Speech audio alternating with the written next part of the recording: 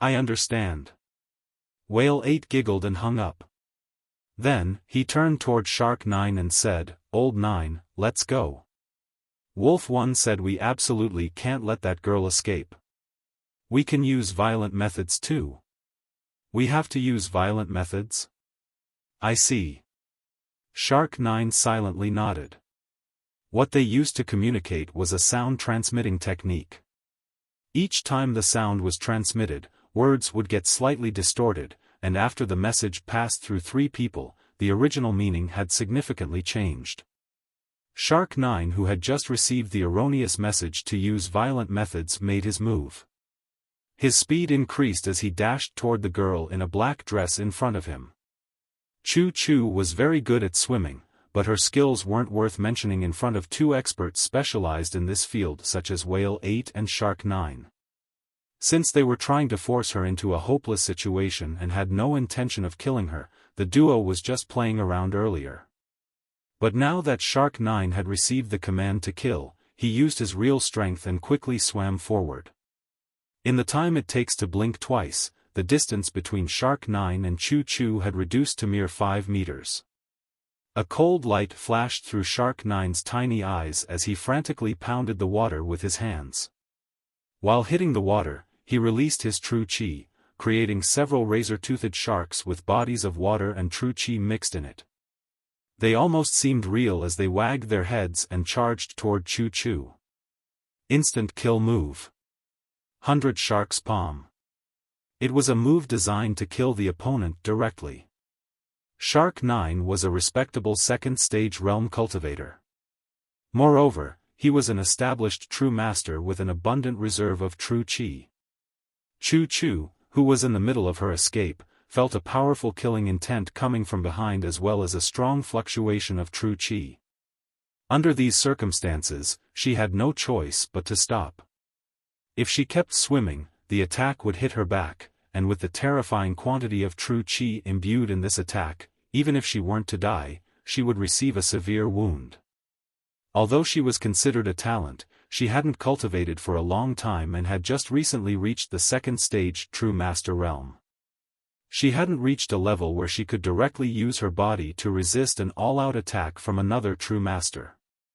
After stopping, Choo Choo put her right hand inside her silk stocking, pulling out a short sword. Next, she jumped, leaping out of the water. The moment she came out of the water, she muttered an incantation in a voice only she could hear, "The sword of my life, appear." As soon as she finished her chant, the short sword in her hand sent out a sword cry. In the next instant, she turned around and stabbed with the sword toward the rear. Behind her, 13 lifelike sharks with rows of sharp teeth came out of the water, charging toward her. Ryup. The short sword in Choo Choo's hands moved quickly, and in the next moment, 26 sword lights shot out from her hand toward those sharks. On average, it took 2 sword attacks imbued with sword chi to destroy one shark, turning it back into water, which mixed with the ocean once more. Choo Choo took advantage of the strength of the attack to put some distance between her and her pursuers, jumping into the water once more and trying to get away as fast as possible. She knew that these 2 guys enjoyed home advantage in water and thus were much faster than her in the sea. Therefore, she had to find a way to get out of this place. Otherwise, her situation would get worse and worse. When Choo Choo turned around, preparing to flee, she bumped into a thick wall of meat. Hee hee. Next, a powerful laughter resounded in her ears. 2 thick arms tightly hugged her body. The strength of these arms was incredible, and Choo Choo felt her bones cracking. "I really enjoy hugging girls with soft bodies like you. Now, I'll hug you until you are reduced to a meat pulp." The man laughed. This man was precisely Whale 8. He had stealthily blocked Choo Choo's path of retreat, making her walk into a trap. When she was hugged, Choo Choo felt as if her bones were about to break. "Bastard, die." She spun her wrist and used her short sword to stab Whale 8. "It's useless. Your short sword cannot penetrate the defense of my body." Whale 8 revealed a smiling face. Clang! When the short sword bumped into his body, it felt as though she was stabbing a mass of elastic rubber. The sword sank into his body until the hilt, but no blood came out. This thick and elastic rubbery layer was precisely the defense Whale 8 was boasting about. Unexpectedly, even a short sword was unable to pierce through his skin. As I said, it's useless. Whale 8 laughed strangely and increased the strength of his grip. Crack, crack, crack. Chu Chu felt her bones shatter. Moreover, 2 streams of tyrannical true qi entered her body from Whale 8's arms and started to destroy her body from the inside. I really like seeing delicate girls like you die in my arms. It's such a sad and at the same time beautiful scene. Therefore, even if Wolf 1 hoped to get you alive, you must die, Whale 8 lowered his voice and said with a grin. But Chu Chu couldn't hear these words anymore. Am I dying? Her eyes had started to lose focus, and her body was becoming lighter and lighter. She felt as though her soul was about to leave her body. Perhaps it was because she was about to die, but a strange picture appeared before her eyes. She unexpectedly saw a huge whale flying into the sky. Ea Ea, Song Shuhang's pitiful scream echoed in the sky. At this time, his mind was in a complete mess. He faintly remembered that he met Tubo, Gao Momu, Zhuge Yu, and Zhuge Zhongyang at the airport.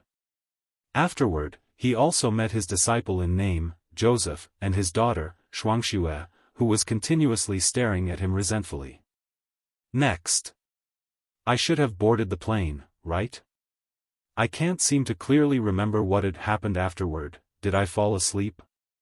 Anyway, after sleeping for an unknown amount of time, Song Shuhang discovered that he was in midair, quickly falling toward the ground. What happened? Was there an airplane accident? What about the plane and the other passengers? Many thoughts flashed through Song Shuhang's mind. And in the next instant, they all merged together, turning into a pitiful yell. But his scream didn't last for long and was soon broken by another scream. Hoo hoo, a loud cry transmitted from above his head. It was the cry of a huge whale, and just like Shuhang, the whale was also confused. This whale had already experienced many incredible things that other whales wouldn't experience in a lifetime. It had traveled to the desert, rode a flying sword, passed through space itself and, right now, it was doing ropeless bungee jumping. These experiences where one was more incredible than the other. If whales also had the ability to communicate like humans, who knew how many female whales it could conquer by relying on these incredible experiences? When he heard the pitiful cry of the huge whale, Song Shuhang was stunned. What the f***ck? I might be falling from the sky because my plane crashed, but what's the deal with this huge whale? Was this whale also hiding on our plane? Impossible. Where was it hiding anyway? Inside a pokeball? Song Shuhang felt that there was something wrong with his memory, and that he had forgotten a few things. He frowned and tried to recall the previous events. Just as he was pondering, a piece of memory suddenly flashed through his mind. Papa, Papa. Why do you look so unhappy?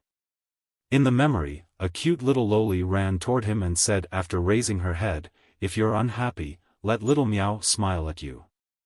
Afterward, you should become happy, right? This smile was like that of a goddess. Just a glance was enough to heal one's heart and dissipate all worries. It was Song Miao, his daughter. This weird memory had suddenly flashed through his mind. FCK. What kind of joke is this? My daughter? And who is the mother? I haven't even reached the legal age to get married. Just as he was thinking this, another piece of memory flashed through his mind. In this memory, he was standing with a woman with a blurry face while watching his son, Song Ren, getting married. In the front was a big-bellied woman in a wedding dress, that was his daughter-in-law. In the next instant, he was leading by the hand his grown-up daughter, Song Miao. This time, she was the one getting married. FCK. What's wrong with these memories? Was it something I dreamt of in the plane? No, that's not it. All of it felt very real, as though I had experienced it firsthand. Did I lose my memories after I boarded the plane? Wait, a loss of memory? The East China Sea, the mysterious island. Song Shuhang immediately remembered the mysterious island. Was it possible that he carelessly entered the island? However, he had decided not to enter the island even if he was given the opportunity. How did he exactly end up there? Anyway, it seemed he had left the island after losing his memories. Hoo-hoo! The cry of the nearby whale made Song Shuhang return to his senses. Ugh! I almost forgot that I am still in the middle of the sky and falling down. What should I do now? Save me! Song Shuhang screamed loudly. He had no idea what to do in such a situation. Therefore, he instinctively screamed. Just as he was screaming, another scene flashed through his mind. In this scene, a woman with blurred facial features was teaching him a cultivation technique. It seemed to be a pretty powerful technique. In the next instant, Song Shuhang unconsciously used the technique. Roar! A thunderous and deafening roar echoed throughout the sky of the East China Sea. It was a special type technique, the roaring lion's technique. When the technique was used, a powerful roar exploded in the surrounding area like a muffled thunder. It was a technique capable of frightening the enemies out of their wits and intimidate them. After roaring, Song Shuhang noticed that his throat had become much clearer, just as though he had eaten one of those refreshing throat lozenges. Thereupon, he decided to roar once more. Roar! Wait a moment, am I not a bit too relaxed? Although there is water beneath, I'm technically falling from the sky. Just as he was thinking this, Song Shuhang felt the qi and blood in his mouth aperture seethe with excitement. It was filled to the brim. At last, Song Shuhang's mouth aperture was finally open. 2-in-1, Song Shuhang's luck wasn't bad, and after opening the mouth aperture, he obtained a second innate skill. After opening the eye, nose, ear, and mouth apertures, each cultivator would at least obtain one innate skill, and those that were lucky would obtain two. If the skill obtained was decent, it could come in handy throughout one's whole life. Just like innate skills related to the eye aperture, innate skills related to the mouth aperture could also be divided into several types. For example, some skills allowed you to make lotuses blossom with your mouth, use words as swords, attack with sound waves, or even launch light beams from your mouth. The innate skill obtained by Song Shuhang was somewhat special and belonged to the sound wave type. Its name was illusory sound. Whenever the owner used the skill, all the people hearing the sound would see a certain illusion. Roar! When Song Shuhang used the roaring lion's technique, the innate skill, illusory sound, was also activated. The roar of a lion echoed throughout the surrounding area like a rolling thunder, and its sound carried illusory properties. Below, Choo-Choo, Whale 8, and Shark 9 all suffered the effects of the roaring lion's technique and the illusory sound. Since she was already in a semi-unconscious state, Choo-Choo saw the road to the netherworld appear before her eyes. Am I going to die? Whale 8 and Shark 9 felt their brain spin and saw the blurry picture of a galloping horse. Lantern 1. Song Shuhang had just opened his mouth aperture and acquired an innate skill. Therefore, he was still unable to control the illusory sound properly and influence people with a strong will.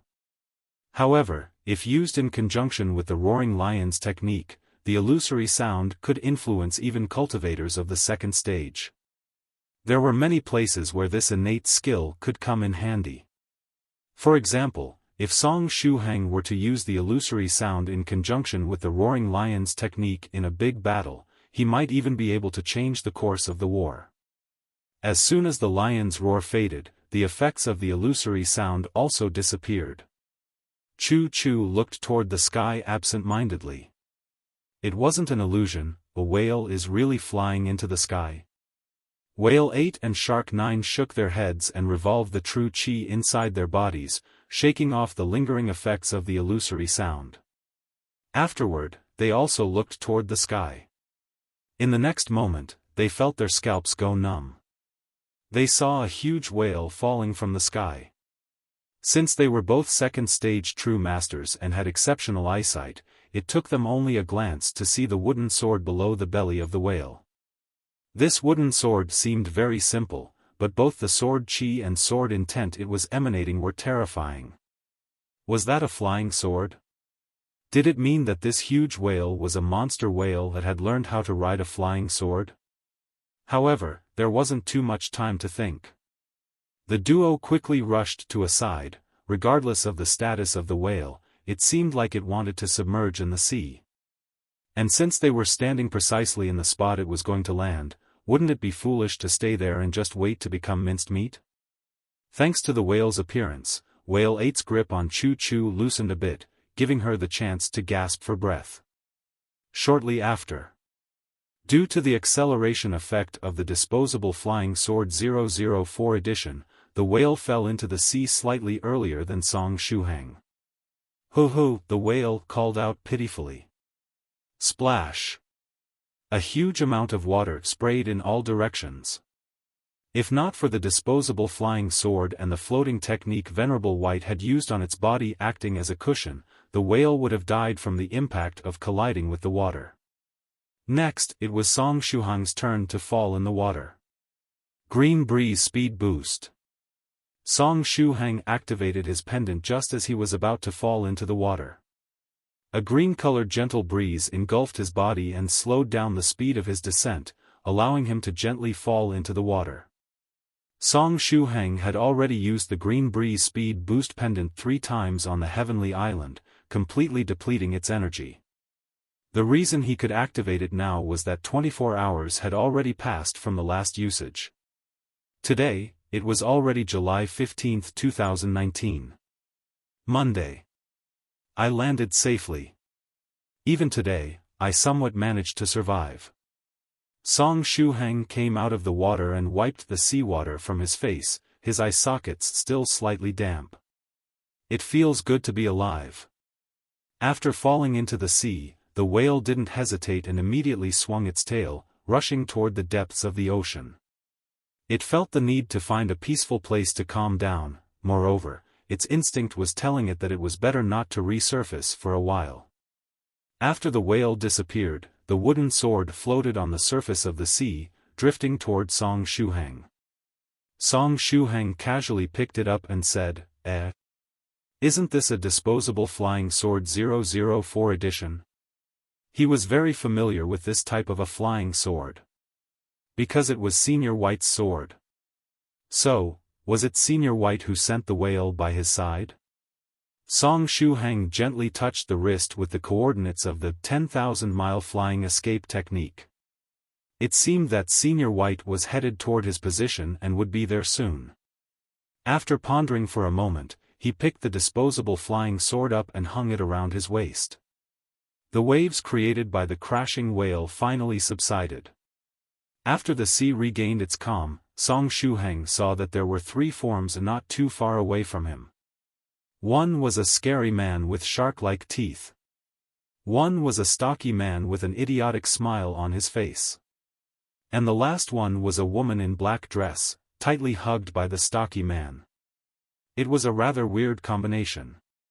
From the looks of it, those 2 big men were in the middle of bullying a weak girl. Soon after, Song Shuhang sensed fluctuations of true qi coming from the trio.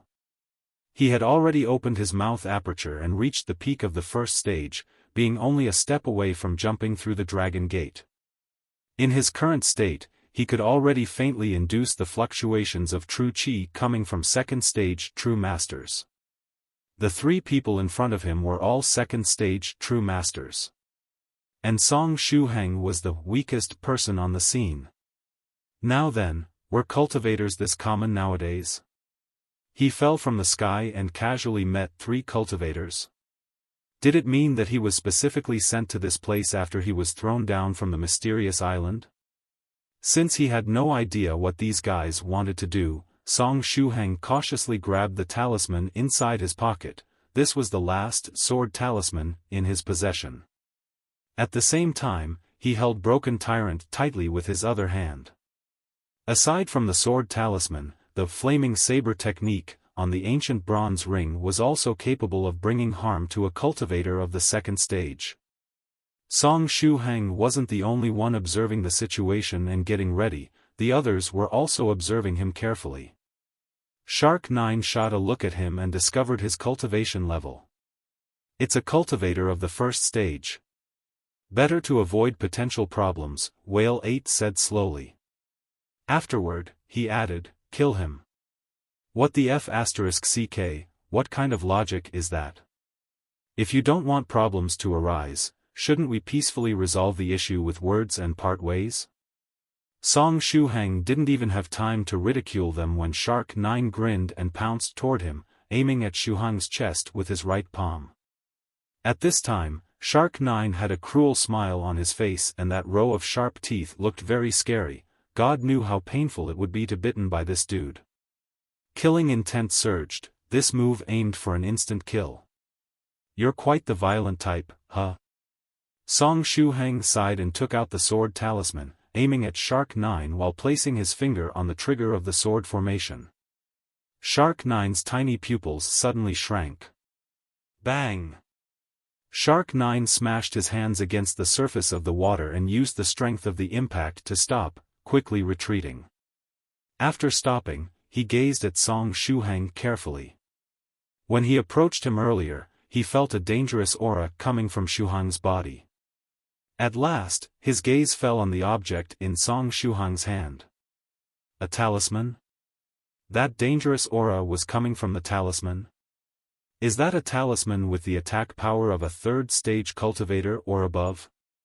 It's not going to be easy to deal with him if he can casually take out such a powerful talisman. Shark 9 licked the corner of his mouth. As long as they could kill this guy, they would surely obtain some excellent loot. His tiny eyes stared at Song Shuhang stubbornly, waiting for an opportunity.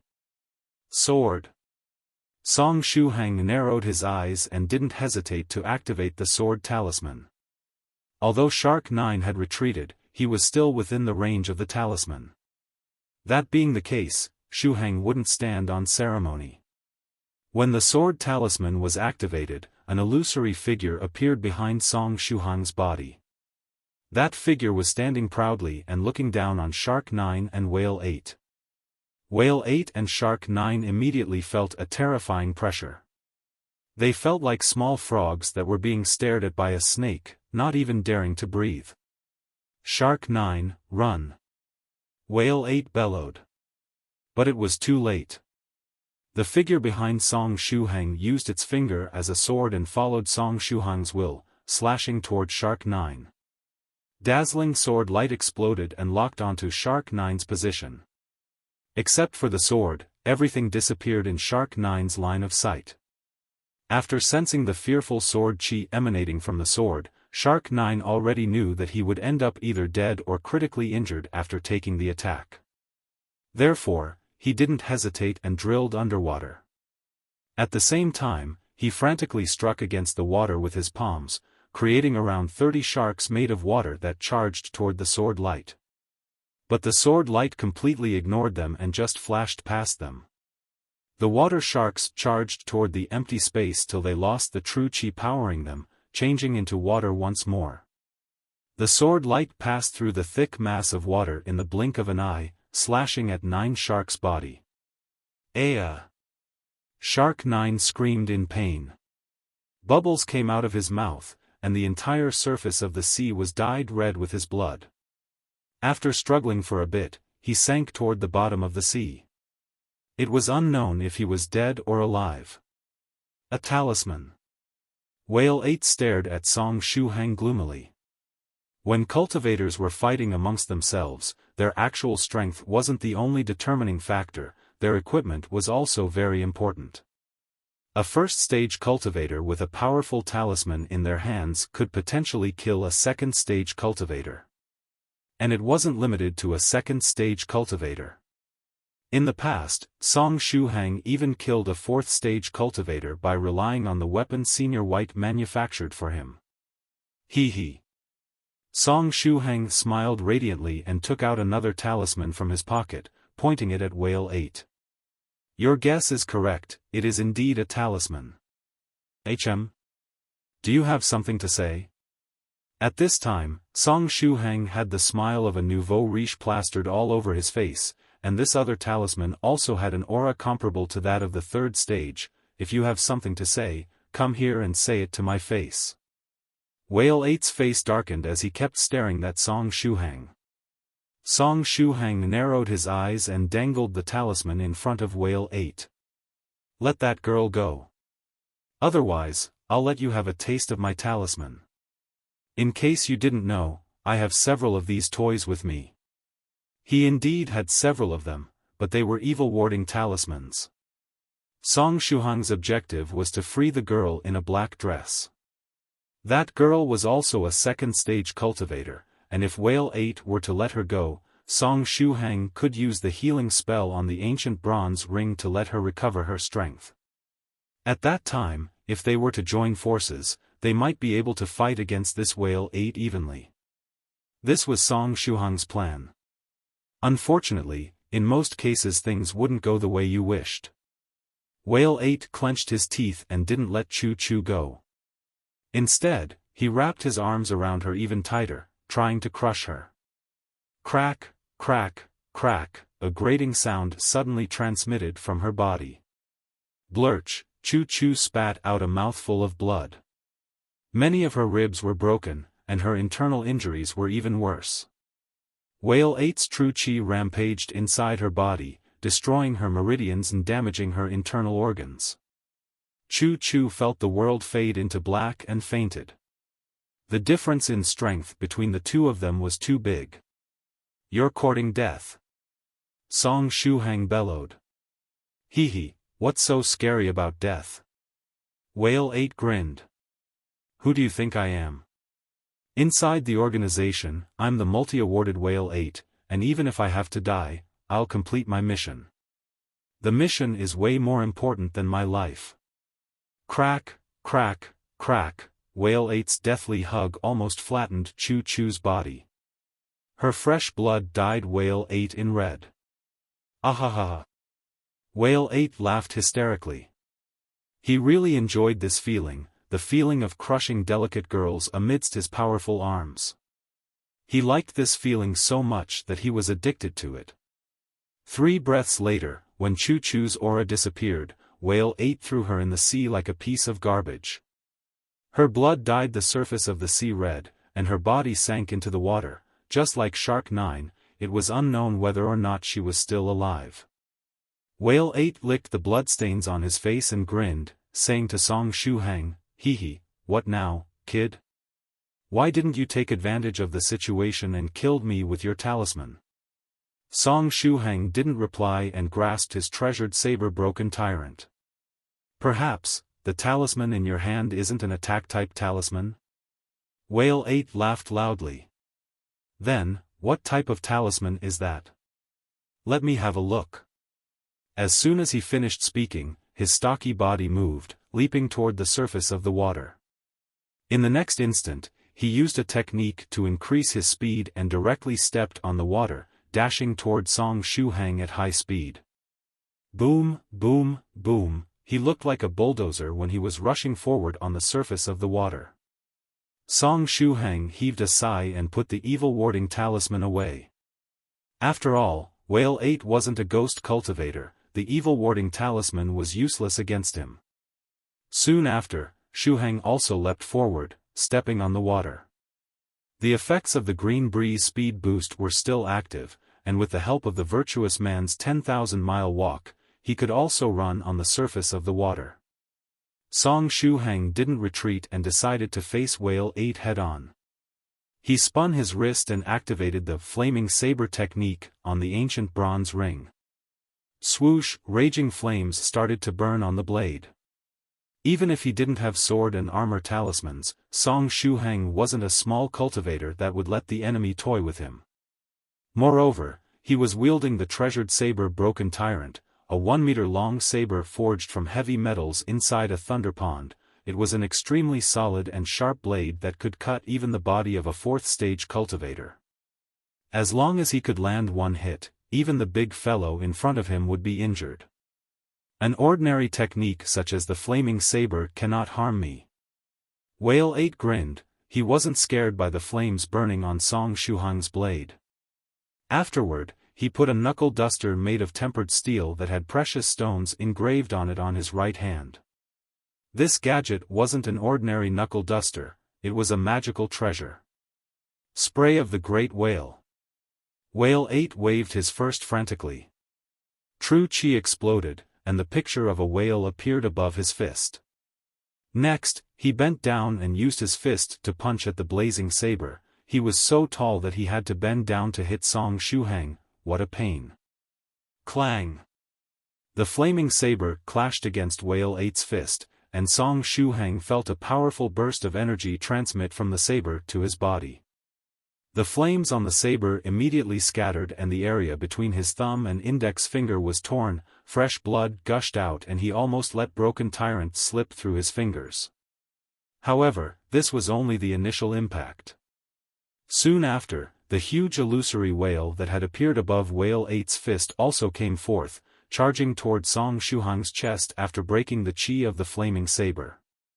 This illusory whale was the physical manifestation of true qi.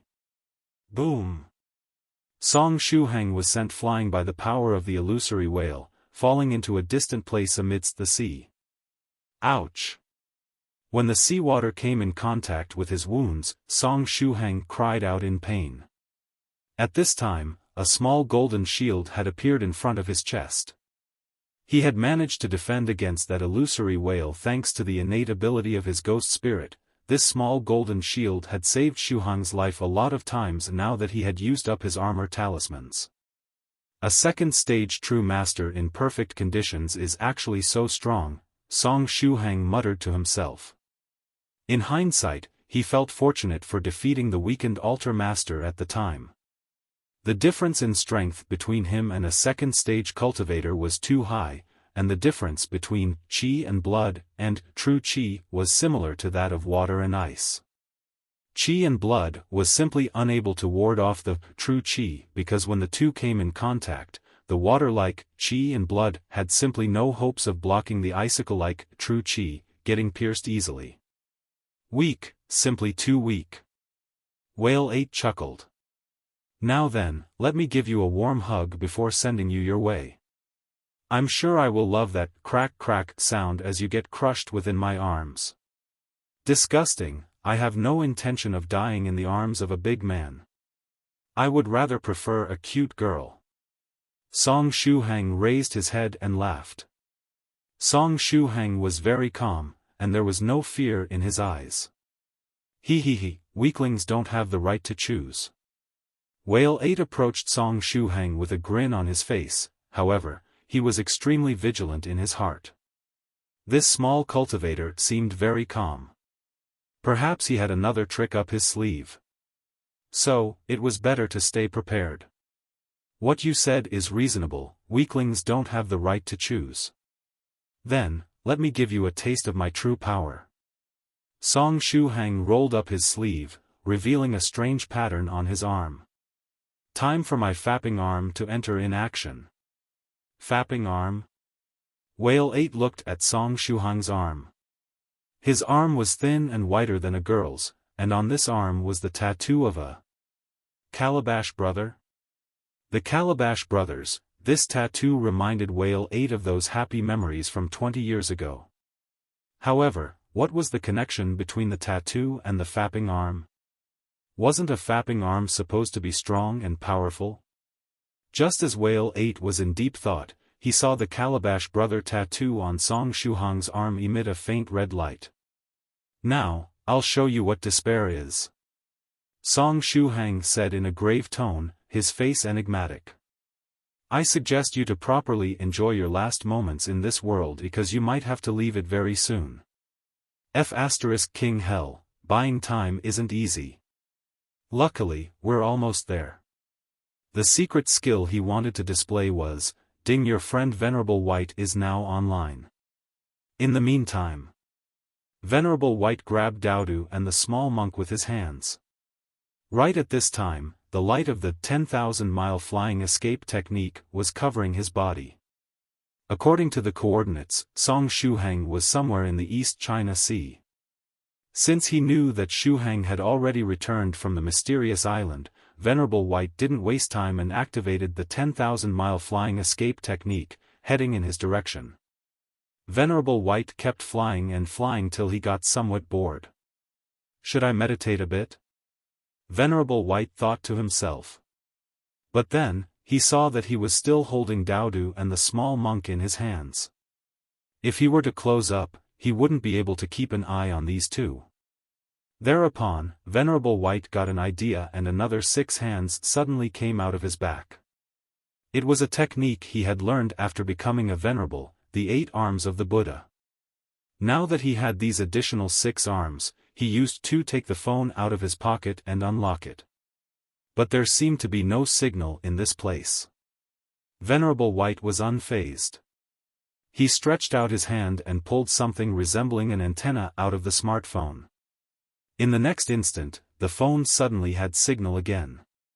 Venerable White had been secretly performing experiments, and after 70 attempts, he had finally managed to create this magically enhanced mobile phone.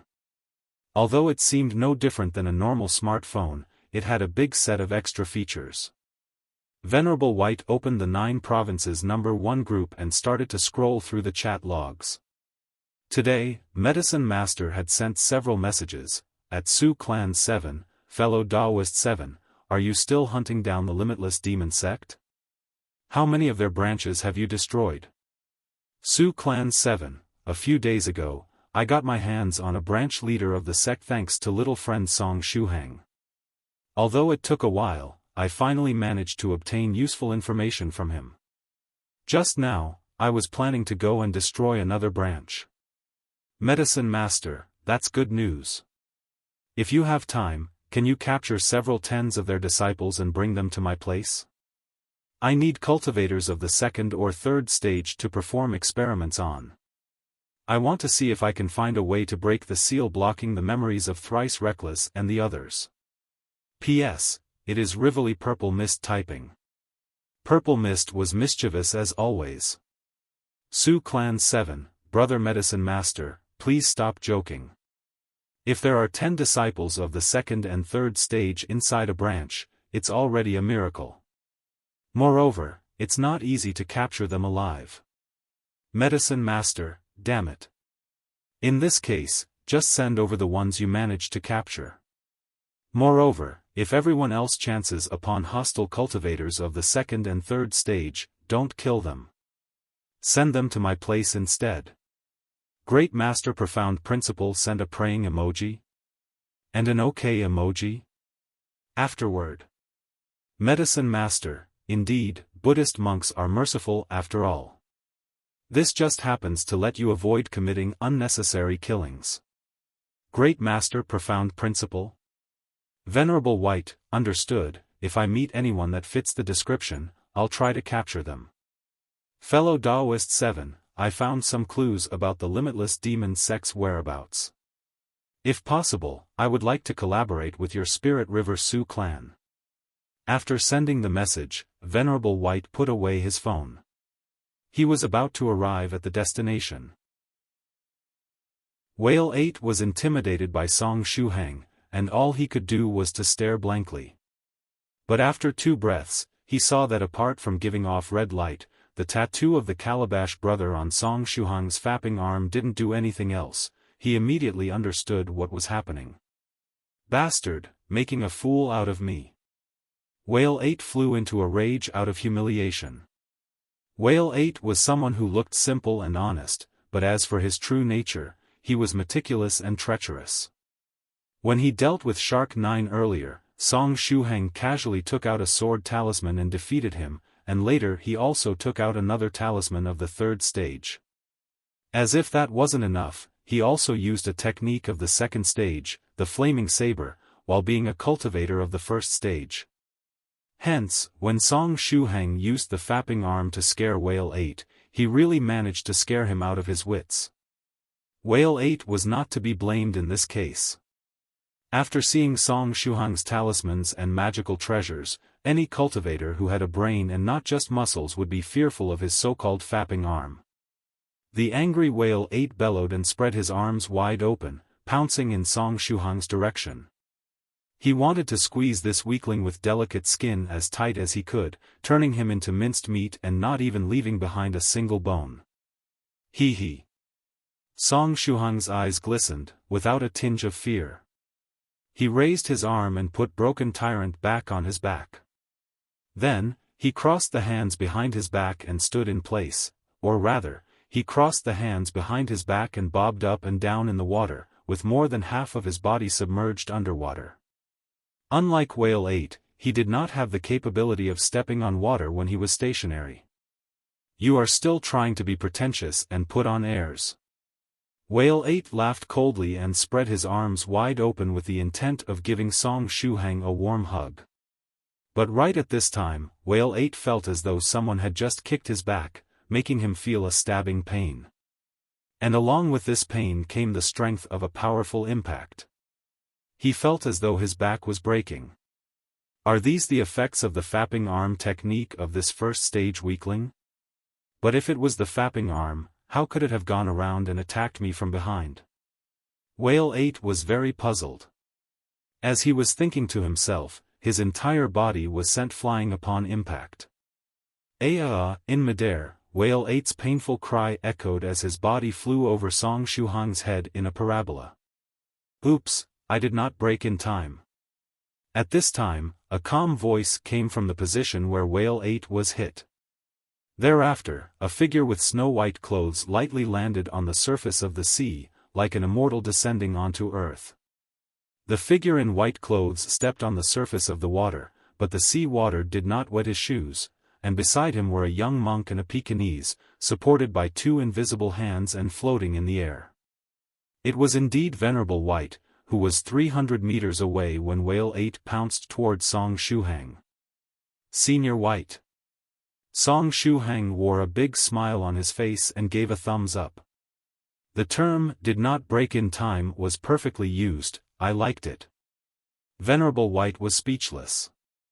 What's up with the way Shuhang is speaking today? It is not only weird but also feels provocative.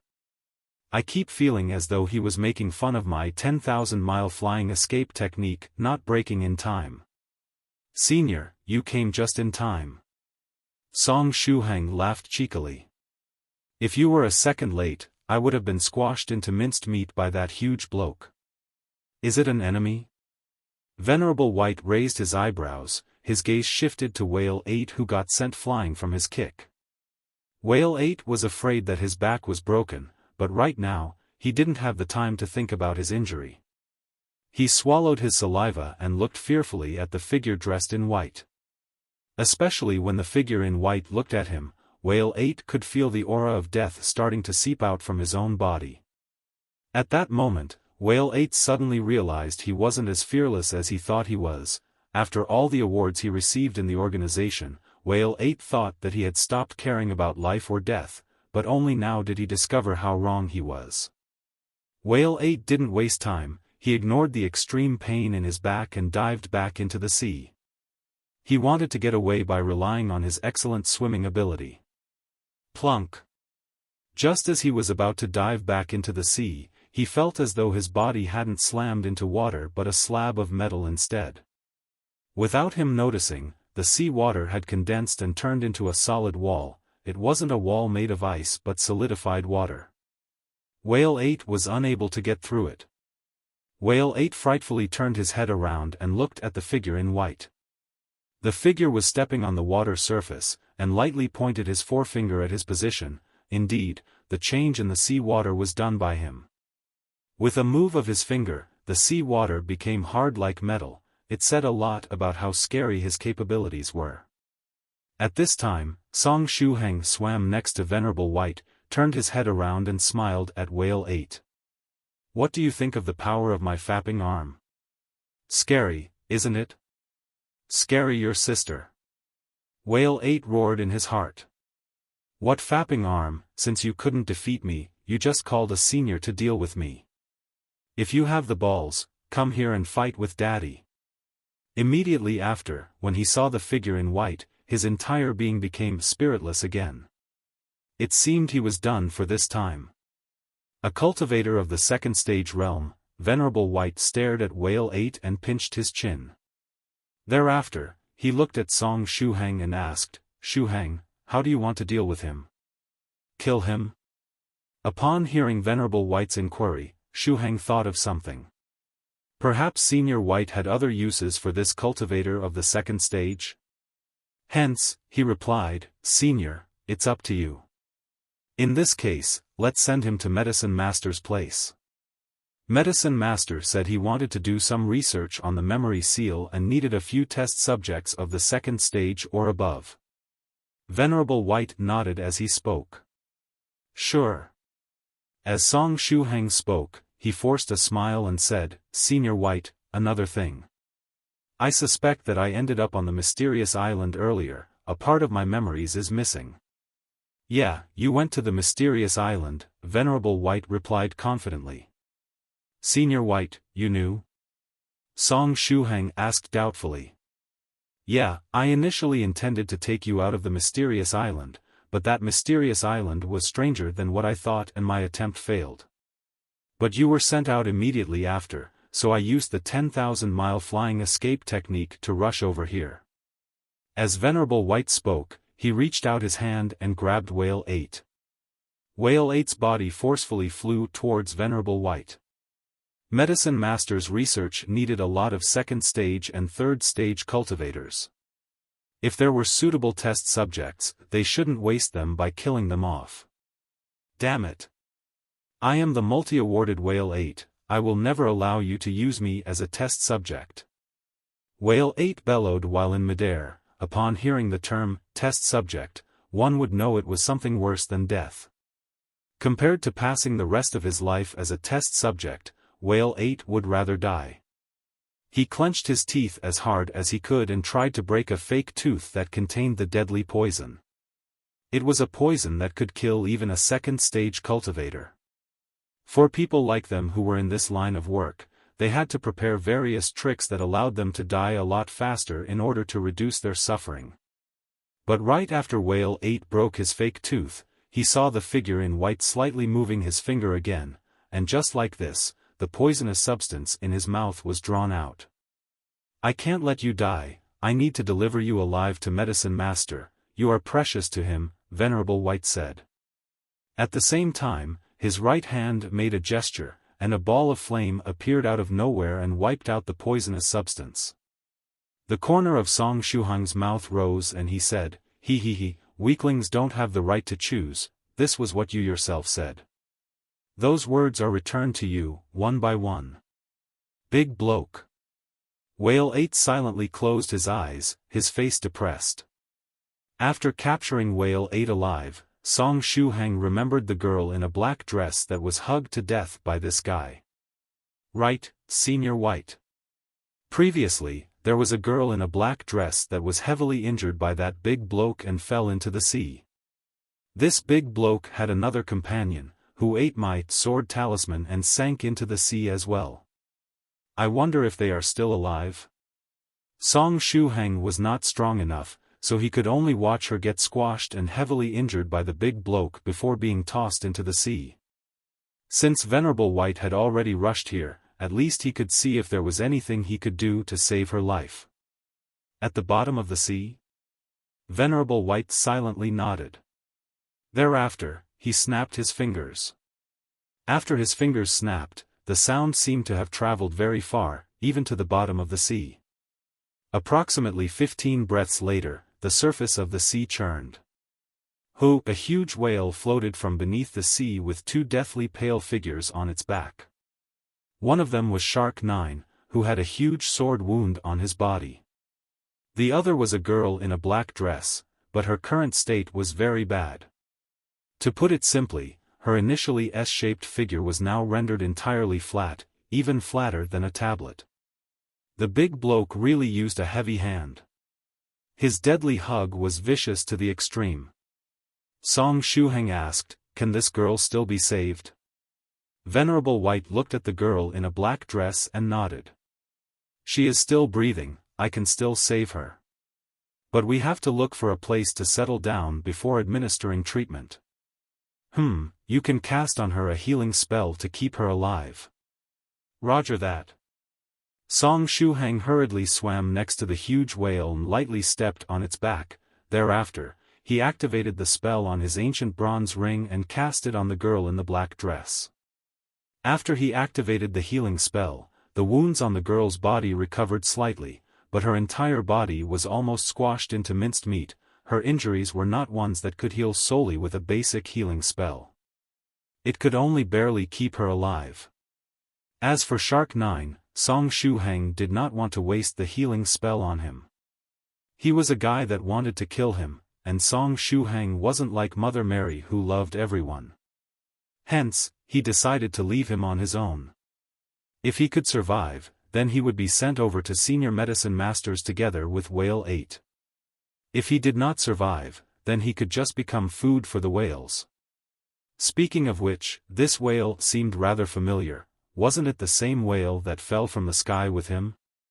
The huge whale's face was filled with tears. I'm not crying, sand just got into my eyes. It was not really crying, was it? Let's look for a small island around here to stop at. Venerable White threw Daodu, the small monk, and the newly captured whale 8 on the back of the huge whale.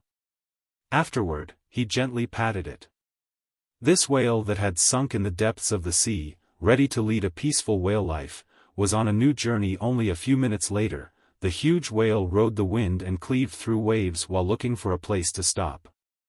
After seeing that Daodu and the small monk weren't moving, somewhat surprised, Song Shuhang asked, Senior White, what happened to Daodu and the small monk? Both of them were only opening and closing their eyes, not moving their bodies in the slightest. It was impossible for them to be so well behaved. After hearing Song Shuhang's voice, Daodu immediately looked at him expectantly. He cutely winked and seemed as though he could communicate with his eyes. The small monk followed suit and continuously winked his black and shiny eyes at Song Shuhang. He had the expression of someone that was trying to curry favors. He feared that Song Shuhang would spank him until making him shit all over the place, especially now that he didn't even have the strength to fight back. It's nothing. I used a hypnotizing technique on them. Although they have regained consciousness, they can't move their bodies. They'll recover in around 2 days, Venerable White said thoughtlessly. Given his skills, it was easy to let them recover immediately. But these two had caused a lot of trouble and needed a good lesson. Oh. Song Shuhang nodded and caressed Daodu's fur, saying, Rest well, you'll be able to move in 2 days. Daodu rolled his eyes, somewhat depressed. He was hoping that Song Shuhang would beg for mercy on his behalf and ask Senior White to set them free ahead of time. Unfortunately, the synergy between Song Shuhang and Daodu wasn't as good as that of Yellow Mountain and Daodu. Song Shuhang didn't understand the meaning behind Daodu's looks. Next, Song Shuhang turned toward the small monk and asked, Guogua, are you trying to say something? Or is there something wrong with your eyes? Why are you continuously blinking? Venerable White turned around and looked at Guogua. Then, he translated the meaning of his winks. He's probably hoping that you would forgive him for running away from home and not spank him until making him shit all over the place. That should be it. Senior White, you are 100% correct. Guogua was moved to tears. Song Shuhang furrowed his brows. I almost forgot about that. Guogua, you have some guts. Daring to run away by yourself.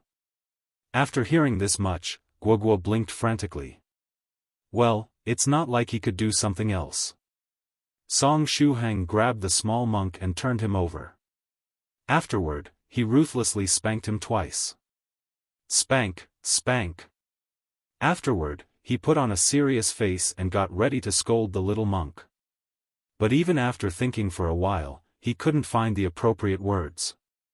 After all, Shuhang was only a university student, and he didn't know how to educate kids. In the end, he could only say with a serious expression, "You better not run away from home a second time. Otherwise, your family members would get very worried, understood?" The small monk inhaled through his nose and blinked a few times, expressing his understanding. Song Shuhang heaved a sigh and returned him next to Daodu. He wasn't heartless enough to spank this cute kid until making him shit all over the place. "Remember, this better be the first and last time," Song Shuhang reminded the small monk with a serious look. The small monk secretly heaved a sigh. It seemed he had avoided a calamity. After seeing Song Shuhang spoil the small monk, Venerable White smiled and said, "Shuhang, if you were to have children one day, I bet you would be the type of father that would spoil them." The words "father" and "children" triggered something inside Song Shuhang. Thus, the picture of a wife with blurred facial features appeared in his mind. Afterward followed the pictures of his son, Song Ren, and his daughter, Song Miao. Later, his son got a girl pregnant and married her, and in the end, his cute daughter also got married. Song Shuhang rubbed his temples. These memories were very clear, and they almost seemed real. After seeing Song Shuhang's perplexed face, Venerable White thoughtlessly asked, "Is something the matter? Senior White, do you think that you and do you think I had children with someone?" Song Shuhang asked cautiously. Venerable White. Venerable White felt that Song Shuhang's current state was a bit strange. "Senior White, I'm not joking," Song Shuhang said solemnly. "I have some memories left from the mysterious island. Perhaps my strength was too low, and my memories were only partially sealed, just like the child of those two friends of Medicine Master. From what I remember, I got married to a woman. Afterward, I had a son and a daughter. Finally, I saw both of them getting married. Soon after, I cried copiously inside a sleeping bag with my wife. Everything felt so real, I don't think it was a hallucination. It feels as though I really experienced these matters on the mysterious island." Song Shuhang had a worried expression on his face.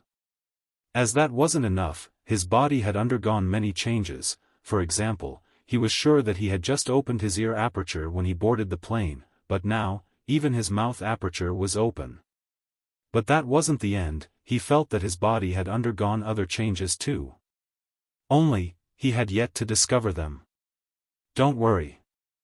What you experienced should be a lifelike illusion." Venerable White pondered for a moment and added, "Anyway, if you're still worried about this matter, you can tell Medicine Master to give your body a checkup when you meet him. Is Senior Medicine Master so incredible? He can even tell whether or not a man has children." Song Shuhang was very surprised. After all, it was the woman that would bear the child. Venerable White replied, "We can get our answer by checking something else, for example, by seeing whether a virgin boy can have children or not." Song Shuhang. Although he didn't seem to mean it that way, Song Shuhang felt as though Venerable White was taunting him. "Hoo-hoo!" Right at this time, the huge whale cried out. An island had appeared in front of them. "Come, let's stop on that island. We need to stabilize the condition of this girl," Venerable White said. Song Shuhang nodded. The injuries of this girl in a black dress were too heavy. If they didn't treat her immediately, she might die. Time quickly passed by. Chu Chu was experiencing a terrifying nightmare. It was dark all around her, and although she knew that it was only a dream, she wasn't able to regain her senses and wake up. "Damn it! Let me wake up! Let me wake up!" Chu Chu bellowed. She was a genius amongst the younger generation of the Chu family. And very soon, the Chu family would have to fight against the illusory sword school on the grievance-settling platform. On the grievance-settling platform, the participants would be matched according to their ages. Chu Chu was the hope of the younger generation of the family. As long as she could join the battle, their family would be able to secure a win. Even if she were to fight consecutive battles, she alone was enough to defeat the entire younger generation of the illusory sword school.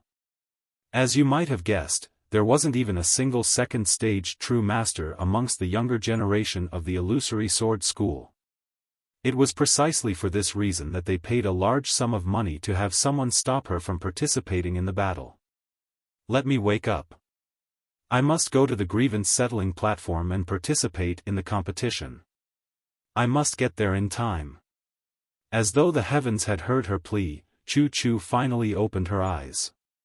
Soon after, she saw a young man sitting beside her with a smile on his face.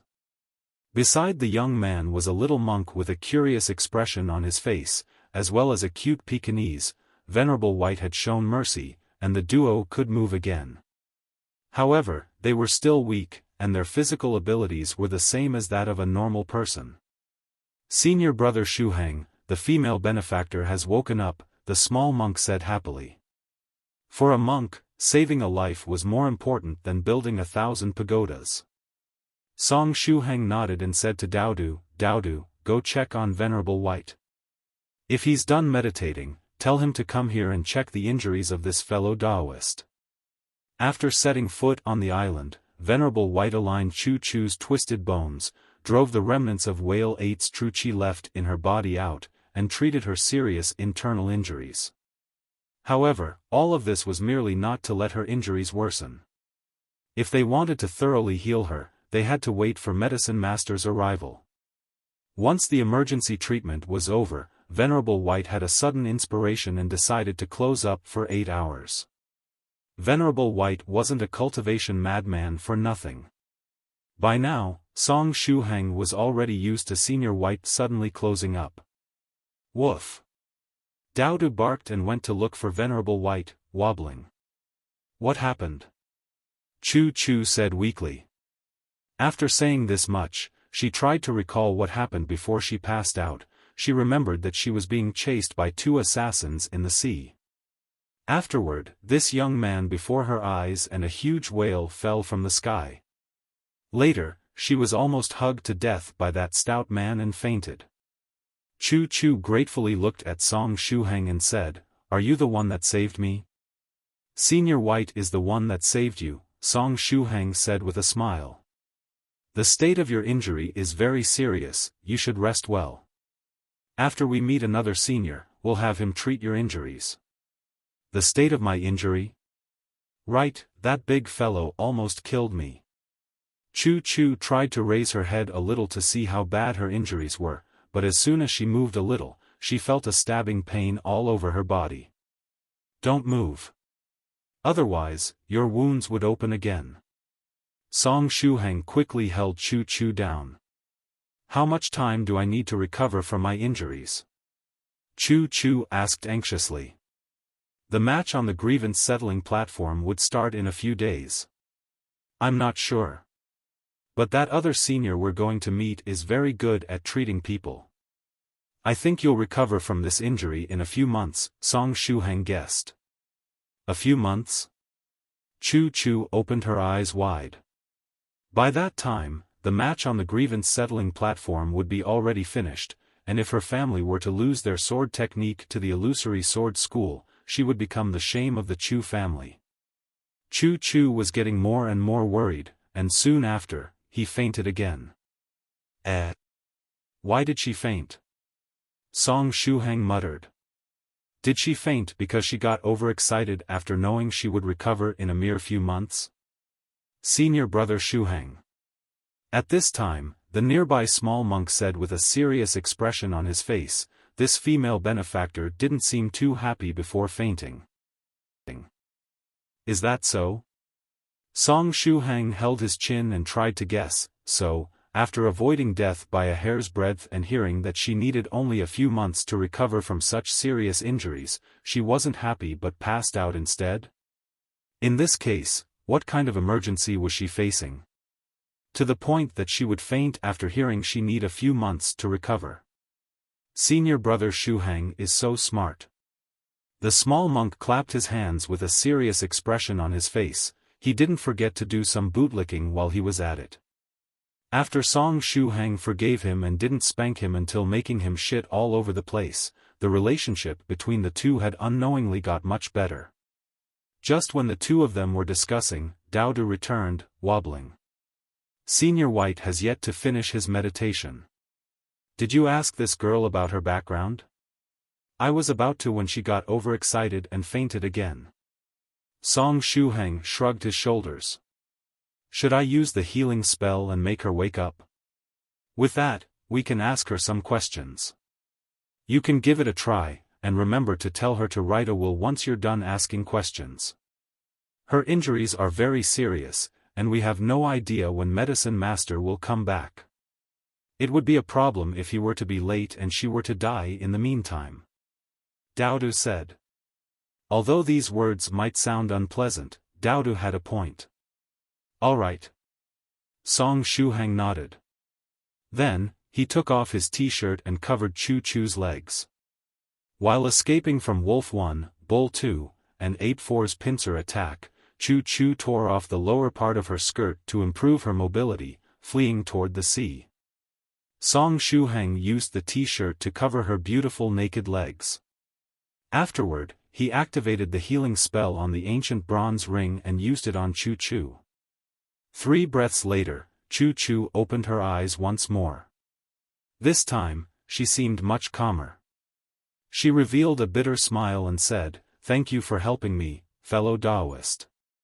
This time, try to remain calm and don't faint, Song Shuhang said. He could use the healing spell only once more. Therefore, he couldn't carelessly waste it. Choo Choo nodded her head, but even such a small movement made her feel a stabbing pain all over her body. The idiom, "one slight movement can affect the whole body," was really suited to this case. Luckily, she had met Song Shuhang and Venerable White. Otherwise, she would have died a long time ago. Song Shuhang continued, "Don't move heedlessly. And since you're still conscious, do you mind telling me about your identity? Additionally, do you have any last words in case something unexpected were to happen?" Choo Choo. After a short moment, she asked cautiously, "Earlier, didn't you say that I could be saved?" Song Shuhang made a hollow laugh and said, "Well, it's better to prepare for the worst. I don't know for sure when that senior specialized in treating people will rush back. Given how serious your injuries are, if that senior doesn't come back in time, you might even die." Cough. Therefore, do you have any last words, just in case? The nearby small monk advised, "Senior brother Shuhang, you were too direct. You should try to be more tactful next time." Song Shuhang. Song Shuhang also knew that it was a delicate matter, but it was his first time telling someone to leave behind a testament. Therefore, he had no idea how to be tactful regarding such a matter, maybe something like this: "Hello, I'm here to tactfully remind you that you might want to write down a will, just in case, you know." The nearby Choo Choo gently sighed and said, "It's all right. How can cultivators even cultivate if they aren't ready to face life and death situations?" Next, she started to tell Song Shuhang and the others about her identity. There was no need to lie about her identity.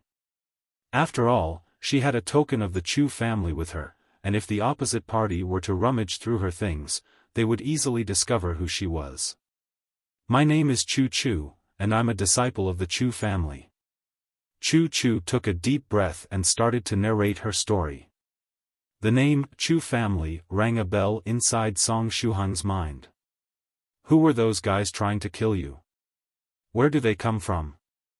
They should be the members of one of those organizations willing to do all dirty jobs in exchange for money. As for why they were chasing me, it should be due to the feud between the Chu family and the illusory sword school. Due to some contradictions we had lately, our two factions decided to fight on the grievance settling platform. The Chu family chose me as one of the participants, and the illusory sword school must have decided to use underhanded tricks and have me killed before I could reach the platform, obtaining an easy victory, Choo Choo replied. While narrating her story, she intentionally left out the reason why the two factions were fighting, the sword technique. Although one had no intention of harming others, they would still need to be on alert if others wanted to do so. Since it was unnecessary to mention the sword technique, she would keep her mouth shut, avoiding eventual future troubles. So, there is a grudge between your family and this illusory sword school, huh? Song Shuhang tapped on his head with his finger and suddenly recalled what Soft Feather told him a few days ago.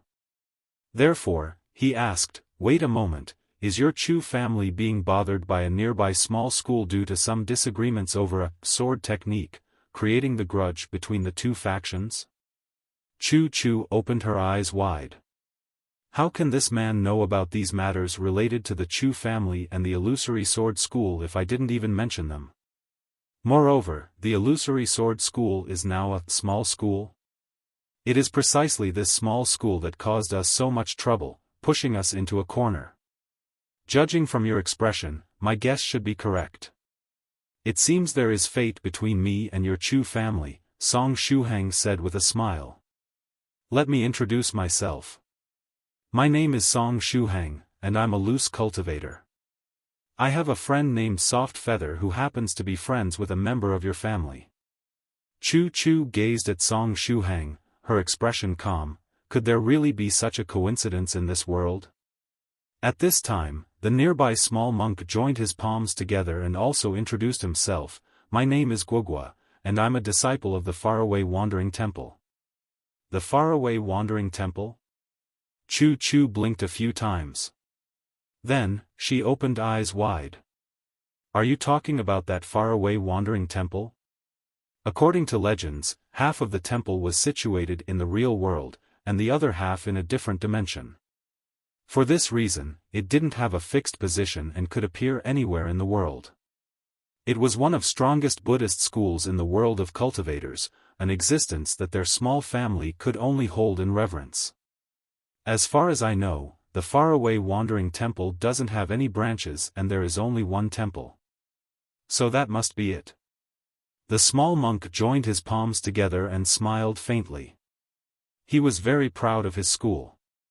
After the small monk was done introducing himself, Daodu couldn't wait anymore and squeezed through them, arriving in front of Chu and starting his own introduction. I'm the monster dog Daodu, and it's fine if you call me Big Brother Daodu. Girl, your foundation doesn't seem to be too bad. As long as you're willing to become my adoptive little sister, I'll give you helping hand. Should I completely destroy that puny illusory sword school for you? Daodu raised his head and said proudly. Daodu, stop causing trouble. Song Shuhang gently patted Daodu's head. If Daodu were to help, he would end up causing even more trouble. Song Shuhang knew it from experience. For example, when he told Daodu to look after the small monk, he helped the small monk run away from home instead. Chu forced a smile. Cough, we're getting sidetracked. Anyway, Miss Chu, do you have any last words? Chu heaved a sigh and said, if something unexpected were to happen, I hope fellow Daoist Shuhang would bring my remains back to the Chu family. Sure, no problem. Song Shuhang nodded. Miss Chu, you should rest for the time being. Chu faintly nodded and closed her eyes, trying to get some rest. Song Shuhang held his chin and pondered, now then, what is this grievance settling platform? Is it an open competition where people fight each other using martial arts? Around 5 minutes later, Chu entered a deep slumber again. Her injuries were simply too heavy. Daodu lay on the ground lazily and basked in the sun. His body was still weak, and even if he wanted to, he couldn't move around. The small monk sat on top of a large stone and started to chant Buddhist scriptures. Even if he was away from the temple, he was still diligently contemplating scriptures every day. Song Shuhang, whose upper body was now naked, found a shady and cool place and started to organize the items in his possession. He currently had with him his treasured saber-broken Tyrant, a disposable flying sword 004 edition, and a backpack. Inside the backpack were soul beads, medicine pills, the shape-shifting brooch, talismans, and a small case. Where does this case come from? And what's inside? Song Shuhang curiously opened the case and found 16 plants as fine as hair inside. These plants were shaped like lifelike dragons. However, he didn't remember anything about these plants. Did he find them on the mysterious island? Right at this time, he found a note at the bottom of the case. It was precisely that paper on which Song Shuhang had written the words "Skeletal Dragon's Withered Vine" with a brush. The skeletal dragon's withered vine? Isn't this the same natural treasure that 16 needed for her recovery? Song Shuhang carefully put the case away. He was extremely excited right now. Now that he had these vines, he could help 16 hasten her recovery. After putting the case away, Song Shuhang noticed another unfamiliar object inside the backpack. It was a cute rabbit-shaped purse. As soon as he saw the purse, Song Shuhang felt a huge sense of shame well up in his heart. What was this thing doing inside his backpack? Was it something he casually picked up on the mysterious island? If it was something he had casually picked up, it was better to return it to the rightful owner. But he had lost all memories concerning the mysterious island. How was he supposed to find the owner of the purse? Should I throw it away? Or perhaps I can gift it to a girl? After all, this purse was too cute-looking and wasn't suited for a big man like him. While still in deep thoughts, Song Shuhang opened the purse to see what was inside. He saw a very small note inside the purse. Song Shuhang curiously grabbed the note and took it out.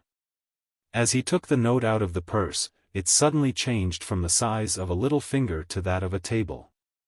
It became bigger.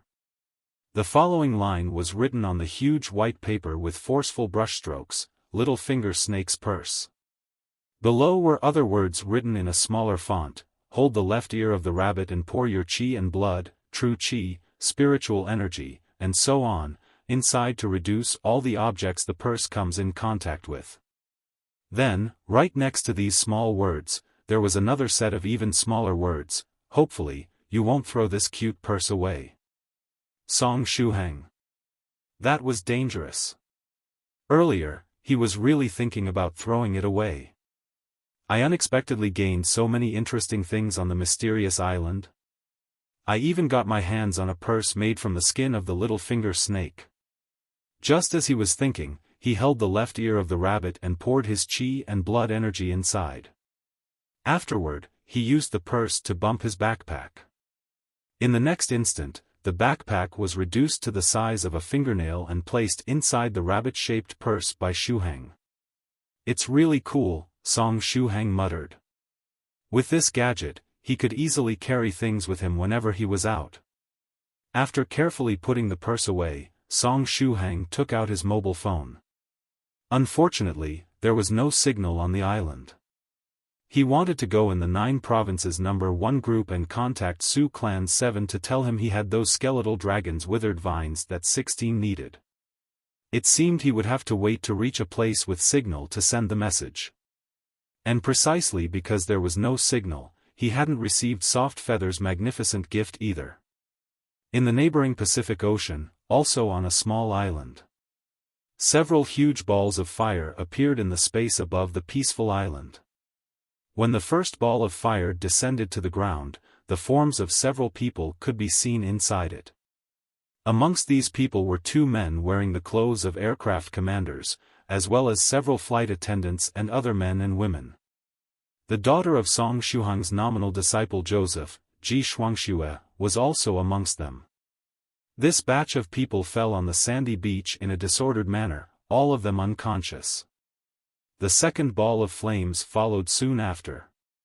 This ball was very small, and there were only 2 figures inside.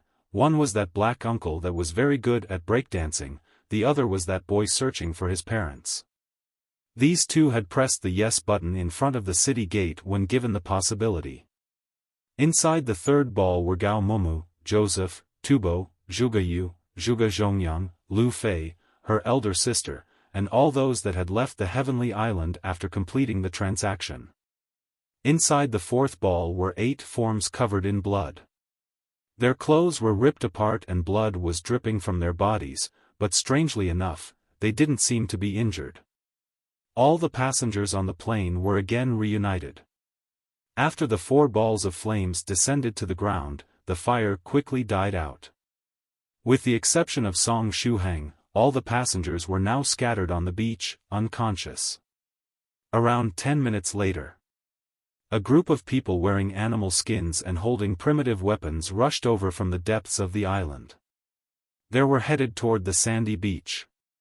After seeing those fireballs fall from the sky, their interest got piqued and they rushed over here. People, many of them. A woman pointed at the passengers scattered on the beach and said in awkward Mandarin.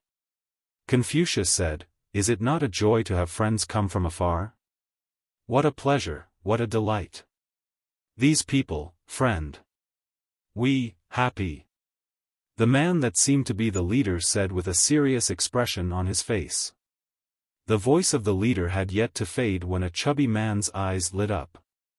Confucius said, "If you peel off the skin, only the tender meat is left. These people, food. Long time no eat meat." Slap. The leader ruthlessly slapped the chubby man. Thinking about meat? Crazy. Don't improper use, Confucius said. If devil hears, our palm hit until red. Plus, we know cannibal, not go crazy over meat, the one that seemed to be the leader said in awkward Mandarin. After the ruthless slap, the chubby man recalled the terror of the devil. His shoulders immediately shrank and he didn't dare to utter a single word. Next, the leader waved his hand and said once more in awkward Mandarin, "First, move them." Thereupon, the primitive men started to carry the passengers away on their backs, shoulders, by hugging them, or by dragging them. Soon after, the passengers woke up one after another. When they opened their eyes, they discovered that they were lying inside a huge shed made of straw. Next to them were standing many primitive men with brownish-red skin and all sorts of pigments on their faces.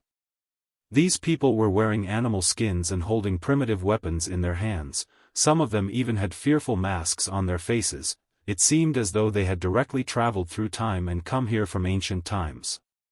They were emanating a primitive and barbaric aura. When the passengers saw the sharp weapons these people were holding, they got a scare and swallowed a mouthful of saliva. Soon after, the passengers silently looked at each other, not daring to speak. From what I remember, we were on the plane. How did we exactly end up in this strange place? Tubo said in a low voice to the nearby Gao Mumu. Gao Mumu forced a smile and shook his head. At the same time, he embraced his girlfriend Yai tightly. These men wouldn't happen to be cannibals, right?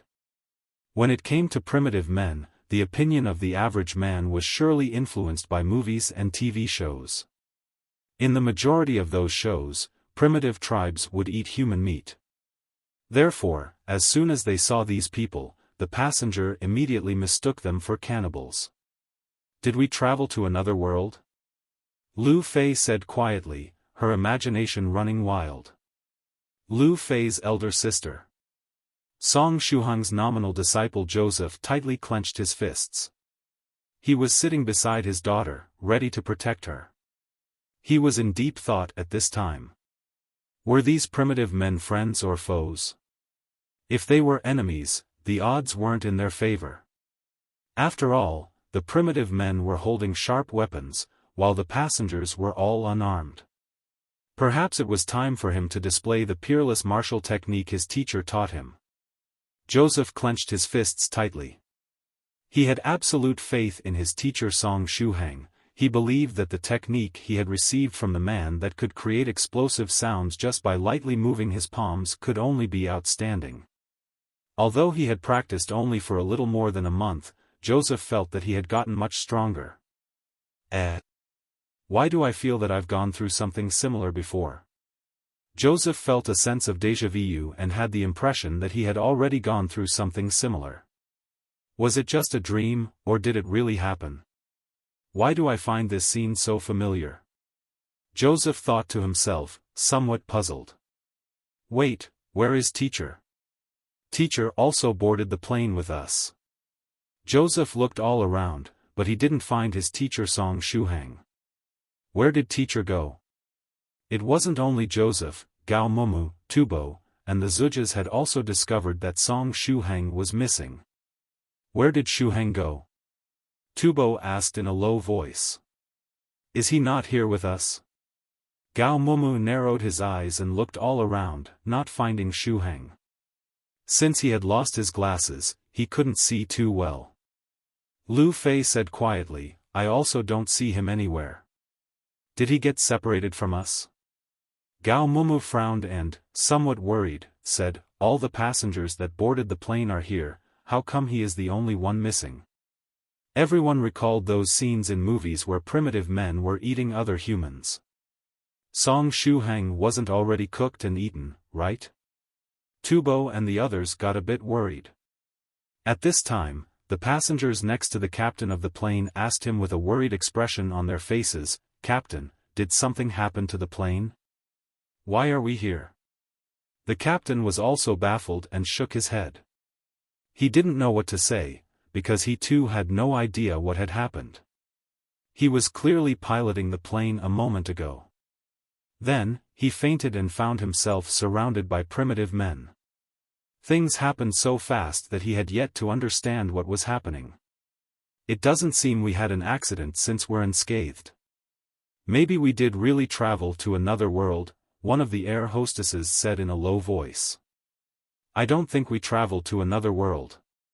Perhaps, after our plane crashed, we ended up on a small island in the middle of the ocean that has yet to be discovered, the old professor guessed.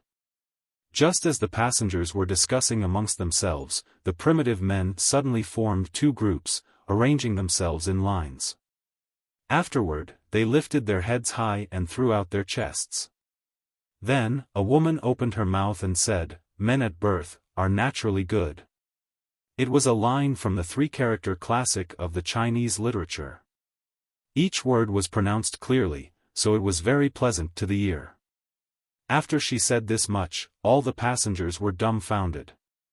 Next, the other primitive men recited in unison, men at birth are naturally good. Their natures are similar, their habits become different. If, negligently, not taught, their nature deteriorate. The right way to teach is with absolute thoroughness. Formerly, the mother of Mencius chose a neighborhood. When her child would not learn, she broke the shuttle from the loom. 1 blah blah blah. Although the pronunciation wasn't perfect, all those present could see that they were reciting the contents of the three-character classic from memory. PFFF. Miss Lu Fei was really bold. When she saw the primitive men reciting the three-character classic with proud and serious faces, she unconsciously laughed. Her laughter was melodious and pleasing to the ear. After hearing her laughter, a primitive man that was not too far off curiously turned his head to look at her, stopping his chant. Stop! A powerful voice echoed from the outside. Then, a 180 cm tall man wearing a black windbreaker entered the shed, his hands crossed behind his back. As soon as they saw this man, the natives became stiff. They were so afraid that they didn't even dare to breathe. After entering the shed, the man wearing the black windbreaker arrived in front of the primitive man that had stopped reciting. He raised his right hand and revealed a thick disciplinary ruler. The primitive man knew he couldn't escape his fate. Therefore, he slowly stretched out his hands with a bitter look on his face. Snap! The man wearing a black windbreaker mercilessly hit the palms of the primitive man with the disciplinary ruler. Ouch, ouch! The primitive man's body twitched in pain when his palms were hit. However, he didn't dare to retract his hands. He held his tears back and obediently stood in place. Each palm was hit 10 times, becoming scarlet red. The scene reminded the passengers of those old-style tutorial schools in ancient times where the tutor would hit the palms of the young student with a disciplinary ruler if the latter were to commit mistakes. But if you were to change the tutor into a young man wearing a black windbreaker, and the young student into a tall and big primitive man, the scene would turn out rather comical. Lu Fei looked at the primitive man with a guilty expression on her face. She didn't know that her laughter would cause so much pain to the primitive man. Had she known earlier, she would have covered her mouth with all her strength, not laughing at all. Get lost. You won't get a meal until you're finished writing the three-character classic 3 times as a punishment, the windbreaker-clad man said in a grave tone. As though he had just received an act of grace, the primitive man rubbed his palms and quickly ran away, probably getting ready to write the three-character classic down. The other primitive men looked at him with envy. He only needed to write the three-character classic 3 times, and in exchange, he wouldn't have to stay here with this scary man clad in a windbreaker. He was a lucky man. After all, writing the text of the three-character classic 3 times wouldn't take too much time, but if you were to stay here with this man and commit an even bigger mistake, you would be hung on a big tree and beaten mercilessly, with your screams echoing throughout the whole surrounding area. The windbreaker-clad man put the disciplinary ruler away and crossed his hands behind his back, heading toward the passengers. After seeing his face, the passengers discovered that this man was also Chinese. Moreover, he seemed to possess a great authority amongst these primitive men. This made the passengers heave a sigh of relief. That being the case, their safety should be guaranteed, right? At the same time, some of the glib-tongued passengers were thinking of getting close to this man to deepen their relationship with him. But when the man walked toward them, he had a serious look on his face and his body was emanating an incredible pressure, so even the most glib-tongued passengers didn't dare to utter a word. Soon, the man arrived in front of the white-haired professor with a majestic gait. The old professor just happened to be the closest person to the entrance. The windbreaker-clad man nodded and said, "Hello." As soon as he heard these words, the old professor felt his body become weak. Thereupon, he quickly replied, "Hello, sir." Strangely enough, when the old professor greeted this man, he even used the respectful term, sir. But the windbreaker-clad man was clearly younger than the white-haired professor. The professor had unconsciously addressed him with a respectful term due to the invisible pressure emanating from the man. The windbreaker-clad man nodded and continued, "And you are?" The professor stood up on own volition and said humbly, "I'm Professor Nan Tianqing from the Jichuan University of China." "A university professor?" After hearing this much, the eyes of the man lit up. Afterward, he enthusiastically shook the hand of the professor and said with a smile, "So, it was Professor Nan. I've heard so much of you." When the man smiled, all the imposing aura from before disappeared. It was as though ice had melted, becoming a hot spring. All the passengers felt their bodies become lighter, even breathing was now easier. Professor Nan Tianqing smiled and nodded. It seemed he had still quite a bit of reputation in the branch of botany of the biology department. Even this man knew about him, and his attitude greatly changed after hearing his name. Professor Nan Tianqing was very pleased at this time. Once you were a man of his age, rather than money, you would be more interested in fame. If he could make an important discovery and have his name go down in history, how beautiful it would be. The windbreaker-clad man said enthusiastically, "You should be responsible for teaching Chinese, right?" "Yes." "Wait, what?" Professor Nan Tianqing's smiling face stiffened. The old professor was confused. "Teaching Chinese? I'm not a professor of the Chinese language department. I'm a professor of the biology department, branch of botany." The old professor was very distressed at this moment. So distressed that it was hard to describe with words. "You came at the right time. I've waited for you a long time," the windbreaker-clad man said full of enthusiasm. Teaching Chinese language to these primitive men had really been an ordeal. Recently, I taught them pinyin after a friend's recommendation. With that, they were able to learn the three-character classic properly. But when I started to teach them the Analects of Confucius, these primitive men started to make stupid mistakes again. I still don't understand what's wrong with the way I'm teaching them. In the end, it was this windbreaker-clad man that taught those primitive men the three-character classic. And now, he was planning to teach them the Analects of Confucius. When the younger passengers heard these words, they blushed with shame. These primitive men were actually learning the Analects of Confucius. Let alone these primitive men, even they who were born and bred in China didn't study the Analects of Confucius in its entirety. Nowadays, the students of primary and middle schools were taught only a few sentences from the Analects of Confucius. Actually, many of those present didn't even finish studying the three-character classic. Professor Nan Tianqing was also blushing with shame. It seemed that the windbreaker-clad man mistook him for someone else. He had to clear this misunderstanding as soon as possible. However, before the professor could explain, the windbreaker-clad man handed the disciplinary ruler in his right hand to the professor and said, "Professor Nan. In this case, I'll leave the task of teaching these primitive men the Analects of Confucius to you. You can be assured that I'll not treat you unjustly. Coming to this small island in the middle of nowhere during summer vacation must have been unpleasant, but fear not, if you can teach these primitive men the entirety of the Analects of Confucius before the end of summer vacation, I'll give you a remuneration that will exceed your wildest expectations." After waiting for the man to finish his speech, Professor Nan Tianqing coughed and opened his mouth, preparing to clear the misunderstanding. However, the following sentence of the windbreaker-clad man made him quickly forget about this thought. "Don't worry, as long as you have that disciplinary ruler with you, this tribe of primitive men with over 10,000 individuals will follow your instructions without a hitch. You don't need to be afraid of them. If someone is not studying properly, you can hit them as hard as you want." Afterward, thinking that Professor Nan Tianqing might be still worried, he also added, "Fear not, they won't eat you." Professor Nan Tianqing's heart twitched. Did it mean that if he wasn't teaching these primitive men Chinese, and didn't have the disciplinary ruler in hand, there was a chance they would eat him? This was a rather fearful possibility. Damn it. Isn't it just about teaching these primitive men how to read and write?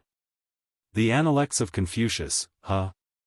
In the end, I'm the professor of a prestigious university, and even if my knowledge in regards to the Analects of Confucius isn't too deep, I'm still a literate person. Sir, you don't have to worry. With the help of all the present, I will make sure to teach these primitive men how to read and write, making them learn the Analects of Confucius in its entirety by the end of summer vacation. Professor Nan Tianqing clenched his teeth and assured him. The professor didn't forget about the other passengers behind him. After all, they were in this together, and since he had the ability, he decided to help them. He didn't want them to be eaten by the primitive men because of being useless. Good, I feel relieved now. The windbreaker-clad man nodded and smiled. After assigning the task, the left the straw shed with his hands crossed behind the back. His mood was excellent at this time. But just as he was leaving, somewhat confused, he thought to himself, "Weird, why did fellow Daoist scholar Drunken Cloud send so many people along with the professor? Are they here to help him, or is there another purpose to it? I better log into the 9 Provinces #1 group and ask for clarifications. Maybe fellow Daoist scholar Drunken Sun has something special in mind." While still in deep thought, he proceeded toward his dwelling. This man wearing a black windbreaker was none other than Palace Master 7 Lives Talisman. When young, he had carelessly made too many oaths and pledged to teach the Chinese language to 10,000 illiterate people. This island was precisely the one he mentioned in the 9 Provinces number group. That island in the middle of the Pacific Ocean with natives living on it. After Palace Master 7 Lives Talisman left, the primitive men that were lined up into 2 rows immediately heaved a sigh of relief. But when their vision fell on the disciplinary ruler in the professor's hand, they immediately regained their composure, throwing out their chests and raising their heads high. It seemed that they were really afraid of this disciplinary ruler. After seeing the reaction of the primitive men, the old professor and the other passengers also heaved a sigh of relief. Cough. Everyone should have realized what kind of situation we are in, the old professor said as he turned his head to the passengers with a bitter smile. Gao Muma nodded and said, "We all saw. That being the case, we'll rely on you, Professor. If you need our help while teaching these primitive men, just ask." The old professor sighed deeply and said, "Good." At this time, Tubo also asked, "Professor, We lot aren't really experts when it comes to teaching, but since you're a professor of Chinese language, can you reply to this question? That man wearing a windbreaker said that we have to teach these primitive men the Analects of Confucius by the end of summer vacation, but isn't that almost a race against time? Given your experience, from which part of the book do you suggest to start? Tubo was afraid that the windbreaker-clad man would get angry if they couldn't teach these primitive the entirety of the Analects of Confucius before the end of summer vacation. Moreover, his imposing aura was so strong that they even forgot to ask him about Song Shuhang. In a while, he and the others would have to look for him and ask about Shuhang. Professor Nan Tianqing. After a short pause, the old professor deeply sighed and said, "About that. I need to tell you something. I'm indeed a professor of the biology department." In the next instant, all the passengers stiffened, and a deathly silence fell on the room. Lu Fei's elder sister broke the silence as she said calmly, "Although Professor Nan is specialized in a different field, he is still an experienced university professor. Moreover, we don't need to teach these primitive men the deep meaning of the Analects of Confucius, we just need to have them memorize it so that they can recite it from memory by the end of summer vacation. Therefore, as long as we work together, we can surely complete this task." It was unknown what her occupation was, but whenever they were in a critical situation, Lu Fei's elder sister was able to keep her calm and find a way out. "I agree with what this miss said." Professor Nan Tianqing nodded his head in approval. In the end, he was still a professor, and all he had to do was teach these primitive men how to read and write. That wasn't really a big deal. Thanks to his rich experience as a lecturer, he had already grasped the ability to explain the profound with simple terms, making things much easier to understand. But there was another problem. Professor Nan Tianqing coughed and said, "There is one last problem. Does any of you remember the content of the Analects of Confucius? That man wearing a windbreaker didn't give us the teaching materials related to the Analects of Confucius. The windbreaker-clad man wasn't planning to have them teach the Analects of Confucius to the natives just from memory, right?" As soon as Professor Nan finished his sentence, the passengers shot a look toward the youngsters of the group, Gao Momu, Tubo, Yi, Lu Fei, Zhuge Yu, Zhuge Zhongyang, Ji Shuangxue, and so on. From their age, they seemed to be either in high school or university. Gao Momu shrugged his shoulders and said, "I'm from the Mechanical Design and Manufacturing Department, I can't help you with this." Yi said weakly, "I'm also from the Mechanical Design and Manufacturing Department." Tubo smiled bitterly. "Mechanical Design and Manufacturing Department +2. Lu Fei continued, "Mechanical Design and Manufacturing Department +3. Don't look at me, I'm from the News and Media Department." Zhuge Yu blinked her eyes. Zhuge Zhongyang stroked his hair and said, "I'm a high school graduate." "So, no one from the Chinese language department?" After hearing this much, the other passengers could only force a smile. Amongst the people that had boarded the plane, no one remembered the Analects of Confucius. Such bad luck. "Wait, is there signal here? We can look up the text on the internet." One of the passengers took out his phone and started to fiddle with it. But his phone wasn't magically changed like Venerable White's or a custom-made one like Palace Master 7 Lives talismans. He couldn't get any signal on this island in the middle of the Pacific Ocean. The passengers could only bitterly smile after making this discovery. "First, we have to resolve the problem about the textbook of the Analects of Confucius." The old professor furrowed his brows. "But right at this time," Tubo said, "perhaps we can negotiate with that man. He didn't look like an uncommunicative person. If he wants us to teach the Analects of Confucius to the natives, he should at least provide the textbook. After all, you can't make bricks without straw." "You have a point." Professor Nan nodded and said sluggishly, "But who is going to ask him about the textbook?" The windbreaker-clad man seemed rather difficult to approach. At the time, when he had that serious expression on his face, the pressure emanating from his body was really something. Tubo took a deep breath. He was preparing to take on this task. Moreover, he had to ask the windbreaker-clad man about Song Shuhang.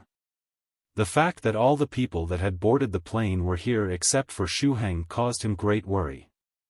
Zhuge Zhongyang put a hand on Tubo's shoulder and said suddenly, "Leave it to me." Zhuge Zhongyang stroked his hair with a smile and said, "I'll go ask that man about the textbook Analects of Confucius. I frequently meet serious-looking old men with sour faces. Therefore, I have experience when it comes to dealing with such people." Additionally, Tubo and the others got involved in this mess because I insisted on dragging them to this trip to the East China Sea. As if that wasn't enough, their classmate Song Shuhang is still missing. Since everything is my fault, it's normal for me to take the responsibility. Even though he usually acted like a jerk, Zhuge Zhongyang was a rather dependable person in times of need. "Let's go together then." Gao Mumu also stood up. "If we were to rely on your foul mouth, we might end up in an even bigger mess. Additionally, Shuhang is our good friend, and we would like to have news about him as soon as possible. Therefore, let's just go together. We'll also accompany you." Lu Fei, her elder sister, Joseph, and his daughter also stood up. "In this case, let's go all together," Tubo said with a smile. The old professor also stood up. "I'll lead the way. With the protection of this disciplinary ruler, the natives won't dare to harm us." And just in this fashion, the mighty group moved forward with large strides, heading in the direction the windbreaker-clad man had left. With the old professor standing in the front, none of the natives dared to stop them. Inside Palace Master Seven Lives Talisman's dwelling. Palace Master Seven Lives Talisman used his custom-made computer and went into the 9 provinces number group. The latest messages in the group dated to half a day ago. From these messages, it seemed that Medicine Master was looking for enemy cultivators of the 2nd stage or above to perform experiments. His objective was to restore the memories his fellow Daoists lost on the mysterious island. Afterward, there were messages from Su Clan 7, Venerable White, and other fellow Daoists saying that they would lend a hand. Toward the end was another message from Venerable White. According to this message, he had obtained clues on the whereabouts of headquarters of the Limitless Demon sect and was looking to cooperate with the Spirit River Su Clan. Next was Su Clan 7's radiantly smiling emoji. 7 said that the Spirit River Su Clan could get into action whenever Venerable White wished. If they were to team up with Venerable White, it was likely that they would return home with very good results. Although something unexpected might happen during the journey, the pros would surely outweigh the cons. Immediately after was a thumbs up emoji from Great Master Profound Principle plus the small picture of a Buddhist temple. The meaning was, if you need help, the faraway wandering temple is also ready to help out and march on the Limitless Demon sect together with Venerable White. While practicing, monks also consumed a great number of resources, and even if they followed the path of mercy, mercy alone wasn't enough to make them advance in strength. Aside from Great Master Profound Principle, Northern River's Loose Cultivator, Thrice Reckless Mad Saber, Cave Lord Snow Wolf, and 8 other fellow Daoists all expressed their interest in raiding the headquarters of the Limitless Demon sect. No one would refuse to accompany Senior White and pick a few treasures along the way. Palace Master 7 Lives Talisman got online. "Hello everyone." Palace Master 7 Lives Talisman said. "Senior White, if you want to barge into the Limitless Demon sect, I can also give you a hand." Afterward, he wrote, "At Scholar Drunken Star, thank you for sending over that professor, and it was a university professor to boot. Many thanks. I won't forget this kindness for the rest of my life. P.S. Are the other guys you sent over here his assistants or something?" After Palace Master 7 Lives Talisman sent the message, no one was tagged. The name was wrong. Thrice Reckless Mad Saber laughed heartily and said, "Fool, you tagged the wrong person. Let me help you, at Scholar Drunken Turtle." But as just before, no one was tagged. Thrice Reckless Mad Saber, It wasn't Scholar Drunken Turtle?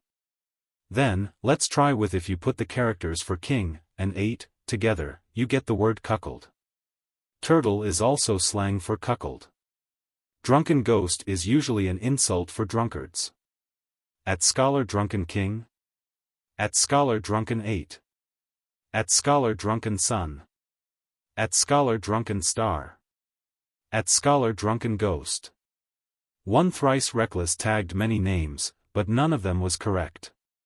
Northern River's loose cultivator furrowed his brows. Guys, stop for a moment. Here I come. At when the bright moon appears. 2 this time, the tag feature worked. Northern River's loose cultivator said complacently, this is Scholar Drunken Sun's new nickname inside the group chat. Luckily, I made a short note with his Dao name plus online username and attached it to the corner of the monitor as to avoid forgetting about his name. With that, I can remember Scholar Drunken Sun's name even if he has yet to reach the 8th stage profound sage. Palace Master 7 Lives Talisman, fellow Daoist Northern River is really worthy of respect. Northern River's loose cultivator sent a smiling face. Very soon, when the bright moon appears made its appearance. Fellow Daoist Northern River, thank you for writing down my username and Dao name. When the bright moon appears sighed with emotion. But I must remind you of something, my Dao name isn't Scholar Drunken Sun, it's Scholar Drunken Moon. Moon like the moon in the sky. Northern River's loose cultivator. Drunken Turtle, Drunken King, Drunken 8, Drunken Ghost. Fellow Daoist thrice reckless, you wrote these names on purpose, right? It was on purpose, right? When the bright moon appears sneered. I'm planning to make a trip to central China in these days. If I'm not mistaken, your Immortal cave should be in that area, right? Thrice reckless Mad Saber immediately stiffened. What mistake did I commit? I was just trying to help fellow Daoist 7 Lives Talisman. At this time, Palace Master 7 Lives Talisman sent another message. Fellow Daoist, when the bright moon appears, thank you for sending over that university professor. Moreover, you even sent a bunch of people along to help him with the teachings. I didn't expect you to be so quick at handling matters. When the bright moon appears, Scholar Drunken Moon. When did I exactly send him a Chinese language professor? Although I did indeed contact a few professors of the Chinese language department, they have yet to reply. First, I congratulate fellow Daoist 7 Lives Talisman for finding a language professor, when the bright moon appears replied. However, I have yet to mail you a professor of Chinese language. Therefore, it wasn't me who sent that professor over. Palace Master 7 Lives Talisman opened his eyes wide. It wasn't fellow Daoist Drunken Sun who sent that professor over? So, did another fellow Daoist in the group chat secretly help me? As expected, the 9 provinces number 1 group is really full of kind-hearted people. Anyway, who might be this fellow Daoist that secretly sent help? Just as he was in deep thoughts, Palace Master 7 Lives Talisman heard the sound of footsteps approaching his place. Gao Mumu, Tubo, and Professor Nan arrived in front of his dwelling to ask him about the textbook Analects of Confucius as well as information about Song Shuhang. Palace Master 7 Lives Talisman received Gao Mumu and the others and said with a smile, Professor Nan, what brings you here, do you need help with something? Sir, it's like this. If you want us to teach the primitive men about the Analects of Confucius, we'll need a complete copy of the text, Zhuge Zhongyang said with a smile as he took a step forward. At this time, Zhuge Zhongyang looked incredibly reliable and was completely different from his usual self. Although he usually acted like a jerk and had a foul mouth, he had dealt with many large companies in the past few years. If he wished to, he could easily appear as a trustworthy person. Aha, I actually forgot about it. Professor Nan, no need to worry about this matter. I'll have someone deliver you a copy of the Analects of Confucius as soon as possible, Palace Master 7 Lives Talisman said. Professor Nan heaved a sigh of relief. He didn't expect that the problem would be solved so quickly. Is there something else? Palace Master Seven Lives Talisman asked after seeing that Gao Momu and the others didn't leave immediately. Gao Momu took a step forward and said, "Sir, there is something else we would like to ask you. Did you happen to see our friend Song Shuhang when you found us back then? He is around 175 centimeters tall, perhaps a bit taller now, and always has a bright smile on his face. He boarded the same plane as the rest of us."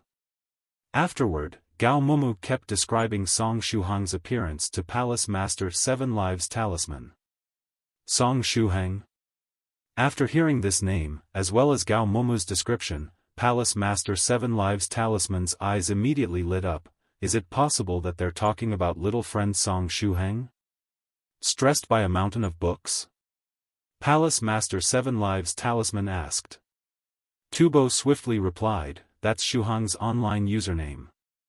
So that's how it is. It seemed that it was the kind-hearted little friend Song Shuhang that sent over the professor to help me out. I must properly thank little friend Song Shuhang later. He helped me quite a lot with this oath of mine about teaching Chinese to the natives of the island.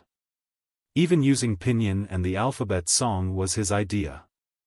After I'm done teaching 10,000 illiterate people the Chinese language, I must give little friend Song Shuhang a big gift, as well as carry out a transaction with him for his blood god crystal. Little friend Shuhang is really my lucky star. Palace Master Seven Lives Talisman thought to himself. After discovering that these guys were little friend Song Shuhang's close friends, Palace Master Seven Lives Talisman was even more moved. "So, you're little friend Song Shuhang's friends," Palace Master Seven Lives Talisman said while taking a step forward, hugging Tubo and Gao Momu.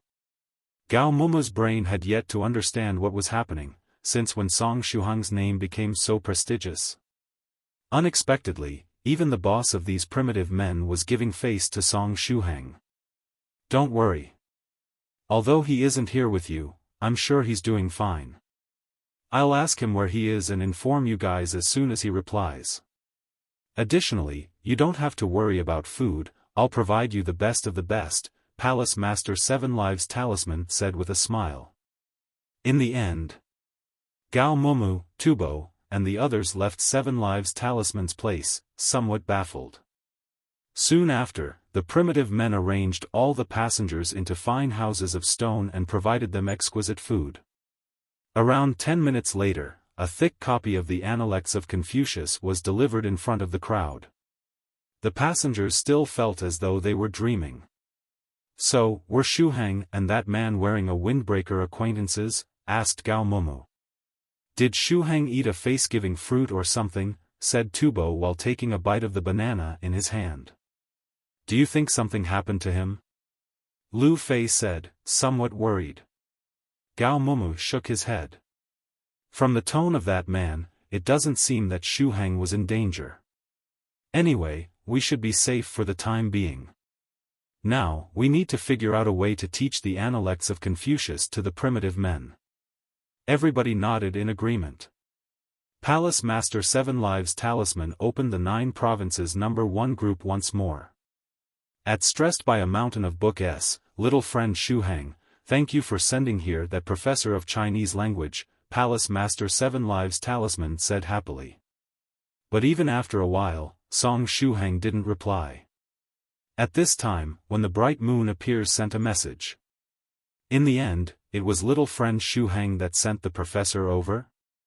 Northern River's loose cultivator also replied with a smile, "Seven Lives Talisman, little friend Shuhang might not be online. After all, he didn't log in for the last 2 days." Just as they were talking, Immortal Master Copper Trigram popped out and said, "Northern River, you useless fellow, stop talking like you know where he is." Northern River's loose cultivator sneered and wrote, "Humph, it's not like you know either." "Unfortunately for you, I know." Immortal Master Copper Trigram continued, "I'm currently heading toward his position. He's on a small island in the East China Sea, and Medicine Master entrusted me with bringing him a medicinal paste while I was at it." Obviously, the medicinal paste was for Chu family's Chu. Medicine Master was too busy at the moment and couldn't leave his place to meet Song Shuhang. Therefore, he asked another fellow Daoist to bring the medicinal paste to Song Shuhang and conveniently grab those 2 second-stage cultivators while at it. And Immortal Master Copper Trigram happened to be this fellow Daoist. At this time, on that lone island in the East China Sea, Song Shuhang, who was meditating with his eyes closed, saw a huge door appear before him. A stream of water was flowing out of this door and continuing downward. This was the last small realm of the first stage, the Dragon Gate. If you were to use all the qi and blood energy in your body as fuel and jump through the gate after going upstream, your qi and blood would change from illusory to real, turning into true qi. But if you were to fail, you would deplete all your qi and blood, decreasing your cultivation level of a small realm. Anyway, Song Shuhang wasn't ready for this step yet, and the Dragon Gate in front of him was still illusory. After taking a deep breath, he ended his meditation. It didn't seem he was planning to jump through the Dragon Gate just yet. It seemed he wanted to wait till the qi and blood in his body had reached a sufficient level before trying. At this time, the 2 second-stage cultivators that had been immobilized by Venerable White, Whale 8 and Shark 9, weakly lay in a corner. Shark 9 had been lucky and didn't die after taking that blow from the sword talisman head-on. He still had one last breath left. But the fate that waited them seemed even worse than death. Right at this time, a voice transmitted from the communication device in Whale 8's ear. It was Wolf 1's voice. "Whale 8, were you able to catch that girl?" Wolf 1's voice was cold. Not receiving replies from Whale 8 gave him a bad feeling. At this moment, Whale 8 was unable to move or speak due to Venerable White's technique. "Whale 8, reply to me. Stop fooling around, we don't have much time left. Kill the girl if you can't catch her. We can't let her escape." Wolf 1 said in a grave tone. He knew that Whale 8 had the strange fetish of hugging cute girls to death. Therefore, he was afraid that he would mess up things while enjoying himself. But just as before, Whale 8 didn't reply. "Damn it. Whale 8, if you mess this mission up, I'll find you and give you a beating you won't forget for the rest of your life." Wolf 1 howled as he hung up. Next, he tried to contact Shark 9. "Shark 9, reply to me. Are you with Whale 8 right now? What is he doing?" Shark 9's state was even worse than Whale 8's, and even breathing was a challenge for him. Let alone speaking, he didn't even have the strength to groan in pain. After seeing that Shark 9 wasn't replying either, Wolf 1 called out in exasperation, "Damn it. What are you two doing? Wait for me, I'm heading toward your position." Wolf 1 could determine their approximate position through the communication device in their ears. "Don't come. You're walking into a trap." Whale 8 roared inside his heart, but unfortunately for him, he couldn't say it out loud, and Wolf 1 had already hung up in anger. After hanging up, Wolf 1 became very calm, and all his anger vanished. He lightly tapped on the communication device beside his ear and contacted the other members of the organization. "Bull 2, Ape 4, call for Hawk 6 and our other brothers. Whale 8 and Shark 9 had an accident. Something unexpected happened while they were carrying out the mission. For the time being, we should head toward the position of Whale 8's communication device and see if there is a chance to save them. Let's hope that they're still alive. And you, Fox 10. For how long are you planning to stay at the bottom of the sea? Get the hell out of there." Wolf 1 bellowed. "Gurgle I'm, gurgle coming," the handsome Fox 10 said with great difficulty. From the looks of it, he seemed to still be at the bottom of the sea, but how could he talk while under the water? Whale 8's face became pale.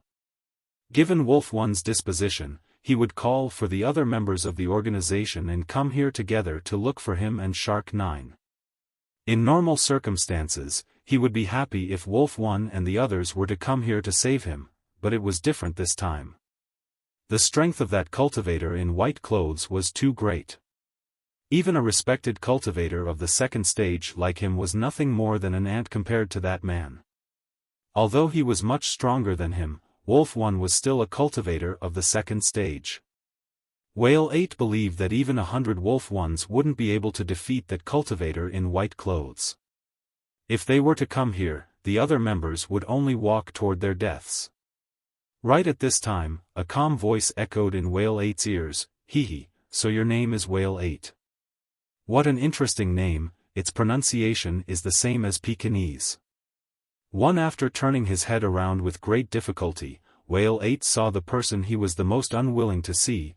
That cultivator decked in white clothes was calmly squatting beside him, his face wearing a mysterious smile capable of bewitching every living thing.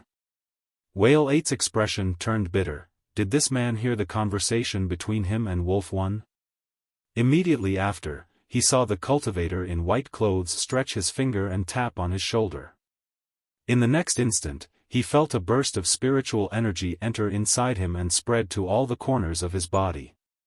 Venerable White took his finger back and asked with a smile, as expected. "Whale 8 and Shark 9, eh? If I'm not mistaken, the other members of your organization should also have code names such as wolf, bull, dog, ape, deer, hawk, snake, and so on, for a total of 33 different animal-based code names, right?" Although Whale 8 couldn't speak due to the technique immobilizing his body, the terrified look in his eyes was enough to answer Venerable White's question. "It seems I guessed correctly. These 33 animals should stand for the 33 animals of the 33 divine beasts technique."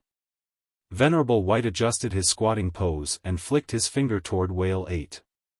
The technique binding his body was half undone, allowing him to speak again. "When I saw you, I felt that the technique you were practicing was rather interesting," Venerable White continued.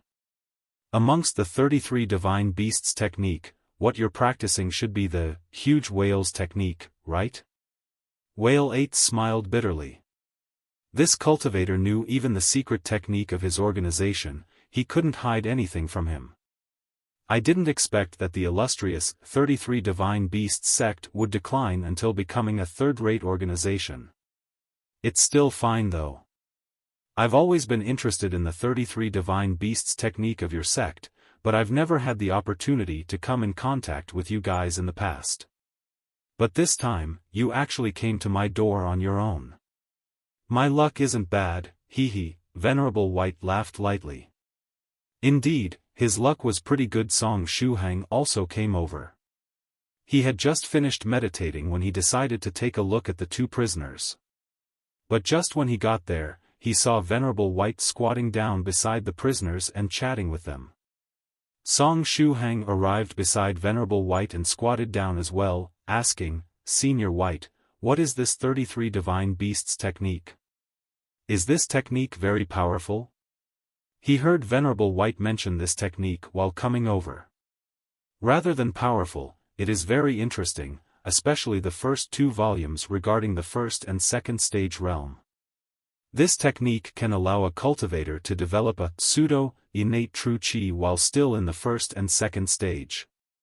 I'm not sure how this technique was developed, but it allowed the disciples of their sect to get an incredible advantage while still in the first and second stage realm," Venerable White explained. Somewhat confused, Song Shuhang asked, "Pseudo-innate true chi? Does it have some relationship with the 4th stage innate realm?" "Yes, there is a close relationship between the two." Venerable White nodded. Then, his eyes suddenly lit up and he looked at Song Shuhang, asking, "Shuhang, if I'm not mistaken, you started cultivating just recently, right?" Song Shuhang silently nodded. "Then, I'll use your case as an analogy. You already missed the best time to cultivate and build your foundation, which happens to be between 4 and 8 years old. The wisp of innate true chi you inherited from your mother's body had already disappeared when you completed your foundation, and from now, you'll advance with more difficulty compared to those disciples from sects," Venerable White said. The innate true chi inherited from my mother's body? And without it, cultivating will be more difficult? There is really such a thing? Song Shuhang scratched his head in puzzlement. None of the seniors in the 9 provinces number 1 group told him about it. "No one in the group told you about it?" Venerable White pondered for a moment and smiled, saying, perhaps they felt that it would negatively influence your will to cultivate if they were to tell you. But given your willpower, I feel that there would be no problem. Song Shuhang nodded. Since he decided to become a cultivator, he had been prepared to die. How could mere hardship stop him? Venerable White kept explaining, nowadays, cultivators believe that the optimal age to establish your foundation is between 4 and 5 years old. During this period of time, the child would still have that wisp of innate true qi acquired in the mother's womb. If the child reaches the foundation establishment realm within this period, they will be able to store that wisp of innate true qi inside their heart aperture, building a solid foundation for their future path of cultivation. If you have this wisp of innate true qi and the necessary techniques and resources, you won't meet any bottlenecks before the third stage realm. After the age of 5, and every year after that, the wisp of innate true qi inherited from the mother's body would keep getting thinner and thinner, until completely disappearing when the child reaches the age of 8. If you miss this opportunity, you won't get it anymore. The thinner the wisp of innate true qi, the bigger the number of hardships you would encounter from the first stage foundation establishment realm to the third stage. The time and the resources you would need to advance in realm would become higher and higher, to the point where they would increase by 50% compared to someone that had completed their foundation establishment below the age of 8. If you didn't have this wisp of innate true qi, you were like a game character starting with a handicap, you would grow at a slower pace than others. Song Shuhang scratched his head. There was unexpectedly such a thing. In other words, I lost that wisp of innate true qi more than 10 years ago. It was precisely for this reason that he didn't feel the presence of innate true qi when completing his foundation establishment. However, the speed I'm advancing at shouldn't be too bad, right? Song Shuhang asked. He officially started cultivating around 2 months ago, and now, he had already reached the last step of the first stage from opening his heart aperture. It happened in a rather short amount of time. That's only because your luck isn't bad, Venerable White said with a smile. It was all thanks to you, Senior, Song Shuhang replied subconsciously. In this time he had stayed together with Senior White, he had freeloaded a lot of his luck. Venerable White laughed and continued, therefore, the first 2 volumes of the 33 Divine Beasts technique are very suitable for you. Even if the pseudo-innate true qi might not be as good as the wisp of innate true qi inherited from the mother's body, it should still allow you to increase your cultivation speed by more than 30% before you reach the third stage realm. Song Shuhang's eyes immediately lit up, becoming 200W light bulbs. The 33 Divine Beasts technique seemed quite good. Impossible. Whale 8 said at this time. The 33 Divine Beasts technique we practice can't produce innate true qi. Those are only baseless rumors spread by outsiders. Venerable White asked, you didn't condense the pseudo-innate true qi? Whale 8 shook his head. Let alone he, none of the members of the organization condensed that pseudo-innate true qi or whatever its name was. Venerable White stared at him for a while and said, I didn't think that the heritage of the 33 Divine Beasts sect would turn out to be this lacking. After pointing with his finger at Whale 8 and making him faint, he replied, since it goes by the name of 33 Divine Beasts technique, it's either formed by 33 different types of techniques or external objects such as magical treasures. Too bad that Whale 8 had already fainted and couldn't hear him. Also, what happened to the 33 Divine Beasts sect? How can their heritage be this lacking? Even their signature technique was passed down in an incomplete state, Venerable White muttered. In that case, we can't get our hands on the 33 Divine Beasts technique? Song Shuhang asked. Don't worry. We'll have a better understanding of the situation after I catch their companions. Even if their inheritance is incomplete, as long as the parts regarding the first and second stage are intact, it's not a problem. After all, you only need this technique to develop that pseudo-innate true qi. As for me, I want to take a look at it and see if I can get some inspiration to perfect my own cultivation technique, Venerable White said. His own cultivation technique. Does it mean that Venerable White didn't receive his technique from his ancestors, but he created it from scratch? Around an hour later, a guest suddenly arrived on the lone island. However, it wasn't Wolf One or the other members of the 33 Divine Beasts sect. Under the scorching sun, a man wearing a cowboy hat, a sleeveless white undershirt, and jean shorts was pulling along a heavy handcart, dashing about madly on the surface of the sea. His muscles were like marble, and sweat was dripping from his bronze-colored skin. Although the sea was agitated and 10 meters tall waves would appear from time to time, this man wearing a cowboy hat was rushing forward and breaking through the waves like it was nothing, directly heading toward the lone island. After the man got a bit closer, Song Shuhang saw that there were two flag-shaped objects on the heavy handcart he was pulling along. The flag on the left had the following words inscribed on it: copper or iron trigrams. In the time it takes to say a word, I've already predicted a billion things. While the ones on the right flag were divination after divination, I've become the great immortal master of myriad divinatory trigrams. Senior White, someone is coming, Song Shuhang said. Don't worry, it's a person from our side, Venerable White said with a smile. Someone from our side? The man wearing a cowboy hat stepped on the island and took off his hat, waving at Song Shuhang. Hello, little friend Shuhang. Song Shuhang looked at the man before his eyes in puzzlement. Do I know this guy? You didn't recognize me, huh? The man grinned and pointed toward the flags on the handcart. Look at those. Can you guess my identity now? Copper or iron trigrams, divination after divination. Great immortal master, wait. Your senior immortal master copper trigram. Song Shuhang had an epiphany. He recalled the second-in-command of the Death Seeker army, below only thrice reckless Mad Saber, immortal master copper trigram. Aha, it is precisely me. Immortal Master Copper Trigram laughed heartily. Senior Copper Trigram, what are you doing here? Song Shuhang asked in puzzlement. Moreover, Immortal Master Copper Trigram's appearance was completely different from what he had imagined. Although Copper Trigram was known as a shady fortune teller, Song Shuhang thought that he would still look like one. But this man wearing a cowboy hat standing before his eyes resembled a stocky field worker and was nothing like a fortune teller. Immortal Master Copper Trigram laughed and turned around. Afterward, he grabbed a medicinal paste from the handcart and handed it over to Song Shuhang. Fellow Daoist medicine master told me to give you this medicinal paste while I was at it. Here, take it. Take it. Venerable White asked, Medicine Master didn't come in person? Previously, he had contacted Medicine Master, who said that he would rush over as soon as possible. How did it suddenly change to getting someone to send the medicine over?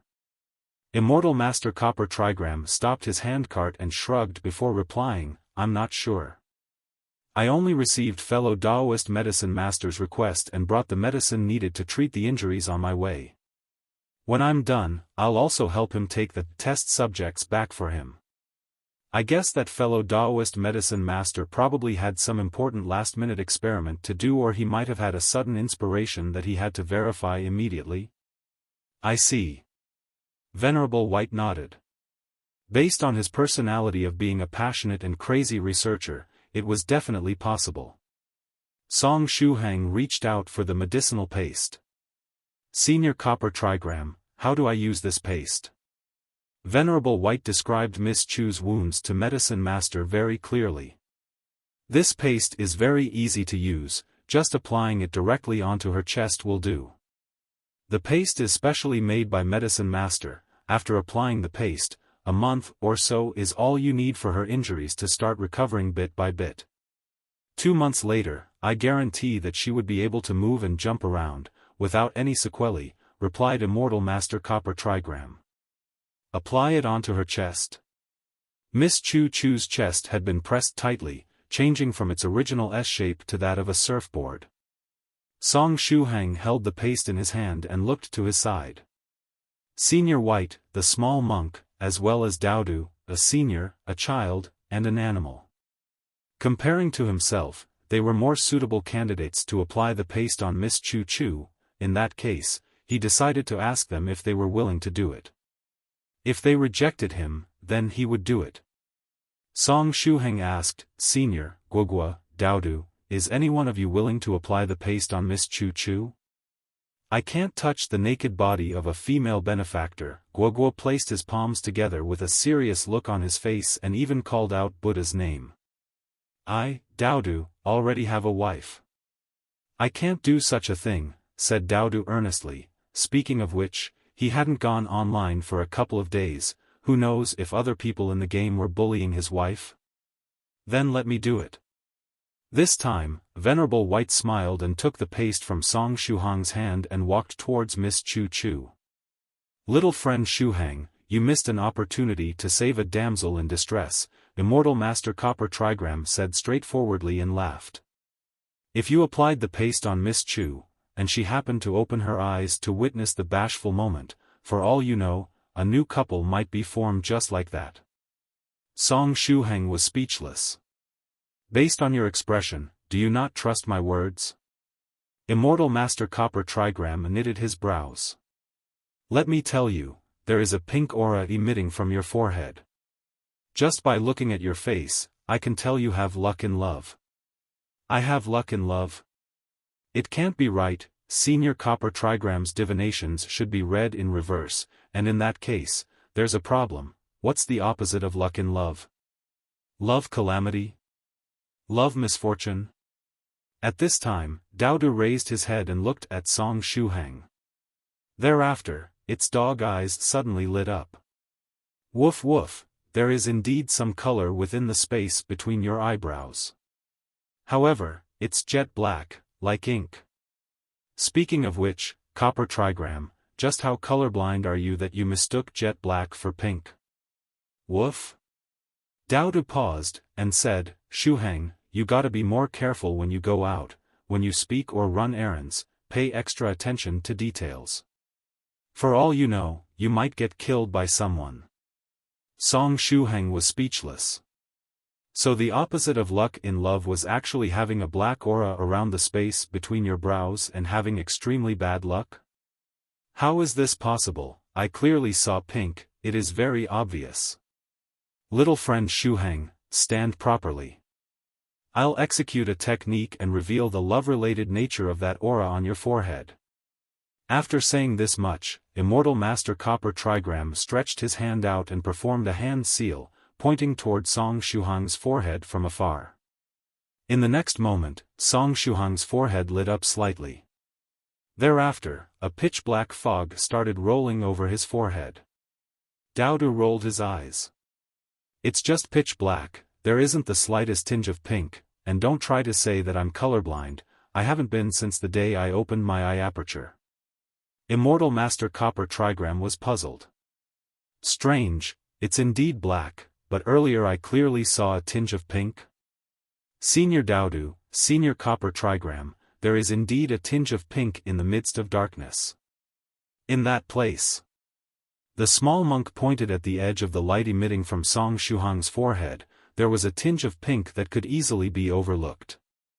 Daodu opened his eyes wide and looked at Song Shuhang's forehead. There really is. What does that mean? Love calamity, asked Song Shuhang out of concern and worry. He was considering whether or not to keep himself close to Senior White in the following days to freeload his luck.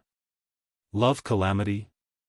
Don't be so optimistic, Immortal Master Copper Trigram answered. Luck that is associated with such darkness and a tinge of pink should mean that if you got unlucky, it would be the worst kind ever. Additionally, the bad luck might possibly be related to women. In any case, for now, you need to keep a distance from females. Senior, are you fortune-telling now? Song Shuhang asked cautiously. If this was Immortal Master Copper Trigram's divination, he could consider looking at it from a different point of view. If that was the case, wouldn't it mean that he was pretty lucky? No, I was just trying to explain the meaning of this aura that appeared on your forehead.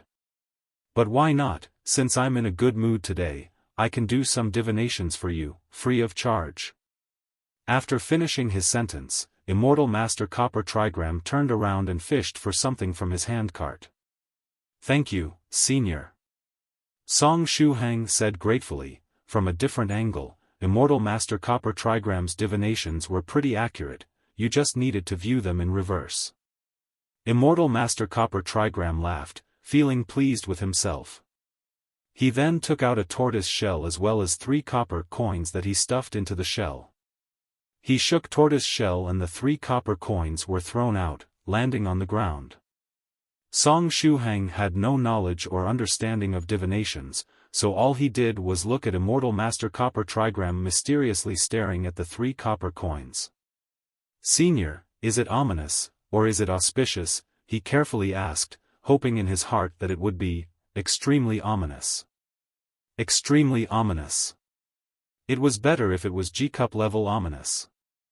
The corner of Immortal Master Copper Trigram's mouth twitched and he lifted his head, clenching his teeth to force a smile, and said, "Auspicious." Song Shuhang's face immediately stiffened. "I'm dead, it's ominous." Immortal Master Copper Trigram coughed twice and gave him a thumbs up, then said in all seriousness, "This is an auspicious divination, one pertaining to love. Little friend Shuhang, do pay attention to the girls around you, such as Miss Chu. If you had applied the paste on her chest, for all you know, you two might already be a couple." Pfffff. Daodu laughed so hard he drooled all over the place. "I understand, Senior." Song Shuhang clenched his teeth. "For now, I definitely will not come in contact with any girls." "Don't act like that, little friend Shuhang. You must have been brainwashed by those guys in the group. You must not trust their words, especially those of that guy, Northern River's loose cultivator. My divinations are actually rather accurate." Immortal Master Copper Trigram was practically outrightly reluctant to admit the truth. "Yes, I trust you, Senior." Song Shuhang tried his best to force a smile and decided that for this period of time, he would not leave Senior White's side and follow him closely wherever he would go and that he would never, ever come in contact with any girls. At least, till after the darkness around his forehead had disappeared. Senior brother Shuhang's forehead is that black and yet he still has good luck with women? The small monk did not know the nature of his divinations, he kept a straight face and pondered earnestly before saying, "A shady fortune-teller?" Daodu hurriedly reached out his hand to cover the small monk's mouth and said, "Kid, don't casually say the truth. Copper Trigram, children's words carry no harm, don't take it to heart." Immortal Master Copper Trigram was speechless. He suddenly felt very depressed. He clearly spoke the truth about what he calculated and was honest in his explanations. Should he have lied instead? Could it be that it was not possible for a sincere and honest person to exist on this earth? Song Shuhang forced a laugh and tried to change the topic of the conversation. "Ahem. Speaking of which, Senior Copper Trigram, you said you came here while on the way somewhere. So, was there something you needed to do?" "Ah, it is something that causes me much sadness." Immortal Master Copper Trigram let out a long sigh and said, "Actually, even though I said I was just passing by, the truth is that I specially came to look for you guys." Song Shuhang, Daodu, and the small monk wore the same puzzled look on their faces. "I have a disciple," Immortal Master Copper Trigram started telling the story with a sad look on his face. Daodu raised his paw and interrupted Immortal Master Copper Trigram. "I know, you're talking about that immortal fortune-teller Iron Trigram in the group chat. That should be the account of your disciple. I heard about it from stupid Yellow Mountain." "Don't interrupt," Immortal Master Copper Trigram said sternly.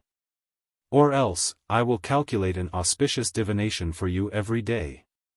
Daodu immediately shrunk back and acted cute by sticking his tongue out. Song Shuhang didn't know whether to laugh or cry. Senior Copper Trigram, by threatening Daodu like that, it feels as though you do realize that you are a shady fortune teller.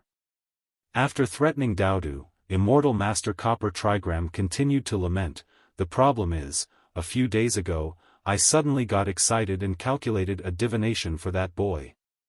What happened after that? The small monk Guogua continued the conversation. Ah. It was a very good divination, extremely auspicious, it was the best divination I ever calculated in my life. Immortal Master Copper Trigram sighed sorrowfully. The best divination in his entire life? F***ck, that's some serious stuff. Song Shuhang and Daodu thought to themselves. Thereafter, my beloved disciple Iron Trigram was panic-stricken, and immediately went into secluded meditation and did not dare to step out at all, locking himself at the venue. Immortal Master Copper Trigram sighed deeply. Since it was an incredibly auspicious divination, why would he be frightened? The small monk asked innocently, not knowing the shady nature of Copper Trigram's divinations. The corner of Immortal Master Copper Trigram's mouth twitched and he agonized for a while before saying, since the day I started up till now, none of the divinations I calculated were accurate. The small monk stiffened and then put his palms together and said in a serious manner, Benefactor, please restrain your grief. Daodu was puzzled and asked, Copper Trigram, could it be that you came to find us because there's something you need us to help you with? Song Shuhang suddenly thought of a possibility and asked, is it about Venerable White? Little friend Song Shuhang, your guess is correct. I was thinking of borrowing Senior White's incredible luck to help Iron Trigram survive his calamity. After saying this much, Immortal Master Copper Trigram sighed and added, for this disciple of mine, I even mustered my courage and came here to meet Senior White in person. According to Immortal Master Copper Trigram's words, coming here to meet Senior White was something that only valiant and fearless people could do. Song Shuhang asked out of curiosity, Senior Copper Trigram, are you planning to invite Senior White over to your place?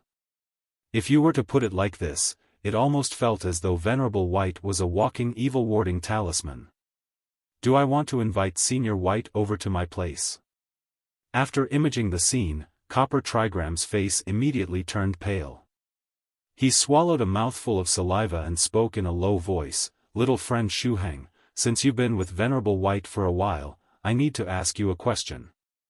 Senior Copper Trigram, go ahead, Song Shuhang said with a nod. He probably wants to ask whether or not Venerable White can control his charm. It seems that all the seniors in the 9 provinces #1 group want to know about this matter.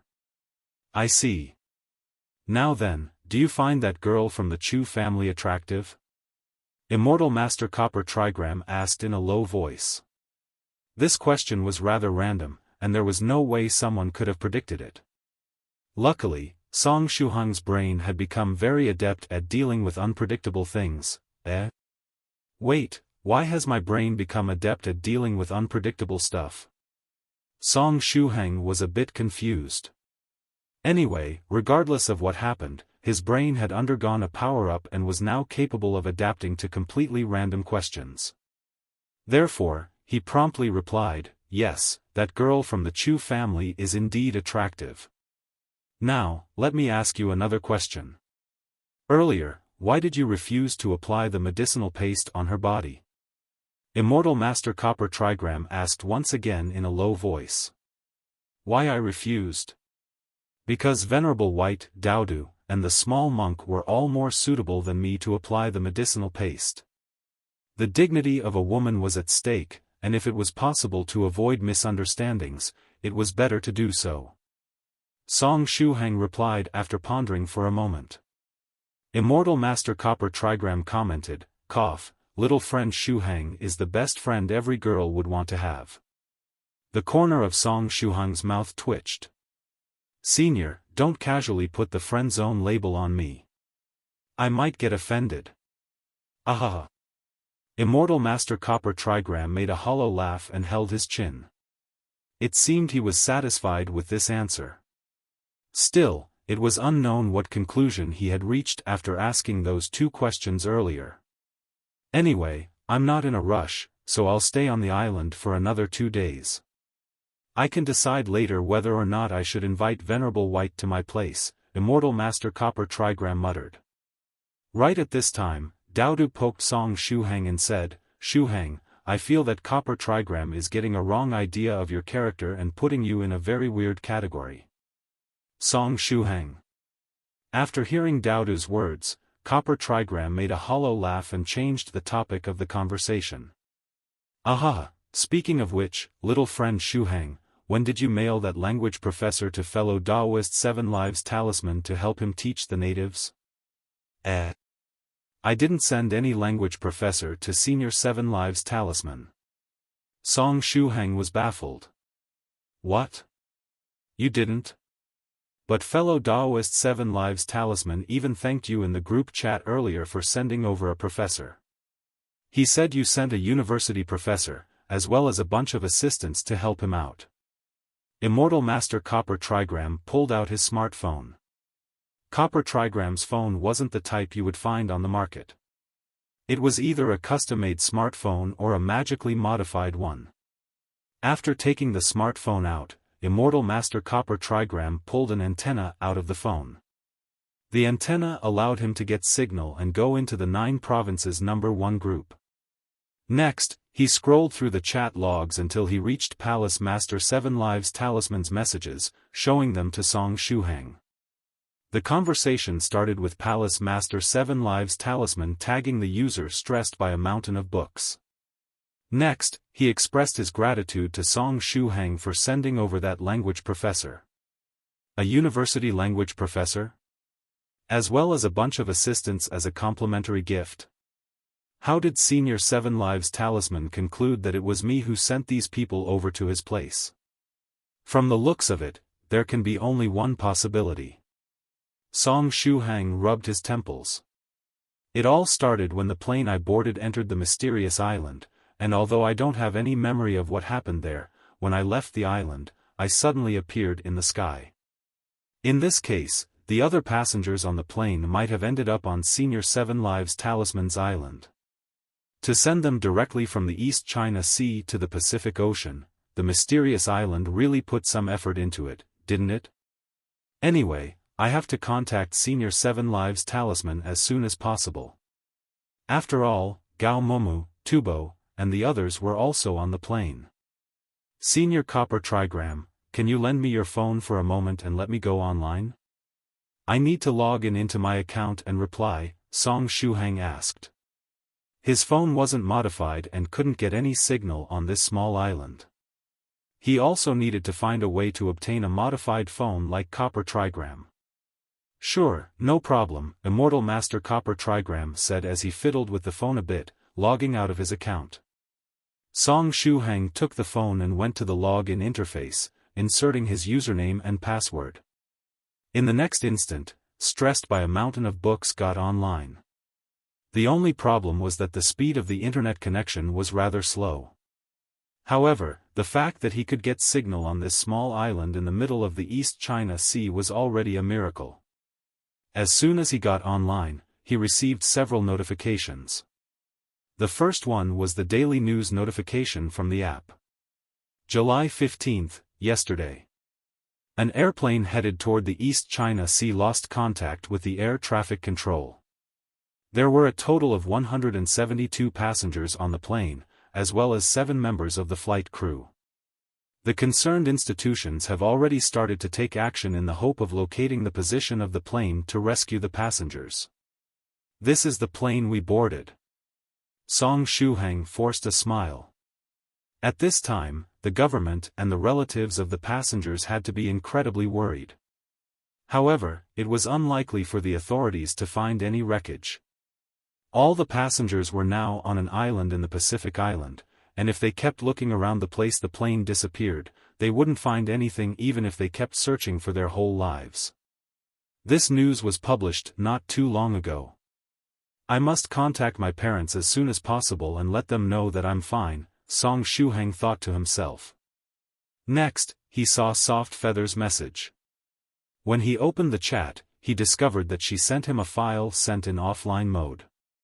Perhaps because his current signal wasn't too good, or perhaps because the format of the file wasn't correct, the name of the file had changed into a series of asterisks and random letters. Song Shuhang clicked on it, trying to download it. However, the download kept getting interrupted after a few seconds. I can't download it? Perhaps there are problems with the format Soft Feather used? Song Shuhang replied by writing the following message: Soft Feather, what did you send? The signal here isn't too good, and I can't download the file. Soft Feather just happened to be online. Therefore, she quickly replied, oh. Senior Song, you're finally online. I sent you an expression package I personally made. It's a very cute package, and I decided to send it to you as soon as possible. If you didn't receive it, I can send it again. Sure, go ahead. Song Shuhang nodded. Soft Feather fiddled with her phone and quickly sent the file again. Song Shuhang clicked and accepted the data transfer. But as before, the name of the file was a series of random letters. As soon as he accepted, the speed of the download was very high. But when it reached halfway, it suddenly stopped again. The download failed. Spirit Butterfly Island Soft Feather, The download failed? How is that possible? Stressed by a mountain of books, the signal here isn't too good. I'm currently on a small island in the middle of the East China Sea. Spirit Butterfly Island Soft Feather, on a small island in the East China Sea. Senior Song, are you on the mysterious island? Stressed by a mountain of books, ahaha, I'm not. I'm with Senior White and the others. We casually chose this small island to stop over and rest. As for the mysterious island, I think I just returned from that place, but I don't remember anything about what happened there. It seems my memories have been sealed. Spirit Butterfly Island Soft Feather, pat pat. Senior Song, restrain your grief. Perhaps Senior Medicine Master will find a way to solve this matter related to the memory loss. Senior Song, you mustn't lose hope and fall into despair. Song Shuhang laughed and quickly sent another message. It would be cool if I could get those memories back, but I don't think it will be easy to break the seal. Afterward, he wrote yet another message. Soft Feather, if you can't send the expression package through the private chat, can you send it via email or directly in the group space? Once I return home, I can just download it from there. Since it was only an expression package, Song Shuhang didn't think too much of it. Spirit Butterfly Island Soft Feather, in the group space? You can also send it via email. Whichever you prefer. Song Shuhang said with a smile. Although it's a bit embarrassing, I feel that this expression package is really cute. Sending it in the group space and allowing everyone to see it would be very cool, Soft Feather wrote. Song Shuhang smiled. Soft Feather had such a lovely disposition. After creating this beautiful expression package, she wanted to share it with everyone. What a good girl. In that case, it was better to have the file sent into the group space so that everyone could see it. In that case, you can upload it in the group space. I can download it from there later. Anyway, I need to ask Senior 7 Lives Talisman something. See you later. Song Shuhang even attached a grinning emoji. Later, Soft Feather also sent a smiling emoji. Song Shuhang closed the private chat with Soft Feather and returned to the 9 Provinces number 1 group. He clicked on Palace Master 7 Lives Talisman's name and sent him a private message. Senior 7 Lives Talisman, are you there? Palace Master 7 Lives Talisman quickly replied, little friend Song Shuhang, you're finally online. Thank you for mailing over that university professor, as well as those assistants. Aha, I asked Senior Copper Trigram to lend me his phone to get online. How can I explain it? Although there seems to have been a small misunderstanding, I asked Senior 7 Lives Talisman to look after my friends, Song Shuhang wrote after pondering for a moment. For the time being, it was better to let Gao Momu and the others stay with Senior 7 Lives Talisman. Later, he would find a real language professor that could keep teaching the natives on the island how to read and write and sent them over. Don't worry. I'll make them feel as though they were at home, Palace Master Seven Lives Talisman said with a smile. After all, he had to rely on the professor and the others to instruct the natives and complete the oath about teaching illiterate people how to write and read. Therefore, he was surely going to treat them well. I see. In that case, I'll leave everything to you. Song Shuhang pondered for a moment and also wrote, Senior Seven Lives Talisman, is there a way to contact the outside world from that place? If possible, could you let my friends and everyone else call home and tell their relatives that they're safe and sound? Since the news about the disappearance of the plane was already made public, the relatives of the passengers had to be incredibly worried. If possible, Song Shuhang wanted them to call their relatives at home and tell them they were safe. Tell their relatives that they are safe and sound? Palace Master Seven Lives Talisman paused for a moment and replied, You have a point. Since they are going to stay on the island for a while, it would be a good thing to let them keep in touch with their family members so as to avoid them getting worried. Anyway, leave it to me. I'll find a way to install a public telephone or something to let everyone contact their relatives. I'll trouble Senior Seven Lives Talisman then. Song Shuhang attached a smiling emoji to the message. Song Shuhang secretly heaved a sigh of relief, for now, he could help his friends only in this way. After the conversation was over, he logged out from his account. Senior Copper Trigram, can I make a call? Song Shuhang asked Copper Trigram. Sure, Copper Trigram said with a smile. Thank you. Song Shuhang quickly dialed Mama Song's number. Soon after, the call connected. Hello, who is it? Mama Song's weak voice transmitted from the other end. The news about the disappearance of the airplane was already public. It didn't take them long to discover that it was the same flight that Shuhang had boarded. The couple was extremely worried and dialed Song Shuhang's number several times. But no matter how much they tried, the call didn't connect. The authorities had started to take action not too long ago, and the strangest thing was that the plane had disappeared into thin air, without leaving behind any traces. Mama Song was so worried that she had cried several times already. Ma, it's me. Shuhang. Song Shuhang said. As soon as his voice faded, the sound of something falling to the ground transmitted from the other end. Afterward, Mama Song shouted, Shuhang? Is it really you? Where are you now, and why weren't you picking up your phone? And to whom belongs this phone number full of asterisks? Phone number full of asterisks? Oh, Immortal Master Copper Trigram's phone must have private mode activated and the phone number should be obscured. Song Shuhang tried to comfort his mother. Ma, calm down. I'm perfectly fine, nothing happened to me. Not only me, all the other passengers on the plane are also fine. As for why I wasn't picking up, it was due to the lack of signal. I borrowed a special phone from a friend to make this call. Anyway, I'm staying with my friends for a couple of days before returning home. You'll return in a couple of days? Where are you now? Can't you return immediately? Mama Song said, somewhat worried. Song Shuhang continued to comfort her. I'm somewhere in the East China Sea. But you don't have to worry, my friends are really resourceful and I'm sure they'll find a way to get me out of this place. I just wanted to tell you that I'm safe and sound. Only after comforting Mama Song for a long time was Shuhang able to calm her. After hanging up, Song Shuhang heaved a sigh of relief and returned the phone to Immortal Master Copper Trigram. Thank you, Senior Copper Trigram. Now, his family members wouldn't have to worry about his safety. He was lucky that Senior Copper Trigram was here.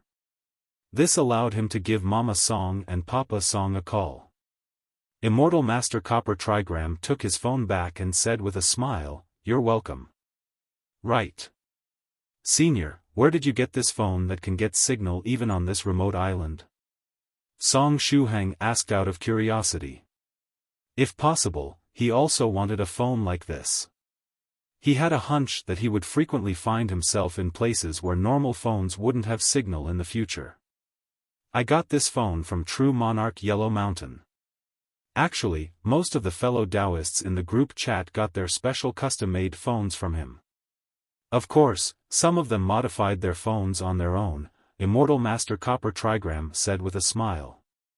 Song Shuhang silently nodded. Just as they were speaking, Venerable White came over. He had just applied the medicinal paste on Chu Chu's wounds and happened to hear Song Shuhang's question about modified phones as he was coming over. Shuhang, you want a modified phone? In that case, I'll modify yours once we go back, Venerable White said. Song Shuhang asked out of curiosity, Senior White, you can modify phones? Venerable White took out his magically changed mobile phone and dangled it in front of Shuhang. It was very easy. I fiddled with it for a while and puff, it was modified. As for how many phones he broke while fiddling with them for a while, it was a trade secret. Song Shuhang gave him a thumbs up. Senior White is incredible. Immortal Master Copper Trigram also gave a thumbs up and said, Senior White is worthy of being our senior. Venerable White received his phone, his face calm. Senior White, did Miss Chu Chu get better after you applied the medicinal paste on her wounds? Song Shuhang asked. The effects of that medicinal paste weren't bad. Her wounds have already started to heal, and she should fully recover in around a month. However, she won't be able to participate in the battle on the grievance-settling platform, Venerable White said. We've already done everything in our power. As for that matter about the grievance-settling platform, there is nothing we can do. Song Shuhang heaved a sigh. Afterward, he added, Senior White, should we go to Senior Seven Lives Talisman's place next? There is no hurry, our guests have yet to arrive, Venerable White said with a smile. Wolf 1, Bull 2, and the other members of the 33 Divine Beasts sect were rushing over toward their position. Therefore, Venerable White wanted to greet them properly, as well as get a hold of their 33 Divine Beasts technique. He was very interested in it. In the meantime, in the Chu family, Soft Feather was sitting on the lawn, speedily typing on her laptop. The Chu family had made up its mind and decided to settle the matter with the Illusory Sword School on the grievance-settling platform. As a consequence, both parties were extremely busy preparing for the matches that would be held there. Although Soft Feather wanted to help, she wasn't a member of the Chu family and was therefore unable to fight on their behalf on the grievance-settling platform. What a troublesome situation. If only Senior Song were here. My shape-shifting brooch is still with him. With that brooch, I might be able to replace elder sister Chu Chunying and fight in her stead, Soft Feather muttered. If she were to go on stage, except for the strongest elder of the Illusory Sword School, no one would be able to defeat her. Just as she was in deep thoughts, she pressed the Enter key. Done, upload completed. Soft Feather said with a smile. She seemed very pleased with herself. In the 9 provinces number 1 group. Just as Northern River's Loose Cultivator, Thrice Reckless Mad Saber, Dharma King Creation, and the others were chatting, they suddenly received a notification. Spirit Butterfly Island Soft Feather had uploaded a file named Senior White's Expression Package in the group space. Senior White's Expression Package? What's that? Is it related to Venerable White? Northern River's Loose Cultivator was the first one reply. Next, he went in the group space to take a look. He saw that there was a newly uploaded file. The name of this file was Senior White's Expression Package, and it had been downloaded 12 times. This many? I clicked as soon as the notification appeared and there are already 12 fellow Daoists that downloaded the file. Northern River's Loose Cultivator sighed, the higher the strength of a cultivator, the higher would be their reaction time. These 12 fellow Daoists were probably all stronger than Northern River's Loose Cultivator. From the high number of downloads, one could see that were many seniors lurking in the group, ready to get into action if something interesting were to happen. Northern River's loose cultivator quietly clicked on the download button, further increasing the number of downloads of the files Soft Feather had sent. After the file was decompressed, the app imported all the pictures in the folder in the form of emotes. Immediately after, Northern River's loose cultivator clicked on the expression package and started to scroll through it.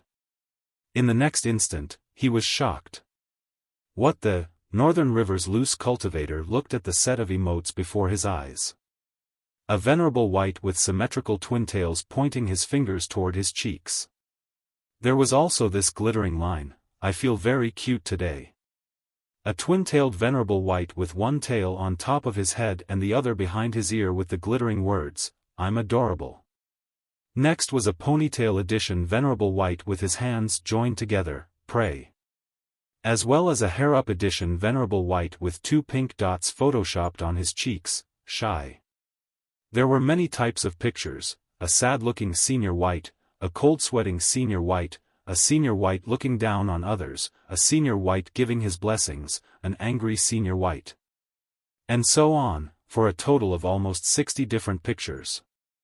After seeing these pictures, Northern River's loose cultivator felt as though his body had been purified.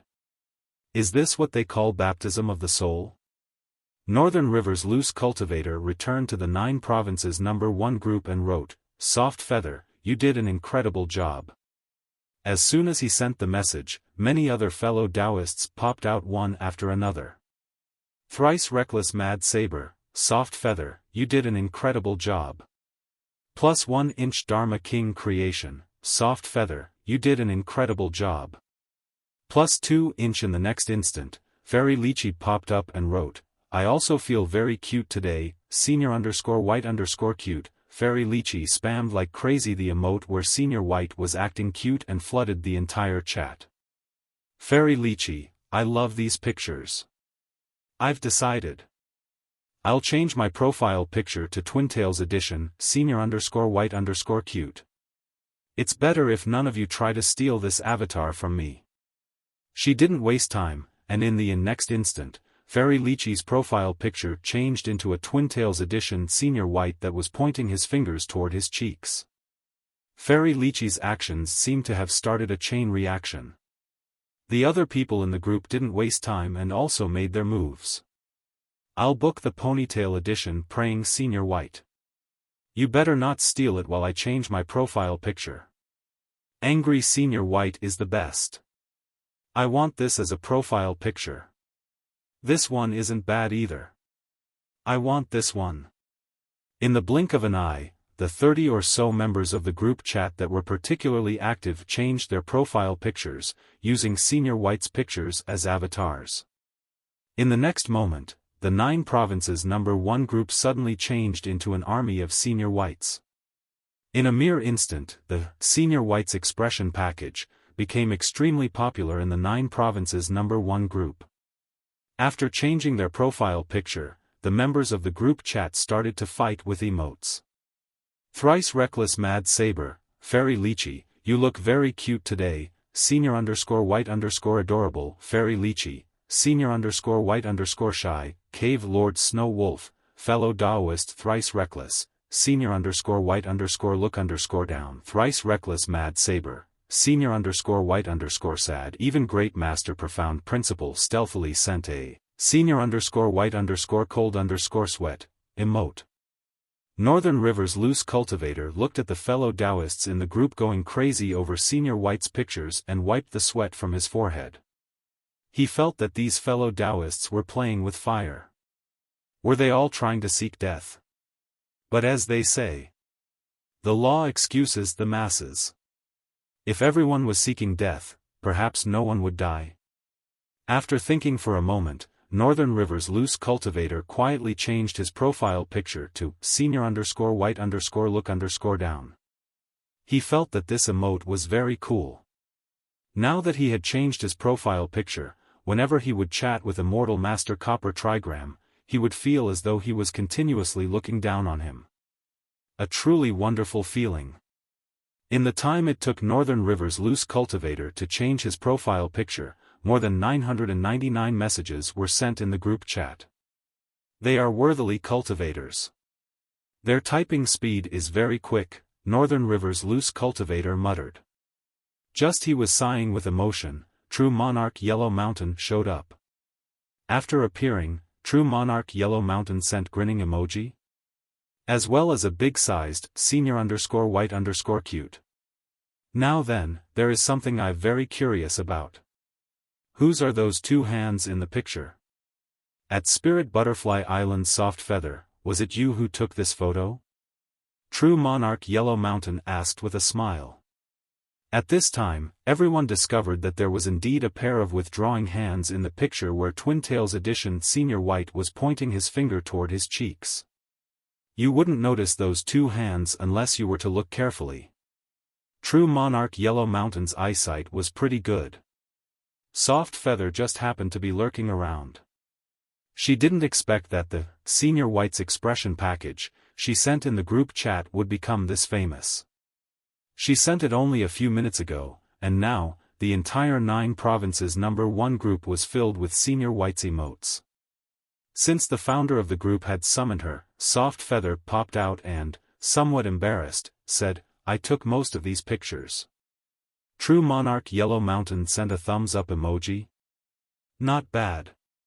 Both her ability to take photos and courage were excellent. But whose hands are those? They should belong to the person messing with Senior White's hair, right? True Monarch Yellow Mountain asked out of curiosity. Which fellow Daoist was so daring and didn't care about offending a Venerable? Moreover, this person was bold enough to make Venerable White assume all kinds of embarrassing poses as well as mess with his hair, making him wear all those different hairstyles. This was simply a death-seeking behavior. If this were a TV show, such a character wouldn't last for more than 3 episodes. Those are Senior Song's hands, Soft Feather said, somewhat embarrassed. As expected, it was little friend Song Shuhang, all the seniors in the group secretly thought. Since it's little friend Shuhang, perhaps he can struggle and stay alive for a few more episodes. 1. True Monarch Yellow Mountain pinched his chin, mumbling to himself. After all, little friend Shuhang was different from the fellow Daoists that welcomed Venerable White the previous times. Humph, that little kid. I bet he can live 2 more episodes at most, said the being next to True Monarch Yellow Mountain with disdain.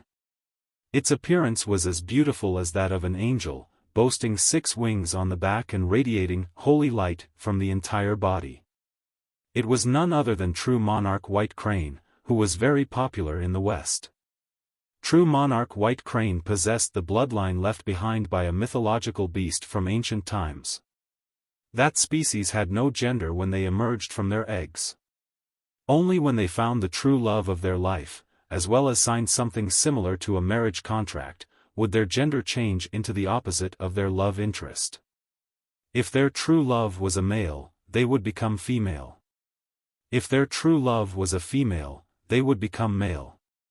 This was a species that allowed the true freedom of love, surpassing the boundaries of gender and species. Truth be told, it was not an easy feat for such bloodline to continue into the present day. Note, even though True Monarch White Crane had already found the desired partner of its life, it had not signed any special marriage contract, hence it was still in a genderless state. True Monarch Yellow Mountain laughed, not refuting True Monarch White Crane's words. True Monarch White Crane swiped on its own tablet and the interface of the 9 provinces #1 group appeared on the screen. After it traveled till here from the faraway west, it discovered that Venerable White had been added to the 9 provinces #1 group. Therefore, it thickened its face and asked True Monarch Yellow Mountain to add itself to the group too. True Monarch White Crane's ID in the group was I'm that little white crane at the edge of the earth's end. It seemed like an ID with a backstory. And at this time, it carefully stored the Senior White's expression package on its tablet and used a program to export each picture within it before saving all of them into a document. True Monarch White Crane looked very satisfied. It kept looking at the almost 60 pictures of Venerable White over and over again. Every time it saw a picture, a blissful look would appear on its face. "This is awesome, just like paradise," True Monarch White Crane muttered. When True Monarch Yellow Mountain saw what happened, goosebumps appeared on his arms. Sometimes, he felt that hardcore fans could be rather scary, because one wouldn't even know if their fans would enlarge one's pictures and hang them onto their wall, staring at them while fantasizing. "Ahem, White Crane, you came all the way here just to be added to the group?" asked True Monarch Yellow Mountain. If it really wanted to be added to the group, it could have just called or sent a 1,000-mile sound transmission. "Of course it's not as simple as just joining the group," True Monarch White Crane said with a serious look on its face. "The main reason why I came here is to report about the aftermath of the previous matter that I dealt with for Senior White." "The previous matter? Oh, are you talking about the incident regarding Instructor Li Shihua? Don't tell me there are new developments." True Monarch Yellow Mountain thought of that flight instructor. "It's not just the Instructor Li Shihua's incident, there's also the issue regarding the space station. There aren't many developments, and I have already dealt with the matter appropriately." True Monarch White Crane sighed with emotion as it said, Instructor Li Shihua's issue was rather easy to deal with. Even though he was on air on national television, as long as the astronaut Anthony safely went back, I could use the media and officials to spread the message and erase all issues caused by Instructor Li Shihua's appearance bit by bit. Hence, the Western community assumed that Instructor Li Shihua's appearance was a one-time collaboration with the Chinese. Speaking of which, after he got brought back by you guys, how did it go?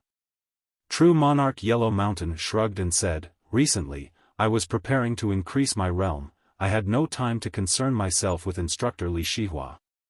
But according to Zhou Li's report, Venerable White erased his memories once more and sent him back to the aviation training center.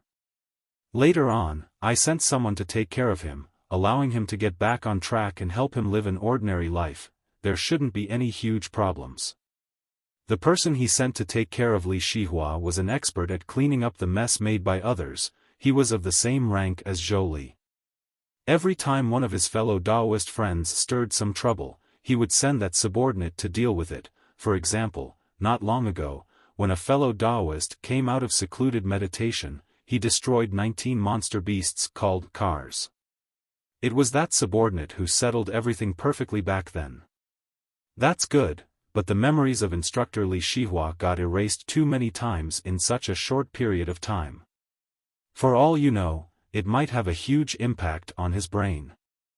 I don't know if it's a blessing or a curse, it will have to depend on his own fortune. Also, I had been dealing with the huge hole in the space station recently, and it took me much effort to fix it.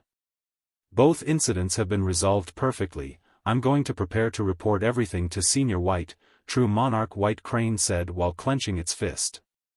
It had repeatedly brought up the thought of reporting that incident to Senior White. It seemed like it was doing it to boost its own morale.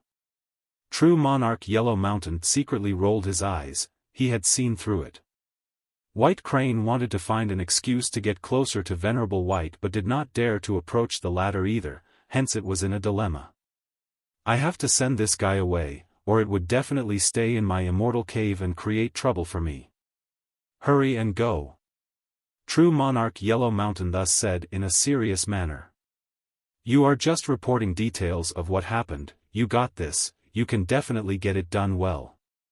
True Monarch White Crane happily said to True Monarch Yellow Mountain, you think so too?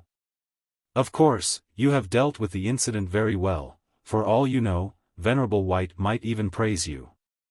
True Monarch Yellow Mountain used all his strength to pat True Monarch White Crane's shoulder.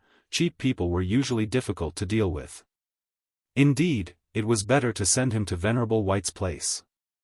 Or else, if it were to linger in his immortal cave and get in his way, how would he train in peace to increase his realm? Then I will go look for Senior White. True Monarch White Crane's wings trembled with excitement. True Monarch Yellow Mountain once again used all his strength to pat White Crane's shoulder and said, get going, you'll succeed.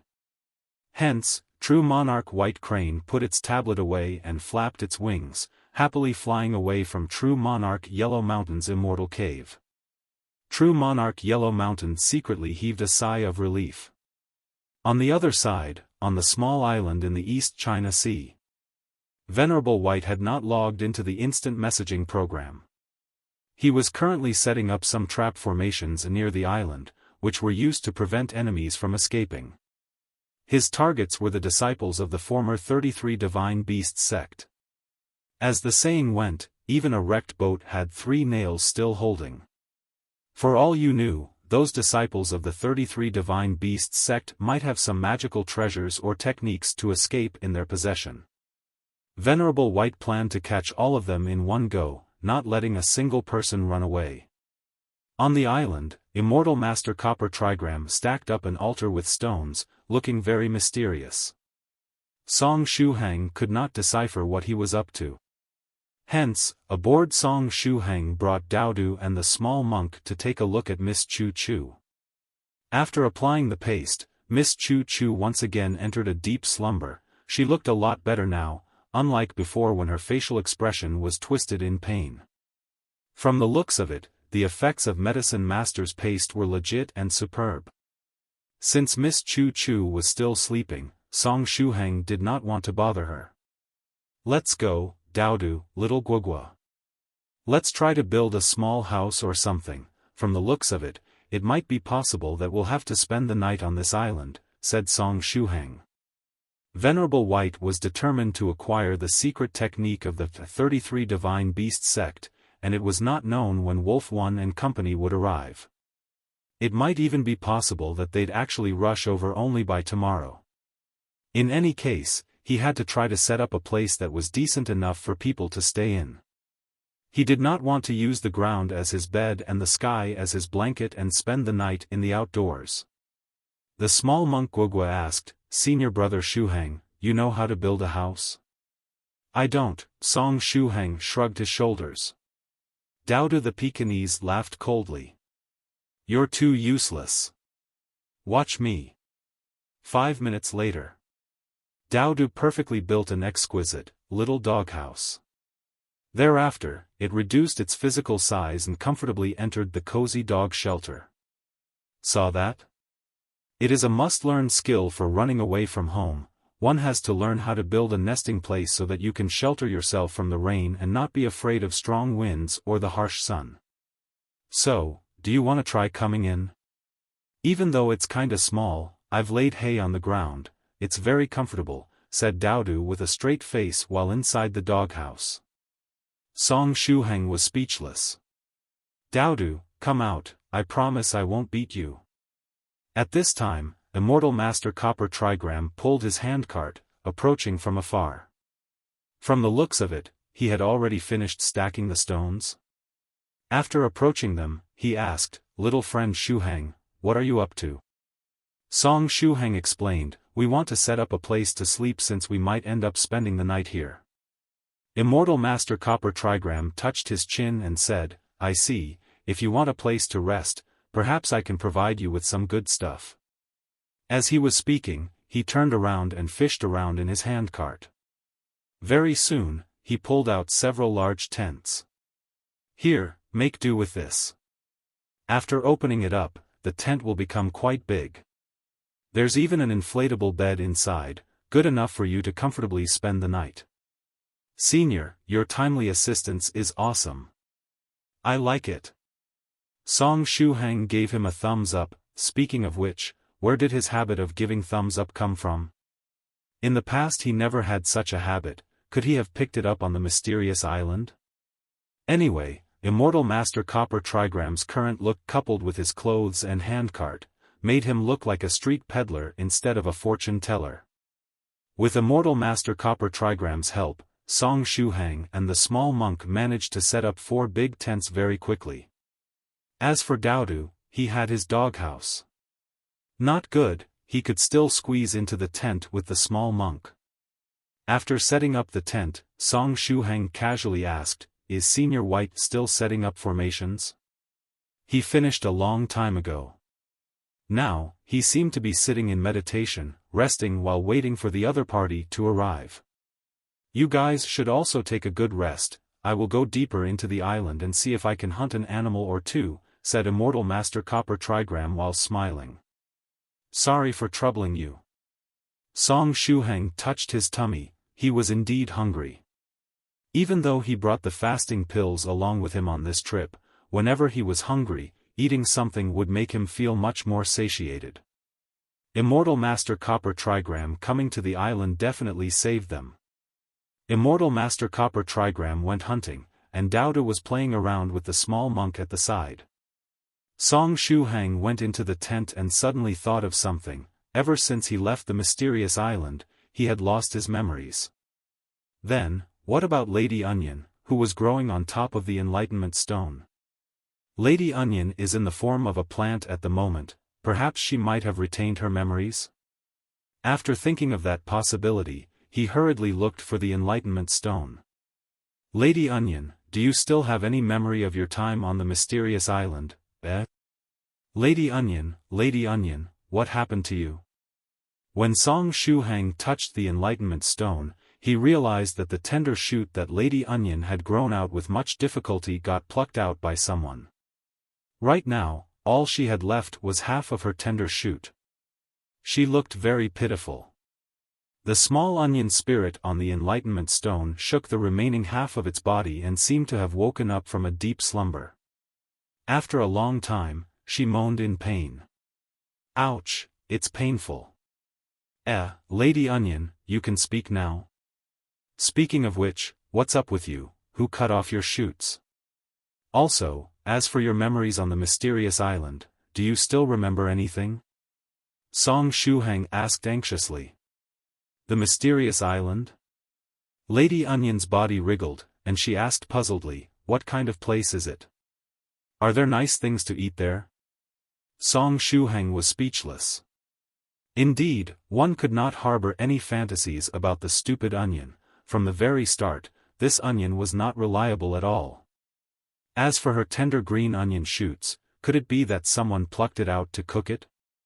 The half of Lady Onion's body shook for a long time, and it suddenly reacted. Ouch, it's so painful.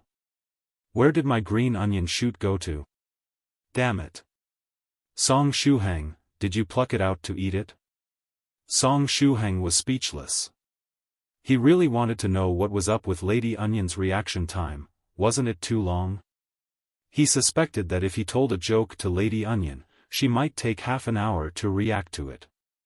I couldn't have possibly plucked the shoots and ate it, I just asked you where did your shoots go, said Song Shuhang with frustration. He wasn't entirely sure because his memories about the mysterious island were lost. Maybe he really did pluck the shoots on the mysterious island and ate them. He had opened his mouth aperture so suddenly when he clearly only opened his ear aperture not long before he went to the mysterious island.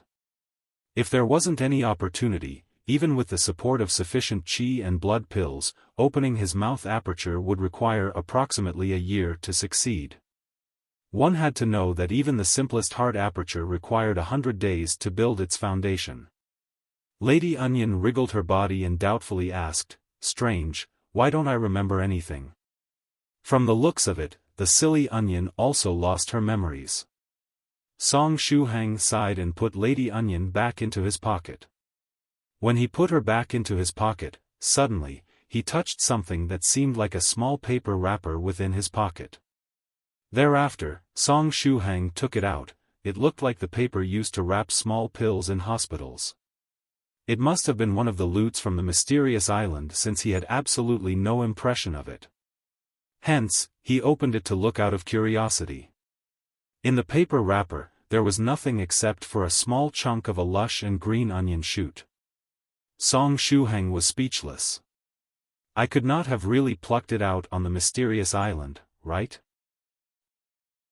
If I was really the one to pluck her green onion shoot off, why didn't I eat it but put it in my pocket instead after wrapping it up? Does it mean that I carelessly plucked it off when I was on the mysterious island, and I kept it because I wanted to glue it back together after leaving the island? My upper part. My shoot. My green onion sprout. On the Enlightenment Stone, Lady Onion started to shout. **TTY Shuhang, it was really you who plucked off my green onion shoot. calm down and don't shout. I don't remember what happened on the mysterious island either. Song Shuhang attentively looked at the severed piece of green onion shoot and said, Lady Onion, if I were to glue this part back, would you restore to your previous status? How can you glue it back?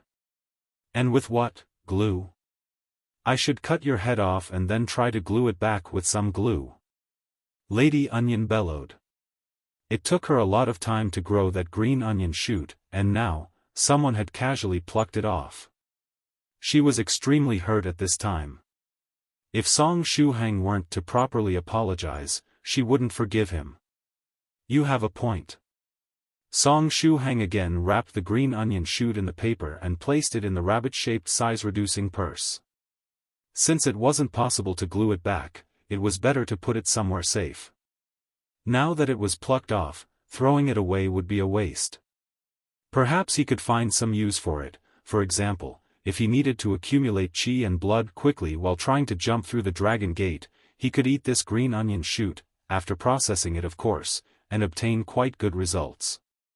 After storing away the green onion shoot, Song Shuhang said to Lady Onion, if it was really me who plucked your green onion shoot off, I'll try to find a way to compensate you. How are you planning to compensate me? The remaining half of Lady Onion's body swelled lightly. She was pouting. I don't know yet, but I'll do it if there is an opportunity.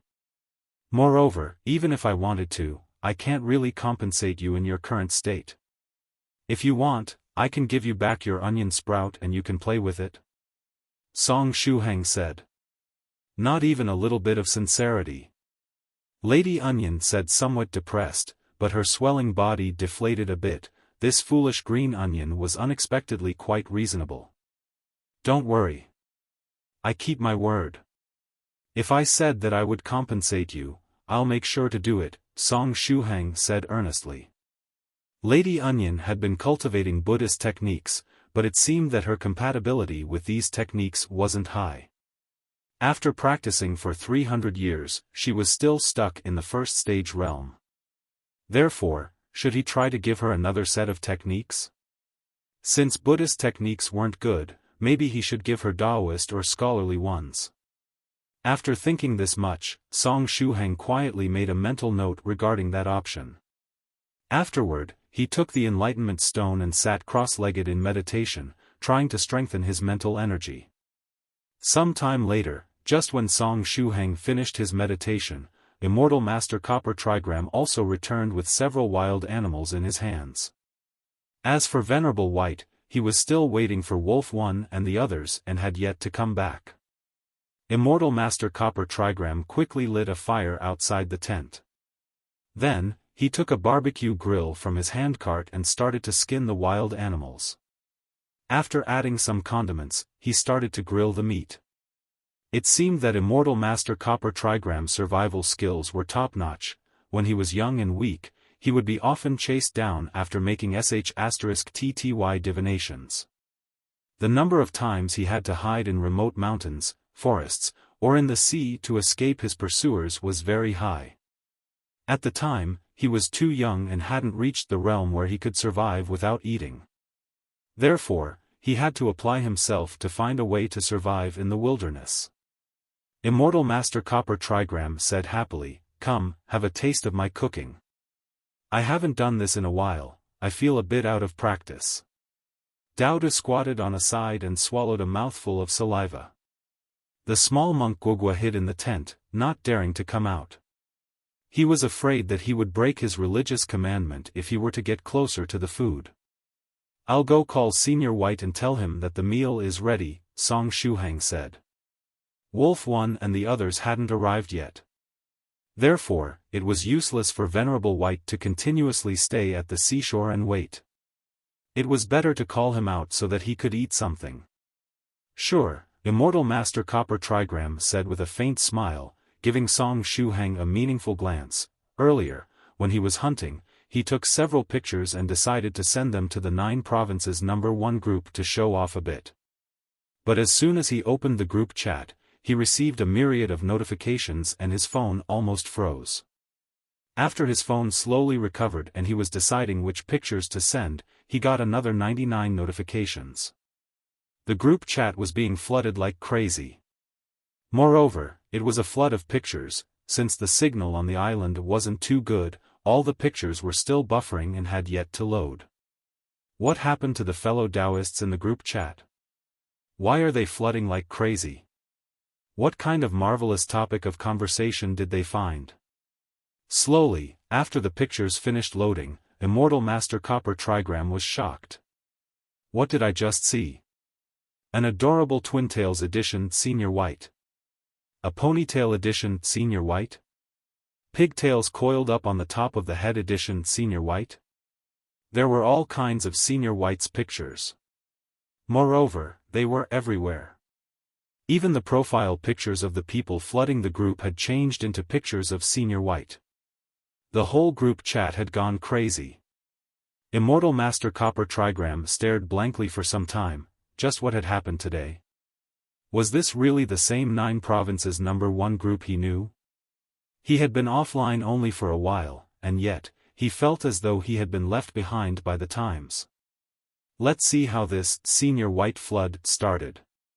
Immortal Master Copper Trigram switched the phone to another mode and opened the chat logs, starting to scroll upwards. Fearful, the people in the group had sent over 60,000 messages while crazily flooding. Cultivators were really quick with their hands. It wasn't something that the average man could do. After a long time, he finally found the source of everything. Soon after he lent his mobile phone to little friend Song Shuhang, Soft Feather shared a file named Senior White's Expression Package in the group space. This file was precisely the reason of this frenzied flood in the 9 provinces #1 group. After a short delay, Immortal Master Copper Trigram made up his mind and decided to download the file. Although the speed of the internet connection was awful, he managed to successfully download the file after quite some time. To keep up with the times, Immortal Master Copper Trigram didn't hesitate and changed his profile picture to Senior_White_Look_down. He found this emote very cool. Now that he had changed his profile picture, he was planning to have a good chat with Northern River's loose cultivator. At the time, he would be able to look down on him continuously. What a marvelous feeling. Immediately after, he started to scroll downwards, and very soon, he found a very interesting conversation. It was a conversation between True Monarch Yellow Mountain and Soft Feather. True Monarch Yellow Mountain, but whose hands are those? They should belong to the person messing with Senior White's hair, right? Those are Senior Song's hands, Soft Feather replied. If I'm not mistaken. Venerable White was also added to the 9 provinces #1 group, right? Moreover, it was precisely little friend Song Shuhang who helped him create the account and got him into the group. In this case, Venerable White should have also seen the chat logs, right? Yeah, there is no doubt about it. With how much the people in the group are flooding, Venerable White just has to go online and open the instant messaging app to see everything. It's good to be young. Immortal Master Copper Trigram muttered. I should give a like to Soft Feather, and light a candle for little friend Song Shuhang while I'm at it. Song Shuhang had no idea that Soft Feather had uploaded the Senior White's Expression Package in the group space. His brain hadn't even contemplated the possibility that the file Soft Feather wanted to send him was the fearful Senior White's Expression Package. If he were aware of it, he would have already dug a hole somewhere on the small island and buried himself there. Sometimes, ignorance was bliss. Song Shuhang went in Senior White's direction, his state of mind very good. At this time, Venerable White was sitting cross-legged on a huge rock.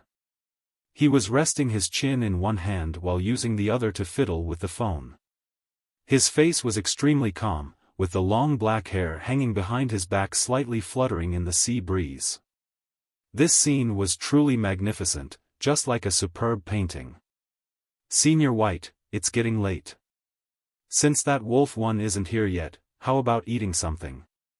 Song Shuhang shouted in Venerable White's direction from afar.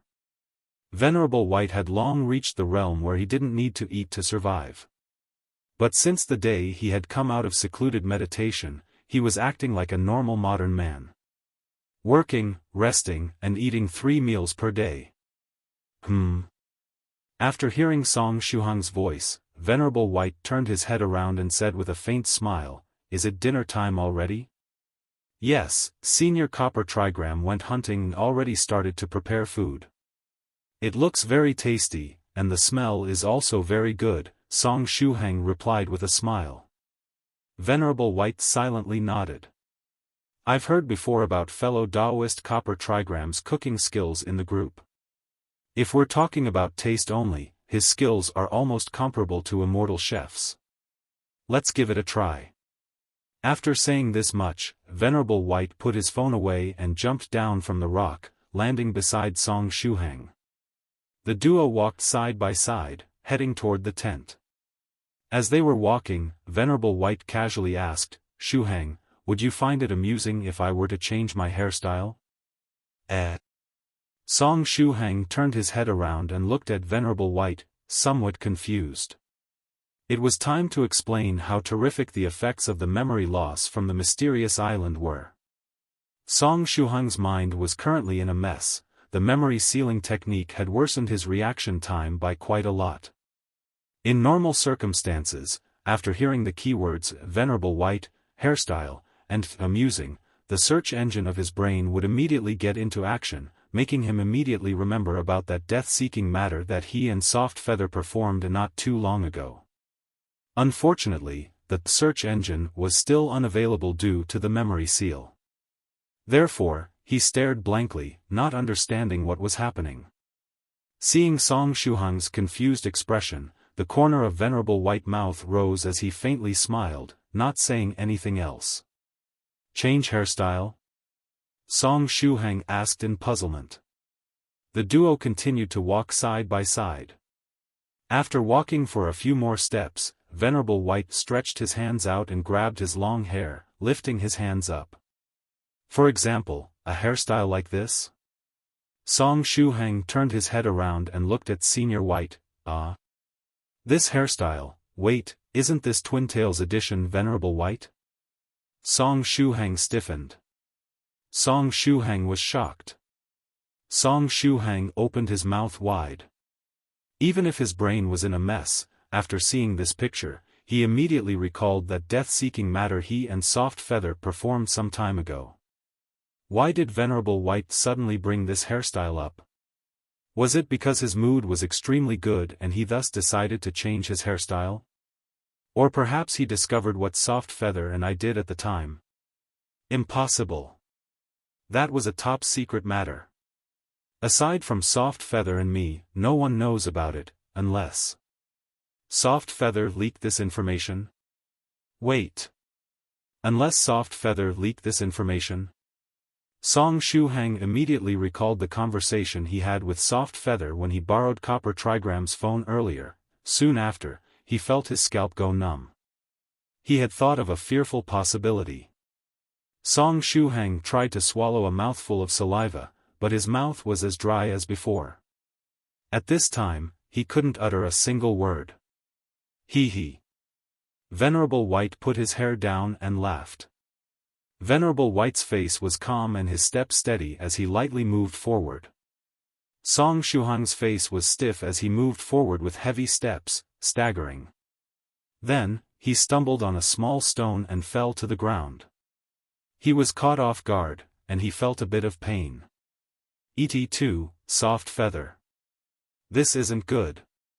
I must ask Senior Copper Trigram to lend me his phone again. I need to check the contents of the file Soft Feather sent in the group space. Moreover, I have to contact Senior 7 and tell him that I've obtained the skeletal dragon's withered vine necessary to cure 16.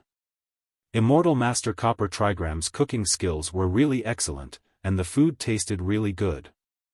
Although he was eating, Song Shuhang couldn't feel any flavor at this time. He just wanted to fill his belly a bit and ask Immortal Master Copper Trigram to lend him his phone. He had to check the content of the file Soft Feather sent in the group. But just as he was about to ask, Immortal Master Copper Trigram wiped his mouth and said with a radiant smile, "Little friend Song Shuhang, Senior White, Little Guogua, and Daodu, rest well after you're doing eating. I still have a matter to take care of, and I need to take my leave. See you soon. After finishing his sentence, he lightly jumped and a flying sword appeared beneath his feet, allowing him to soar into the sky. He had built the altar quite some time ago. Now, the time was right, geographical and human conditions were also favorable. It was just about time to go and activate the altar. Song Shuhang opened his mouth, but his body stiffened, no words came out. The sky is getting dark, we should rest. Shuhang, you should move Miss Chu Chu to a tent and the small monk and Daodu to another, Venerable White said with a faint smile and elegantly put the tableware away. The sky was getting dark. It is indeed time to rest in peace. Wait. It is time to rest, only rest, right? The night passed without problems, and the world was as peaceful as before. Song Shuhang got up early in the morning and exhaled a mouthful of bad air. Senior White didn't look for him to punish him with some extreme bungee jumping. Perhaps he decided to change his hairstyle on a whim yesterday and didn't know anything about that matter. Deep inside his heart, Song Shuhang hoped for it to be true. This was the mentality of an ostrich. When the ostrich was pushed into a corner, it would hide its head beneath the sand. It was convinced that if it couldn't see the enemy couldn't see it either. It was the mentality of someone that refused to accept reality. From time to time, humans would also behave like this. They would try to find excuses and non-existent possibilities to console themselves and get that extra sense of security. I hope that the world would stay as peaceful as before and that I would safely get past this day. Song Shuhang prayed after getting up. Then, he came out of the tent in search of a place to wash his face and rinse his mouth. After coming out of the tent, Song Shuhang saw that the bonfire they used yesterday to grill the food was lit up. Immortal Master Copper Trigram was still wearing that cowboy hat and was currently fiddling with the barbecue grill. The skewered meat was being roasted on the barbecue grill, as well as edible wild herbs. He was preparing an additional vegetarian dish for the small monk. Senior Copper Trigram is unexpectedly a very attentive person, Song Shuhang thought to himself. After a close look, he discovered that Copper Trigram's hat had become bigger than before. Moreover, it had changed into a pretty wide-brimmed hat. Wait, it was a completely different hat than yesterday. Senior Copper Trigram, good morning, Song Shuhang said and waved his hand. Good morning to you, little friend Song Shuhang. There is a source of water 100 meters to the right. You can wash your face and rinse your mouth there before eating, Copper Trigram said without turning his head. Thank you very much, Senior, Song Shuhang replied unconsciously. Then, he proceeded toward the right with a sleepy face. But after taking 2 steps, his body stiffened. He felt that there was something wrong with this situation. There was something wrong with Senior Copper Trigram's voice. That voice just now was very delicate and soft, just like that of a girl. Song Shuhang quickly turned his head, looking toward the barbecue grill. Just as before, Senior Copper Trigram was wearing a sleeveless white undershirt, a cowboy hat, and jean shorts. However, there was a big swelling on his chest, so big that it made one feel shocked. The swelling propped the sleeveless white undershirt up, turning it into a cropped top. There was also that slim and slender waist. And those tight-fitting jean shorts were revealing 2 beautiful and slender white legs. Finally, the face. A broad forehead and pretty eyebrows, coupled with a radiant smile and beautiful eyes, as well as a red dot between her eyebrows. It was a girl. Senior Copper Trigram? Song Shuhang pointed at the girl and said in astonishment. You haven't gone to wash your face yet? Immortal Master Copper Trigram raised her head and revealed a brilliant smile. It was a beautiful smile, beautiful enough to cause the downfall of a nation. Senior, what's the deal with your appearance? Song Shuhang said in shock. I just went to sleep, and Immortal Master Copper Trigram changed from a boorish stout man into a beautiful fairy maiden? Has the world gone mad? Or perhaps I'm still dreaming. Oh, so it's about my appearance. Immortal Master Copper Trigram said with a faint smile. This is a disguising technique. You have been in the 9 provinces #1 group for quite some time now, you must have heard about my incredible disguising technique. Oh, a disguising technique. I have indeed heard about Senior Copper Trigram's disguising technique in the group chat earlier. But Senior, your current state can hardly be explained with a mere disguising technique. Senior, disguising techniques can even change the structure of the body? Song Shuhang ridiculed. This is already a shape-shifting technique. The change is just too great. Where did those huge breasts come from? And that slim waist? And those slender white legs too? It's a disguising technique combined with a bone-shrinking technique. As far as I'm concerned, changing body structure and looks is very easy. Immortal Master Copper Trigram said self-satisfied. Then, she put the barbecue tongs down and let Song Shuhang have a good look at her beautiful body. She put her right arm behind her back, reaching with it around her waist from the left to caress the side of her navel in a sensual pose. 10. Yeah, this super disguising technique was truly wondrous. Senior, wait a moment. Let me calm down a bit. Song Shuhang rubbed his temples, his eyes, and also his face. Then, he looked at Copper Trigram once more. Immortal Master Copper Trigram brightly smiled. Song Shuhang performed the above-mentioned set of actions once more and looked at Immortal Master Copper Trigram again, asking, Senior, can you tell me what is your actual gender? This is a secret. Immortal Master Copper Trigram said self-satisfied. In the 9 provinces #1 group, no one knows about my real gender or appearance. Senior, this is hardly something you should be proud of. No wonder Northern River's loose cultivator was unable to find Immortal Master Copper Trigram when they agreed to battle on the summit of the Forbidden City 3 months earlier. Not only their appearance, but even their body structure and aura would also change. This disguising technique was simply a bug. It was like suddenly changing the actor of a TV show without any prior notice. How would you even recognize them?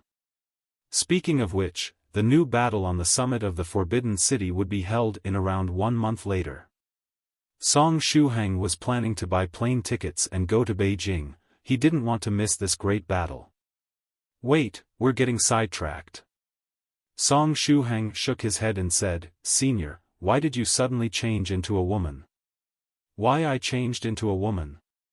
Immortal Master Copper Trigram put her finger on her lips and said with a smile, because of Venerable White of course. Song Shuhang had a confused expression on his face. Don't you find it dangerous to face Venerable White as a male? I always feel that my view of the world would get distorted when I'm around him. Such being the case, I just need to turn into a woman and I won't have to worry about that, right?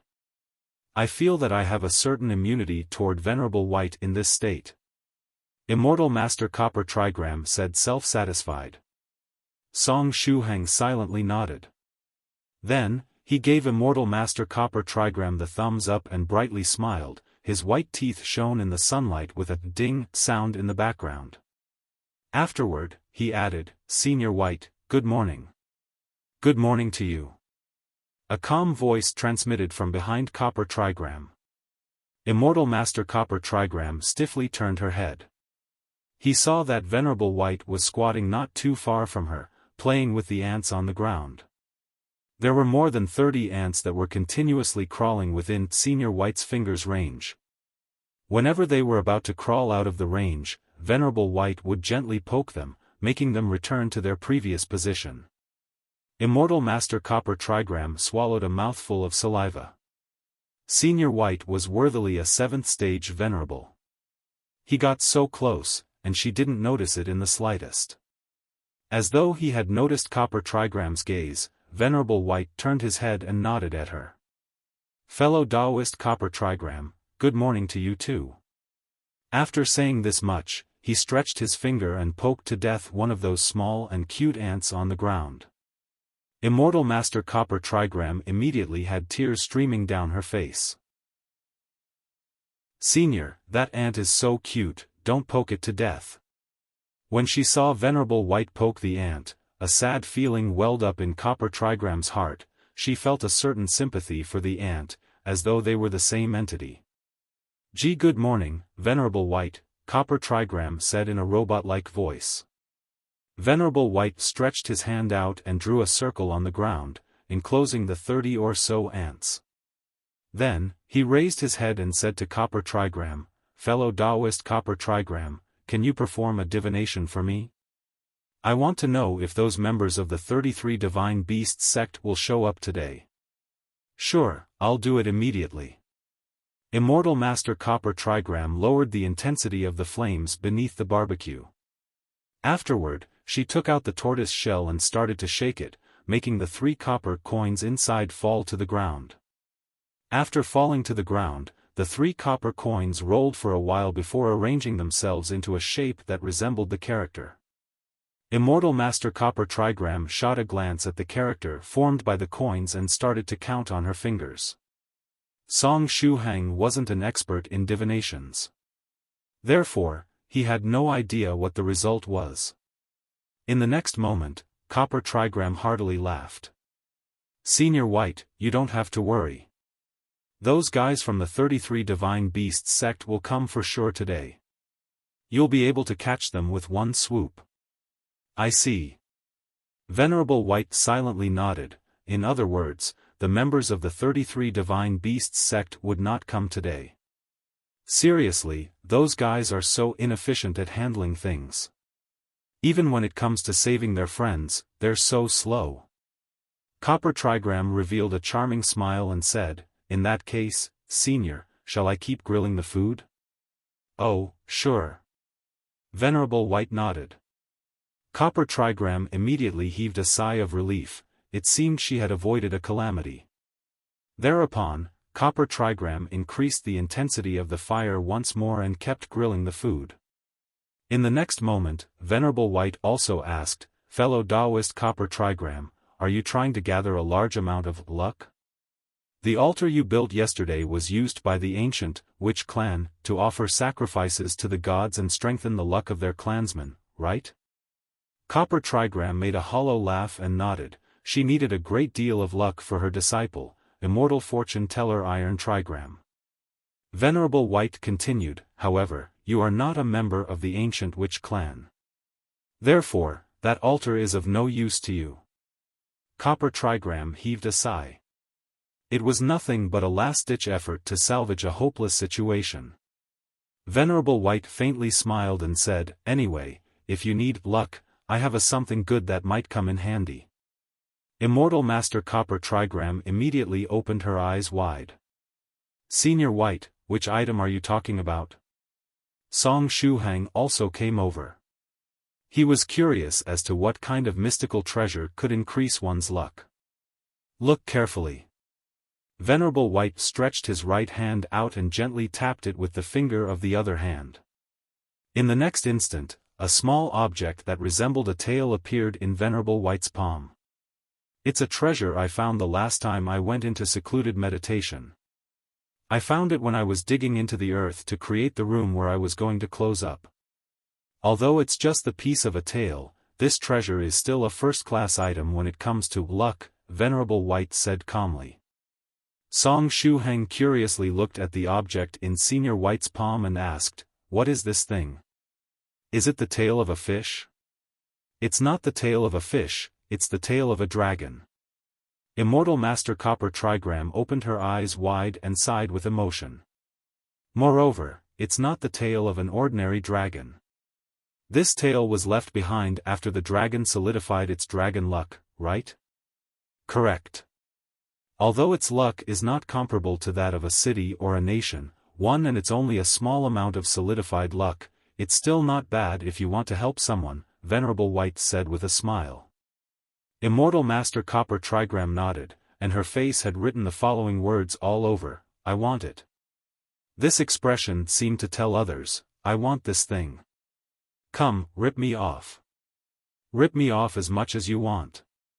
Venerable White said, "This lucky tale is of no use to me.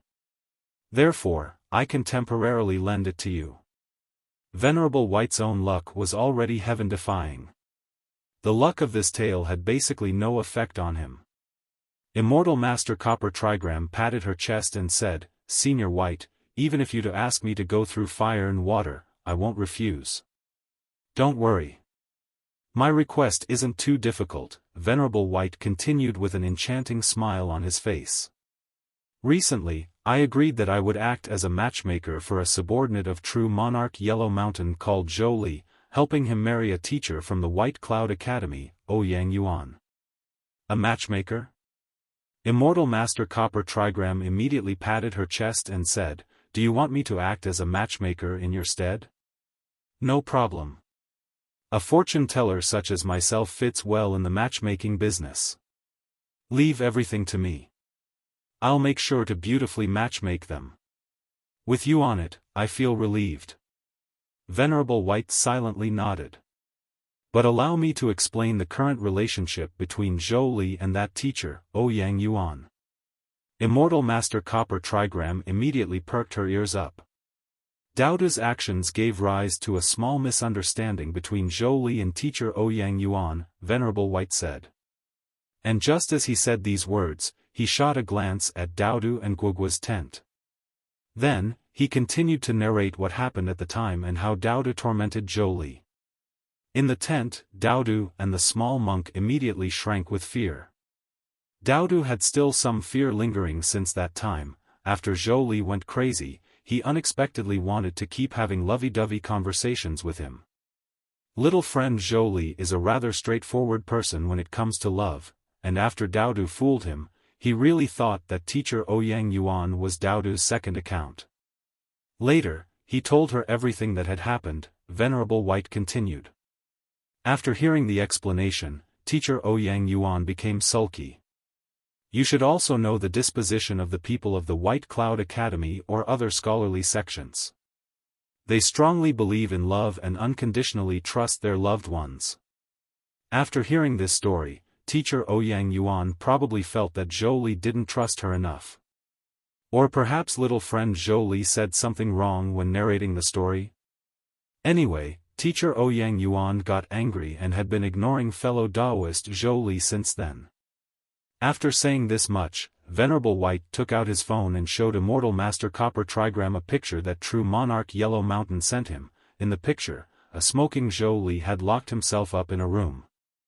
His whole face was covered in smoke, he seemed very sad. As for why true Monarch Yellow Mountain could take a photo of him although he had locked himself in a room, it was all thanks to the wonders of magical techniques. Immortal Master Copper Trigram. Copper Trigram also knew Zhou Li. He was a junior that was very skilled at handling matters as well as capable of adapting to all situations. But she hadn't expected that his emotional quotient was on the low side. There is one more thing. It's about the female monster hunter that was trying to catch Daoist.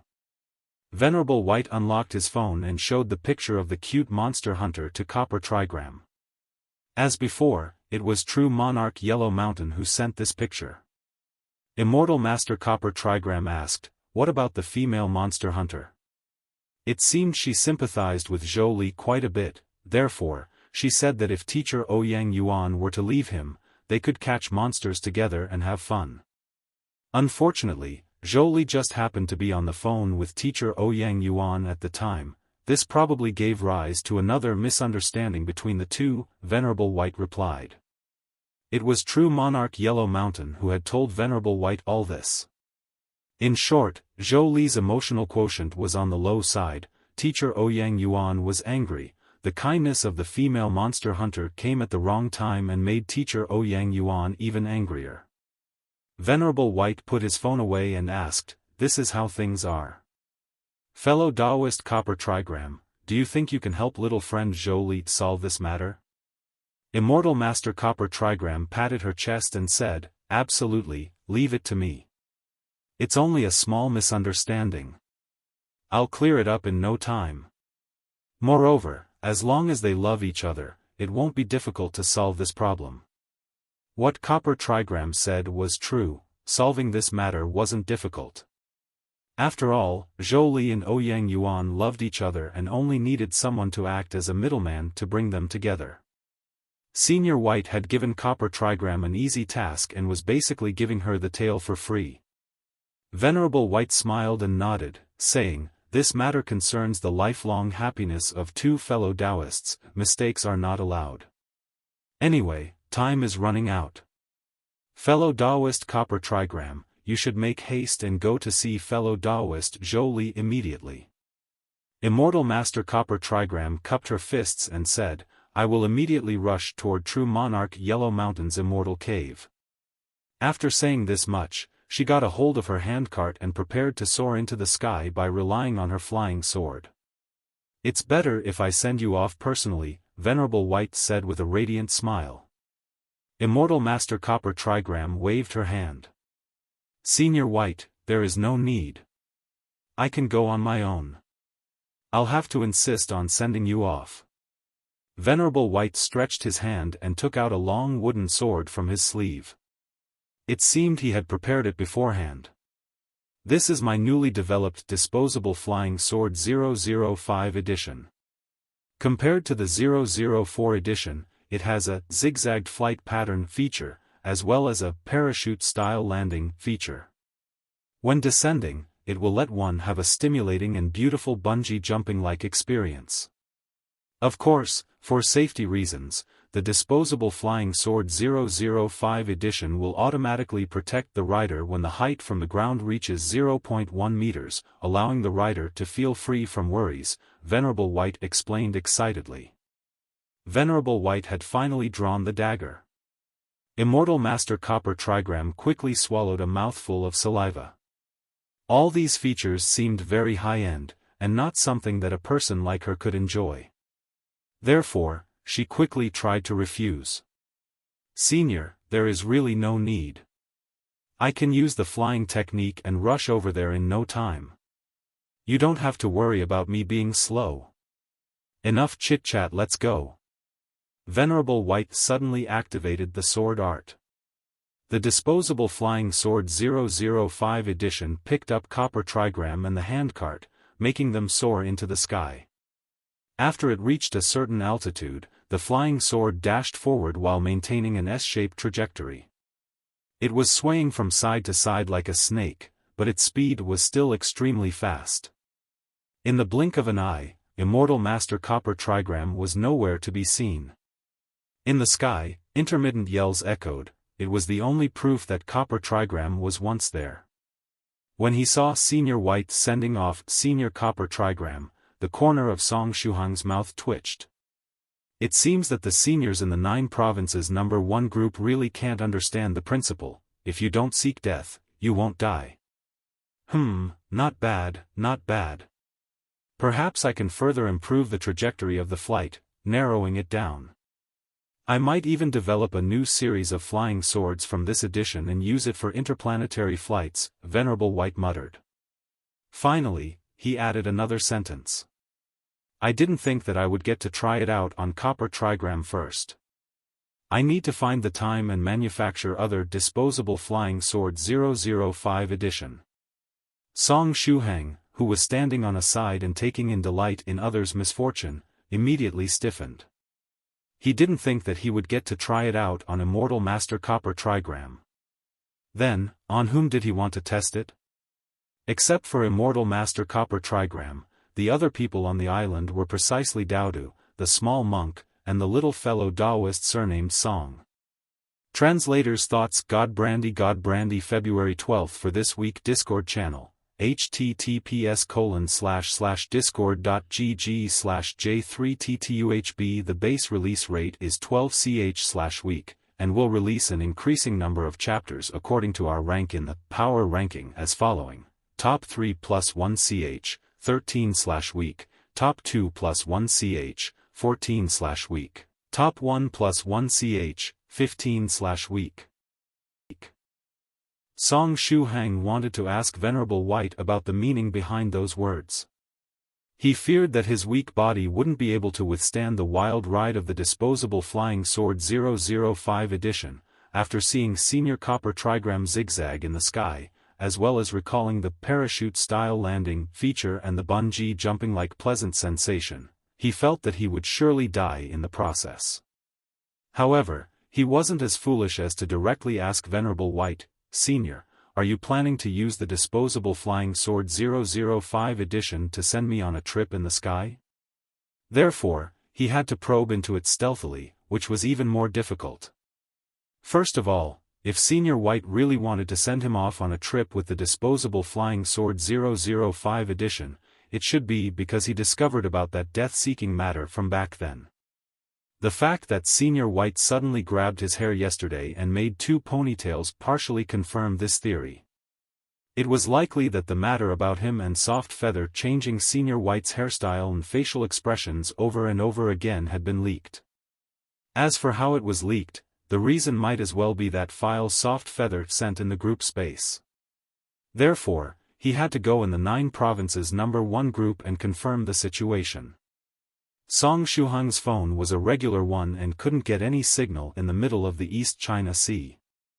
Since Immortal Master Copper Trigram was also sent a few thousand kilometers away, the only option left to get into the group chat was to ask Venerable White to lend him his phone. "Senior White, can you lend me your phone for a moment?" Song Shuhang tried to squeeze out the most natural and gentle smile he could. Venerable White had taken over Copper Trigram's duties and was now looking after the barbecue. Copper Trigram had already put the condiments on. Therefore, Senior White only needed to control the intensity of the fire and wait till the food was ready. "You need my phone?" Venerable White turned his head around and asked with a faint smile, "What do you need it for?" "It's like this, when I went to the mysterious island, I had a lucky encounter and found something interesting." After saying these words, Song Shuhang took out the skeletal dragon's withered vines from the rabbit-shaped purse, saying, "I have 16 withered vines with me. Therefore, I was thinking of contacting Senior 7 and telling him to come here to take them. He needs them to cure 16's injury." This reason was simply perfect. No flaws at all. I see, in that case, I'll help you get in contact with fellow Daoist 7. Venerable White nodded and took a step back. Then, he pointed toward the barbecue grill and said, "Shuhang, come here and use the fire-controlling art.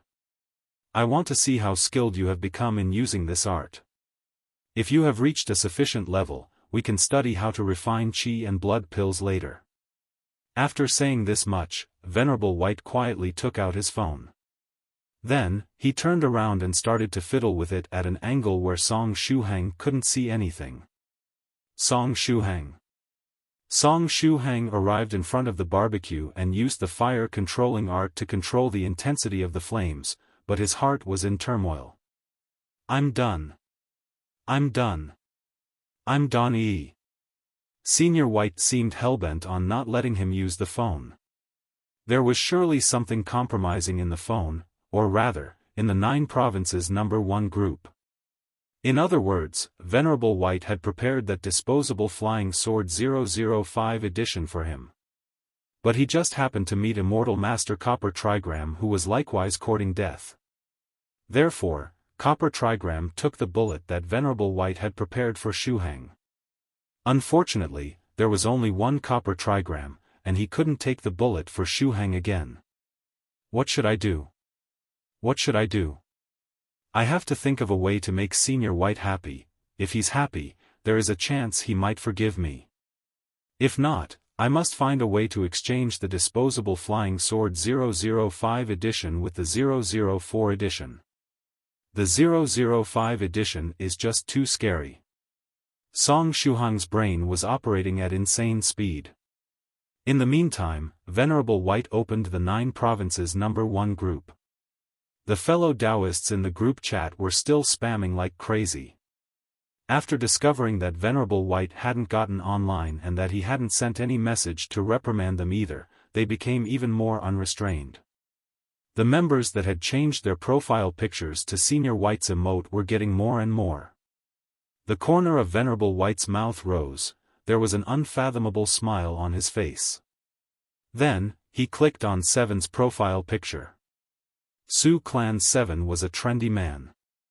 Therefore, he too had changed his avatar.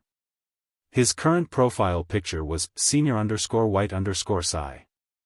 At this time, Seven was also spamming in the group, but he wasn't spamming random stuff like the others.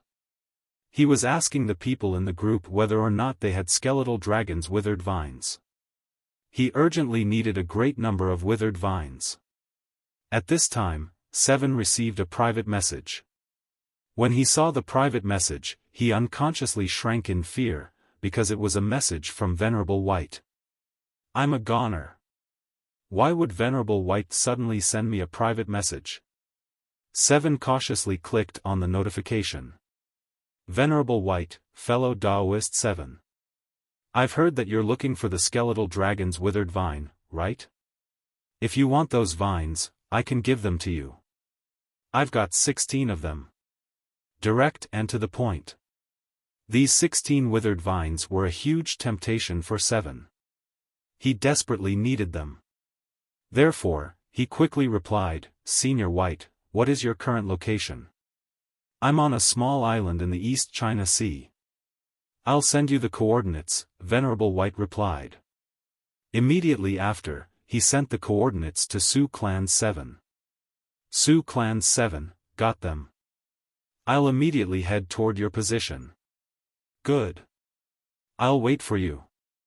Then, Venerable White also added, also, your new profile picture is rather amusing. Let meet us on the island, bye-bye. After reading this message, Seven couldn't help but break out in a cold sweat. Why did I stupidly change my profile picture? Although Senior White sent a smiling emoji, Seven felt that a bleak future awaited him. Should I really go to the island? The answer was, yes. He had to go even if he had to face mountains of swords and seas of flames. Seven clenched his teeth and put his phone away. Afterward, the heavenly saber on his back automatically flew beneath his feet. Let's rush toward Senior White's coordinates. Seven headed toward the small island. Venerable White narrowed his eyes into a smile and said to Song Shuhang, done. I've notified fellow Daoist 7. He'll be here very soon. Song Shuhang revealed a radiant smile and replied, thank you, Senior. You're welcome. Venerable White's mood seemed pretty good. He stretched his hand out and picked 2 skewers of meat and vegetable from the barbecue, saying, I'll prepare a small gift to welcome fellow Daoist 7. You can keep grilling the food. Your fire controlling art isn't bad and has reached an acceptable level. Later, we can try to refine qi and blood pills. After saying this much, Senior White took a bite of the food and leisurely headed toward the nearby forest. From the looks of it, he seemed to have gone there to pick up a good tree branch. And if Senior White was going to pick up a tree branch, it was very likely to be manufactured into a disposable flying sword. Tears started to well up in Song Shuhang's eyes. After Senior Copper Trigram, is it my turn? And these aren't tears, it's just the smoke from the barbecue making me tear up. Anyway, I need to pull myself together. I need to find a way to cheer up Senior White before he decides to send me off. Song Shuhang operated his brain at high speed. He was thinking about what Senior White liked and what could possibly help him improve his mood. Disassembling electric equipment? Eating bayberries? Racing with cars? Racing with flying swords? Closing up? Anything weird or mysterious? Sending disposable flying swords in space? Submerging in the depths of the sea? Using a volcano as a hot spring? Wait, what's wrong? The latter options. Song Shuhang fiercely shook his head, casting aside those dangerous options. Anyway, all these options were impractical. Or else, should he try telling Senior White a funny joke to cheer him up? Although Song Shuhang had read many books, now that he tried to rack his brain, he couldn't recall any interesting jokes. In the forest, Senior White was humming a song as he chose a good tree branch, starting to peel it. Very soon, the embryonic form of the disposable flying sword 005 edition appeared in his hands. There was a slight difference between the 004 and 005 editions. The blade of the 005 edition was slightly arched. I'm done for. What should I do now? Since there was no signal, he couldn't even go online to look for help. Soon after, Senior White started to engrave a formation on the body of the sword. 2 minutes later, a brand new disposable flying sword 005 edition had appeared in Venerable White's hand. Done. I've also added a coiling flight feature and narrowed the flight angle. There is also an additional meteor-like effect that would make it look like a meteor streaking across the sky when launched. This improved edition is a little different from the Disposable Flying Sword series. Let's just call it Disposable Meteor Sword 001. Venerable White muttered as he raised the wooden sword in his hand high. I'll be able to try it out in a while. If the effects are good, I can perhaps create a whole meteor shower in the future. The body of the sword was faintly emanating a meteor-like radiance. When shooting up in the sky, this flying sword would surely look beautiful. Perhaps because he had already opened his ear aperture, Song Shuhang heard everything Senior White muttered. Song Shuhang touched his legs, they had somewhat gone soft. Senior White had upgraded the disposable flying sword and it was even scarier than before. At this point, it was better if he had been sent flying with the disposable flying sword 005 edition used on Senior Copper Trigram. In the meantime, on a certain island in the middle of the Pacific Ocean, the old professor, Tubo, Gao Momu, and the other passengers got up with great difficulty. Yesterday, they managed to formulate a rather efficient teaching method under the directions of the professor. Get up. As first thing, we have to see what's the current level of understanding the natives have in regards to Chinese characters. After we know their level of proficiency, we can teach them according to their aptitudes, the old professor said. They were planning to randomly select some of the primitive men and conduct a small test to see the level of their understanding in regards to Chinese characters.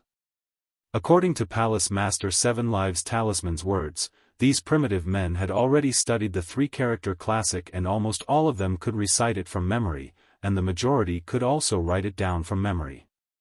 An hour later, the old professor, Tubo, Gao Momu, and the others looked at the pile of examination papers, somewhat dumbfounded. They really wanted to know which country's Chinese characters were their primitive men writing. All the test papers were written down in illegible handwriting, so illegible that they couldn't make out a single character. There was no way this was the three-character classic, this was a book about ancient magical runes. Gao Momu secretly swallowed a mouthful of saliva. He dared to bet that regardless which era they lived in, no Chinese man would be able to recognize the characters of this three-character classic if written in such illegible handwriting.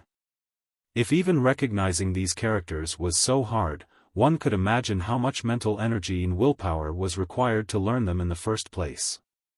These primitive men really had it difficult. Unexpectedly, most of them could write down these illegible characters from memory. They must have suffered a lot of during this period. Tubo held his chin and muttered, if I'm not mistaken, that person wearing a windbreaker said earlier that he hit the palms of the natives if they made mistakes while reciting the three-character classic from memory.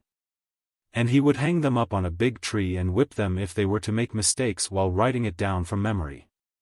After hearing this much, all the passengers became silent. Gao Mumu's girlfriend Yai said, in this case, were all the primitive men hung up and beaten by that person wearing a windbreaker? The old professor said in a grave tone, I think it's very likely. Unless they were pushed into a hopeless situation, how could they have memorized and wrote down from memory those magical runes? The scene of the natives reciting and writing down from memory the three-character classic while trembling in fear appeared in the minds of the passengers. If someone were to recite the wrong verse, the windbreaker-clad man would hit their palms with the disciplinary ruler until turning them red. And if someone were to commit mistakes while writing down the text from memory, with that illegible handwriting, he would hang them up on a tree like drying clothes and whip them mercilessly, making them weep in a sad way. After thinking this much, they felt sad for what the natives had gone through. Having to study the three-character classic written with that illegible handwriting had increased the difficulty of the learning process by several times. The old professor held the examination papers and sighed with emotion.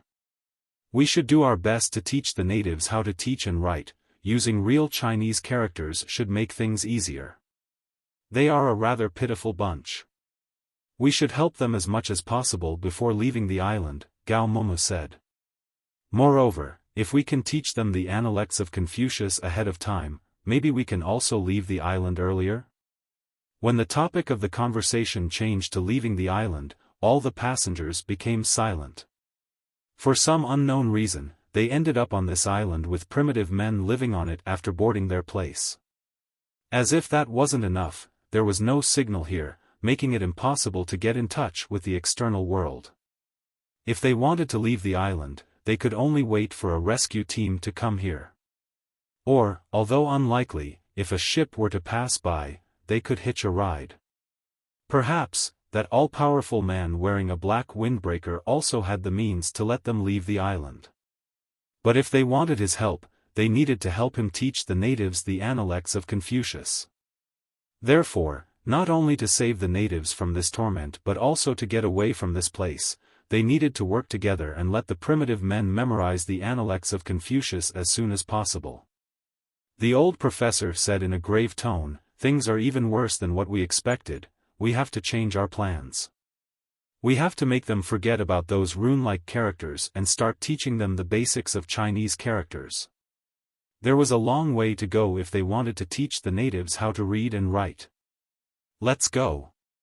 Gao Momo made a fist and said. "Let's go." Yai said. "Let's give it our all." Tubo said. "We can do it." Lu Fei and her elder sister said. The other passengers also made a fist and clenched their teeth, ready to try their best. At this time, in Palace Master Seven Lives Talisman's dwelling. Palace Master Seven Lives Talisman had a delighted expression on his face as he was grinding the red-colored ink stick in his hand. In the next moment, he suddenly stopped.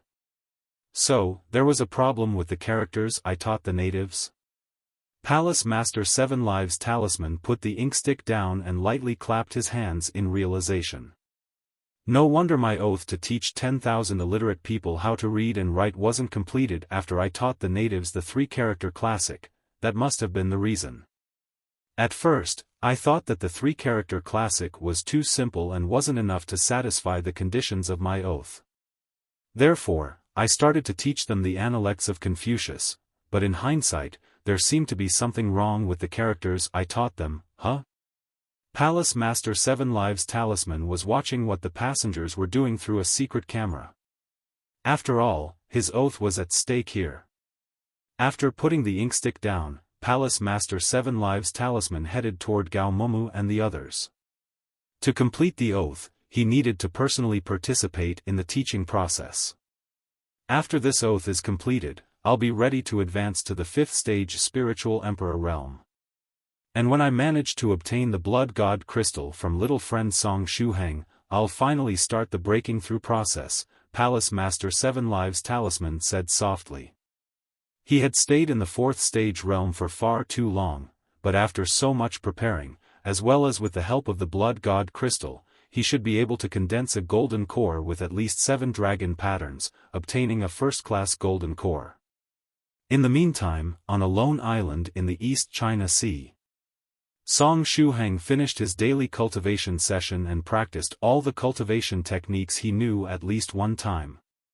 After completing his practice, he returned to the nearby tent. At this time, Daodu and the small monk were shrinking inside the tent, revealing their heads from time to time, taking a stealthy look, and retreating inside the tent again. Song Shuhang rubbed his temples and quietly approached Daodu, asking, "Is Senior White still manufacturing those disposable meteor sword 001 edition?" "Yes." Daodu turned his head and spat out his tongue. "Woof, this is the 16th sword already." Song Shuhang secretly shot a glance toward the woods. Venerable White peeled a tree branch and stretched his finger out, starting to engrave formation runes on it. On a side, there were already 15 Disposable Meteor Sword 001 edition piled up. That scene was enough to scare all those present out of their wits. Song Shuhang's heart twitched. Is Senior White really planning to create a meteor shower? If Senior White really wanted to create a meteor shower, amongst the meteors, there would be surely one surnamed Song, right? That seems to be the case. Daoist spat out his tongue. The small monk Guogua lowered his voice and asked, "Who offended Senior White? Did we do something that made him angry?" After saying this much, Guogua stared at Daoist. "Don't look at me. I've been very obedient for the past few days." "Woof, how did I exactly anger Senior White?" Daoist immediately rejected the idea. Afterward, the small monk looked at Song Shuhang in puzzlement. "I'm not sure, but the cause might be a file soft feather sent in the group chat," Song Shuhang said in a low voice. "A file? What was inside?" Daoist asked out of curiosity. Song Shuhang was just about to tell Daoist when a ray of light flashed through the sky. Saber light descended from the sky, and a tall and big man leapt down from it. It was Su Clan 7. 7 arrived beside Venerable White as the heavenly saber automatically returned to his back. "Senior White, I'm here." Venerable White raised his head and looked at 7, revealing a gentle smile. "You came very quickly. 16 urgently needs those skeletal dragons' withered vines. Therefore, I came over as soon as possible." 7 sighed with emotion. "It seems that you're in a hurry, eh?" Venerable White tilted his head and asked, smiling. Yes. I'm indeed in a hurry." 7 nodded repeatedly. He had to make haste and get the hell out of this place after securing the withered vines. Venerable White nodded. "In this case, I'll not waste your time. It was little friend Song Shuhang who obtained the skeletal dragon's withered vine. You can make a deal with him." "Little friend Song Shuhang? Where did he found it?" 7 was somewhat surprised. The skeletal dragon's withered vine was a rare medicinal herb. A natural treasure of this level would be protected by sentient beasts and monster beasts, making it very difficult to obtain. So, from where did little friend Song Shuhang obtain these 16 withered vines? "On the mysterious island," Venerable White said softly. "On the mysterious island? Then, did he lose his memory?" Su Clan 7 said, somewhat alarmed. Venerable White nodded. "Therefore, you must properly compensate him for these hard-won withered vines." "Naturally. After all, little friend Song Shuhang helped 16 several times already, how can I possibly treat him unjustly?" 7 nodded and after pondering for a moment, replied, "From what I remember, little friend Song Shuhang just opened his eye aperture and should be trying to open his nose aperture, right? As soon as I return to the clan, I'll look for several types of medicinal pills that are best suited to open the nose, ear, and mouth apertures. I can guarantee that the quantity would be enough to let him open all his apertures. Afterward, he would only have to jump through the dragon gate. Additionally, as soon as little friend Song Shuhang breaks through the second stage realm, I'll bring him to the first layer of our Spirit River secret realm and allow him to practice there for at least 10 times. Senior, what do you think of this proposal?" Venerable White smiled. It seemed that Su Clan 7 was ready to go all out to obtain these withered vines. Enough medicinal pills to let him open his nose, ear, and mouth apertures, considering that Song Shuhang had already missed the best period to practice and didn't have that innate true qi inside his body. The value of these medicinal pills could be already compared to 6 withered vines. As for that possibility to practice in the first layer of the Spirit River secret realm, it was even more precious. The Spirit River secret realm was the root of the Spirit River Su clan. According to legends, there was a huge spiritual river in the depths of the secret realm.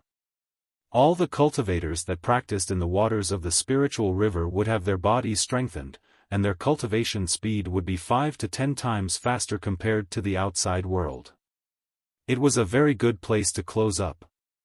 Allowing Song Shuhang to practice in the first layer of the Spirit River secret realm for 10 times completely exceeded the value of the remaining 10 withered vines.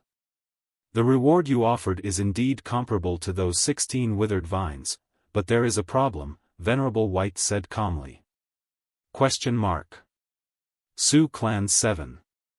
Little friend Song Shuhang has already opened all his apertures and is about to jump through the dragon gate. He just needs to accumulate enough qi and blood and wait for the right opportunity to jump through it, Venerable White said with a smile. Little friend Song Shuhang is about to jump through the dragon gate already? Su Clan 7 thought he had misheard. What kind of cheat is he using? This speed is just too exaggerated. Little friend Shuhang had several fortuitous encounters lately, and he encountered several life and death crises too. Anyway, given the current situation, your reward isn't suitable. Since you're in a hurry, how about taking the withered vines from Shuhang first? As for how to reward him, you can calmly think about it after you return to the clan, Venerable White said with a smile. As he was speaking, he gently caressed the 16th Disposable Meteor Sword 001 edition. It was finally complete. Su Clan 7 laughed heartily. What a headache. I'll need to rack my brains to think of a proper reward for little friend Shuhang. Then, he headed toward Song Shuhang with a smile plastered all over his face.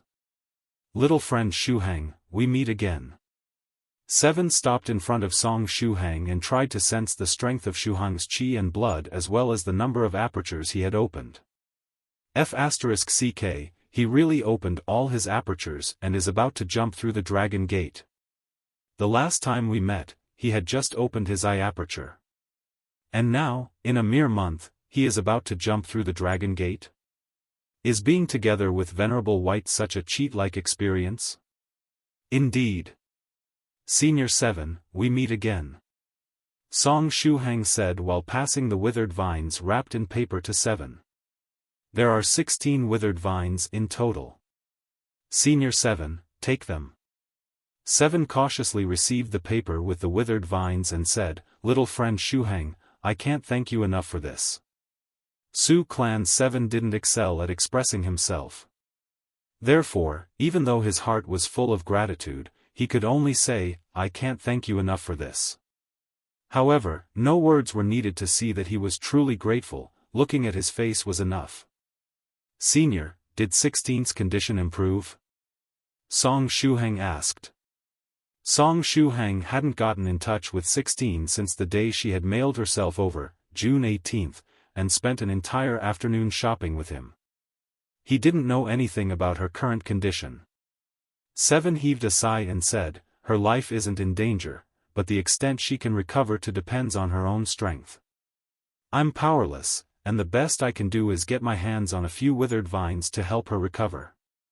After hearing that her life wasn't in danger, Song Shuhang calmed down a bit. He had also done everything in his power.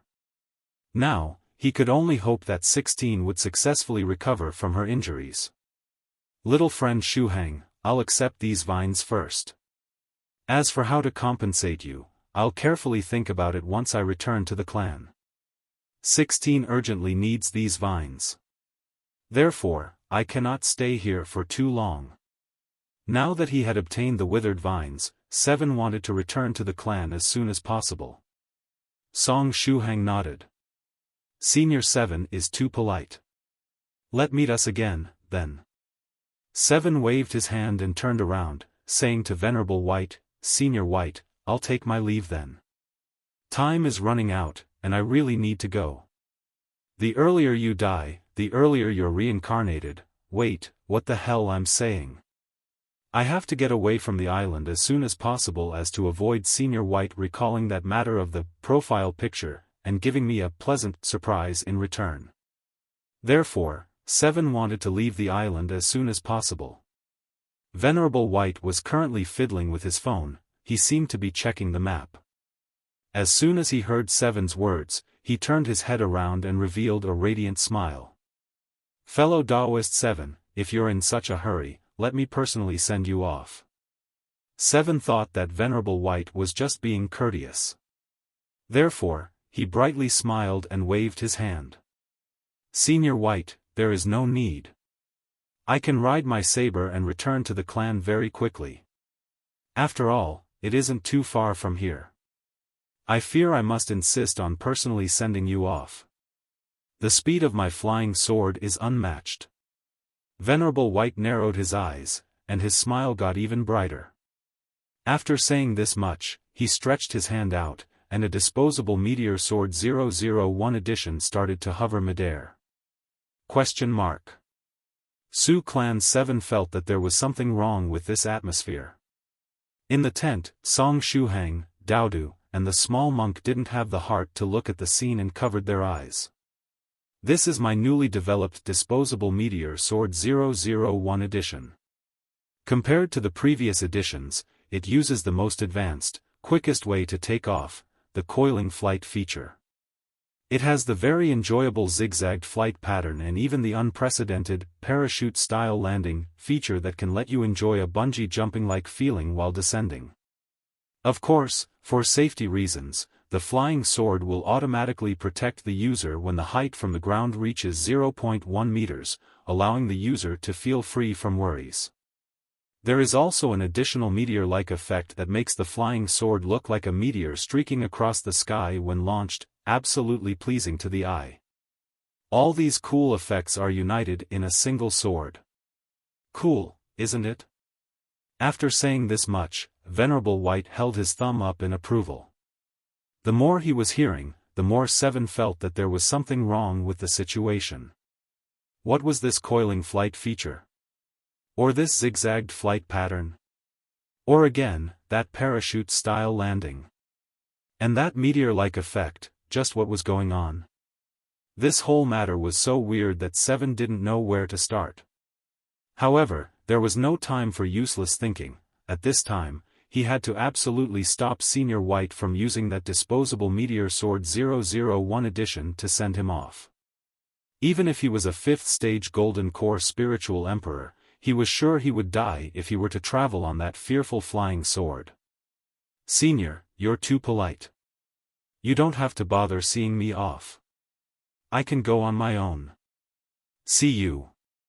The heavenly saber on Seven's back moved on its own and fell beneath his feet. He didn't wait for Senior White's reply and immediately stepped on the saber, rising in the air and preparing to quickly leave the small island. Too late. I've checked the position on the map earlier and locked down the destination's coordinates already. Therefore, let me send you your way. I can guarantee you that this flying sword will deliver you to the Spirit River Sioux clan. Venerable White laughed and activated the sword art. Go! With a whiz, the disposable meteor sword 001 edition drilled beneath Seven's feet, picking both him and the heavenly saber up. In the next instant, it finally took off. The coiling flight feature was extremely fast and efficient. Sioux Clan 7 spun like a drill and ascended to the sky. "Yuwa!" 7 cried out strangely as he flew high into the sky while still spinning. Since he was spinning too quickly, his body literally became a tornado, resembling the Blade Master from World of Warcraft when he was using his Bladestorm skill. And just like a tornado, he was madly spinning while continuously moving forward. After he was bladestormed into the sky, the second feature of the disposable meteor sword, the meteor-like effect, also activated. The sword started to emit a dazzling light, turning 7 into a meteor that streaked across the sky. However, the trajectory of this meteor was a bit strange. While streaking across the sky, it would often go up and down, and then left and right. 7 was still crying out when his scream was suddenly cut off, and his figure disappeared from Song Shuhang, Daodu, and Guogua's sight. Compared to the disposable flying sword 005 edition that sent off Immortal Master Copper Trigram, this sword was at least 2 times faster. What a fearful gadget! Even a powerful 5th-stage spiritual emperor like Seven was unable to resist the power of the disposable meteor sword 001 edition, and could only scream at the top of his voice. Moreover, he couldn't get away from the attraction field of the disposable meteor sword even though he was already riding his own flying saber. Senior White had developed a fearful flying sword. Song Shuhang turned his head around and secretly shot a glance at Venerable White. At this time, Venerable White was using his phone to take pictures of the madly spinning Seven. Damn, the speed is too fast. The pictures are all blurry. I'll need to strengthen the camera of the phone, Venerable White muttered. Or perhaps I should leave an imprint spell on the flying sword that would record the whole scene and transmit it over here. Moreover, the zigzagged flight pattern becomes monotonous after a while. Perhaps it would be more interesting if many disposable meteor swords were flying together? For example, in the shape of a windmill or a V-shape like wild geese? I'll make a few changes then. Another 20 disposable meteor swords should suffice, but I should make a few more just in case. After all, the number of fellow Daoists in the group chat that want to try them is getting higher and higher. Or so Venerable White thought to himself. Right, Shuhang. Venerable White put his phone away and turned his head. Song Shuhang's heart sped up. Senior, is something the matter? No need to be scared. I just recalled that you're about to jump through the dragon gate, and closing up isn't really going to help you with that step, Senior White said with a smile on his face. How did the topic of the conversation change to cultivation? Senior White's train of thought has also started to randomly jump from subject to subject. Anyway, as long as we're not talking about disposable flying swords, it's all good. Thereupon, Song Shuhang replied, Senior, what should I do in that case? Jumping through the dragon gate is literally like jumping through the dragon gate as a fish. During this process, you have to go against the current, and if you don't advance, you'll fall behind. What you need is an opportunity to experience with your body the feeling of going against the stream. The more you get familiar with this feeling, the easier it will be to jump through the dragon gate. Venerable White said with a serious expression on his face. I have to experience with my body the feeling of going against the stream? Song Shuhang thought for a moment, and his eyes suddenly lit up. Senior White, are you saying that I should look for a waterfall and get such an experience there? Although there are some differences, you got the basic meaning right. Venerable White said with a bright smile. I see. After the trip is over and we return to China, I'll go look for a waterfall. Song Shuhang said as he clenched his fist. After jumping through the dragon gate, the illusory qi and blood energy in his body would condense and solidify, turning into true qi. At that time, he would really enter the world of cultivation and leave behind the title of rookie cultivator. I feel at ease seeing you this motivated, Venerable White said with a smile. Then, he also added, actually, you don't really need to look for a waterfall to experience the feeling of going against the stream. If I don't need to look for a waterfall, what do I need to look for? Song Shuhang blurted out, but he quickly regretted saying these words. If there was no waterfall, there was still the sky, the deep sea, and even space. Damn it, I have to stop being so straightforward and control my mouth. Senior White stood in front of him with his hands crossed behind the back and a mysterious smile on his face. Senior White. Song Shuhang swallowed a mouthful of saliva. He wanted to beg Senior White not to use disposable flying swords to send him into the sky. But just as he was about to speak, he thought once more about his straightforwardness. He had to calm down and take his time. First, he had to properly process the sentence in his mind to see if there were no problems with it. For example, what if Senior White had no intention of sending him into the sky with a disposable flying sword? In that case, wouldn't he stupidly remind Senior White about that option, bringing a disaster upon himself? There was no need to make haste, and even if Senior White wanted to send him off, it was still not too late. Use Lady Onion's signature skill, the 500 Ways to Surrender to a Human Cultivator You're Unable to Beat.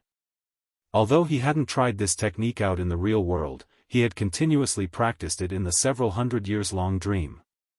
The fearful thing was that he had practiced over and over again even the ultimate seducing skill of a pretty female monster.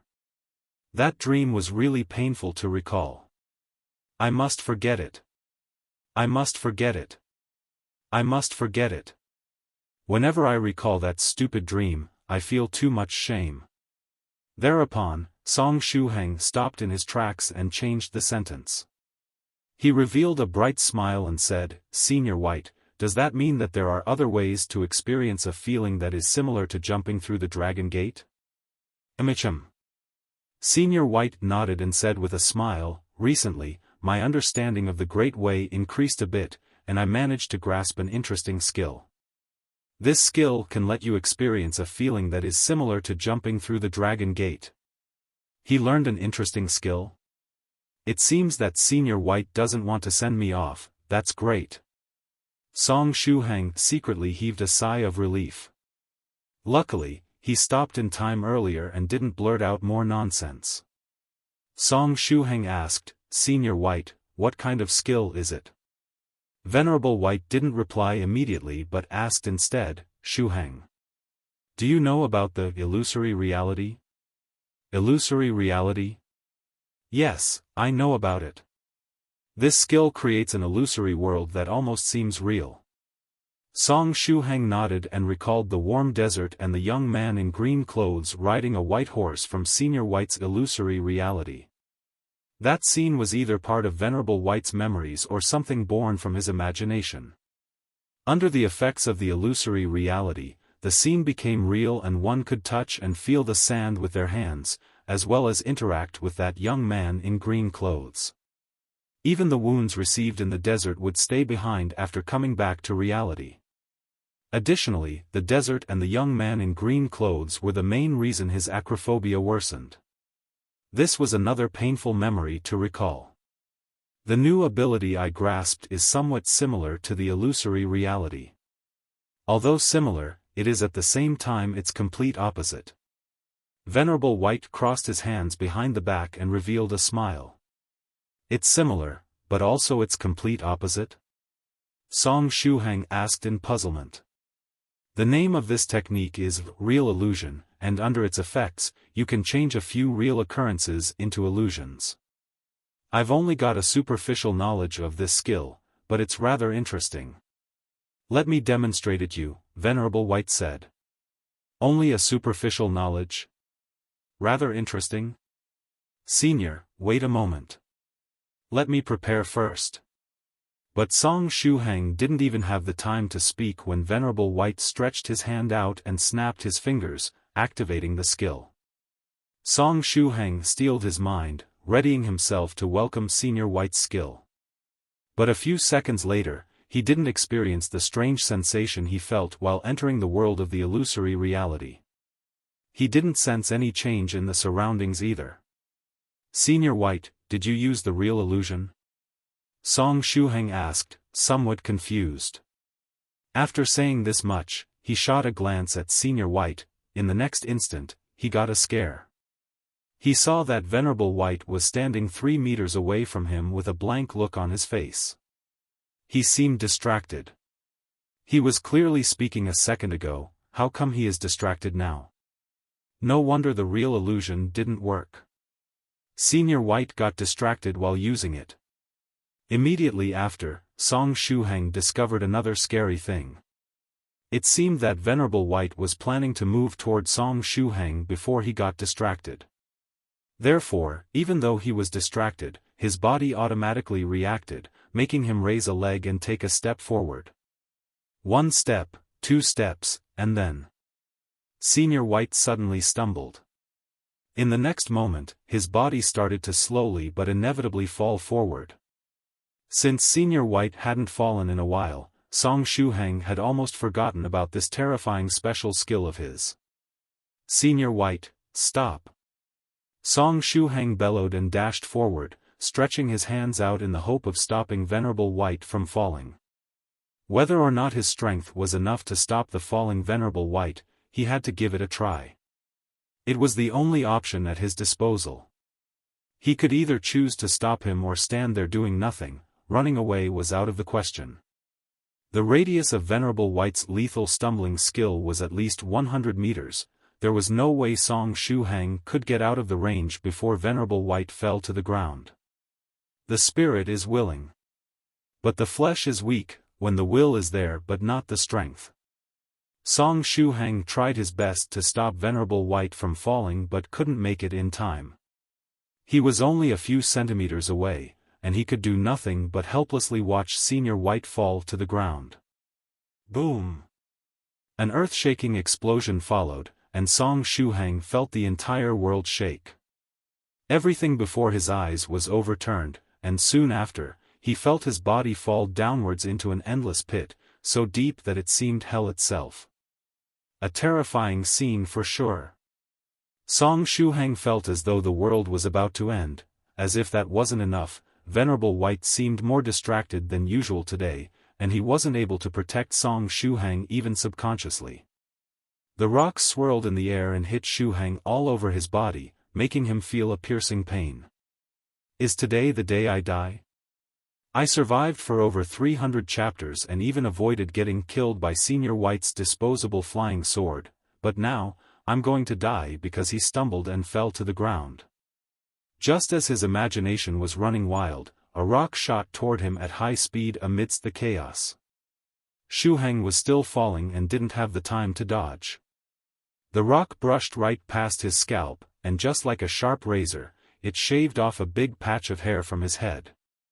In the next instant, Song Shuhang felt the world going black and lost consciousness. Senior White getting distracted was a rather fearful thing. In the meantime, in the airspace of the East China Sea, true Monarch White Crane was cheerfully flapping the 6 wings on its back.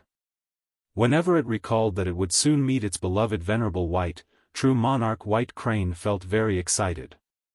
It was so happy that it felt the urge to sing loudly. But right at this time, sword light flashed before its eyes and quickly dashed toward its position. The sword light resembled a meteor streaking across the sky. It looked very pretty. Moreover, its flight pattern was rather peculiar, suddenly flying left, right, up, and then down. The speed was also extremely quick. Senior White sword chi is emanating from it.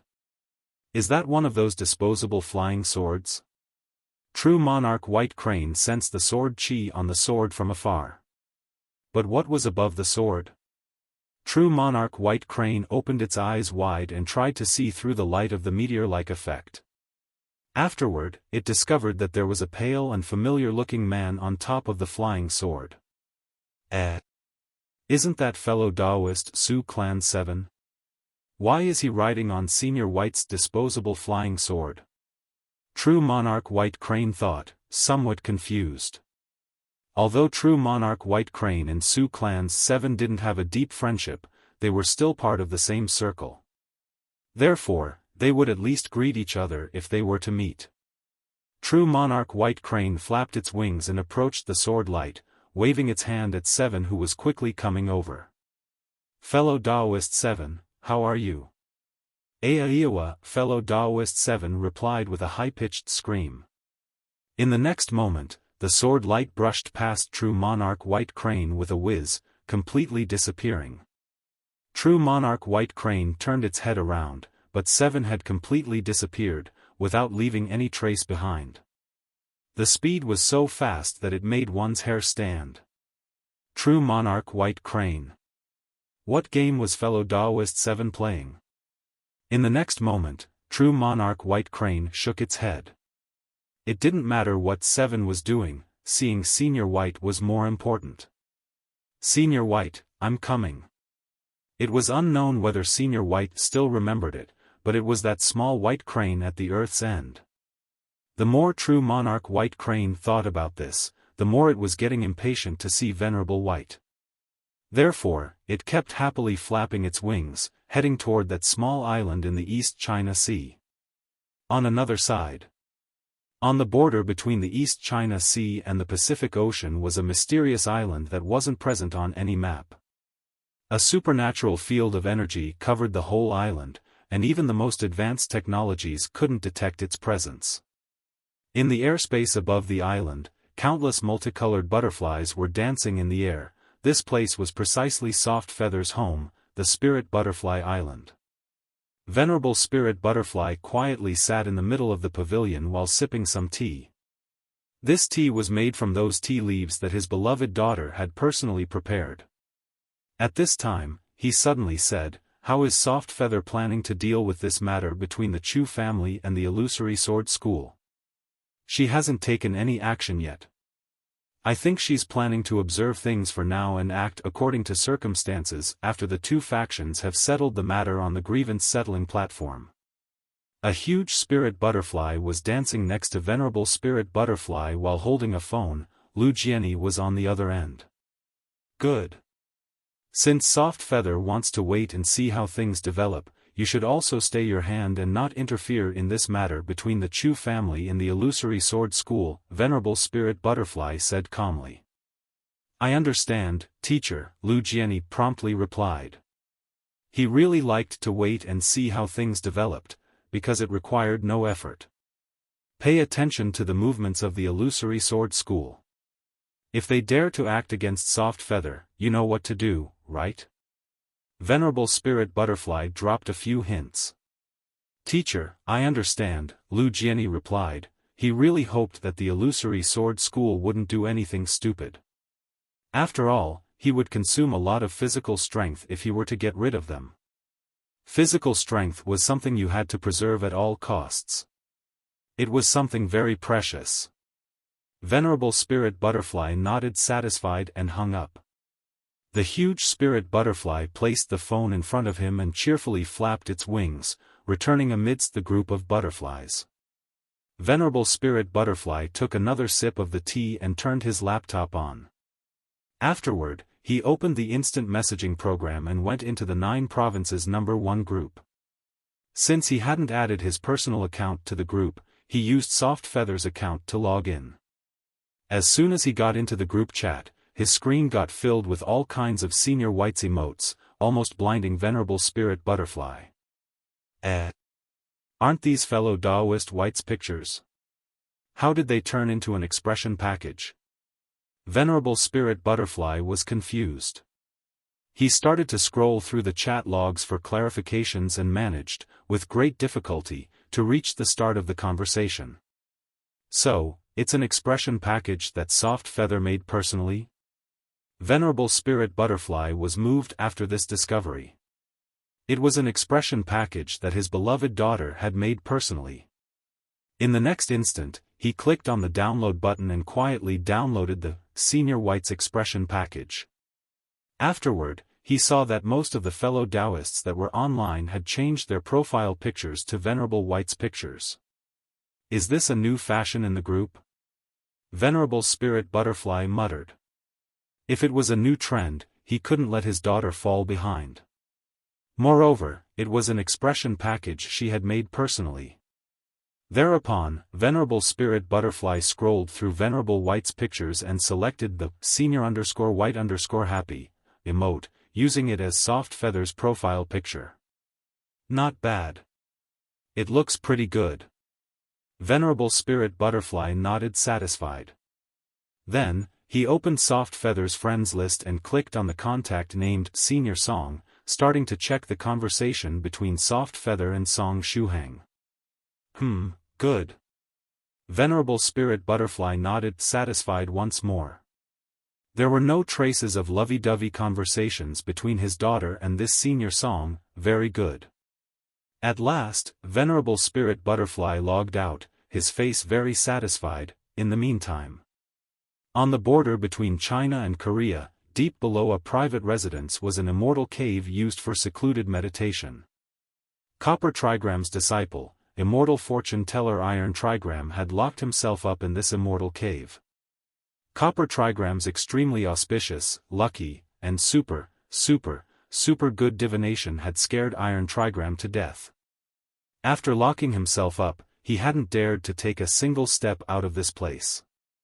Moreover, he had arranged nearly 300 defensive formations on the ceiling. He had learned from the mistakes of Scholar Xian Gong, a senior from the 9 Provinces No. 1 group.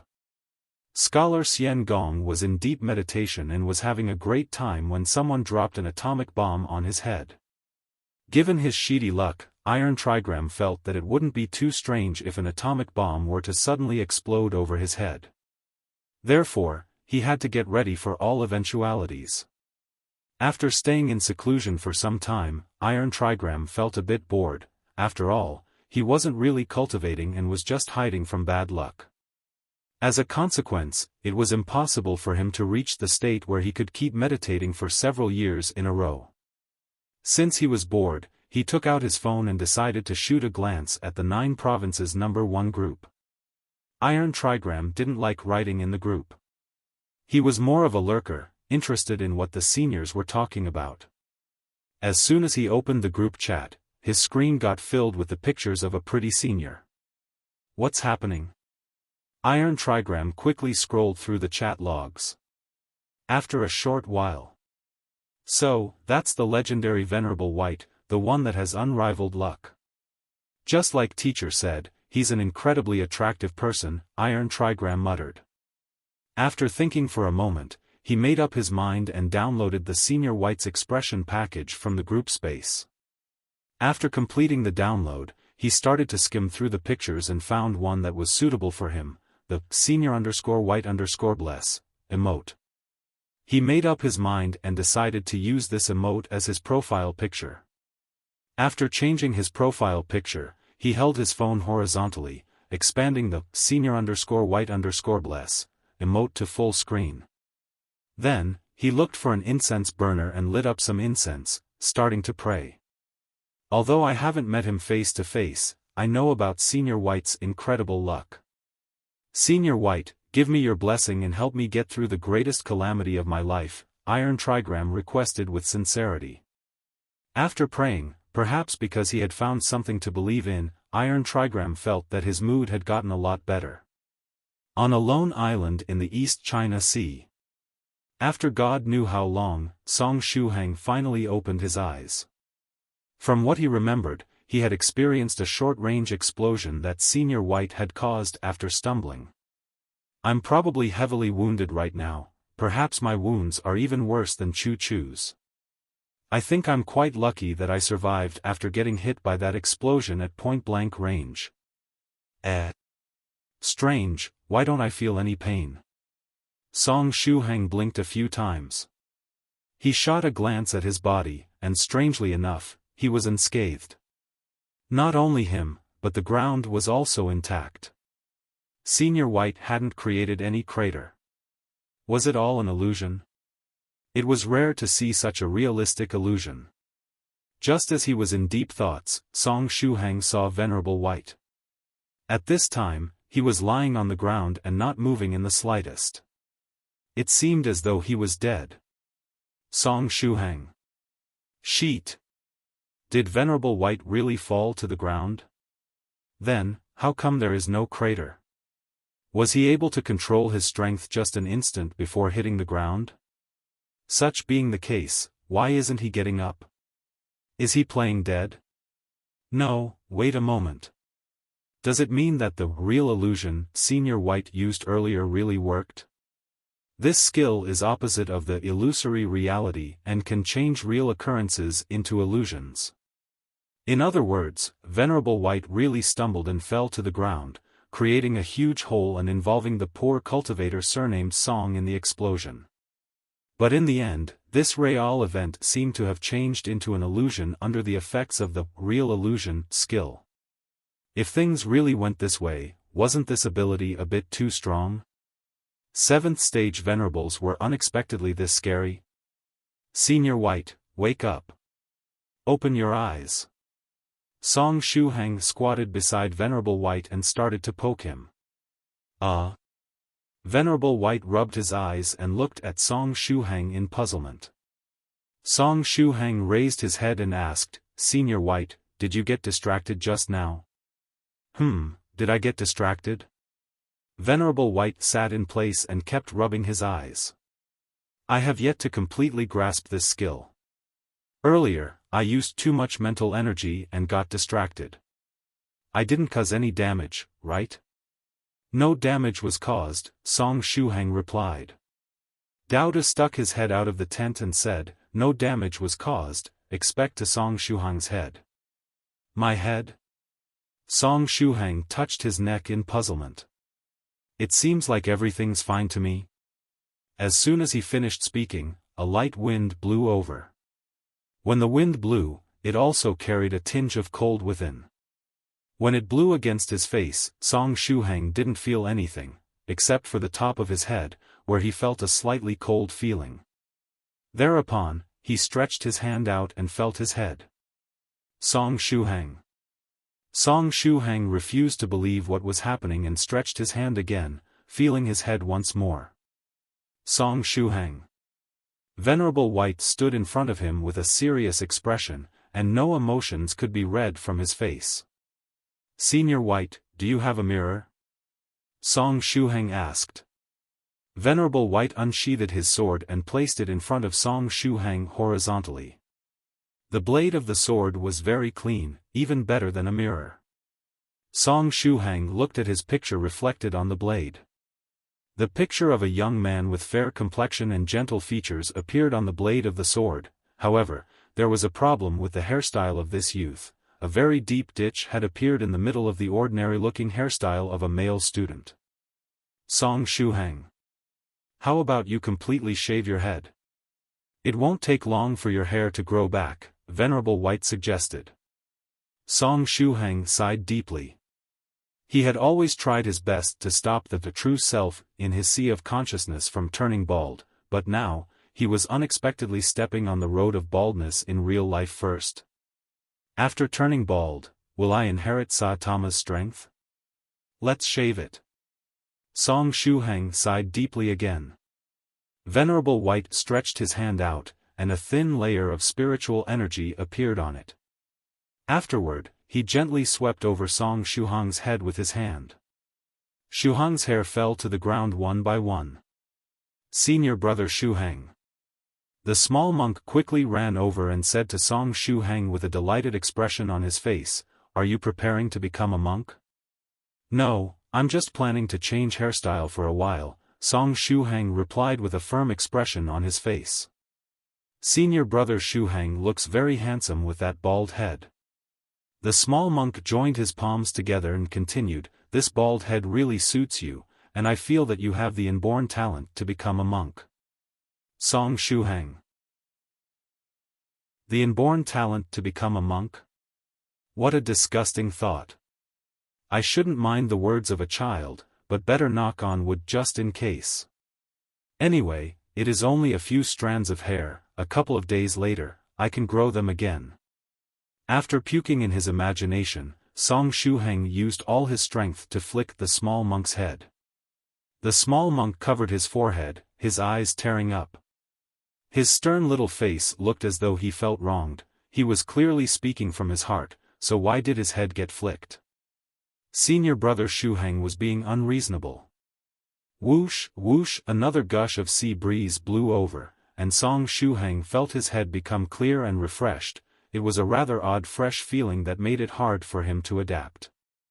Song Shuhang touched his bald head and sighed before asking Venerable White, "Senior White, did you use the real illusion earlier? Since this skill can change reality into illusion, why did my head get shaved in the middle? Even the pit on the ground had disappeared, so why did the hair that was shaved off did not reappear on his head?" Hee, actually, it's a small technique-related problem. Venerable White smiled slightly and explained, "I haven't fully grasped the real illusion skill. Hence, in order to prevent myself from being unable to distinguish reality from illusion when using the skill, I needed to decide on a crucial object, which would not be affected by the real illusion.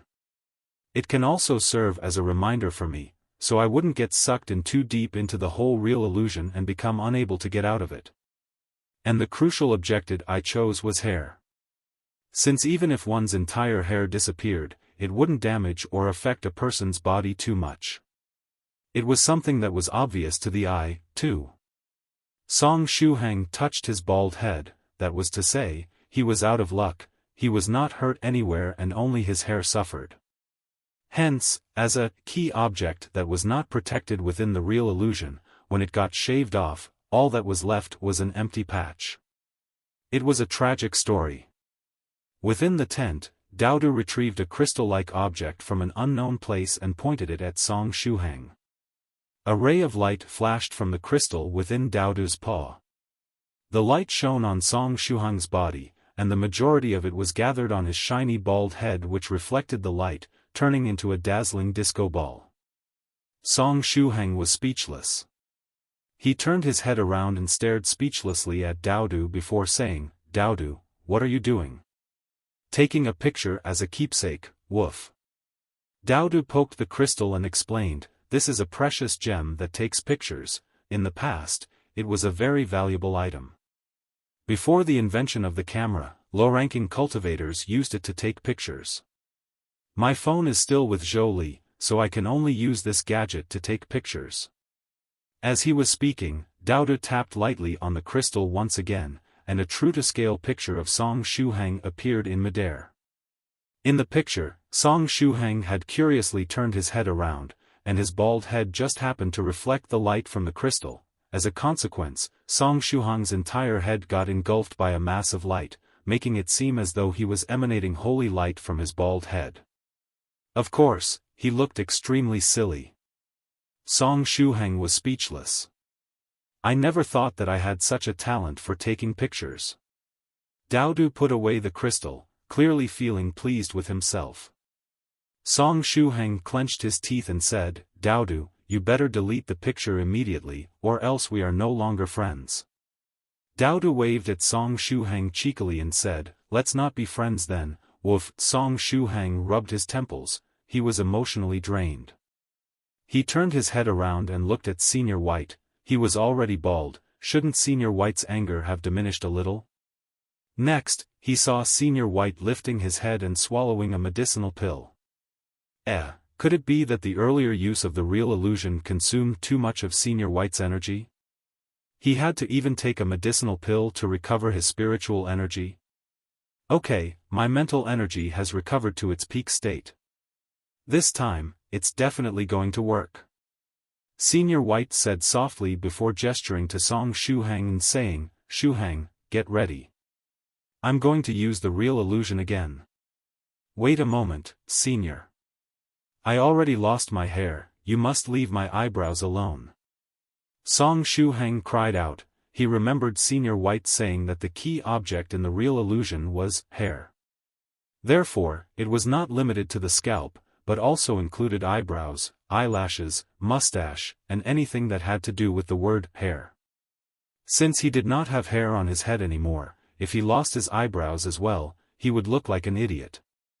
His voice had yet to fade when everything before his eyes turned into a blur. The picture of what resembled a stream of water falling in a straight line for 1,000 meters appeared before his eyes. The booming sound of water echoed in Song Shuhang's ears.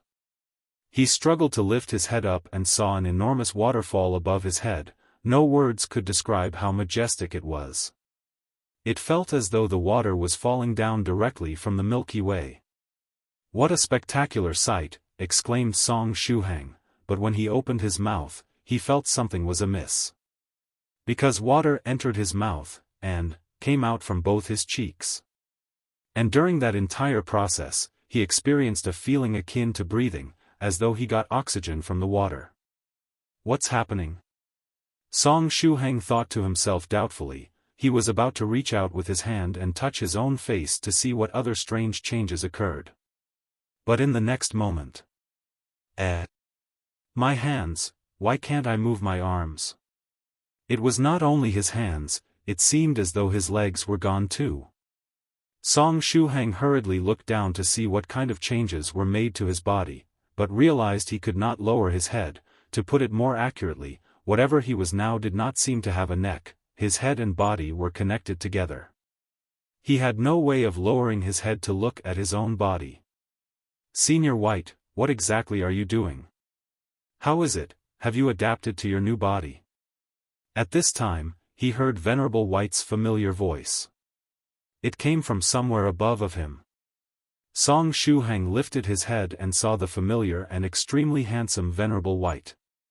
At this moment, Venerable White was squatting next to Shuhang, being all smiles. Enormous, from Song Shuhang's point of view, Venerable White practically looked like a giant from ancient folklore at that moment. Song Shuhang estimated that his own body was as big as Venerable White's palm. The small monk Guogua was also quietly standing next to him. Similarly, the small monk was also giant-like. Bubble, bubble, bubble. Song Shuhang was about to say something, but when he opened his mouth, a huge amount of water surged into his mouth and flowed out of his cheeks. Through the process, his oxygen supply was replenished. It felt very invigorating. You haven't gotten used to your new body? Time is rather limited, try your best to get used to it. Venerable White lowered his head and smiled at Song Shuhang. New body? Song Shuhang looked at Venerable White's pupils. Finally, Venerable White's pupils acted as a makeshift mirror, showing him the reflection of his current body, a small golden fish that was floating in the water, swaying back and forth. I became a fish. In the real illusion, even one species could be changed. After finding out that he became a fish, Song Shuhang tried moving his body and found out it was quite easy. Swimming in water was an instinct to him now. From the looks of it, you've already gotten used to your body. Venerable White laughed, and pointed at the enormous waterfall. See that waterfall? Go up. Go up. Song Shuhang lifted his head and looked at the huge waterfall that seemed to have descended from the Milky Way itself. The level of difficulty seemed rather high. Senior White seemed to have read his mind by looking at Song Shuhang's eyes. Such a level of difficulty scares you? According to legends, the difficulty the carp had to face to jump through the dragon gate and transform into a dragon was much higher than going up this waterfall. Also, the difficulty of getting past the bottleneck of the first stage realm is not lower than going up this waterfall either. Venerable White smiled. Don't be afraid, just do it. Right now, don't think of anything else.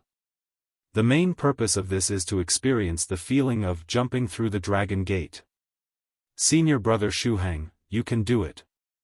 The small monk Guogua put his palms together and said to Song Shuhang, who had transformed into a golden fish, Senior brother Shuhang, I believe in your strength. You can definitely go up that waterfall. Song Shuhang secretly clenched his teeth. I'm going to risk it then. It's just swimming against the waterfall, right? Besides, I'm not going to die in the real illusion, what's there to be afraid of?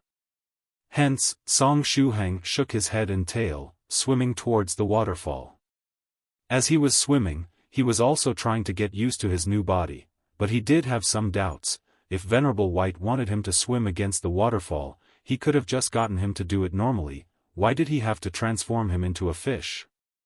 Could it be that there was a deeper significance to it?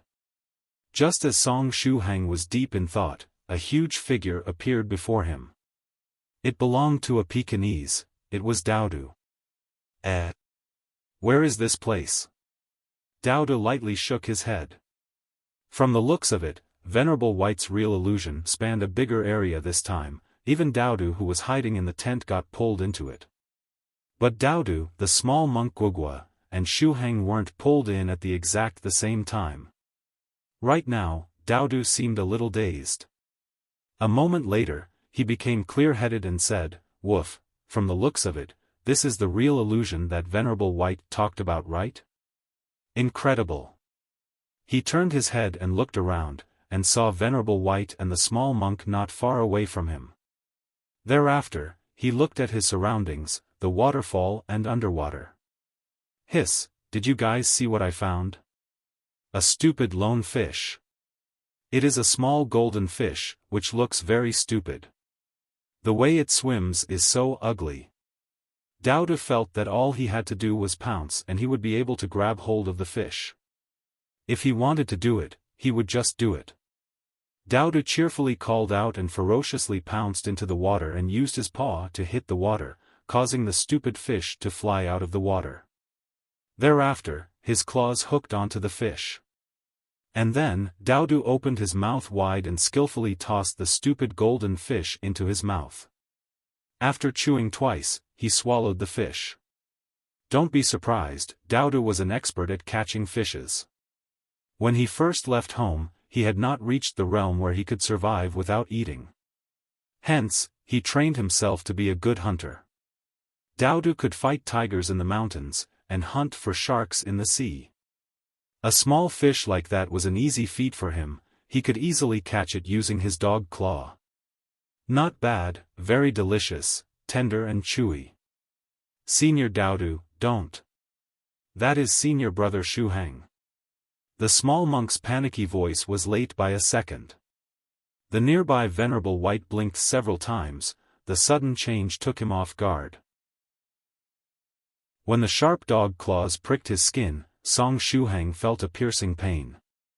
Afterward, the huge mouth of the dog opened, revealing a row of sharp teeth, with some vegetables still left in the gaps between its teeth. Anyway, the dog bit his body and chewed a few times. The pain was so intense that it shook both his mind and heart. It was such a painful experience that he was unlikely to forget it for the rest of his life. On the other hand, it was likely that it would appear in his nightmares for a very long time. I will get rabies, right? I was bitten so hard, it's almost certain that I will get rabies. Soon after came a gulping sound. The young Song Shuhang, who had transformed into a small golden fish, was gulped down by Daoist. Song Shuhang felt the world going black. Afterward, his body slipped through a slimy passage and kept going downwards, directly into a bottomless abyss. Is this Daoist's stomach? Daoist, I won't forgive you for this, even if you cry and beg for mercy. Whoa! Are these gastric juices? So painful. It feels as if my body is melting. Song Shuhang felt like crying. But after turning into a fish, it seemed he didn't have enough salt to produce tears. It was a tearless grief. Senior Daoist, spit the fish out. Spit out Senior Brother Shuhang, quickly. The small monk ran on his short legs and arrived beside Daoist. Then, he hugged him tightly. Next, he held his back legs and turned him upside down, starting to shake him. Wait for a moment. What I ate was a fish. What are you doing? Daoist was swayed until he started to feel dizzy. Moreover, he couldn't stretch his legs and get away because if he were to put too much strength in them, he might injure the small monk. Therefore, he could only allow Guogua to shake him. That small fish was Senior Brother Shuhang. Senior White transformed Senior Brother Shuhang into a small fish because he wanted him to experience the feeling of going against the stream, helping him jump through the dragon gate. Senior Daoist, you just ate Senior Brother Shuhang. You have to spit him out, quickly. If you don't spit him out and he gets digested, it would lead to a huge problem. In that case, he would be able to come out only in the form of feces, the small monk called out in alarm. Come out only in the form of feces. This sentence reached Song Shuhang's ears in Daoist's stomach. Song Shuhang tilted his head. When he thought about turning into excrements, he wished he could die. Death was a better alternative. Stop shaking me. Put me down, and I'll spit out the small golden fish, Daoist called out. The small monk quickly put Daoist down. Daoist had a bitter expression on his face as he opened his mouth and put a paw inside. In the next instant.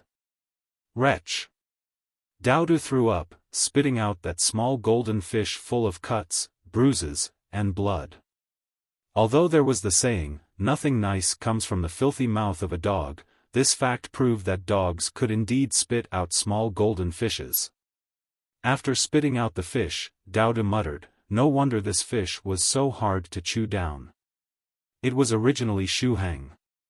On the ground, the small golden fish slowly moved its tail. It was worthily Song Shuhang, his vitality was extremely high.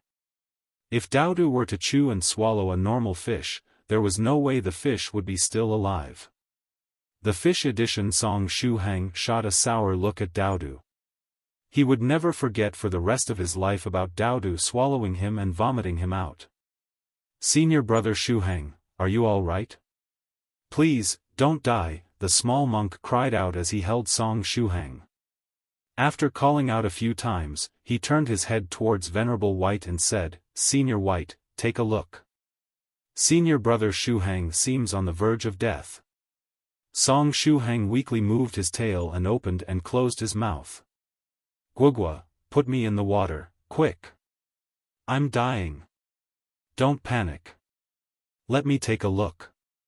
Venerable White quickly arrived beside Guogua and carefully examined Song Shuhang's wounds. There were wounds from claws, teeth, and also gastric juices. He was in a rather pitiful state. Venerable White stretched his hand out and revealed a ring. It was Song Shuhang's ancient bronze ring. Before turning him into a fish, Venerable White took all his belongings. Venerable White activated the ring and used the healing spell on Song Shuhang. The small golden fish bathed in the radiance of the healing spell, and its wound started to slowly recover. Venerable White received the ring with a satisfied expression on his face. "Good, it's all good now." The small monk heaved a sigh of relief and asked, "Senior brother Shuhang, do you feel better?" Song Shuhang weakly moved his tail and opened and closed mouth. "Senior White, Guogua, put me in the water. Quick. Sheet. I'm dying." The small golden fish made a final effort to move its tail. In the next moment, Song Shuhang felt the world going black. The small golden fish edition Song Shuhang passed away.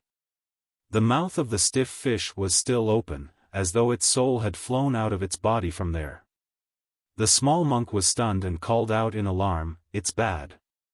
Senior White, senior brother Shuhang died. Daodu." Venerable White held his chin and used his other hand to poke the body of the small golden fish. It really died. It seems we couldn't save it." The small monk said, "What should we do now?"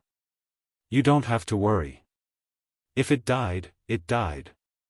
Venerable White quietly shot a glance at Daodu and said, "On the contrary, you should start to mentally prepare yourself. Since you chewed and swallowed him down, Shuhang probably hates you now." The Pekingese Daodu. Why am I the only one getting the blame? Who knew that Song Shuhang had suddenly turned into a small golden fish?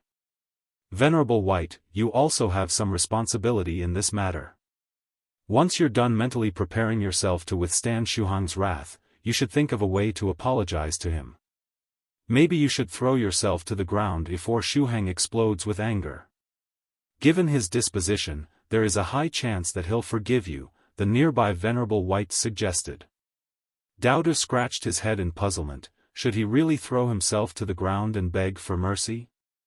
"Get ready, we're leaving," Venerable White said with a laugh and snapped his fingers. Afterward, everyone's vision blurred. The waterfall, the small golden fish, everything disappeared in the next moment. They had all returned on that small island in the East China Sea. Venerable White rubbed his temples. He was somewhat tired at this moment. The real illusion consumed a lot of energy, and it wasn't an ability that a 7th stage Venerable should possess. Therefore, it was only normal that Senior White consumed a lot of strength while using an ability above his rank. The nearby Daodu furrowed his brows and tried to think of the best way to apologize. The small monk was absent-mindedly standing in place, holding the fainted Song Shuhang in his arms. "Senior brother Shuhang." "Good," he reverted to his normal state. The small monk quickly put him down and checked if he was breathing. Then, he heaved a sigh of relief. "Good, good. Senior brother Shuhang is still alive." Grind, grind, the fainted Song Shuhang ground his teeth in his sleep. It was unknown whether he was extremely angry or just terrified. "Senior brother Shuhang, wake up. Quickly wake up." The small monk rubbed Song Shuhang's cheeks. Soon, Song Shuhang slowly opened his eyes. Even today, I somehow managed to survive. Song Shuhang muttered. The small monk joined his palms together and said solemnly, "No, senior brother Shuhang. You already died once today." "I died once?" Song Shuhang corner of the mouth twitched. Those sharp dog claws, that huge dog mouth with sharp teeth, and that fearful stomach. Daodu. Song Shuhang bellowed, he was absolutely not going to forgive him. He chewed him several times, making him feel so much pain that he wished he could die. "I'm sorry," Daodu said loudly. "It was my fault. Shuhang, it was all my fault. I shouldn't have gotten greedy after seeing that small fish, and I shouldn't have eaten it before making the situation clear. As a punishment, I won't eat any fish for the next month. What do you think?" Song Shuhang. "You already took care of apology plus punishment, what is even left for me to do?" Daodu, you stole my lines. "Forgive me, Shuhang." Daodu shot a charming look at Shuhang, trying to act cute. Song Shuhang stretched both his hands and hammered Daodu's head with his fists. Aya. Then, he ground Daodu's head with his fists. At first, Daodu was stunned. What was Shuhang trying to do? After all, Song Shuhang was a cultivator of the first stage Dragon Gate realm, while Daodu had cultivated until becoming a monster dog and was now at the peak of the fourth stage realm. He was only a step away from condensing his monster core and breaking through the fifth stage. Even if Song Shuhang was using all his strength, he could tickle Daodu at best. Daodu quickly understood what was going on. After seeing Song Shuhang's angry expression, he coordinated and screamed, so painful, forgive me, I won't eat fishes anymore, I'm dying. Song Shuhang. Instead of faking this scream, he could have not screamed at all. Song Shuhang withdrew his fists and faintly sighed. Damn it, my fists are hurting. Daodu's head was too hard. Are you still angry? Daodu blinked and asked. Sigh. Song Shuhang deeply sighed. He felt that he would explode if he kept mulling over it. Everyone, you should get some rest, Venerable White said at this time. Senior, are we going to try it again later? Song Shuhang asked with tears welling up in his eyes. Don't worry, this is enough for today. We'll continue tomorrow. Although something unexpected happened today, I promise that nothing will happen the next time, Venerable White said with a faint smile. Fine. Song Shuhang secretly heaved a sigh of relief, at least he had managed to delay things for one day. Dying tomorrow was better than dying today. Rest well. Moreover, coming in contact with death isn't necessarily a bad thing. It will help you strengthen your mind and willpower. Venerable White gently patted Song Shuhang's head. Next, he caressed Song Shuhang's bare and smooth head with his palm. It feels quite good to the touch. In the tent. Chu Chu regained consciousness once more. At this time, the wounds on her chest and rest of the body had gotten better and weren't as painful as before. Even her chest that had been pressed flat was showing sign of recovery. According to what that handsome senior in white clothes said, she would need around a month to recover from her injuries. But she couldn't wait for a month, there was no way she would make it in time for the matches on the grievance settling platform. Without her help, it was very difficult for the younger generation of the Chu family to beat the younger generation of the illusory sword school. Who could she ask for help? Translator's thoughts. God Brandy September 12th for this week. Discord channel https://discord.gg/j3ttuhb. The base release rate is 12 ch/week, and will release an increasing number of chapters according to our rank in the power ranking as following: Top 3 plus 1 ch, 13/week, Top 2 plus 1 ch, 14/week, Top 1 plus 1 ch, 15/week. Suddenly, Chu Chu thought of that good-looking senior. Maybe I can seek help from that senior? That senior seemed very strong. Perhaps he is a 4th stage cultivator or even a 5th stage golden core spiritual emperor. But soon, she sighed. What did she have to offer to acquire that senior's help to save her family? It was already out of extreme benevolence that the senior personally saved her. If she took it for granted and asked for more by requesting him to help the Chu family, it would seem as though she was ungrateful. After all, he was neither a relative nor friends with the Chu family. Why should he help them? Of course, if she could come up with some form of remuneration that could pique that senior's interest, but she knew that even with the help of every single member of the Chu family, they still might not be able to come up with anything that would be of interest to that senior. Even if she were to give him the sword technique that the Chu family and the illusory sword school were fighting over, it might be just an ordinary sword technique in that senior's eyes. Chu Chu forced a laugh. Her arm slightly budged and her little finger picked up the small dagger next to her. Venerable White took the dagger back from Whale 8 and placed it next to Miss Chu Chu. While she was holding on to the dagger lightly, Chu Chu was deep in thought for a long, long time. Suddenly, she laughed at herself. If she was ungrateful, then so be it. Right now, the Chu family needed all the help it could get. If the battle on the grievance-settling platform ended up in defeat, given the illusory sword school's despicable conduct, such as attempting to murder her when the battle had not even started, they would definitely destroy the entire Chu family after the fight. Her family was facing the danger of extermination. At this time, they really required a strong senior cultivator to lend them a helping hand. If she requested the senior to help them, perhaps the senior might reject her without any hesitation. But there was a small chance that if that senior was in a good mood, he might choose to help them, right? If I ask for help, there is still a small chance, but if I don't ask at all, there is none. Let's just give it a shot. For the sake of the Chu family, she was going to be ungrateful for once. Perhaps it might cause him to loathe her, or perhaps it could be the turning point for the Chu family. He didn't need to do too much, all he had to do was make an appearance in the Chu family and express his intention to protect them. That would do. Chu Chu's small hand gripped the hilt of the dagger tightly, and she took deep breaths while thinking about how she was going to ask that senior for his help. At this time, the entrance of the tent opened up, and a tall figure stepped inside. "Senior, if Chu Chu may be so bold as to ask you a favor."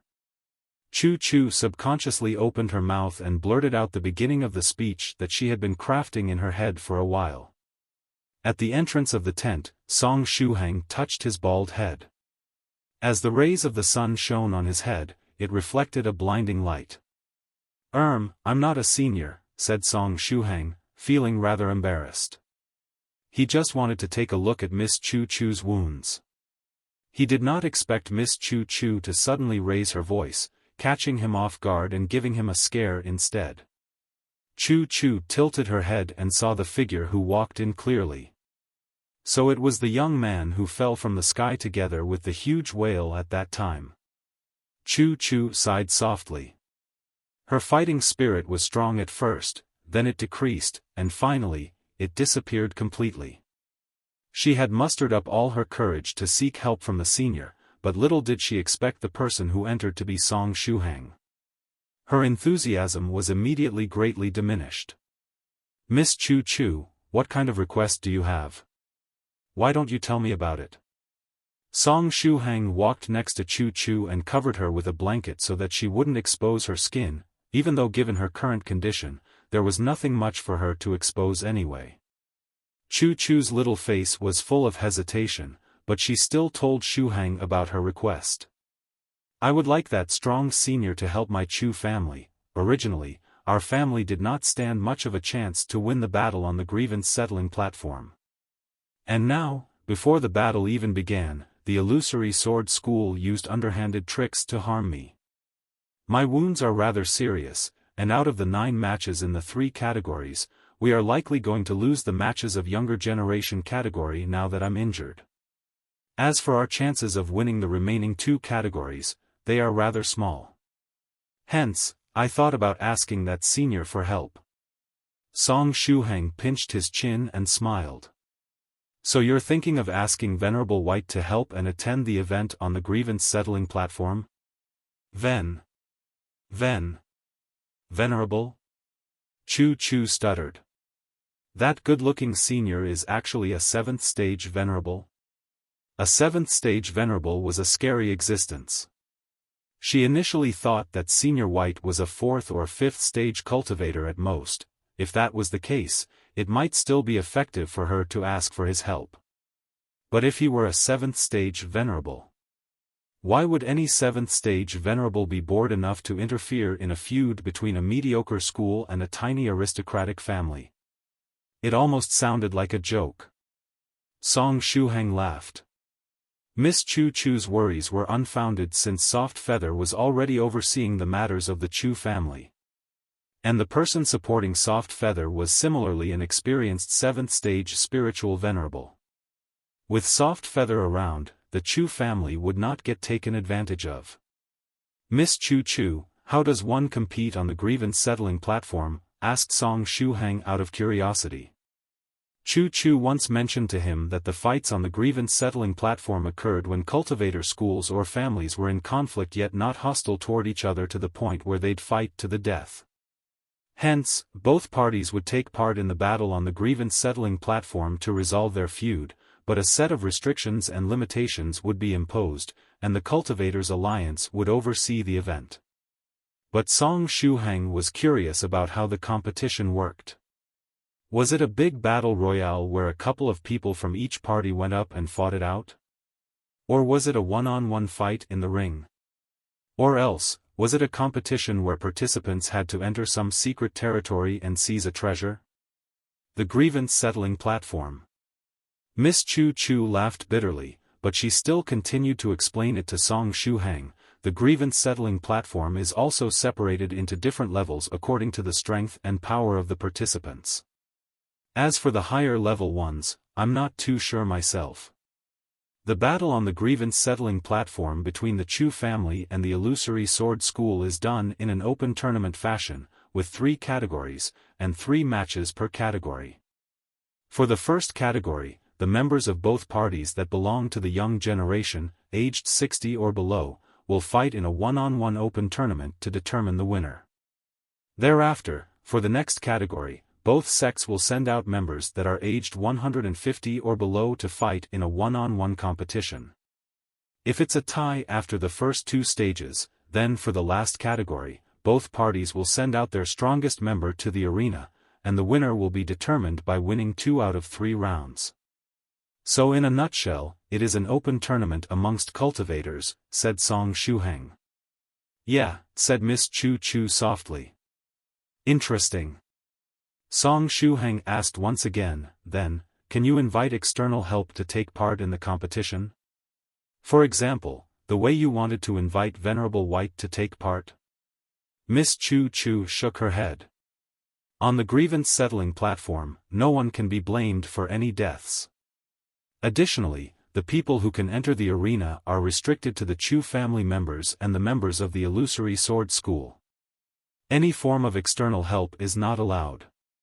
If at the last moment, one looked for an external help to represent his own sect to join on the grievance settling platform and got found out by the guards, they would be directly disqualified. Then what kind of help do you want from Venerable White? Song Shuhang was puzzled. Could it be possible that she wanted Senior White to kill off every member of the Illusory Sword School? No one can be blamed for any deaths on the grieving settling platform. The members of the Illusory Sword School will definitely take the opportunity to kill the strongest member of our family. After the battle on the grievance settling platform ends, based on the Illusory Sword School's way of handling things, they are definitely not going to let the Chu family off that easily. Chu forced a smile and said, therefore, if possible, would like to ask that senior to be a guest at the Chu family. With the presence of that senior, the Illusory Sword School might possibly back off. There are so many problems and trouble amongst schools too. Song Shuhang touched his big bald head. Apart from it being cold, it felt pretty good. After pausing, Song Shuhang asked once again, "When does your battle on the grievance-settling platform start? If we can make it, perhaps we can go take a look." Song Shuhang was very interested in the open tournament amongst cultivators. He wanted to see what a proper duel between cultivators was like. When Chu Chu heard that, her eyes lit up. She replied, "It should be very soon. As for the specific time, it depends on when the supervisor of the platform arrives. Miss Chu Chu, recover from your injuries in peace. If time permits us, for all you know, we may be able to rush there and watch the open tournament," consoled Song Shuhang.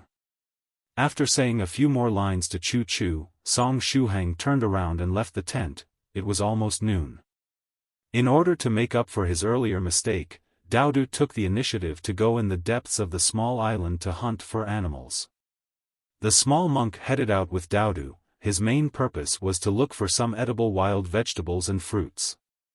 He was a vegetarian. Venerable White was very busy. The number of disposable meteor sword 001 edition had surpassed 40 now. Afterward, Song Shuhang saw that Venerable White had already chopped down quite a number of trees, after which he cut them into flat pieces of wood before assembling them into a long and narrow box. Thereafter, Venerable White placed every single disposable meteor sword 001 edition, improved version with an additional video recording function, into each long box.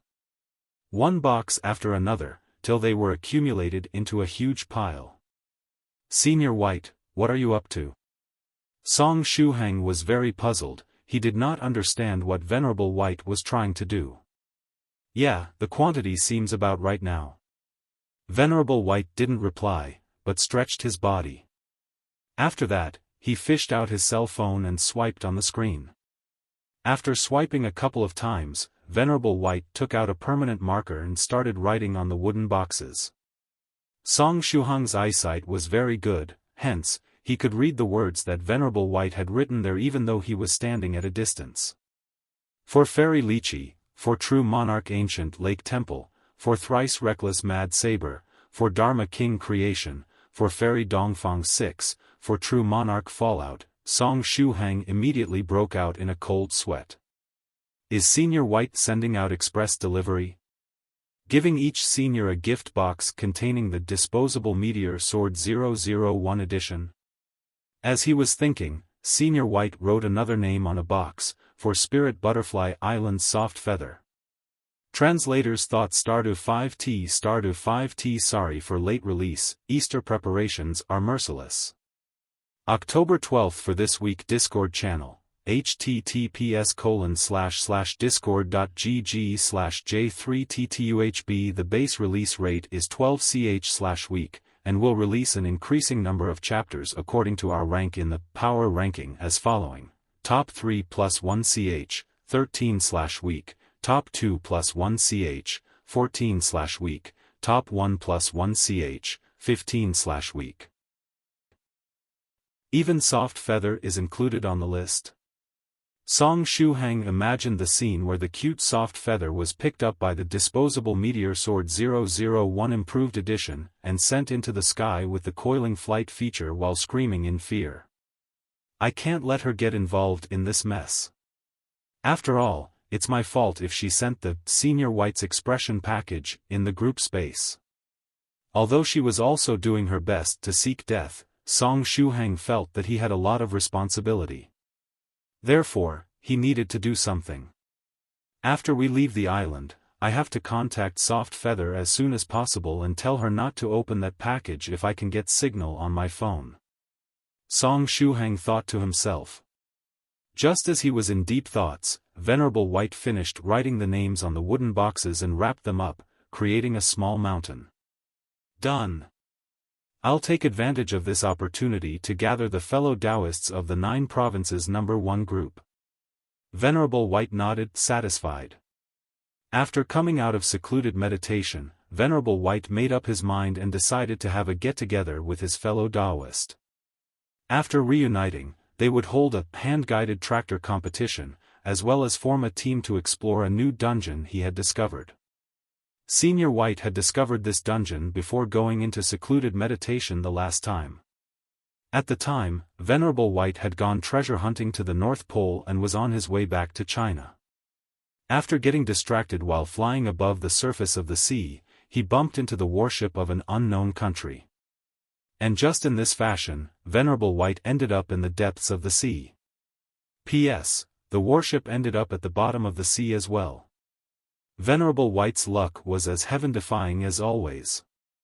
After finding himself at the bottom of the sea, he stumbled upon an ancient ruin.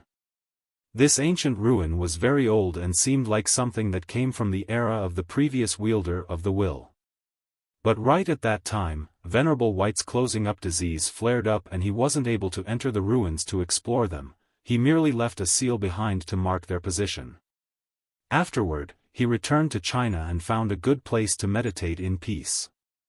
Once he was done having fun with Song Shuhang on the resort island in the East China Sea, Venerable White was planning to send a message in the 9 provinces #1 group and gather everyone. At the time, they would first participate in the hand-guided tractor competition as well as in the flying sword competition held every 10 years, which happened to fall right at the same time, making it even better. After the hand-guided tractor competition, they would form teams and go to explore this newly discovered ancient ruin.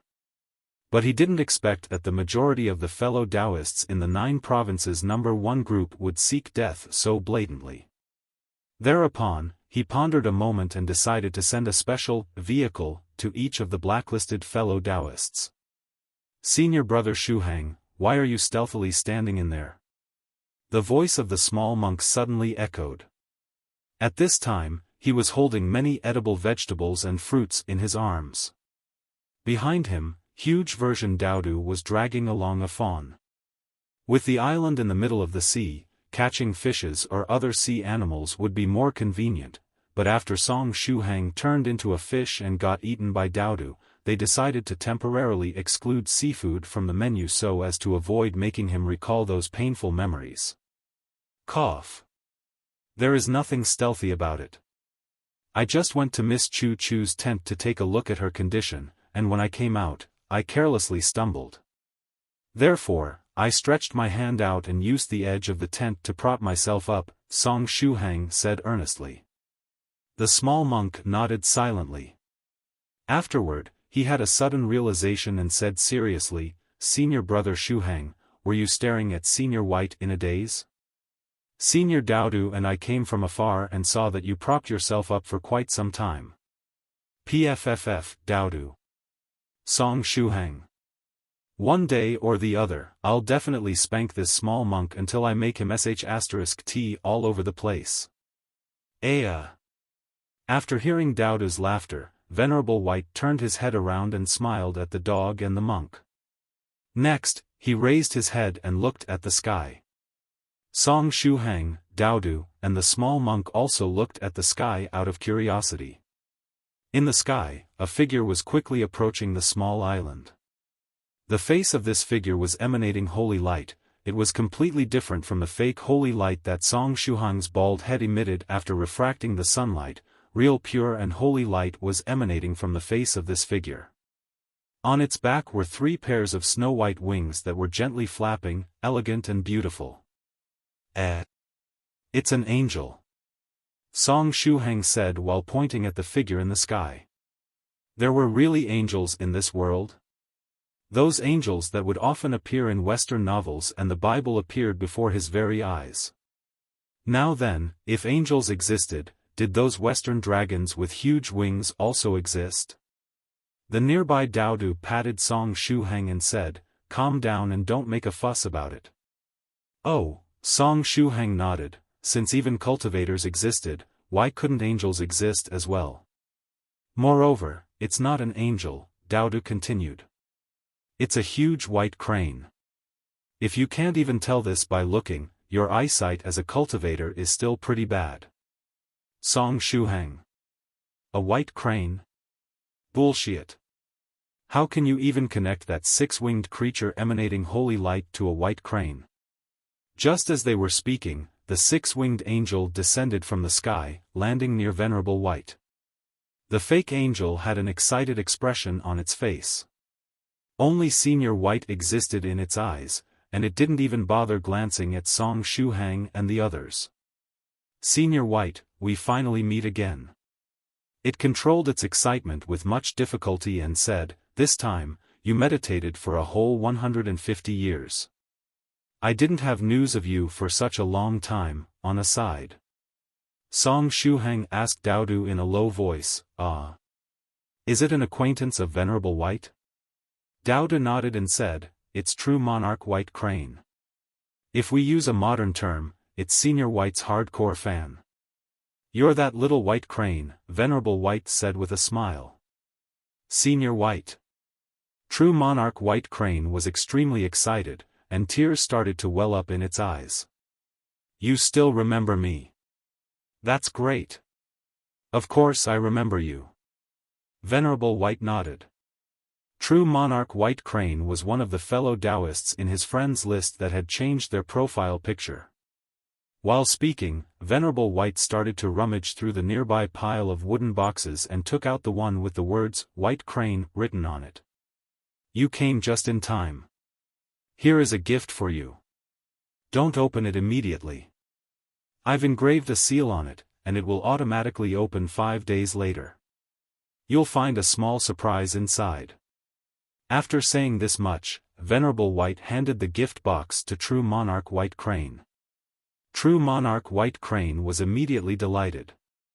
Senior White had given itself a gift. Senior White, thank you. True Monarch White Crane said with tears streaming down its face.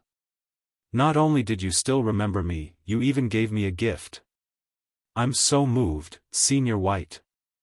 For you, I can go through fire and water. Senior White, is there any matter you need help with? You can leave it to me, I'll accomplish it without a hitch. True Monarch White Crane felt its body brimming with energy. Every task was fine, it just wanted to be of use to Venerable White. Initially, True Monarch White Crane was planning to use the excuse of the accomplished mission to bolster its courage and come to meet Venerable White. As long as it could say a few words to Venerable White, that would be enough for it. However, it hadn't expected that such a joyous event would suddenly take place. Not only did Venerable White still remember it, but he also gave itself a gift. Although it didn't know what this surprise inside the box was, as long as it was something from Senior White, it was something to treasure with great care. Even if the box were empty, it would still treasure it. True Monarch White Crane held the small box tightly, its face delighted. On a side, Daodu gently patted Song Shuhang's shoulder. Did you see? This is what you call a hardcore fan. Song Shuhang. After seeing True Monarch White Crane's delighted expression, Song Shuhang got a scare. His sixth sense was telling him that this guy was trouble.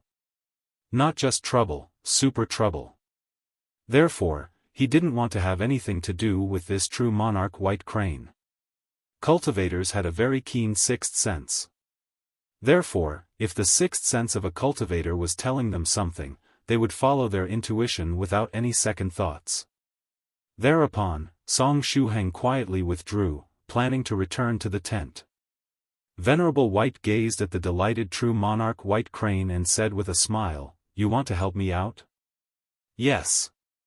Senior White, if you need help with something, you just have to tell me. The tasks you gave me earlier, fixing the space station and that matter about the switched astronauts, were perfectly dealt with." True Monarch White Crane patted its chest and conveniently boasted about its achievements to gain Senior White's favorable impression. "It was you who helped me deal with those matters?" "In that case, you saved me a lot of trouble," Venerable White replied. Such being the case, should he change True Monarch White Crane's disposable meteor sword 001 edition to a normal disposable flying sword? This proved that getting a favorable impression was something very effective. Just as Venerable White was in deep thoughts.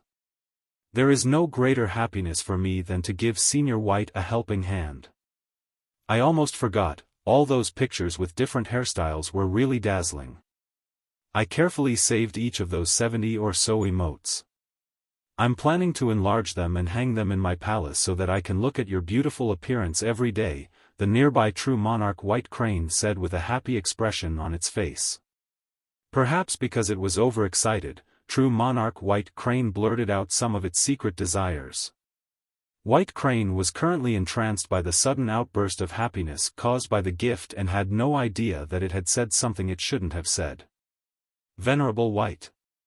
Perhaps the strength of the disposable meteor sword 001 edition is not enough, maybe I should increase it a bit. After all, this crane is a 6th stage true monarch. Still, it helped me deal with those matters in the West related to the space station and the astronauts. I can return the favor by adding it to the first batch of fellow Daoists that would enter the ancient ruins. After thinking this much, Venerable White shot a glance at the gift boxes piled up on a side. Then, he turned his head toward White Crane and said, "Did you say you wanted to help me? I just happen to need help with a matter." "Senior, do tell. I'll complete the mission without a hitch." True monarch White Crane patted its chest. "I need to deliver these gifts to the fellow Daoists in the 9 provinces number 1 group. If you have time, can you help me deliver them? Another thing, all those gifts have a seal upon them that will untie itself after 5 days." Venerable White smiled and pointed at the pile of gift boxes. "Those are all gifts?" True monarch White Crane swallowed a mouthful of saliva and had a strange idea: should it keep the gifts for itself? After all, these were gifts from Senior White. With Senior White's handwriting on it. It really wished to store them away in its palace. However, Senior White had told itself to help him deliver them. If it were to take all of them for itself, wouldn't Senior White become angry? In that case, I should first deliver each gift. 5 days later, when the seal unties itself, I'll visit those fellow Daoists again and retrieve the empty boxes. After all, Senior White's handwriting is on them. The boxes themselves are a precious treasure. Senior White, leave it to me. As long as those fellow Daoists aren't closing up, I'll surely deliver the gifts. I can assure you that I'll complete the task within 3 days. True monarch White Crane guaranteed. You can take your leave then. After the mission is completed, I'll give you another pleasant surprise, Venerable White said calmly. Senior, you're too good. True monarch White Crane said with tears streaming down its face. It stretched out its hand and waved it in the air. Next, all the gifts started to hover in the air and gathered beside its body. Senior, I'm going. I'll swiftly deliver these gifts. I'll call you once I'm finished with the mission. True monarch White Crane said loudly. Afterward, it flapped its 6 wings and soared into the sky with the gift boxes. It went away as quickly as it came. While flying in the sky, it suddenly remembered another matter. It forgot to inquire about that fellow Daoist named Song Shuhang. Although he had been staying together with Senior White, he wasn't affected by his charm. It was something inconceivable and extremely wrong. Forget it. I'll give him a free pass this time. It was planning to have a good talk with this fellow Daoist the next time they met. It had to let him understand just how charming and beautiful Senior White was. All living things in this world should submit to Senior White's infinite charm, no exceptions were allowed. At this time, Song Shuhang was in the tent, trembling. I almost forgot, all those pictures with different hairstyles were really dazzling. I carefully saved each of those 70 or so emotes. I'm planning to enlarge them and hang them in my palace so that I can look at your beautiful appearance every day. This sentence True monarch White Crane said was still echoing in his mind. Although he had more or less guessed that Senior White's strange behavior was possibly due to the contents of the file's soft feather sent in the group chat, he still hoped in his heart that the expression package had nothing to do with Senior White's pictures. Or perhaps, that there were only 1 or 2 of Senior White's pictures inside. People were always like this. Whenever they faced a hopeless situation, they would bury their heads underground, hoping that things would get better by themselves. But now, true Monarch White had shattered the last hope Shuhang had left. An expression package with 70 or so pictures of Senior White. Song Shuhang knew that he had F***ked up. He cautiously turned his head and shot a glance at Venerable White. He wanted to see how his current mood was. Venerable White was patting his white clothes, and as though he felt Song Shuhang's vision, he turned his head and looked at him. Afterward, he faintly smiled at Shuhang. This smile was very gentle, enough to warm one's heart. Next, Venerable White gently said to Song Shuhang, "You guys should rest a tad earlier today. Tomorrow, we'll try to experience the fish jumping through the Dragon Gate once more." The fish jumping through the Dragon Gate. Do I have to turn into a fish again?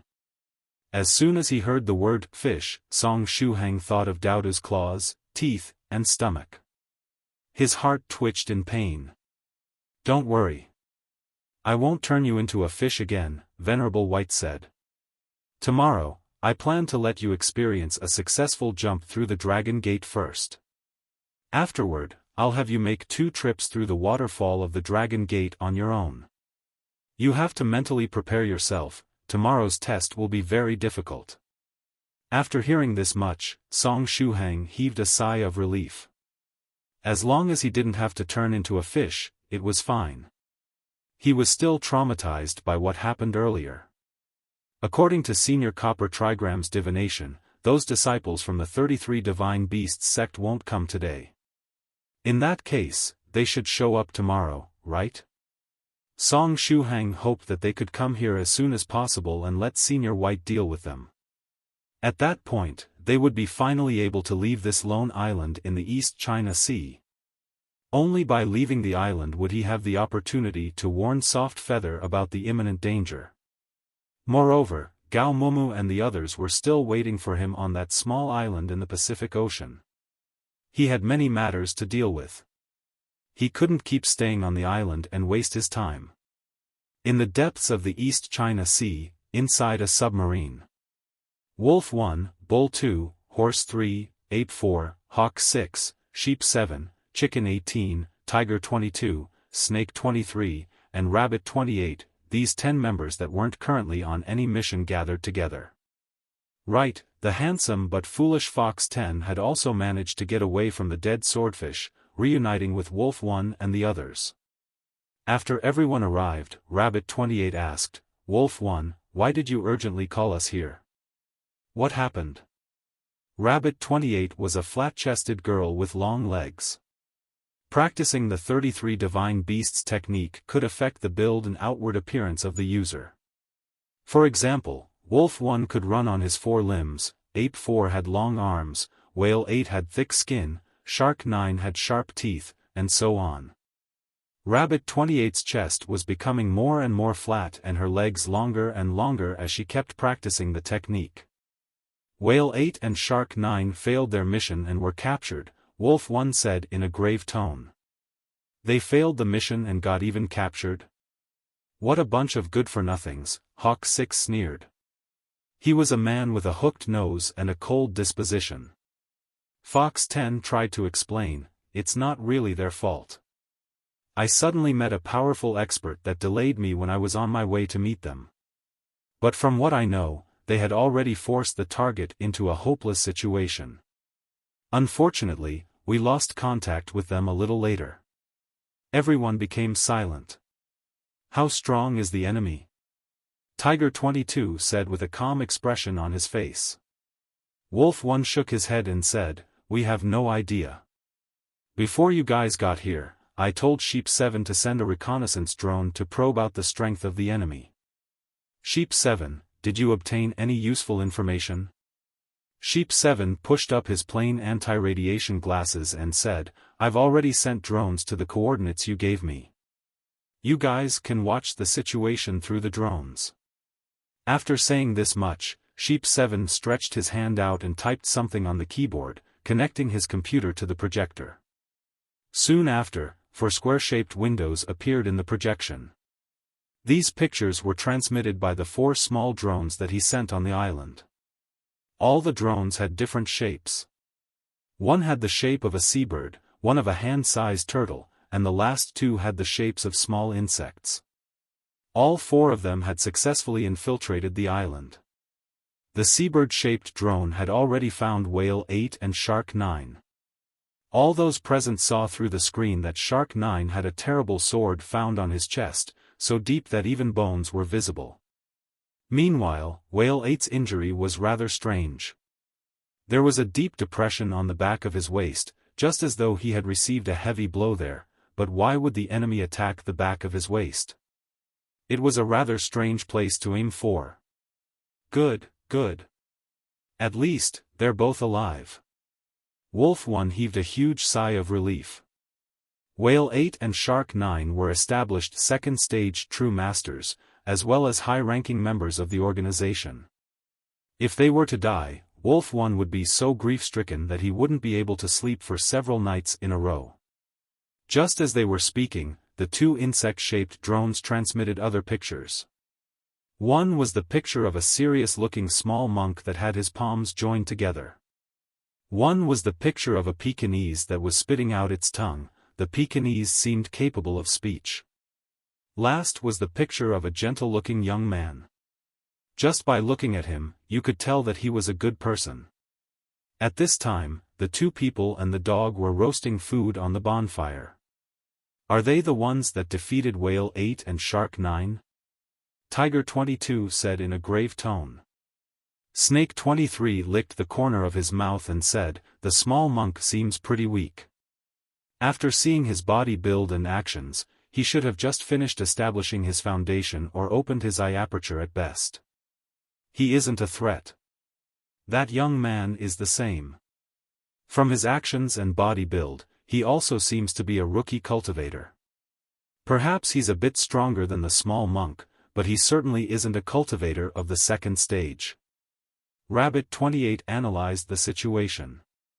The one we need to beware of is that Pekingese. Even though we can't discern its strength from these pictures, just from the fact that it's capable of speech, we can deduce that it's a monster beast that has reached at least the second stage. Perhaps it is even stronger, Snake 23 said while licking the corner of his mouth. Monster beasts had extremely powerful bodies. In earlier stages, cultivators of the same rank weren't their match. When Fox 10 saw the Pekingese and the small monk, he slightly furrowed his brows. Just as they were speaking, the sea turtle-shaped drone captured the picture of another human figure. The man in the picture was very good-looking, like an immortal that had been banished into the mortal world. When the turtle-shaped drone took the picture, the man immediately noticed its presence and arrived next to it with a smile on his face. "Sheet, we've been discovered," Sheep 7 said. "You really took your time, didn't you? Anyway, is this a drone?" "Disappointing," the man said softly. Afterward, he stretched his hand out and patted the turtle-shaped drone. Creak, creak. The turtle-shaped drone was disassembled into various parts. Its structure is quite interesting. This was the last sentence that the drone transmitted to their submarine. "It's him." Fox 10 suddenly stood up. The good-looking man in the picture, wasn't that the same good-looking senior that casually pulled him on the back of the whale back then? As soon as they saw the Pekingese and the small monk, Fox 10 felt that he had seen them before. Now he was sure of it, they were with that senior at the time. It was the same senior that snatched the tree branch he was using to show off. Then, he swindled him and made him ride that swordfish with the 10x speed increasing formation attached to it and no brakes. He was the reason he failed the mission. Wolf 1 frowned. "Fox 10, do you know him?" Fox 10 forced a smile and replied, "It's precisely that fearful senior that ruined my mission, stopping me from converging with Whale 8 and Shark 9. After hearing this much, Wolf 1 furrowed his brows and asked, "He ruined your mission? Was he trying to sabotage us?" "No, I think it was only a coincidence. If he really wanted to sabotage us, he could have killed me directly," Fox 10 replied. He had experienced firsthand the fearful strength of that senior. In front of him, he was nothing but a defenseless ant. How strong is that man? Tiger 22 had a calm expression on his face as he asked something that everyone wanted to know. He's very strong. I cannot even fathom his strength. Fox 10 recalled the scene and said, when I met him, I felt that he needed only a finger to kill me. He was strong enough to draw magical runes in the air and instantly draw the 10x speed increasing, mind-controlling, water barrier, and spirit-gathering formations on the body of a swordfish.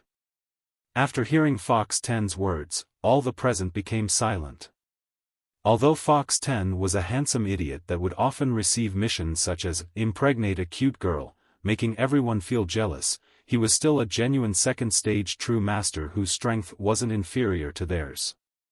If that man could kill Fox 10 with a finger, he could easily kill all of them.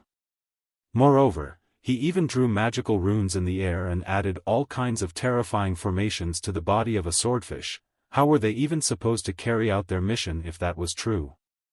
We can't fight him head-on. We need to outsmart him, Chicken 18 said in a grave tone, saying out loud what everyone was thinking at this time. Hawk 6 said coldly, and how are we supposed to outsmart him? We need to get our priorities straight. There is no need to make an enemy out of that fearful senior. We just have to save our companions. Snake 23 licked the corner of his mouth and continued, since we can't fight him head-on, we have to take a roundabout route. For example, we can try to kidnap the young man or the small monk and negotiate with that senior, exchanging hostages and getting our companions back. Snake 23 seemed to be the brain of the group. After hearing his words, everyone nodded in agreement. Tiger 22 asked, in that case, which one should we kidnap? Both of them? It won't be easy to kidnap both. We should act according to the circumstances and try to catch at least one, Snake 23 said. Of course, we can always decide the priority beforehand.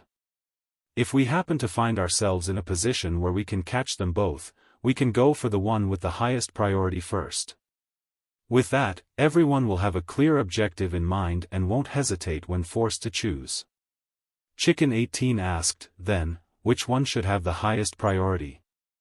The monk or the youngster? Everyone started to discuss. Bull 2 interrupted them and said with an honest smile on his face, the 4 biggest taboos in the world of cultivators are, Daoist priests, Buddhist monks, women, and children.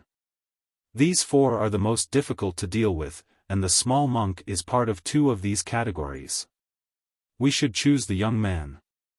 Wolf 1 nodded and pounded on the table, saying, it's decided. That youngster is our main target.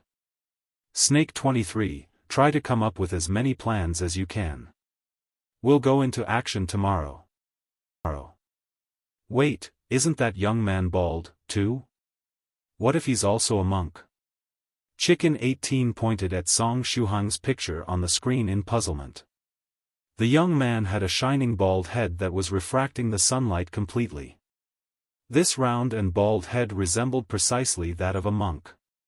Bull 2 smiled once again and said, Brother Chicken, that's a freshly shaved head. Are your chicken eyes so bad that you can't even tell this much? The corner of Chicken 18's mouth twitched. You son of a, that bald head looks like a goddamn disco ball with all that light being refracted. How were you even able to tell that it was newly shaved? Stop fighting amongst yourselves. Wolf 1 clapped his hands. Everyone, rest well and recover your strength today.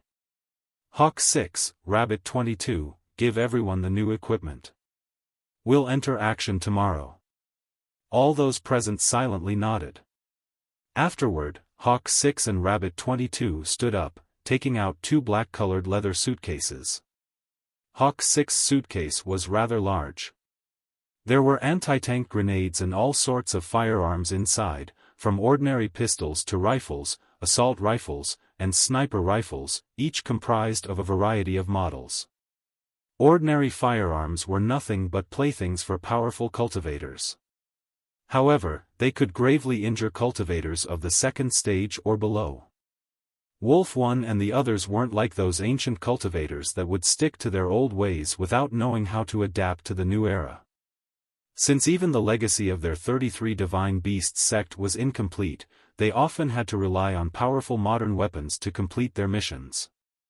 Meanwhile, Rabbit 28 also opened her suitcase. Her suitcase was small and the things inside it looked quite ordinary. There were only 2 piles of 50 thick cards inside. These cards were low-level talismans, each made of rather rough materials. When activated, these talismans the size of a banknote could offer a protection close to that of the 3rd stage rank.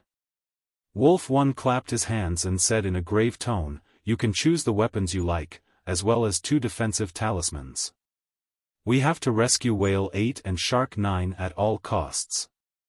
Although he had a cold expression on his face, his heart was bleeding. They could easily obtain guns from the arms dealers of a few countries, but things like talismans were very precious and not easily obtained. If they had to use them, he would make sure to ask the illusory sword school for compensation. Next, except for Sheep 7, all the other members stood up and went to choose their guns and 2 talismans to protect themselves.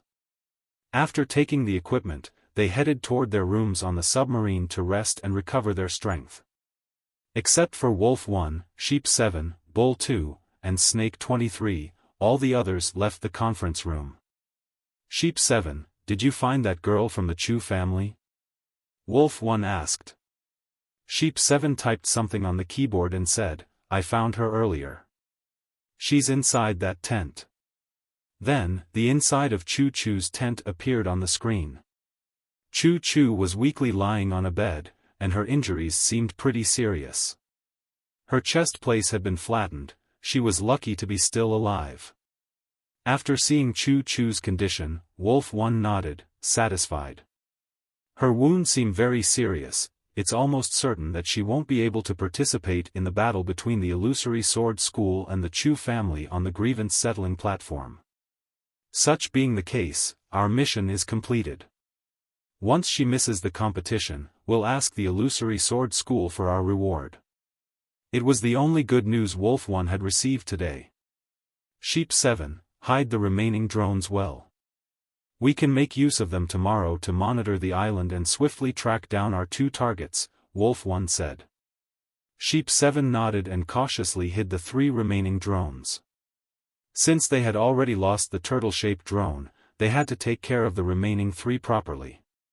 These drones had been built using very advanced and costly technologies. Even with money, it wasn't easy to buy them. The sun set and the sun rose. A new day started. July 17th, the weather was cloudy. Thick layers of clouds would often obscure the scorching sun, letting the people on the ground feel a cool and refreshing feeling. Song Shuhang got up early in the morning and left the tent to practice a bit. After finishing his practice, he leisurely returned to the campsite covered in sweat. In the campsite, Daodu was also doing breathing exercises. After seeing that Shuhang had returned, Daodu teased him, "Woof, Shuhang. You have been cultivating very diligently for the past 2 days. Did someone make you angry?" "Woof. That's not it. It's just that I feel very motivated these days," Song Shuhang said with a smile. After knowing that he had missed the best period to practice and didn't have that innate true chi to help him, Song Shuhang didn't lose heart. Instead, he was putting even more effort into his practice. Since he had started to practice later than others, he could only do his best and train harder and harder. Although the sentence ineptitude can be remedied by diligence wasn't completely true, it wasn't completely false either. Moreover, since he had started to practice much later than other cultivators, if he weren't to diligently cultivate, he would fall more and more behind. Song Shuhang stretched himself and joked, "I don't want to turn into a pile of bones by the time Senior White comes out of his next secluded meditation. It would be rather unsightly to have him burn incense at my grass-covered grave." "Don't worry, you won't end up in a grass-covered grave," Daodu said with a serious expression on his face. Song Shuhang replied, "Thanks. Once in a while, even Daodu can say something nice. Because I will remember to visit your grave every year on the tomb sweeping day and pull out the weeds. You don't need to thank me, I'm always happy to help others. The small-sized Daodu came over and patted Shuhang's leg. Song Shuhang. Nothing nice comes from the filthy mouth of a dog, especially from Daodu's mouth. How could he forget this saying? At this time, the faraway small monk had also finished his practice. The road of cultivation was like an uphill road. If you were to stop moving forward, you would fall behind. The small monk came over and tried to defend Song Shuhang. Senior Daodu, please stop saying these things. Senior brother Shuhang won't die so early. Senior brother Shuhang is a good person and will live up to 100 years. Song Shuhang was grateful for Guoguo's immediate help.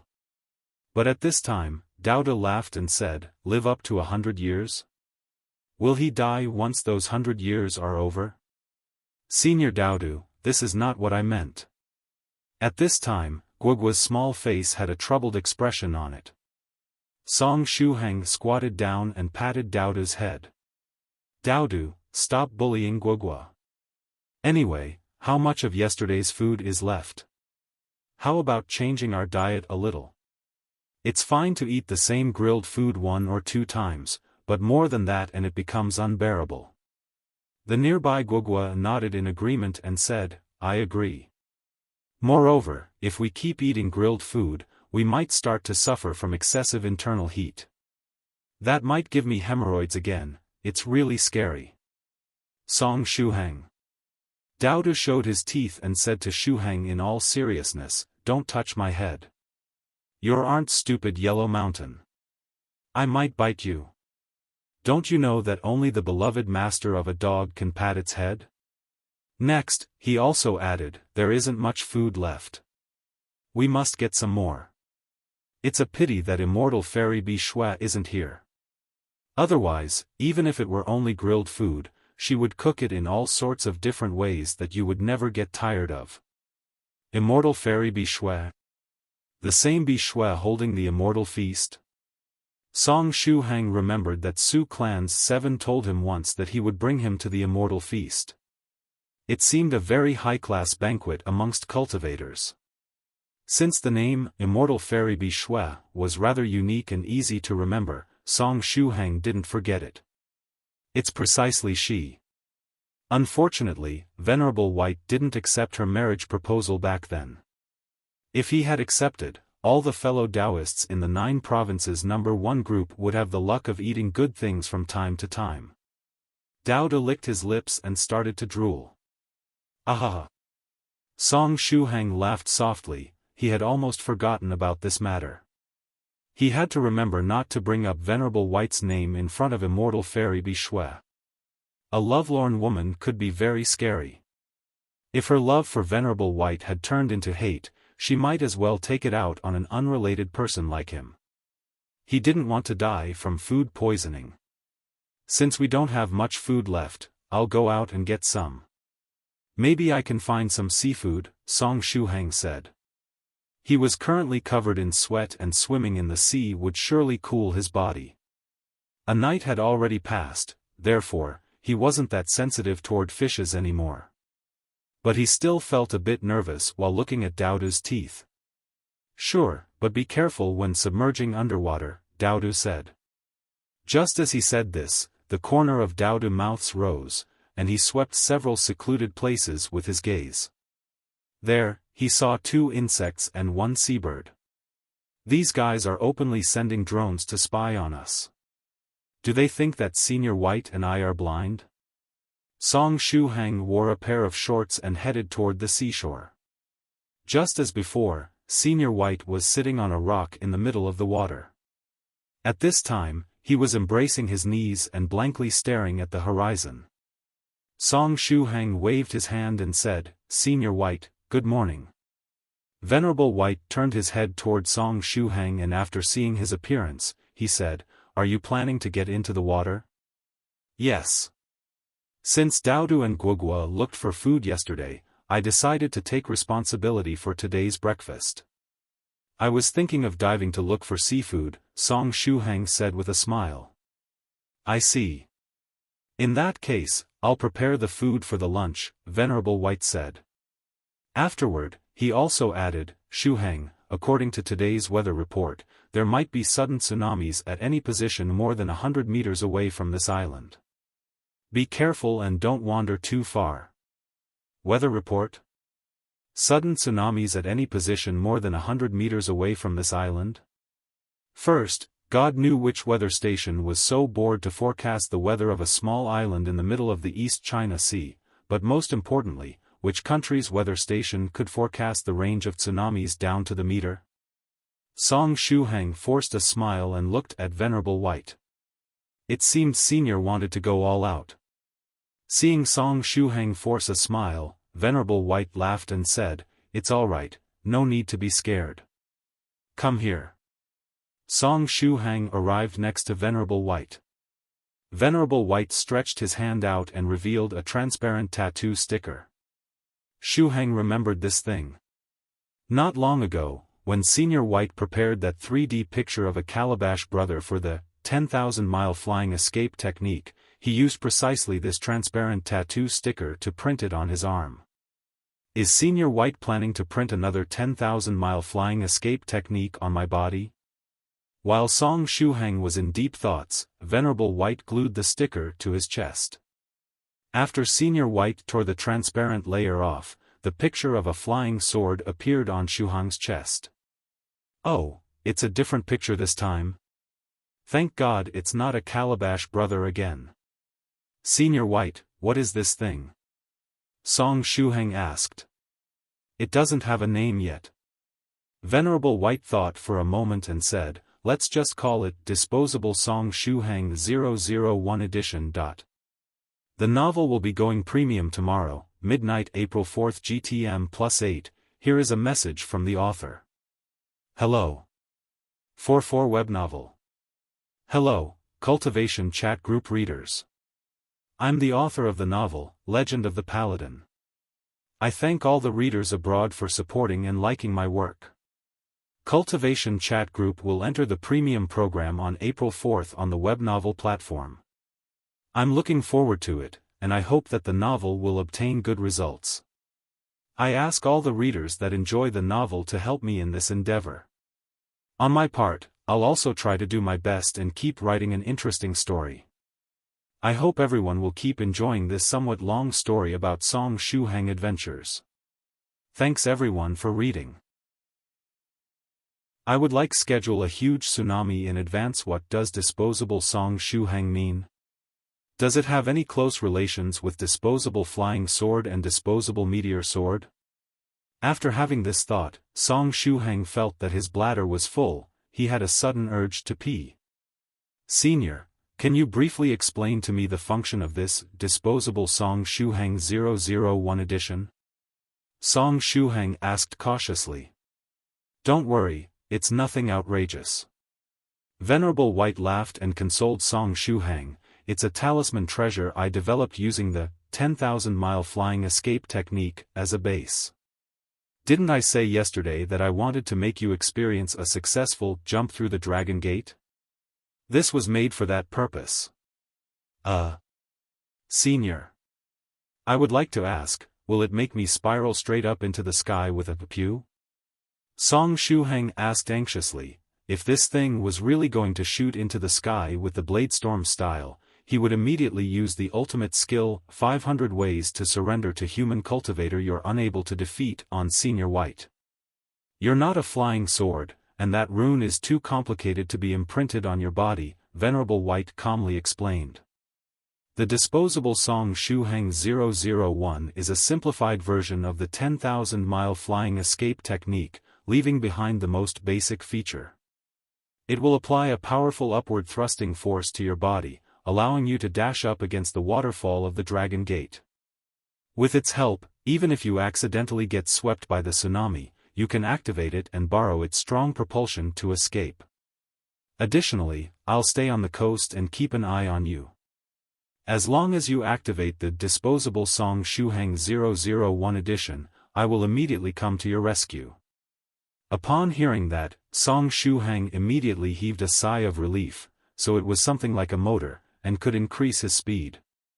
Even if he was swept in the middle of a tsunami, he would be able to depend on the disposable Song Shuhang 001 edition to ride the wind and cleave the waves. In the angry sea, it sounded like a pretty useful thing. Since he was not going to be shot into the sky, he was relieved. Then, Senior. I'm going into the sea. Song Shuhang was in a very good mood. He waved his hand and dived into the sea. Venerable White smiled slightly and continued observing from the reef and started to get lost in his thoughts. After Song Shuhang entered the water, he happily swam for a bit, and forcefully dived down below the surface. Before he dived down, he had already activated the turtle breathing technique. That was the technique that Senior White taught him when they were on board the helicopter on their way into space, a very useful and clever technique. With the turtle breathing technique, he could survive without breathing for a couple of hours. He could save Mother Earth a lot of oxygen. Venerable White was silently lost in thoughts for a long time. At this time, his phone rang. Venerable White swiped the screen of his phone and saw the name of the caller, fellow Daoist true Monarch Tyrant Flood Dragon. Venerable White yawned and stretched for a bit before picking up the call and placing his phone an arm's length away. Hello, fellow Daoist White. It's been a while, waha, I'm so sorry. Earlier on, I was in the process of inseminating my third wife with my 26th child, and so I did not pick up your call. Speaking of which, is there anything you need? From the other end of the line came a loud, rumbling thunder-like voice. It was a voice that was filled with grandeur. This person, true Monarch Tyrant Flood Dragon, was one of Senior White's old friends. Not long ago, Venerable White decided to hold a hand-guided tractor competition. Hence he went to look for a lot of old friends' contact numbers all over again. True Monarch Tyrant Flood Dragon was one of them. Yeah, originally I wanted to meet you one of these days to hang out, but I didn't know if you were free or not. Our group of Daoist friends hasn't met for over 100 years, Venerable White said with a smile. Fellow Daoist White, you're the only person who didn't meet us for 100 years. Our group met up once every decade. You were the only one who was in secluded meditation for more than 150 years and did not meet us. True Monarch Tyrant Flood Dragon's voice continued to rumble from the other end of the line. Venerable White was speechless. However, our last meetup was also about 20 years ago. You name the time and the place, and I will inform the rest of them to enjoy a good time together. Congratulations on coming out of secluded meditation. True Monarch Tyrant Flood Dragon laughed. Venerable White nodded and said, all right, let me choose a location in the next couple of days and get back to you guys. Also, right now, I need your help with something. True Monarch Tyrant Flood Dragon asked, what do you need? I remember that the place around the XXX coordinates in the East China Sea is within your territory, right? I would like to schedule a powerful tsunami in a specific area. Is that fine? Asked Venerable White. No problem. However, I have given that territory to my 21st daughter. Wait a moment, I will contact her in a while and get her to arrange the huge tsunami for you. Right, why don't I get her to contact you directly? You can give her the details such as the size of the area, the height and power of the tsunami wave and so on yourself. True Monarch Tyrant Flood Dragon laughed once again. From the looks of it, over the past 100 years, True Monarch Tyrant Flood Dragon's territory had expanded a significant amount. He had started giving parts of it to his children. Your 21st daughter? You had her in the past 100 years, right?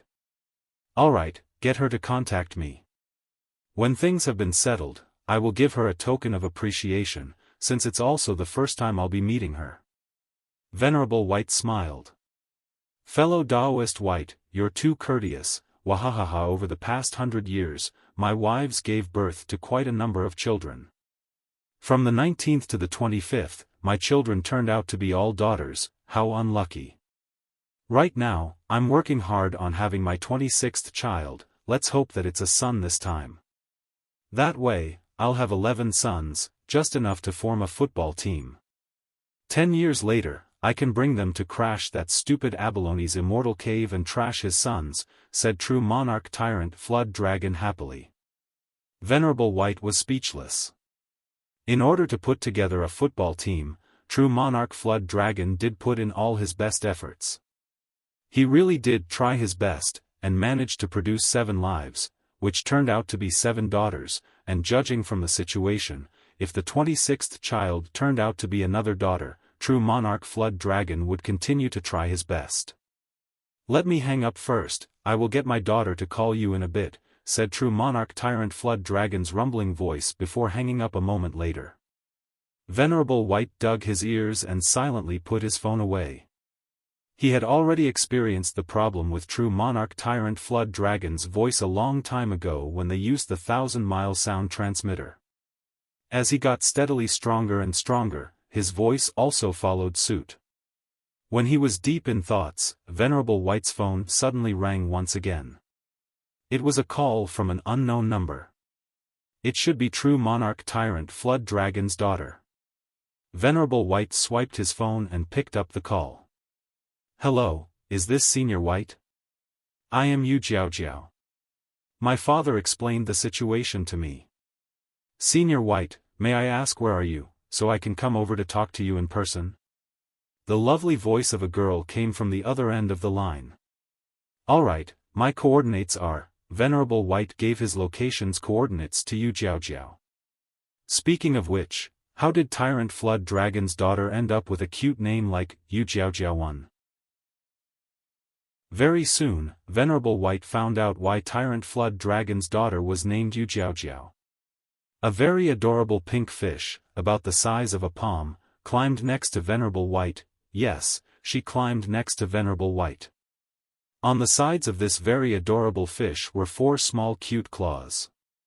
At the top of her head, she had a tiny flood dragon horn. On the whole, she looked like an axolotl, but her body was that of a real fish. Her tail was wrapped around a similarly small and exquisite phone. Is she a flood dragon with fish bloodline? Or a fish with flood dragon bloodline? Oh, no wonder she's named Yu Jiao. She was actually a fish with a flood dragon bloodline. One that was also to say, Yu Jiao's mother should also be a monster fish? From the looks of it, fellow Daoist tyrant flood dragons' wives were of different species, and in order to get 11 sons and establish a football team, fellow Daoist tyrant flood Dagon really did his utmost. Even the boundary of species was unable to stop him. After climbing next to Venerable White, Yu Jiao asked in a cute voice, "Excuse me, are you Senior White?" Her voice was very soft and gentle, which was perfect for the voiceover for small and cute animals in animated cartoons. Venerable smiled and nodded his head, reaching out the palm of his hand. Yu Jiao climbed onto Venerable White's hand and intimately rubbed her face against his palm. Before she came, her father had briefly introduced certain unique aspects of Senior White, such as his irresistible charm, or his irresistible charm. In any case, according to what her father said, no living or sentient thing could resist Senior White's charm. Therefore, he told her to mentally prepare herself before meeting him. She'd indeed managed to mentally prepare herself, but the moment she laid her eyes on Venerable White, she subconsciously developed a desire to be intimate with him and instinctively got closer to him. For an instant, she felt as though the warm feeling she was getting from Senior White was far stronger than the one she used to get from her father. Luckily, true monarch tyrant flood dragon wasn't like a certain other venerable, or else he would have cried himself to sleep. When Venerable White held her, he sensed the realm she was at, the peak of the 3rd stage. From the looks of it, she was only a step away from reaching the 4th stage. Yu Jiao was born in the past 100 years. The lifespan of monster cultivators was extremely long, but comparatively, their cultivation speed before they got to the 5th stage golden core and gained the ability to transform into human form was several times slower than that of human cultivators. For Yu Jiao to raise her power to the peak of the 3rd stage within a mere 100 years meant she wasn't inferior to the geniuses of the 9 provinces number 1 group such as Su Clan 16 or Spirit Butterfly Island Soft Feather. Yu Jiaojiao asked, Senior White, may I ask what are your requirements for the size of the tsunami and the affected area? Also, would you like it to sweep underwater as well? Although Yu Jiaojiao was in the third stage realm, she had the bloodline of a flood dragon, and flood dragons could innately overturn the seas and the rivers. Even a mere small first-stage flood dragon could create huge waves upon entering a river or sea. A normal tsunami was usually caused by an underwater earthquake or from the eruption of an underwater volcano. Its speed could reach up to 600 to 1,000 km per hour with waves up to 50 meters in height. Its enormous power could flatten all the things in front of it. However, Venerable White needed a powerful tsunami with huge, tall waves affecting only a small area. He was obviously targeting something or someone. I want the tsunami to be at the maximum strength you are capable of controlling, and as for the affected area, as long as you stop the tsunami 100 meters away from the small island, it will do. Oh right, avoid damage to the environment, advised Venerable White. Senior, when do you need the tsunami to start churning huge waves? Asked Yu Jiaojiao. Venerable White looked at the nearby island. Let's do it after a few interesting people make their appearance. His gaze penetrated through the layers of sea water and saw the scene of Song Shuhang swimming happily under the sea, as well as a submarine that was silently waiting in the area behind the reef, 100 meters away from Song Shuhang. Good, they are here. Jiaojiao, you can start your preparations. Wait for my cue, oh. Halfway through his speech, Venerable White suddenly smiled and said, change of plans. Change the distance to 50 meters and make it as big as possible, till everything gets swept up onto the island. The distance of the tsunami suddenly changed from 100 meters to 50. Song Shuhang was done for. On the submarine. Wolf 1, Bull 2, and the others anxiously looked toward a faraway place. Yesterday, Snake 23 stayed up all night to devise 5 plans, including several ways to lure Song Shuhang or the small monk out of the island. Thereafter, he also tried to figure out a way to avoid bumping into the powerful Pekingese, or that other cultivator decked in white that was the scariest of all. As for capturing Song Shuhang or the small monk, he had come up with around 15 different methods. On the whole, Snake 23 had already inferred and thought about the all possible changes they might face when capturing their targets. The 5 plans seemed to be perfect and without flaws. But little did he expect that the plans did not adjust to the changes fast enough. Song Shuhang had already swum out of the island by himself. This was something outside of Snake 23's expectations. However, this unexpected change was a good one. At least it would save them the trouble of using one of their tactics to lure the young man or the small monk out. Go. Follow Snake 23's earlier plan to surround and capture him. Take the tranquilizer with you and make sure to dose it correctly. The young man is a first-stage cultivator after all. Directly use the dose you would use for an elephant. Actually, multiply it by 5. Cultivators don't die that easily anyway, said Wolf 1. Snake 23 added, make sure you surround him properly and don't let him escape. If needed, you can use the tranquilizer immediately, as long as you keep him alive in exchange for Whale 8 and Shark 9 it's all good. Their tranquilizers were personally crafted by Hawk 6, the firing range would decrease by a lot underwater, but its power remained as impressive as ever. Hence, Wolf 1 led the way. Apart from Snake 23 and Sheep 7 who needed to hold the fort and oversee everything on the submarine, the rest of the members followed Wolf 1 and set out. Wolf 1 and the rest were pretty successful at first. They managed to hide their tracks and stealthily surrounded Song Shuhang. Since they were in this line of work for a long time and had a lot of experience, their ability to cover their tracks and scent was impressive. The next moment, Song Shuhang, who was originally chasing a sea turtle, suddenly stopped. Even though he did not see or sense the presence of Wolf 1 and the others surrounding him, Song Shuhang felt a strong foreboding that several pairs of eyes were fixed on him, spying on him and following each and every one of his movements. Peeping Toms? Hence, Song Shuhang swam in the direction of the island without any hesitation. We must not let him escape, shoot him with the tranquilizer. Wolf One shouted loudly. Wolf One and the others had yet to shoot when the nearby seawater started to churn. Soon after, a terrifying strength came at them from the bottom of the sea.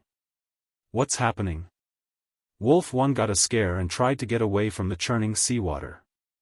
But the momentum of the rising water was too strong. Amongst the water was mixed the faint aura of a monster cultivator. A sea monster was up to mischief. The ocean was the natural habitat of sea monsters. If you were to meet them in the open sea, they would give you an unbelievable headache. Earlier, Wolf One and the others had carefully inspected the surroundings and didn't find anything amiss. Where did this sea monster come from? And why did it want to deal with them? Did it mean that a powerful and hungry sea monster just happened to pass by, and decided to have a meal after seeing them? Wolf One struggled with all his might, but it was useless. He couldn't even change his posture amongst the frenzied sea waves. Since he was unable to resist, he could only do his best to hold on. He operated the true qi inside his body at full strength, trying to protect himself. His teammates did the same.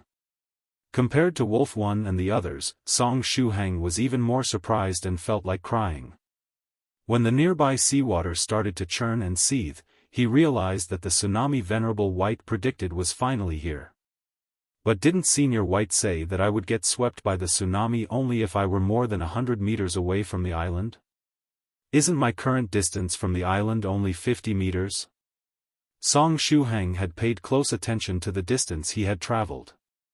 Such being the case, why was he swept by this tsunami? But there was an even greater problem now. What did he have to do in order to activate the disposable Song Shuhang 001 edition? Damn it. Earlier, I remembered to ask whether or not the disposable Song Shuhang 001 used the coiling flight, or blade storm, feature, but I forgot to ask how to activate it. Did he have to chant that disgraceful incantation again, Moon Prism Power, make up? After chanting it once, he didn't really want to chant it again.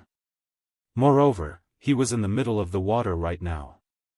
The seawater would enter his mouth if he were to open it to chant the incantation. Boom! The sea waves started to rise and quickly reached the height of 20 meters, their momentum unstoppable. Wolf One and the others were picked up by the waves and dragged toward the shore on the island. These waves seemed intent on throwing them onto the sandy beach. When he was dragged away by the waves, the silly and handsome Fox 10 unconsciously shot a glance toward the island. It was at that point that he saw a fearful figure in white. The figure in white had a gentle smile on its face. It almost seemed as though this sudden tsunami was within its calculations. Is this the doing of that handsome cultivator? I should have tried to convince Wolf One to use gentler means to retrieve Whale White and Shark 9. We shouldn't have gone for something as extreme as kidnapping the small monk or that youngster. Although Fox 10 was regretting his decision, he did so only after things were over for them. Thus, it was completely useless. The sea waves kept dragging Wolf One and company, as well as Song Shuhang, toward the island. Song Shuhang hadn't been too lucky, and while being dragged away by the sea waves, he was pressed beneath the tsunami, continuously sweeping the seafloor. Just like Wolf One and the others, he struggled with all his might, but couldn't get away. In front of this tsunami that was akin to a natural disaster, he felt small and insignificant. Now then, is jumping through the dragon gate like a fish even more difficult than getting away from this tsunami to reach the surface of the sea? Song Shuhang suddenly recalled what Senior White had told him earlier. Since his turtle breathing technique was still active, he didn't have to worry about drowning. What Venerable White described at the time was the real process of the fish jumping through the dragon gate, and it had nothing to do with the jumping through the dragon gate bottleneck that cultivators of the first stage had to face. But if that bottleneck was only 1 out of 10 as scary as this tsunami, it was still pretty difficult to overcome. Song Shuhang clenched his fists and thought to himself, I won't give up so easily. I'll jump through the dragon gate at once. I don't want to merely live up for 100 years. When this thought flashed through his mind, the disposable Song Shuhang 001 edition on his body suddenly lit up. Soon after, he felt an endless stream of energy burst out of his body. All this energy produced a powerful force that pushed his body away from the frenzied waves. This thing is finally working. Song Shuhang thought and seized the opportunity to move toward the surface of the sea. The talisman-like effects that Senior White had added were very powerful. Thanks to their strength, he was able to easily proceed toward the surface of the sea. Under the astonished gazes of Wolf One and the others, Song Shuhang rode the wind and cleaved through the powerful oceanic waves, getting out of the sea. Aha, I managed to come out. Song Shuhang heartily laughed and prepared to move toward the island and Senior White. But right at this time, he felt as though he had lost control of his body. Just as before, that burst of energy was continuously surging and the powerful force beneath his feet wasn't showing any signs of stopping. At last, Song Shuhang broke through the surface of the sea like a missile. Without the resistance of the water, the speed at which he was rising toward the sky became even faster. Song Shuhang. Senior White, the brakes. How do I brake? Song Shuhang shouted. He even unconsciously used the roaring lion's technique. His voice was deafening and spread very far away. But did Senior White even have the concept of braking in his mind? The answer was, no. The only concepts in Senior White's mind were, speed increasing, 3x speed, 5x speed, 10x speed, triple x speed. Something like braking wasn't worth considering. And just in this fashion, Song Shuhang shot toward the sky, flying higher and higher. He had been too naive. Although there was no coiling flight feature, there was the rocket-style speed increasing feature. The happiness I long for lies in the higher skies. I want to fly higher and higher, dancing like the wild wind, escaping the earth's embrace. I want to fly higher and higher, the wings stirring up a storm, and the heart howling, fly higher and higher. Oh! After I removed all the other features and changed the energy of the 10,000-mile flying escape technique into an upward thrusting force, the strength of the generated propelling force turned out to be vastly superior to what I had expected. I need to further improve this part. After seeing Song Shuhang shoot up in the sky, Venerable White started to think about how to develop the disposable Song Shuhang 002 edition. Wait, I shouldn't be thinking about improvements right now. I should save Song Shuhang first. Venerable White calmly took a wooden sword out of his sleeve. He had prepared this sword beforehand. Disposable Meteor Sword 001, go. Safely return little friend Song Shuhang here. Venerable White activated the sword art, and the wooden sword shot up in the sky, chasing after Song Shuhang's silhouette. At the same time, those huge sea waves clashed against the sandy beach with a loud sound. After clashing against the island, they broke into tiny pieces and dispersed, changing into raindrops that returned to the sea.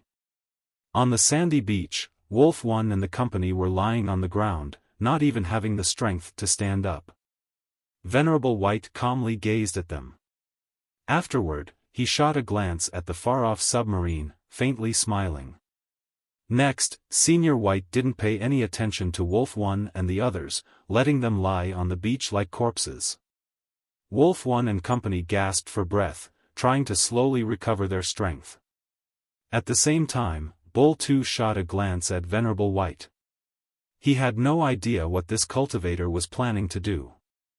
Since he bothered to drag them onto the sandy beach, why didn't he take any action but left them here, drying in the sun? Venerable White picked up Yu Jiaojiao with his hand and said with a smile, "Thank you, Jiaojiao. You saved me a lot of trouble this time. Is there any matter you need help with?" He needed to give Yu Jiaojiao a gift for their first meeting. Moreover, she even helped him. Wouldn't it be embarrassing if he were to give her nothing in return? He couldn't let that happen. Yu Jiaojiao's body started to become pink. She seemed somewhat embarrassed. In the next moment, she said, "Senior White, there is indeed something I need help with. Do tell. Let's see if I can fulfill this wish of yours, Venerable White said with a smile. I wondered if you could help me experience the shape-shifting dragon gate. Yu Jiaojiao's body became even pinker, but her small eyes were looking at Venerable White expectantly. Venerable White's smile disappeared, and he gazed at Yu Jiaojiao with a serious expression on his face. The shape-shifting dragon gate? Are you sure? In regards to cultivation, although monster cultivators had a very long lifespan compared to humans, their cultivation speed was several times slower than humans before they could condense a monster core and assume a human form. Before condensing their monster core, they wouldn't be able to assume a human form even if they had already reached the peak of the fourth stage realm. That was of course unless they had had some kind of lucky encounter, like Lady Onion in Song Shuhang's pocket, or if they were part of a particular race. In that case, they would have the opportunity to change into a half-human form while in the fourth stage realm. Amongst snakes were several species of monster snakes that would shed 10 layers of snakeskin every realm, and after they had reached the fourth stage realm and shed their snakeskin 40 times, they could turn the upper part of their bodies into that of a human while the lower part would remain that of a monster snake. Monster snakes such as lamias were very famous in Chinese legends. Monster fishes also had the opportunity to assume a half-human form. They were precisely those mermaids in legends. But unlike monster snakes, who only needed to shed their snakeskin, monster fishes needed the help of a 7th stage Venerable to gain the ability to change into half-human form. The Venerable would have to cast a shape-shifting illusion spell on them while they were trying to break through the 4th stage realm. After experiencing the spell, they would be able to change into a half-human form, greatly increasing the speed of their cultivation. However, the difficulty in breaking through would also increase tenfold, if not more. Yes, I'm sure. Yu Jiaojiao's voice was still lovely as before, but also very resolute. I've already prepared all the materials, offerings, and spirit stones necessary for the creation of the shape-shifting dragon gate. It seemed that she hadn't decided to experience the shape-shifting dragon gate on a whim. She had been preparing for it for years, if not decades. I see. Venerable White faintly nodded and added, but I have a condition.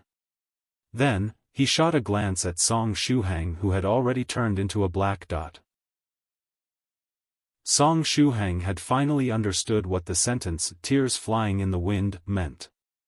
Although the coiling flight feature was scary, the rocket-style feature wasn't inferior to it at all. Shuhang felt as though he had a missile in his butt that was continuously pushing him upward, higher and higher. The fearful thing was that the speed he was flying at wasn't fixed. The speed of the disposable Song Shuhang 001 was fluctuating. In other words, after he had flown for a certain period of time, the speed would start decreasing until reaching the minimum threshold.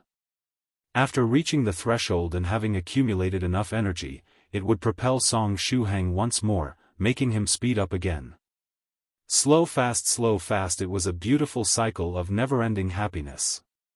Song Shuhang was even thinking of using Lady Onion's signature move, the 500 ways to surrender to a human cultivator you're unable to defeat, to beg for forgiveness from Senior White. Too bad he didn't get the chance. Soon after, Shuhang had flown so high that he was about to touch the clouds. I won't directly fly into space, right? He would surely die if he were to go into space. He was currently in a defenseless state and had nothing to protect himself with. Wouldn't he die if he were to catch fire due to the friction? Or perhaps he would directly freeze due to the cold air? Just as he was in deep thoughts, Song Shuhang saw a sword light approach from below with a pew sound. Next, it arrived beneath his feet and supported his body. At this time, the energy of the disposable Song Shuhang 001 also seemed to have been used up, stopping Shuhang from going any higher. Song Shuhang immediately calmed down. The flying sword supported Song Shuhang, and since it was already high up in the sky, it didn't make use of its coiling flight feature. However, it still diligently used its meteor-like effect and slowly brought Song Shuhang downward toward Venerable White's position. The fact that there was no parachute-style landing made Song Shuhang heave a sigh of relief. But when he thought that he was going to land next to Venerable White, Shuhang started to get somewhat uneasy. After all, Soft Feather had sent in the group chat 70 or so emotes of Senior White. If he were to land next to Senior White and Senior White was still angry, wouldn't he develop very soon a disposable Song Shuhang 002 edition, or even 003 edition? No, I mustn't resign myself to death. I'll gain the upper hand by seizing the initiative. Should I apologize to Senior White as soon as I see him? No, perhaps it's already too late for that. I should try to divert his attention, then. But how should I divert his attention? Song Shuhang operated his brain at full speed until he suddenly got an idea. That's it. When he returned home for summer vacation and Papa Song discovered all those certificates, didn't he tell him that they were stage props for a small movie he was going to shoot? Moreover, he said that he was going to shoot it before the end of the year.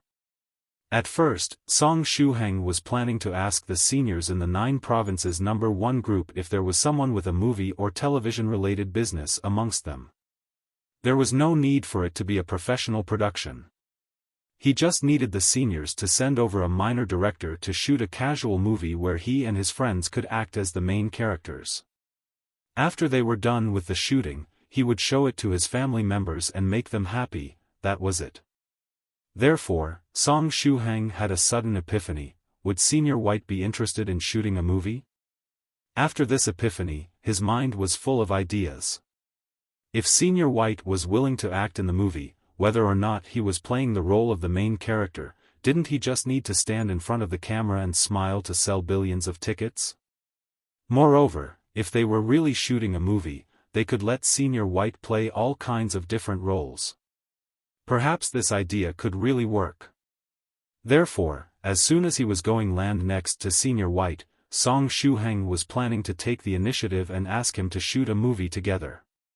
Below, on the small island, Yu Jiaojiao blinked her lovely little eyes and asked in a soft voice, "Senior White, what condition do you have? Please, do tell."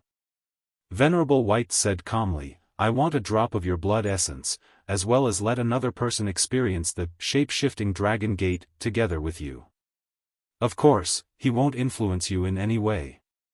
He'll just stand below the gate and try to comprehend the entire process." Yu Jiaojiao hesitated. A drop of blood essence wasn't a big deal, but letting someone else experience the shape-shifting dragon gate with her made her anxious. Although Venerable White said that it wouldn't influence her, just the fact that an unrelated person was experiencing the shape-shifting dragon gate with her was enough to increase the difficulty. The shape-shifting dragon gate was indeed an extremely good opportunity, but it wasn't devoid of dangers.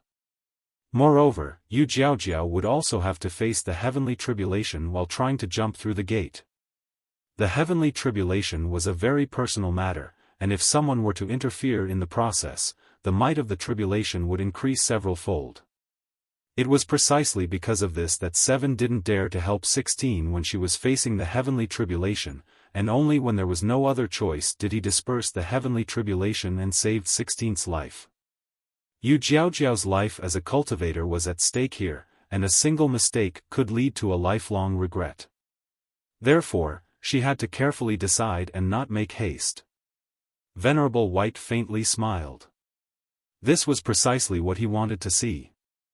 The fact that Yu Jiaojiao didn't choose immediately proved that she was a meticulous girl. Therefore, he felt even more relieved in letting Song Shuhang experience the shape-shifting dragon gate with her. Venerable White smiled and continued in a gentle voice, "Of course, I know that letting him experience the shape-shifting dragon gate together with you will slightly increase the strength of your heavenly tribulation. Therefore, as an extra, I can give you another guarantee." "A guarantee?" Yu Jiaojiao blinked and asked out of curiosity. Venerable White raised his index finger and said, "I can guarantee that even if your attempt to jump through the shape-shifting dragon gate were to fail, you would come out unscathed." Your realm and strength won't drop even after failing. Once you've rested enough, I can give you another opportunity to experience the shape-shifting dragon gate. Of course, I'll provide the materials for the second try. These conditions were truly generous. Senior White, this proposal of yours seems impossible to refuse, Yu Jiaojiao said. She was basically getting an extra opportunity to experience the shape-shifting dragon gate. If she could jump through the gate, it would be awesome. If she were to fail, she could try a second time for free. Wouldn't she be stupid to refuse such good terms? In that case, it's settled. Venerable White stretched his hand out and waved it. The flying sword carrying Song Shuhang quickly descended and arrived next to them. A bald and shining head flashed through the air. Afterward, Song Shuhang successfully landed. At this time, just as Venerable White was about to tell him about the matter of the shape-shifting dragon gate, Song Shuhang seized the initiative and shouted, "Senior White, let's shoot a movie." Venerable White was confused. Has Shuhang gone mad? Was the power of the disposable Song Shuhang 0012 overbearing and damaged his brain? Yu Jiaojiao, who was lying on Venerable White's palm, blinked a few times. Afterward, she slammed her head against Senior White's palm. Don't tell me that I have to experience the shape-shifting dragon gate with this idiot? She felt that her first try would surely end up in failure if he were the one. Please, let it be someone else. Let it be someone else. Cough, Senior White. Don't you find movies beautiful and interesting? Song Shuhang jumped down from the disposable flying sword and opened his arms wide, saying, "The world of movies is boundless. As long as people have imagination, you can bring it to reality with movies. Familial love, romance, science fiction, fantasy, martial arts, action, horror, historical films, there are all kinds of genres in movies. As long as you have imagination and the necessary equipment, you can shoot everything." Venerable White nodded. He had seen several movies recently. Indeed. Although some movies are garbage, others are quite interesting. Therefore, we should shoot our own movie. Song Shuhang clenched his fist and said, "When I returned home, I had a sudden idea. I thought of shooting an interesting movie before the end of the year. Senior White, do you want to shoot it together?" It's a very rare experience. Venerable White's eyes lit up. It seems fun. Yu Jiaojiao looked at Venerable White in astonishment. Then, she slammed her head against Venerable White's palm once more. Now that even Senior White had gone mad, she felt that her first experience of the shape-shifting dragon gate had failed before even beginning. All right. Perhaps I can get some experience from it for the second try. Yu Jiaojiao was traumatized and depressed at this time. Song Shuhang had managed to successfully pique Venerable White's interest. Therefore, they had put the matter about the shape-shifting dragon aside for now. Senior White asked out of curiosity, "Have you already decided the theme?" "I've only got a general idea for now. However, I need someone to write down the plot and turn it into the script later." Song Shuhang made a fist. The general idea he was talking about consisted of him dressing up as a nouveau riche and showing off around those car registration certificates. He needed to show those important stage props in the movie no matter what. "We can look for a novel writer and ask them to write down the plot," Venerable White said. "But where do we find a suitable novel author?" Song Shuhang held his chin and said, "Should I ask in the 9 provinces #1 group? Maybe one of the seniors can recommend us a good author that writes interesting stories? No need to complicate things this much." Venerable White waved his hand and said, "We can casually choose a novel author from the web. We should shoot the movie according to our wishes, and there is no need for a complicated script. We can look for a suitable web novel author and see if their writing style is interesting and funny." Song Shuhang silently nodded. At this time, the depressed Yu Jiaojiao suddenly interjected, "If you're looking for authors with interesting writing styles, I have several candidates. I'm currently following several interesting novels, and I also know the approximate address of one of the authors. Miss Yu Jiaojiao suddenly barged into the strange topic. She didn't seem interested in movies, but novels piqued her interest. She interjected as soon as the topic of conversation shifted to novels. That axolotl can talk.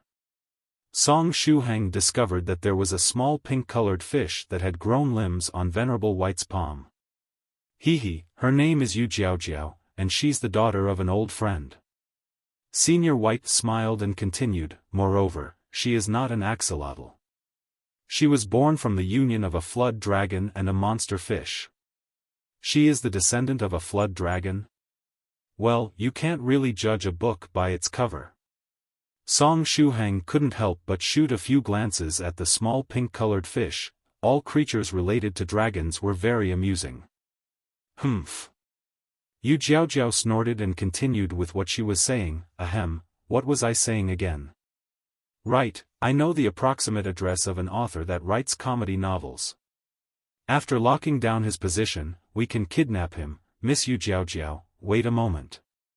Song Shuhang quickly interrupted and asked, what do you mean by kidnap? Oh, I want to find him and drag him over here. This author is too slow at releasing chapters, he only releases from 50-100 to 60-100 characters daily. Moreover, he uploads the chapters only in the evening. TSK, he can't even write 10,000 characters per day. So lazy, and he still wants to stay in the web novel business? Such being the case, I decided to kidnap him and lock him into a small black room and have him write 20,000 characters every day. Otherwise, I won't give him food, Yu Jiaojiao said calmly. Song Shuhang swallowed a mouthful of saliva and mentally lit a candle for this unknown author that Yu Jiaojiao was targeting.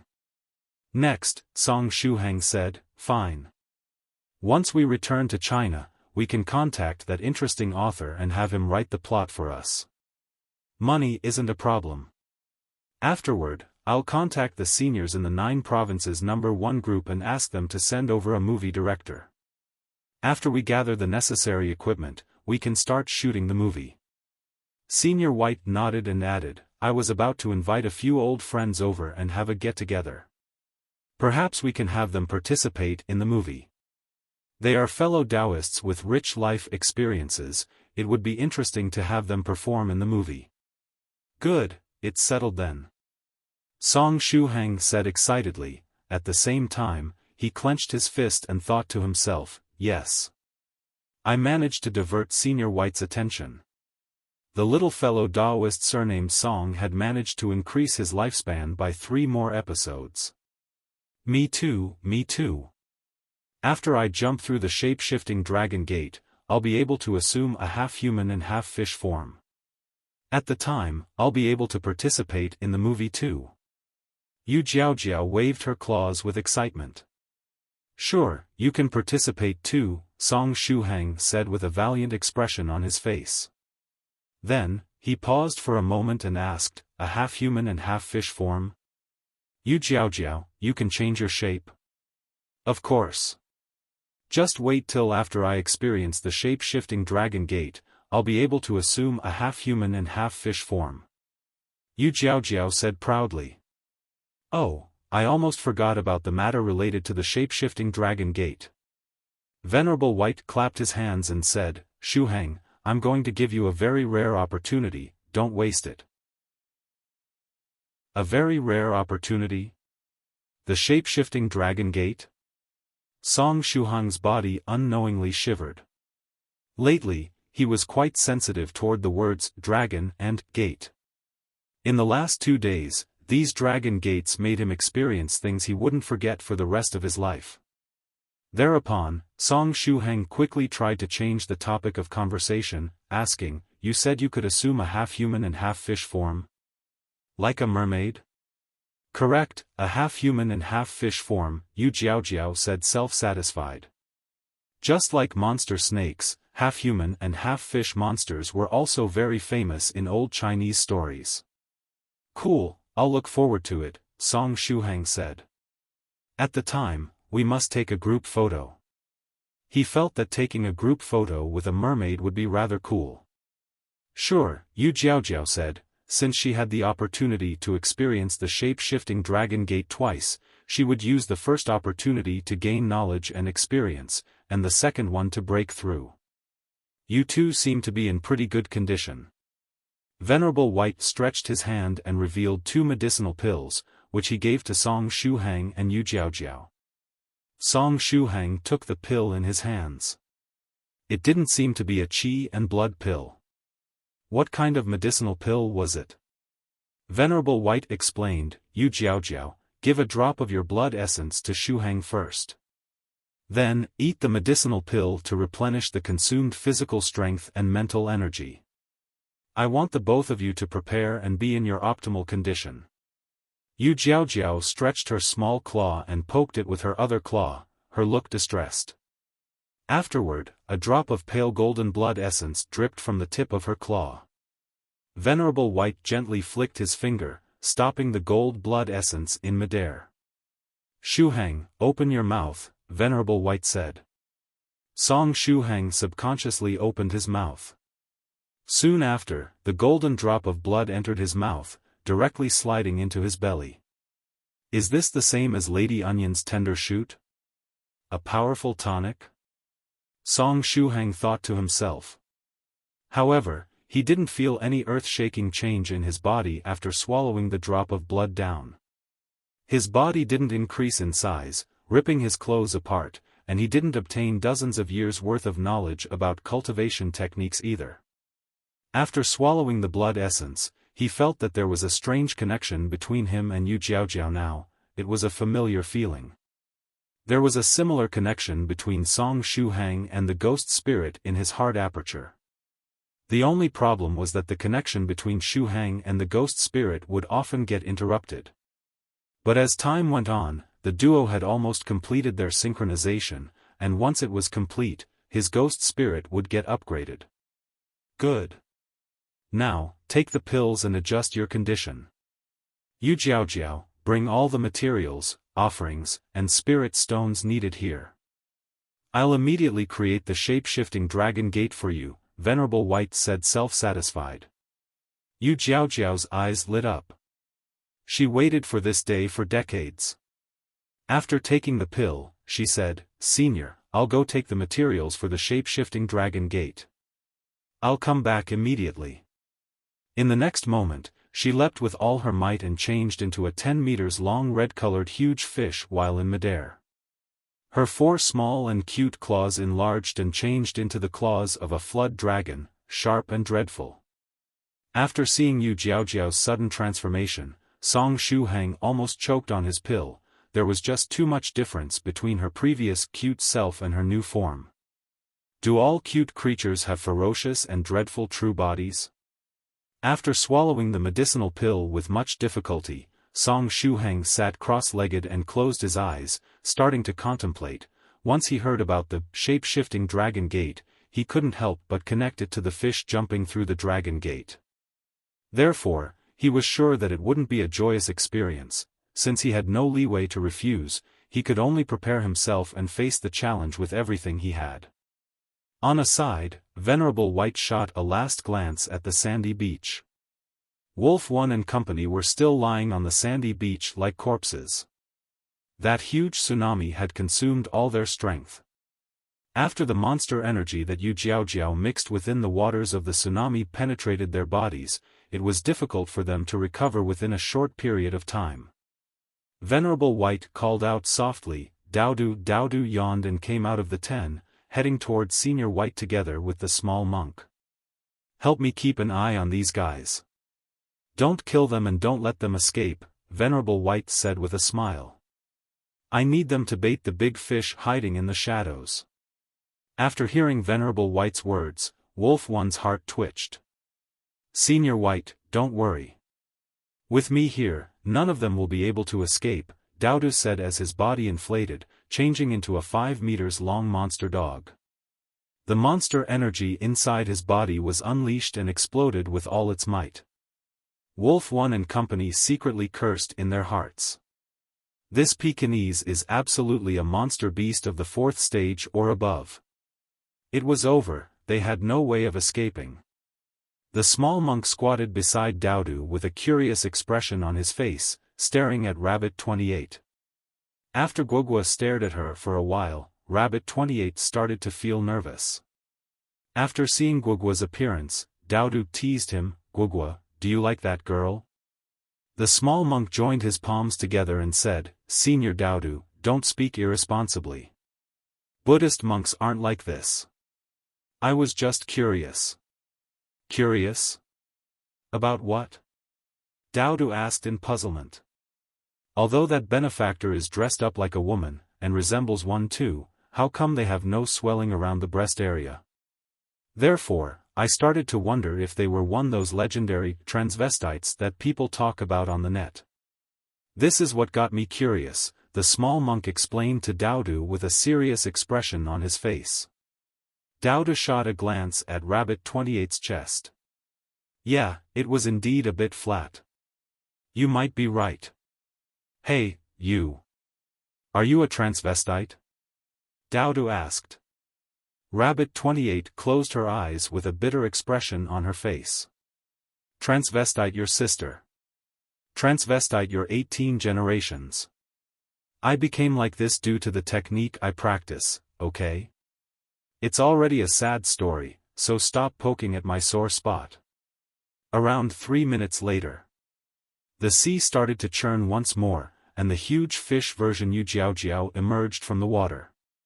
She was carrying a large number of materials on her back.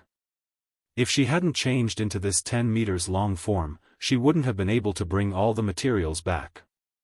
"Senior White, all the materials needed for the shape-shifting dragon gate are here," Yu Jiaojiao said as she placed the materials on the ground.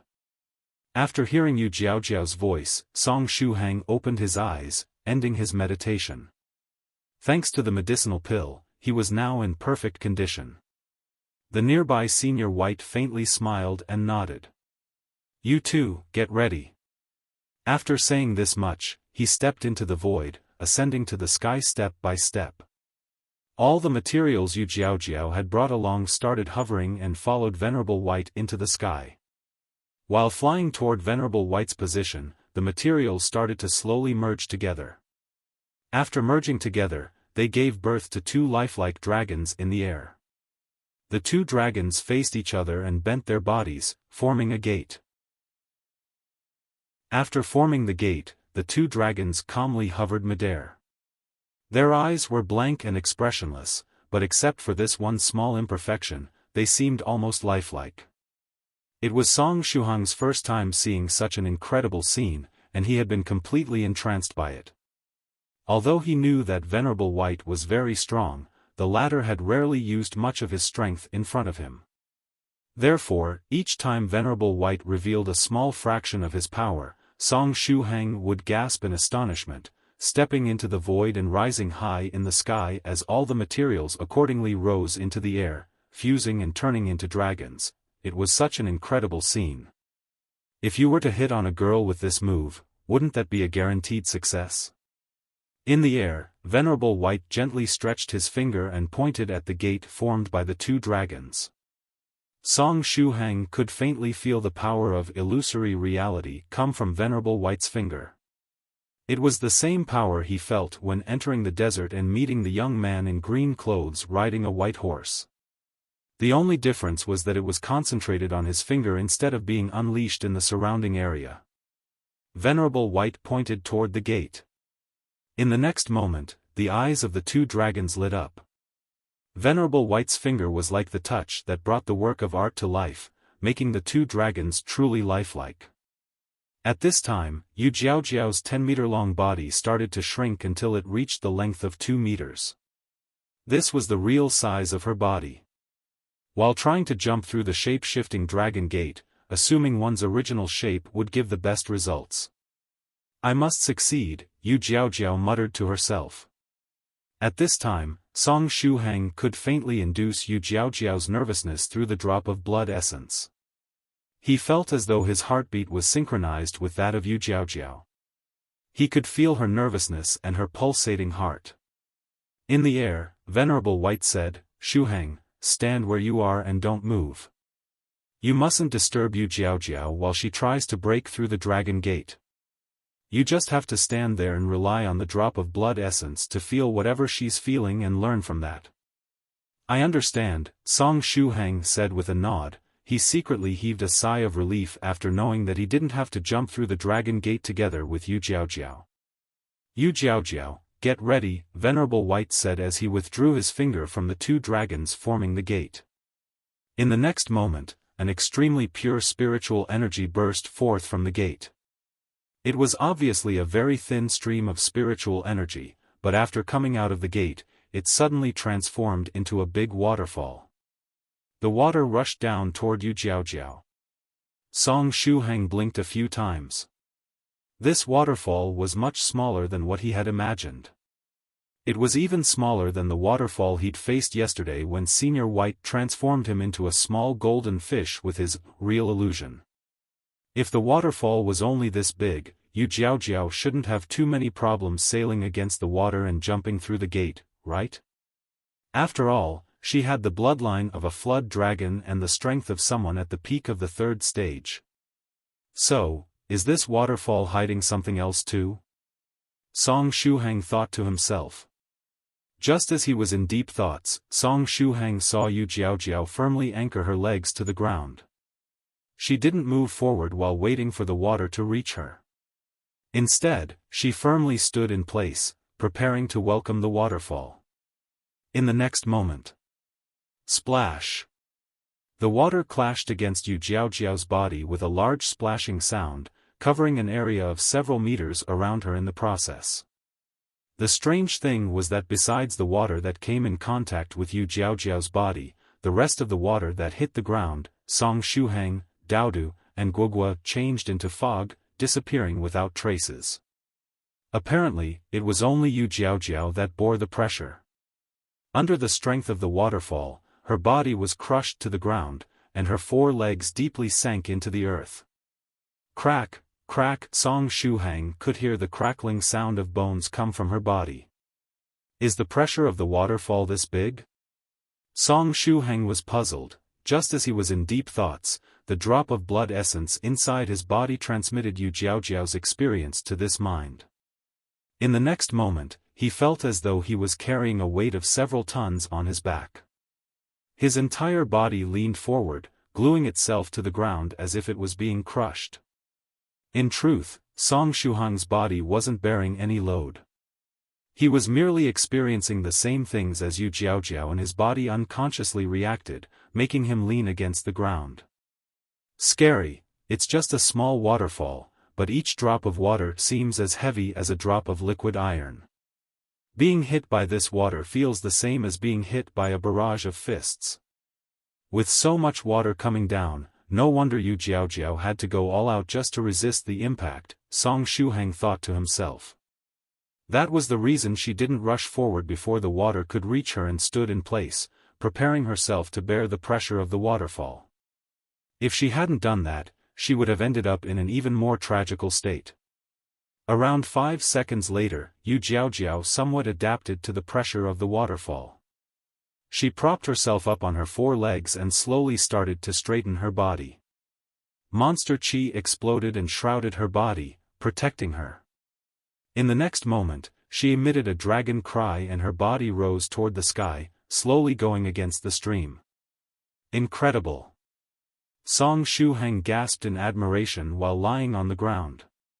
He also straightened his heavy back and slowly crawled from the ground, looking at the scene of Yu Jiaojiao facing the waterfall of the Dragon Gate without blinking.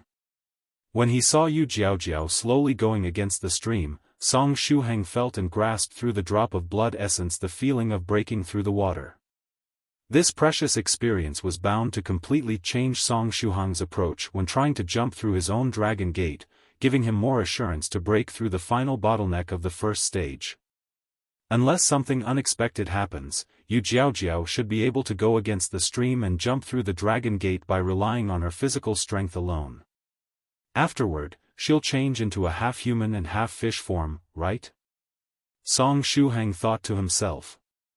But just as this thought flashed through his mind, drastic changes appeared in the waterfall. Balls of lightning appeared out of nowhere and started to attack Yu Jiaojiao. These balls of lightning appeared very suddenly, not giving her any time to react. It was the water-type tribulation thunder. Those balls of lightning were part of the heavenly tribulation. The shape-shifting dragon gate wasn't only a lucky opportunity, it was also the heavenly tribulation Yu Jiaojiao had to face in order to break through the fourth stage realm. The tribulation thunder was extremely powerful, and as soon as it hit Yu Jiaojiao, it seriously injured her. A dense layer of fish scales with astonishing defensive power covered her entire body, but in front of the tribulation thunder, it was ripped apart like a piece of paper. Even the skin below the scales was badly burned by the balls of lightning. Yu Jiaojiao's flesh and blood, as well as her fish scales, were washed away under the heavy water of the dragon gate, dyeing the entire waterfall red. The unbearable pain of having one's body scorched and lacerated as well part of the skin washed away by the water was transmitted to Song Shuhang. Ouch! Song Shuhang took a deep breath. F***ck, so painful. Under the waterfall, Yu Jiaojiao emitted another dragon cry. Although the waterfall had been dyed red with her blood, she didn't take as much as half a step backward. If you were to take a single step back while under the massive waterfall, you would be immediately washed down. Not advancing meant falling back. If she were to take a step back, it was over. Yu Jiaojiao clenched her teeth. Since she couldn't retreat, she could only advance. Advance. Advance. Advance. At this time, she activated her innate skill, and a brand new layer of fish scales started to grow beneath her badly mangled skin. The skill was somewhat similar to the ability to shed one's skin. When your skin was heavily injured, you could turn that layer of injured skin into a layer of defense that you could later shed off. The only problem was that you would feel an indescribable pain while using this skill, as though your skin was being scraped off with a blade. Roar! Yu Jiaojiao emitted another dragon cry. Originally, she was roaring to bolster her courage, but this time, she was calling out due to the unbearable pain. She shot a glance at the upper part of the waterfall. In that place, even larger and stronger balls of lightning were waiting for her. Beneath the waterfall, Song Shuhang complexion was deathly pale. First the powerful impact with the waterfall, then the pain of being scorched by those balls of lightning, then the pain of having your mangled skin washed away by the water, and now the pain of having your skin peeled off. Song Shuhang felt all this, without a single exception, through the drop of blood essence. How is this experiencing the fish leaping over the dragon gate? This is like experiencing a collection of 108 different tortures. Amidst the pain, without him even noticing, the qi and blood energy inside his 5 apertures started to link together, changing into a small dragon gate. On the outside, Song Shuhang was still experiencing the jump through the shape-shifting dragon gate together with Yu Jiaojiao. But on the inside, he had started to unknowingly face the last bottleneck of the first stage realm, the jump through the dragon gate. In China, a 6-winged white crane grasped a phone with the GPS activated with one leg, and a cosmos bag with the other. According to the address fellow Daoist Yellow Mountain gave me, Fairy Lychee's immortal cave should be here. The 6-winged white crane descended to the ground, landing before an immortal cave covered in old vines. It was a place that mortals were unable to find. Only cultivators could possibly come here. After descending to the ground, the white crane assumed the appearance of an angel. This crane was precisely our true Monarch White Crane who was currently delivering the boxes for Senior White. True Monarch White Crane arrived in front of the immortal cave and started to rhythmically knock on the door, just like True Monarch Yellow Mountain told it to. Soon after, Fairy Lychee's pleasing voice echoed from the inside. Which fellow Daoist is it? Fairy Lychee? It's me, White Crane. I'm an old friend of True Monarch Yellow Mountain, and I've come here to deliver a package. True Monarch White Crane called out and said. A package?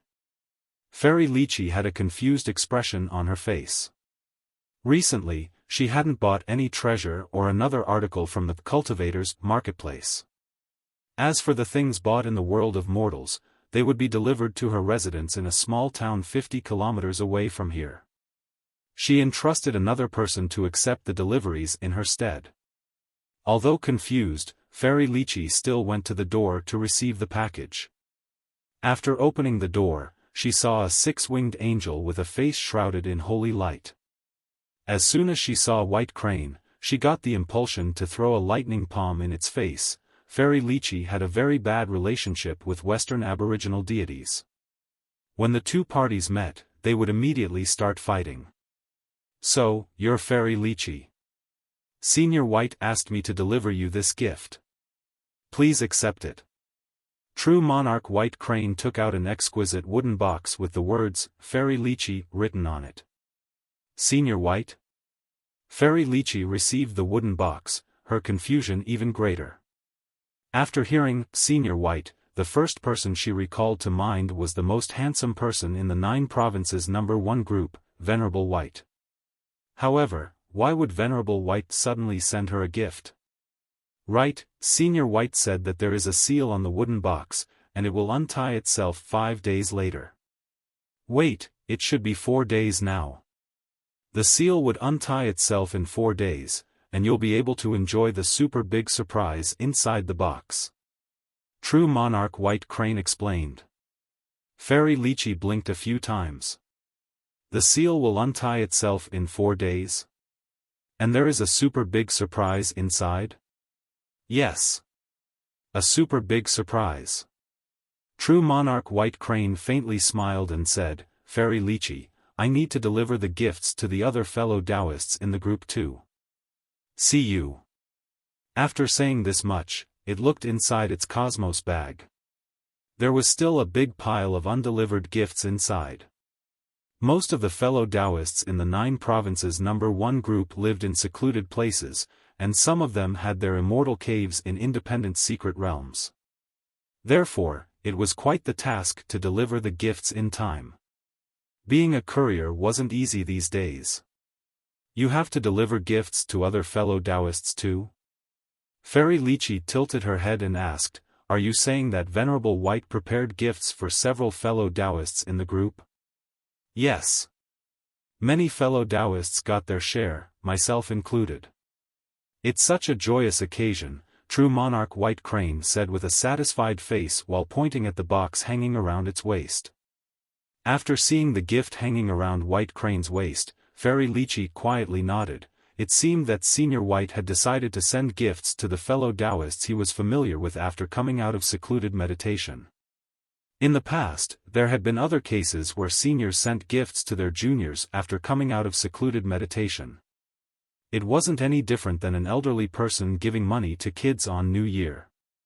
Next, True Monarch White Crane cupped its hand and said, "Fairy Lychee, I'll take my leave now. I still have many gifts to deliver. Fellow Daoist White Crane, I wish you a safe trip." Fairy Lychee also cupped her hands and gazed at the leaving True Monarch White Crane. After it disappeared on the horizon, she took her phone and went into the 9 provinces #1 group. After 2 days of unrestrained flooding, the fellow Daoists in the group had somewhat calmed down and weren't spamming Senior White's emotes as much as before. But although the spam had decreased, emotes would frequently pop out during conversations. Northern River's loose cultivator, "Now then, the flying sword competition is about to start, isn't it? Senior_White_smile." Northern River was still using the Senior_White_look_down emote as his profile picture. This picture gave him a really good feeling while chatting with Immortal Master Copper Trigram. Too bad that Copper Trigram was also using the same profile picture. While chatting, they would continuously feel as though the opposite party was looking down on them. After a while, the atmosphere would tense up, making him wish that he could beat Copper Trigram to death without waiting for the battle at the summit of the Forbidden City. Moreover, it seemed that Copper Trigram was busy acting as a matchmaker for True Monarch Yellow Mountain subordinate, Heaven-shrouding Hook, Zhou. Although fortune-telling and matchmaking were closely related since ancient times, this shady fortune teller was giving everyone a bad feeling. He wasn't going to ruin everything, was he? Just as he was in deep thought, thrice reckless Mad Saber sent a message. Is there any fellow Daoist in the group that wants to participate in the flying sword competition for some extra fun? In the group chat, there were fellow Daoists of the 4th, 5th, and 6th stages. Therefore, there was always someone that would participate in the 3 categories of the flying sword competition. And although it was called flying sword competition, there were no restrictions on the weapons you could ride. Sabers, rods, even hammers were fine. As long as you were fast enough and using something akin to a sword controlling technique, you could participate in the competition. Cave Lord Snow Wolf, there should be many fellow Daoists participating. Unfortunately, I'm busy with work lately, and I won't be able to join in the fun. Fairy Lychee scrolled through the chat logs and wrote, I'll participate. This time, I'll participate in the sword flight competition reserved for people of the 6th stage realm and compare my speed with the seniors. In the sword flight competition for people of the 6th stage realm? Northern River's loose cultivator opened his eyes wide and wrote, Fairy Lychee, when did you exactly break through the 6th stage realm? Senior_white_ surprised. How come there wasn't any sound or other trace of the heavenly tribulation in the sky if she broke through from the 5th to the 6th stage? Fairy Lychee had clearly the same cultivation realm as him before. Fairy Lychee replied, after I went to the west to kill that aboriginal deity, I got a sudden enlightenment while in its special dimension and broke through in there. Since I spent quite some time abroad, I continuously stayed in secluded meditation after returning to China in order to consolidate my realm. Senior_white_shy, Northern River's loose cultivator. Right, I almost forgot. I came here for another matter. Fairy Lychee took a photo of the wooden box Venerable White sent and uploaded it in the group chat. True Monarch White Crane just delivered this gift from Venerable White. This gift is quite mysterious, and it seems it will open only after 4 days. Venerable White said that there is a surprise inside. What gift do you think it is? And is there any other fellow Daoist that received it? Fairy Lychee asked. Cave Lord Snow Wolf, oh, Fairy Lychee also received that gift. I got one as well. True Monarch Fallout, I also got the gift, and the seal on my gift will also disappear in 4 days. Fairy Dongfang 6, same here. Great Master Profound Principle. Additionally, the number of people that were receiving gifts was continuously increasing. So many fellow Daoists received a similar gift. Fairy Lychee felt relieved. It seemed that Senior White was giving gifts to everyone, there seemed to be no other meaning behind it. In the meantime, on a lone island in the East China Sea, Yu Jiaojiao emitted a long dragon cry. At this time, blood was dripping from all over her body, and there were tens of wounds on her body that had reached the bones. Currently, she was only 1 meter away from the Dragon Gate. It was a distance she could cover with 1 step. After taking this step forward, she would be able to pass through the Dragon Gate and assume a half-human and half-fish form. Chapter 356 A Beautiful Reverse Mermaid. Below the shape-shifting Dragon Gate, the spectating Song Shuhang was extremely anxious. Based on his experience, whenever one was the closest to success, it would also be the most dangerous and difficult position to be in. Regardless of whether it was a movie, a novel, a television series, or even a game, the last step would be the most dangerous hurdle. Perhaps when Yu Jiaojiao was about to step into the Dragon Gate, the 2 dragons that formed the Dragon Gate would suddenly attack her? Or perhaps some heavenly tribulation attack would suddenly appear within the Dragon Gate and send Yu Jiaojiao flying back to the starting point? Keep going, you must hang in there. Song Shuhang was extremely anxious, but he did not dare to make any sound for fear of distracting Yu Jiaojiao. If Yu Jiaojiao were to return to the starting point, she would have to start all over again. Wouldn't the pain he went through via the shared senses be for nothing? Below the Dragon Gate, Yu Jiaojiao let out a cry once again. In the next moment, her right claws aimed at the dragon gate, seizing it. At the same time, she used her last ounce of strength to push her enormous body and shot into the dragon gate like an arrow. Water splashed. Succeeded? Yu Jiaojiao successfully jumped through the dragon gate. Below, Song Shuhang opened his eyes wide and stared at the dragon gate. He was still afraid to make any sound. About 3 seconds later, the water gushing out of the dragon gate suddenly stopped. In the next moment, pow pow pow, the sound of crackling lightning was heard. Lightning-like light exploded from the bodies of the 2 dragons forming the dragon gate. A moment later, it was as though a petrification spell was cast on their bodies. Starting from their heads, they completely turned into stone. During the process, all their energy was channeled into the gate, and then into Yu Jiaojiao's body, who was at the other end of the dragon gate. Song Shuhang finally heaved a sigh of relief.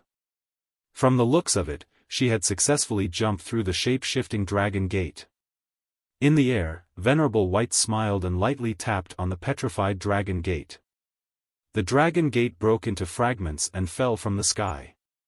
Yu Jiaojiao, who was supposedly on the other part of the gate, was nowhere to be seen. Senior White, where's Yu Jiaojiao? Song Shuhang was puzzled. Don't be anxious. After saying this much, he snapped his finger once again. Thereafter, with Venerable White at the center, a small desert started expanding, engulfing Song Shuhang within it. It was the illusory reality. After stepping into the familiar desert once more, Song Shuhang raised his head and looked around in an attempt to find Yu Jiaojiao. Over there, do you see it? Venerable White pointed toward a certain place in the desert. Song Shuhang immediately turned his head to look at where Venerable White was pointing at. Thereafter, he saw it. There was a figure standing over there, beautiful yet still. That figure had 2 fair jade-like legs, albeit not as slender as that of soft feathers. That pair of legs had the same luster as pearls and were perfect in their own way. Above those legs was a short skirt that was made of fish scales, completely covering those parts of her body that should be covered. After seeing this much, Song Shuhang did not have the heart to continue looking upward. After monster fishes jumped through the shape-shifting dragon gate, they would be able to transform into a half-fish and half-human form. When talking about half-human and half-fish, people would immediately think of the legendary and beautiful mermaids. The top half of their body was that of an incomparably beautiful woman, and the lower half would be a lovely and colorful tail. If Yu Jiaojiao had a pair of fair, flawless jade-like legs, as for how the top half of her body looked like, there was no need for guesses. Shuhang's gaze continued to shift upwards. Indeed, Yu Jiaojiao's upper body was that of a pink fish that would look very adorable if reduced in size. There was still a pair of sharp claws on the side of her fish body. Just by looking only at her lower body, it was very beautiful. Her upper body, on the other hand, was very adorable. But when both were combined together, it would have a forceful impact on one's eyes. As it turned out, a half-fish and half-human form did not necessarily have to be in the form of a mermaid. Being a reverse mermaid was also possible. Such being the case, was it possible that there were cases where the left side of the body was that of a fish and the right side that of a human? Song Shuhang looked at Yu Jiaojiao worryingly. If her current form looked different from what she expected, would she be traumatized? Yu Jiaojiao seemed somewhat stunned. She reached out with her claws and looked at them before bending her body and seeing her legs, not uttering a word. Something seemed amiss. It looked different from the human-fish hybrid she had in mind. As she was thinking, she heard the sound of footsteps coming from behind her. She turned around and saw Venerable White and Song Shuhang. Senior White, did I successfully jump through shape-shifting dragon gate? Or was it a fail? Yu Jiaojiao asked in puzzlement. You succeeded. Your current physical form is undoubtedly that of half-fish and half-human, Venerable White replied assuringly. If your current physical form is different from what you thought it'd be, don't worry. After you get to the 5th stage realm and condense your monster core, your transformation would be complete. Ooh, I succeeded. Huh, I got scared for a moment. Yu Jiaojiao laughed, her mood lightened up. Afterward, she took a few steps in the desert using her legs. Using her legs to walk instead of 4 claws to crawl made her very happy. After taking a few steps, Yu Jiaojiao happily waved at Song Shuhang and said, "Song Shuhang, quickly come over. Didn't you say you wanted to take a picture with me? Why don't we take one in the desert now?" Seeing how Yu Jiaojiao did not look traumatized due to her physical appearance and state, Song Shuhang secretly heaved a sigh of relief. It made sense as well. After all, Yu Jiaojiao did not belong to the human race, so her perception of beauty would be different, too. Perhaps to her, she looked extremely beautiful right now, just like a flower. All right. Song Shuhang took out his phone. Even though there was no signal, there wasn't a problem with taking a picture. At the same time, he was thankful that he'd learned the battery charging technique. It was because of this little spell that his mobile phone could work for several days without being switched off. However, just as Song Shuhang took 2 steps forward with his phone in hand, his body suddenly stiffened. While running, he realized that the qi and blood energy inside his 5 apertures was crazily revolving, finally rushing to his lower abdomen. Even the ghost spirit within his body was constantly channeling the extra qi and blood energy into Song Shuhang's heart aperture, and then channeling it into his lower abdomen via the heart aperture. Such a feeling was akin to downing a hot boiling drink when one was thirsty during the cold winter. The heat was felt all the way to his abdomen area. Song Shuhang remained frozen in place, not budging a single bit. He called out to Senior White, "Senior White, I feel that my condition right now is somewhat weird." "Don't worry, there isn't anything weird or strange." Venerable White turned around and smiled. "Congratulations on overcoming the bottleneck of the first stage, the Dragon Gate, and in a while, I can start calling you second stage True Master Song Shuhang." Upon hearing Venerable White's words and realizing that there was nothing wrong with his body, Song Shuhang sighed out of relief in his heart. At the same time, he had a dreamlike fantasy feeling in his heart. Second stage True Master Realm? I am about to enter the second stage realm. The qi and blood in all 5 apertures within his body combined into one, opening up his dantian while turning into true qi. He was becoming a second stage True Master. The first enemy in Song Shuhang's memory, Altar Master, was precisely a second stage True Master. At that time, Song Shuhang could still remember distinctly that even though Altar Master was severely poisoned by Medicine Master, when the Western monk, a first-stage Dragon Gate realm, fought against Altar Master, he was unable to put up a fight against him. With a light strike from Altar Master's palm, where true qi was gathered and concentrated, all of the Western monk's defenses were shattered, forcing the Western monk to flee within the train. Even though Song Shuhang had the talisman treasure given to him by Senior 7 Lives talisman in his possession, he still had to use 2 sword talismans as well as 1 evil warding talisman to fight the Altar Master. The difference between a first and a second stage cultivator was that big. Now, he was actually about to step into the second stage realm.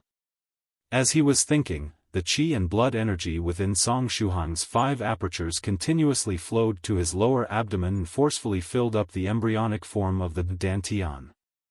Afterward, he just had to wait for the rest of his qi and blood to flow into his dantian and change from illusory to real, becoming true qi. Then, Song Shuhang would have officially stepped into the second stage True Master realm. There wasn't any heavenly tribulation when a cultivator got promoted from the first stage realm to the second stage realm. Or rather, when the qi and blood energy within the 5 apertures transformed into a dragon gate, that was the heavenly tribulation. And after the first stage, every time a cultivator increased his rank to the next stage, he would undergo a different kind of heavenly tribulation based on his personal attributes. It was not only a test for him but also a training for the cultivator's body. The power accumulated by undergoing a heavenly tribulation was a good helping hand to bring the cultivator to a higher realm.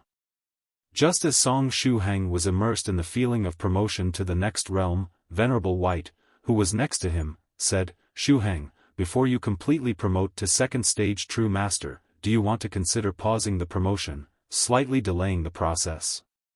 Delaying the process? Song Shuhang looked puzzledly at Senior White. But deep in his heart, he knew that if Senior White suggested that, it was definitely good for him. Hence, he asked, "Senior White, could it be that my process of being promoted to the next realm is too fast, and my will is not too firm yet? And since my mental state is not ready for the next realm, I need more time to train my mental state for a while more before getting promoted to the second stage?" Venerable White. A moment later, Venerable White didn't know whether to laugh or cry as he said, "Shuhang, Xianxia novels, movies, and whatnot are fun to watch and laugh about. But, don't take the contents for real." Song Shuhang. PFFF, Yu Jiaojiao, who was observing, broke out in a melodious laughter. If the upper half of her body could be transformed into a human body, her laughter would definitely be 100 times cuter. Cough. Venerable White coughed and explained, "Previously, didn't I mention to you the 33 Divine Beasts sex loss technique, the 33 Divine Beasts technique?"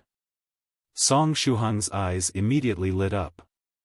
The technique that could create a pseudo-innate true qi even after missing the best time for cultivation practice? Venerable White smiled slightly and nodded.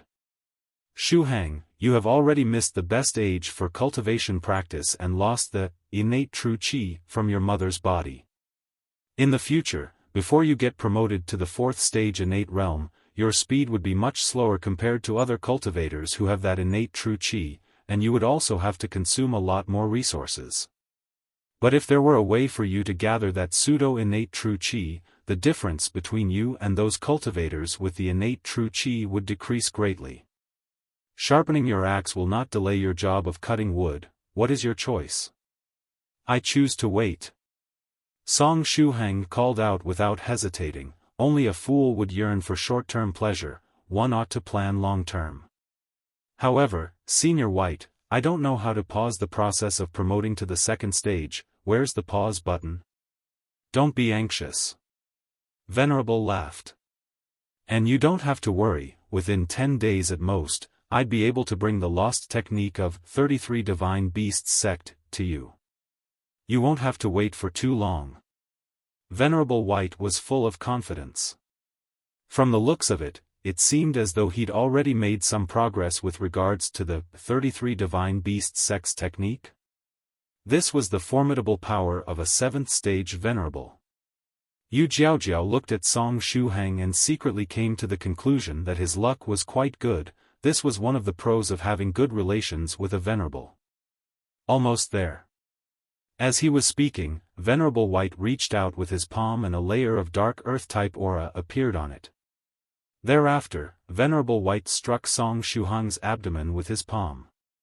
In the next moment, the link between the qi and bloody energy within Song Shuhang's 5 apertures and the embryonic dantian was cut off. The process of his promotion to the second stage was forcefully cut off by Venerable White. But such a sealing technique was very special. Even though he cut off his promotion to the next rank, it did not inflict any harm on Song Shuhang's body. Is this the qi storage expanding technique? Yu Jiaojiao thought as she saw Venerable White executing the hand technique. The hand technique that Venerable White chose to pause Song Shuhang's promotion process with was the qi storage expanding technique that cultivator sects used on extraordinarily gifted core disciples when they got promoted to the second stage. They made use of the special technique to pause the process of being promoted to the second stage. Then, before the seal of the qi storage expanding technique disappeared, the disciples would take advantage of it to fill up their 5 apertures with qi and blood again. When the seal of the technique disappeared, the disciples would be able to channel the new qi and blood energy within their 5 apertures to the embryonic dantian once again. In this way, the disciples affected by qi storage expanding technique would have a newborn capacity in their dantian that was much bigger than that of the disciples who got promoted in one go. Unfortunately, the sealing technique could only be used once. This was because when the second batch of qi and blood energy was channeled into the dantian, it would directly start transforming into true qi, completing the promotion. Nevertheless, before the qi storage expanding technique was executed, it seemed to require 1 day of preparation. That was also to say that Venerable White had probably already prepared the seal of qi storage expanding technique way in advance, waiting for the moment when Song Shuhang got promoted to apply it. Isn't he treating Song Shuhang too well? Is he Senior Venerable White's direct disciple? Is that why he's treating him so well? The qi storage expanding technique and the pseudo-innate true qi, could it be that he is his descendant? Just as Yu Jiaojiao was letting her imagination run wild, Venerable White lightly snapped his finger. The illusory reality dissipated. The three of them were back on the barren island. After the three of them returned to the island, Daoda turned around and looked at them. Thereafter, he saw Yu Jiaojiao's half-fish and half-human body and became speechless. Daoda silently turned his head around. Daoda had two aesthetic point of views, that of a human and that of a dog's. But regardless of which aesthetic point of view he used, Yu Jiaojiao was not even close to the beautiful mermaid he had in mind. Is this the legendary half-fish and half-human? My fantasies are crumbling. Next to Daodu was the small monk, who was sternly glaring at Wolf One and the gang. He was afraid of them getting away. He was earnestly carrying out the task handed to him by Venerable White. And next to Guogua, there was a short-haired woman. She was very petite, and a red light would often flash in her beautiful eyes. Even though she was petite, she had the loftiness of a tiger patrolling the mountains and forests. Miss Rivoli Purple Mist. Song Shuhang called out the moment he saw her. She was Medicine Master's disciple, Miss Rivoli Purple Mist, even though she had always wanted to become Medicine Master's wife. Similarly, Rivoli Purple Mist looked at Song Shuhang and at first, her small face tensed up, but when her gaze fell on Song Shuhang's smooth and shiny head, she couldn't stifle her laughter. Puhaha Shuhang, you became a monk? Rivoli Purple Mist couldn't help but laugh out loud. I did not become a monk. Song Shuhang shouted. It was because of a certain reason that I ended up changing to a more refreshing hairstyle. Yeah, this hairstyle is not bad. Especially in the hot summer. Rivoli Purple Mist covered her mouth, and her red eyes blinked. Perhaps when she went back, she could shave Medicine Master's head bald, too? When Medicine Master became a monk, the chances of other female cultivators developing an interest in him would be lower. Right, she could also change his daily clothes to a monk's robes, eliminating the other female cultivators' interest in him. Song Shuhang had completely no idea what Rivoli Purple Mist was thinking when she was looking at him. He asked, Miss Purple Mist, why did you come here? I'm here to give the girl from the Chu family some new medication for her injuries. Let me give it to you. The new medication has a manual inside. Even though it can't speed up her recovery, it can ensure no hidden injuries remain.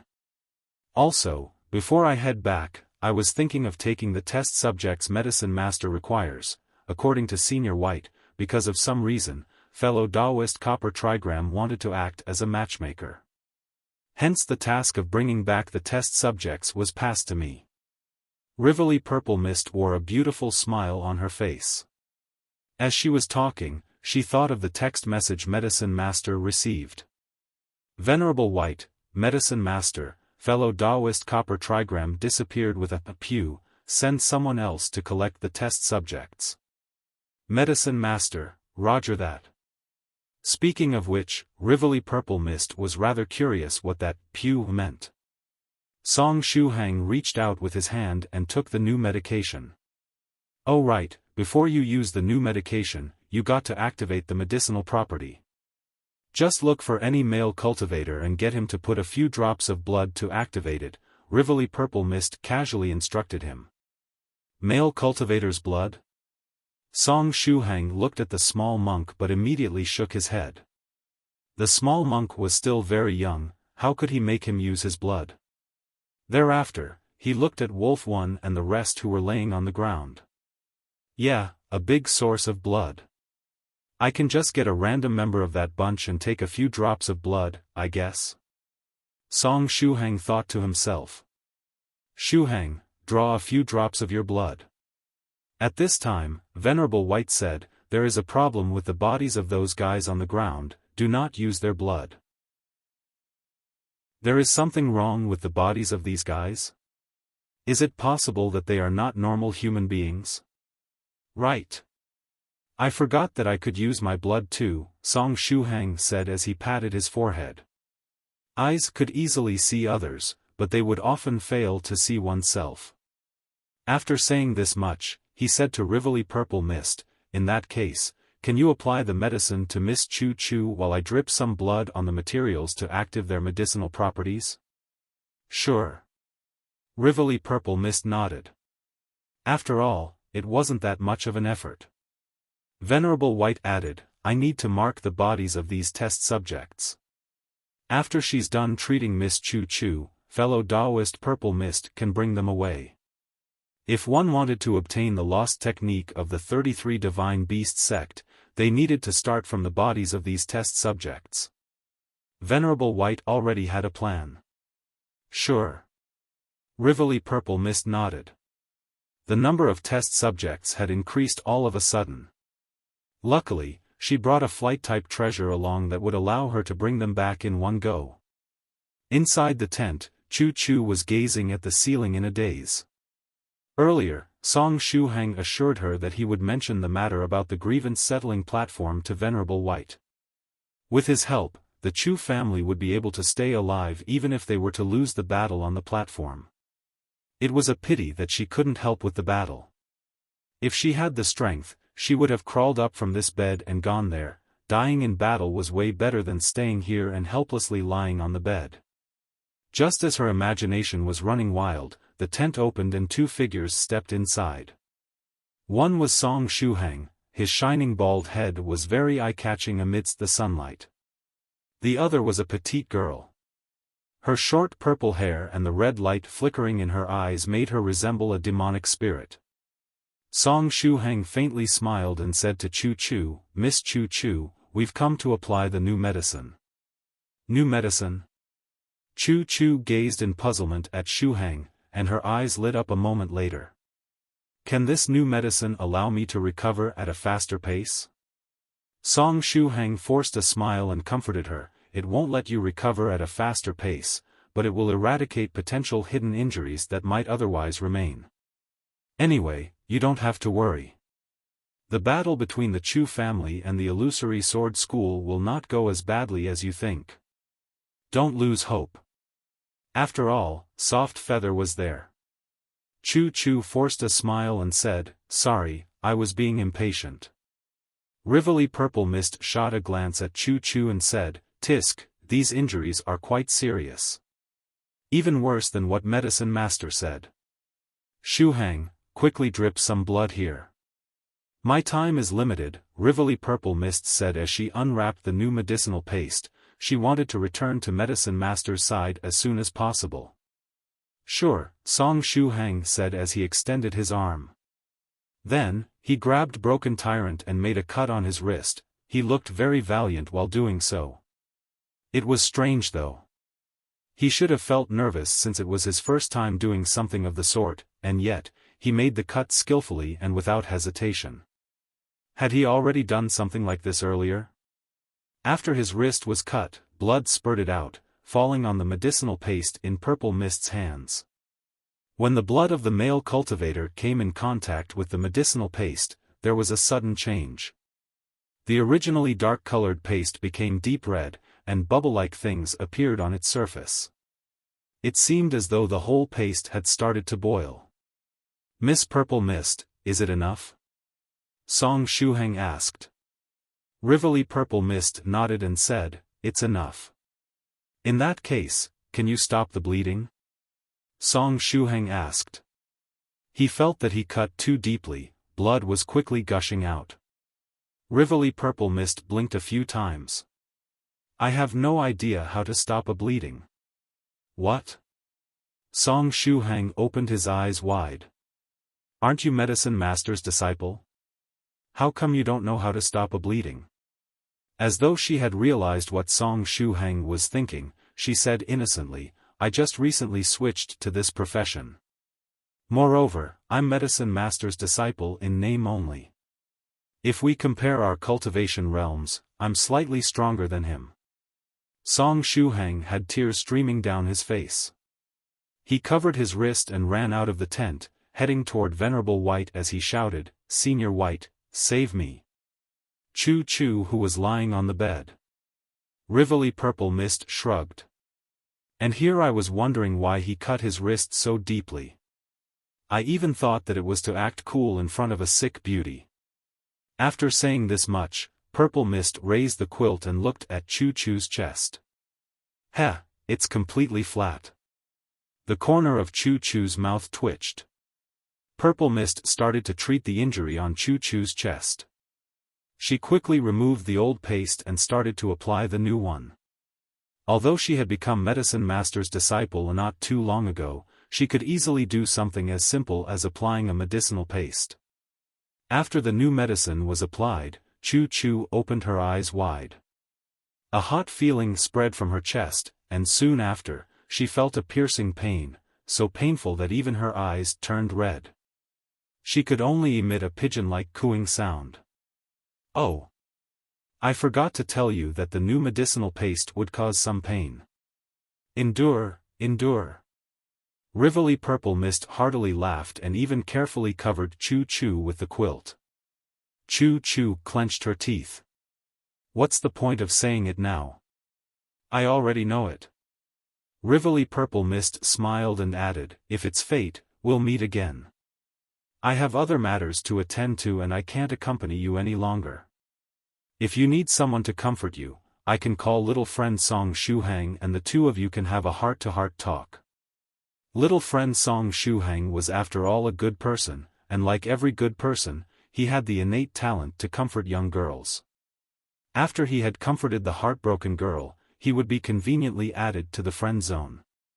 Chu Chu gasped for breath and slowly shook her head. In that case, rest well and try to recover from your injury. No need to overthink stuff. Things will work out by themselves. If you don't have the strength to change some things, you should let them take their own course. Before leaving, Purple Mist consoled Chu Chu a bit and stretched. Chu Chu resisted the pain with much difficulty and heaved a sigh. Things will work out by themselves, huh? But wouldn't things have changed a bit if I had participated in the battle? Now, I can't even do that. Rivoli Purple Mist summoned a huge rosy cloud and put Wolf One and company on it, leaving the island. This rosy cloud was a flight-type treasure. Although its speed couldn't be compared to that of a flying sword, its cargo capacity was much greater. One was like a racing car, the other like a big bus. After Rivoli Purple Mist left, Venerable White and the others didn't leave the small island immediately. For some unknown reason, Senior White decided to spend some more time there. Night approached, and the moon and the stars shone brightly in the sky. Since Venerable White decided against leaving the island, Song Shuhang and others could only pass the night there. After saying goodnight to Daodu, Senior White, and Guogua, Song Shuhang returned to his tent. Perhaps because he had experienced too many things today, exhaustion got him as soon as he lay on the bed. He quickly fell asleep. After he closed his eyes and fell asleep, he made a strange dream.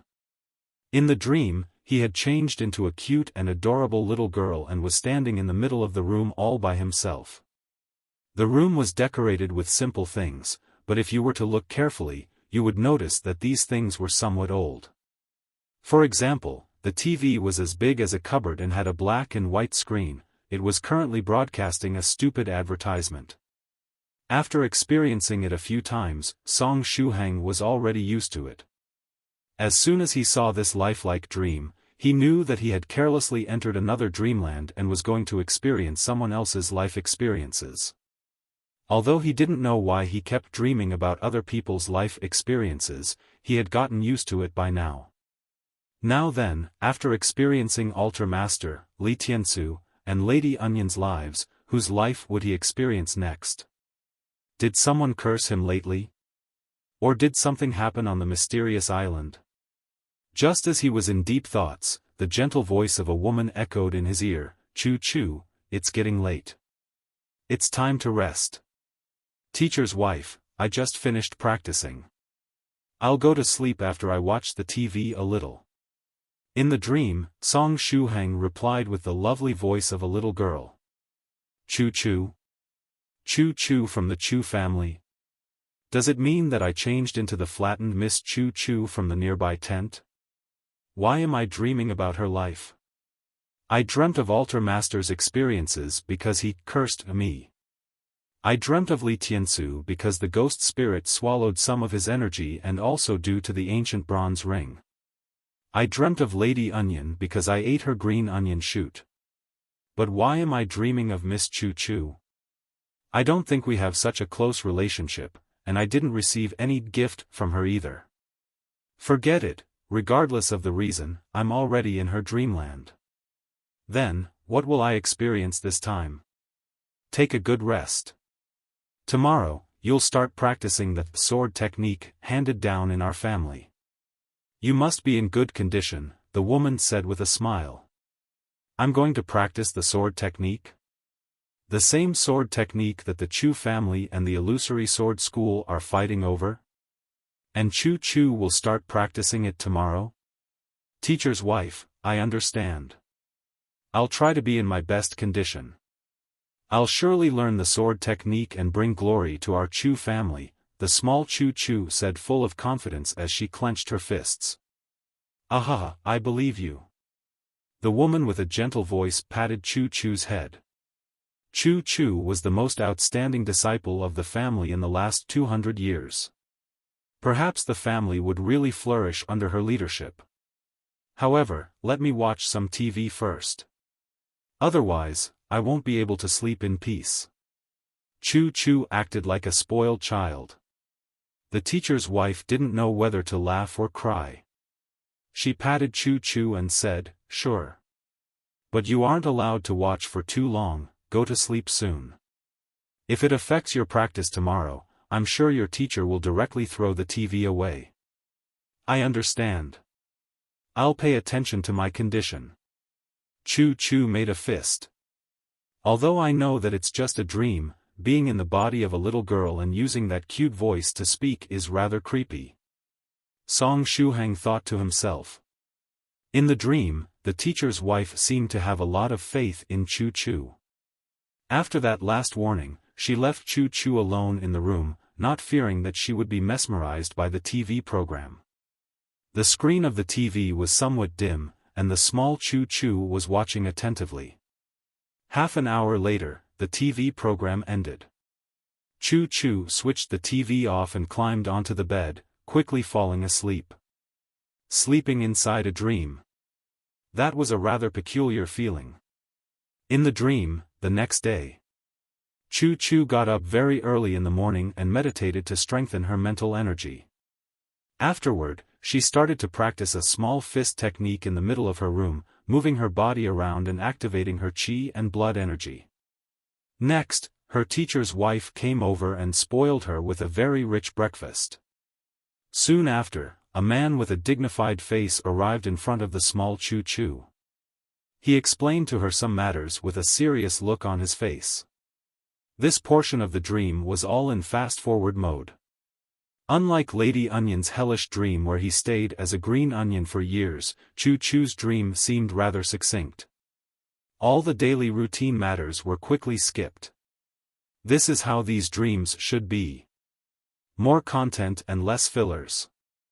Otherwise, wouldn't it be embarrassing if he had to continuously eat, drink, pee, and poop while in Choo choo's body? As the story went forward, Song Shuhang saw the scene change. Finally, the dignified middle-aged man brought the small Choo choo to a tightly guarded basement.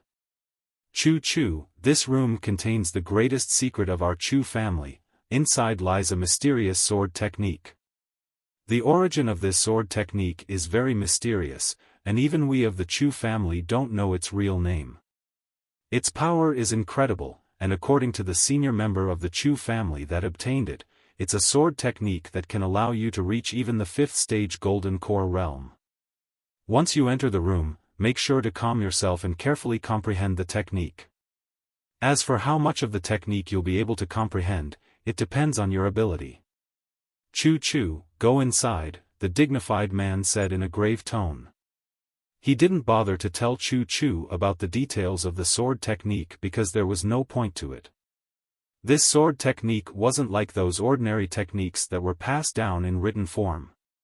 Chu silently nodded and entered the secret room. Inside the secret room, 2 golden crystals were emitting light and illuminating the whole room. After entering the room, she took a look around. Inside were only 4 huge canvases that were hung on the walls. On the canvases, a green-robed cultivator was standing with his hands crossed behind the back and a short blue-colored sword on the back of his hand. Although he was only standing still, he was emitting the aura of a noble person. He was surely someone out of the ordinary. What? After seeing the man in the painting, Song Shuhang was stunned for a long time. A green Daoist robe and a short blue sword. And also that familiar look.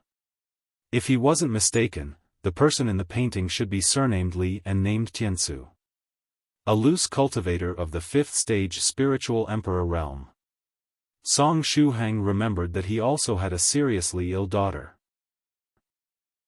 The sword technique of the loose cultivator Li Tiansu, a technique that could allow the owner to reach the 5th stage golden core realm, in other words, a technique of the 5th stage. Song Shuhang recalled the sword technique that Scarlet Heaven taught Li Tiansu before leaving. When he entered Li Tiansu's dreamland back then, Song Shuhang experienced firsthand his childhood where he was affected by a strange disease until the days where he became Daoist priest Scarlet Heaven's disciple. Finally, he experienced the entire process of him obtaining fortuitous encounters during his life, too. From what he remembered, Scarlet Heaven had indeed taught Li Tiansu a sword technique that would allow him to reach the 5th stage and condense a golden core. Song Shuhang had seen the process of Scarlet Heaven passing down the technique with his very own eyes. It was unfortunate that while he was playing Li Tiansu's role and listening to Daoist priest Scarlet Heaven pass down the technique, the memory was fragmented and confused, and some important bits were even skipped. As if that wasn't enough, when Scarlet Heaven passed down the sword technique, he used a language that Song Shuhang couldn't understand. In regards to the sword technique, Song Shuhang remembered only a few moves and nothing else. So, the sword technique concealed inside the paintings is the same sword technique that Daoist priest Scarlet Heaven taught Li Tiansu? Song Shuhang guessed. Just as he was in deep thoughts, the little Chu sat cross-legged in the middle of the room. Afterward, she carefully gazed at the 4 huge canvases and tried to comprehend their contents. The 4 paintings depicted Li Tiansu in 4 different poses. Will one obtain an excellent sword technique if they were to connect the 4 paintings and look at the complete picture? No, it should be only a disguise. There must be something else hidden in the 4 pictures that would help one comprehend the sword technique. Song Shuhang attentively followed Chu's gaze and stared at the canvases, perhaps because his comprehension skills were too low. Aside from seeing Li Tiansu's cool poses, he didn't notice anything particularly mysterious in the paintings. Did the disciple of the Chu family really comprehend the sword technique from these 4 canvases? It seems you need pretty high comprehension skills to learn this technique. Song Shuhang faintly sighed. Even after linking the 4 pictures to the incomplete memory fragments where Scarlet Heaven was passing down the sword technique, he wasn't able to get any clue. Are my comprehension skills so low? In other words, since it was impossible for me to learn the sword technique, Daoist priest Scarlet Heaven didn't bother with it and taught me the flaming saber technique directly? Does it mean that I won't have the opportunity to use the sword for my whole life? Was I born to pick up a saber and slash people with it? Song Shuhang's imagination started to run wild. Now then, if the sword technique concealed in the canvases really belongs to Li Tiansu, why did it end up in this place? Song Shuhang recalled Soft Feather's words as she told him about the enmity between the Chu family and the illusory sword school. According to what she said, the Chu family obtained this sword technique around a century ago. After obtaining the sword technique, all the disciples of the Chu family started to practice it secretly without leaking any info to the outside world. Unfortunately, no secret could be kept forever. It was unknown how it happened, but the nearby illusory sword school got wind of the existence of the technique. Afterward, they got greedy and started to make things difficult for the Chu family. The problem is, a century ago, from whom or where did the Chu family obtain the sword technique? The loose cultivator Li Tiansu was alive and kicking not too long ago. It was only a month ago that he tragically crashed in front of Venerable White and me, passing away. 100 years ago, how did the Chu family manage to obtain the sword technique from the hands of a fifth-stage spiritual emperor? Or did Li Tiansu lose the technique back then and didn't bother retrieving it?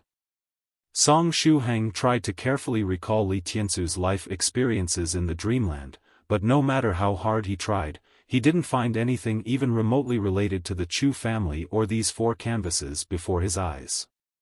It seemed that this part of the memory had been skipped. Such being the case, is it possible that Senior Li Tiansu personally gave this sword technique to the Chu family 100 years ago? Song Shuhang thought of another possibility. But this possibility was rather low. The Chu family was just a mediocre small family, while Li Tiansu a dignified fifth-stage spiritual emperor. There was no reason for him to give such a valuable technique to the Chu family. Wait. It might be possible. It was precisely a century ago that Li Tiansu's beloved daughter got very ill and he had to sell everything in his possession to keep her alive. Perhaps that senior from the Chu family had some treasure that Li Tiansu desperately needed, and he traded the treasure for the sword technique? No, it can't be. Song Shuhang quickly denied the possibility. Given Li Tiansu's disposition, even if he were broke, he wouldn't casually give away the technique Daoist priest Scarlet Heaven passed down onto him. Scarlet Heaven had an incredibly high status in Li Tiansu's heart. After experiencing his life, Song Shuhang was very clear about this point. In that case, is this sword technique something Li Tiansu created personally? Or is it something he collected during his life? From what Song Shuhang remembered, Li Tiansu had very good luck before his daughter fell ill. On his road to the 5th stage, he had gathered so many treasures that he was rich even by the standard of cultivators. Just as Song Shuhang was in deep thoughts, Chu Chu suddenly stood up. I see, so that's the secret behind the sword technique, the small Chu Chu said happily. Did she comprehend the technique? So quickly? Miss Chu Chu's comprehension skills are heaven-defying. Song Shuhang was astonished. Compared to her, his comprehension skills were garbage. Well, my comprehension skills aren't that bad either, Song Shuhang said quietly. Whether it was the basic Buddhist fist technique, the true self-meditation scripture, the virtuous man's 10,000-mile walk, or the lightning palm, both Senior White and Medicine Master praised him for his comprehension skills. Apparently, he had mastered these techniques rather quickly. Were Senior White and Medicine Master just comforting me? Or is there really no fate between me and the sword? Inside the room, Chu Chu extracted the short sword she brought along and started to wildly dance in the middle of the room, executing the sword technique. At a glance, the sword technique didn't seem too incredible. It wasn't any different than other ordinary basic sword techniques. But as the small Chu Chu was dancing faster and faster, the sword technique started to change gradually. It kept changing until it converged into 4 sword styles. These sword styles were the same that Li Tiansu was displaying on the canvases. The original form of the sword technique was that of these 4 sword styles, but when unleashed, it would reach up to 108 stances. Ryup. Finally, the small Chu-Chu slashed toward the void with all her might. The short sword emitted a faint sword cry.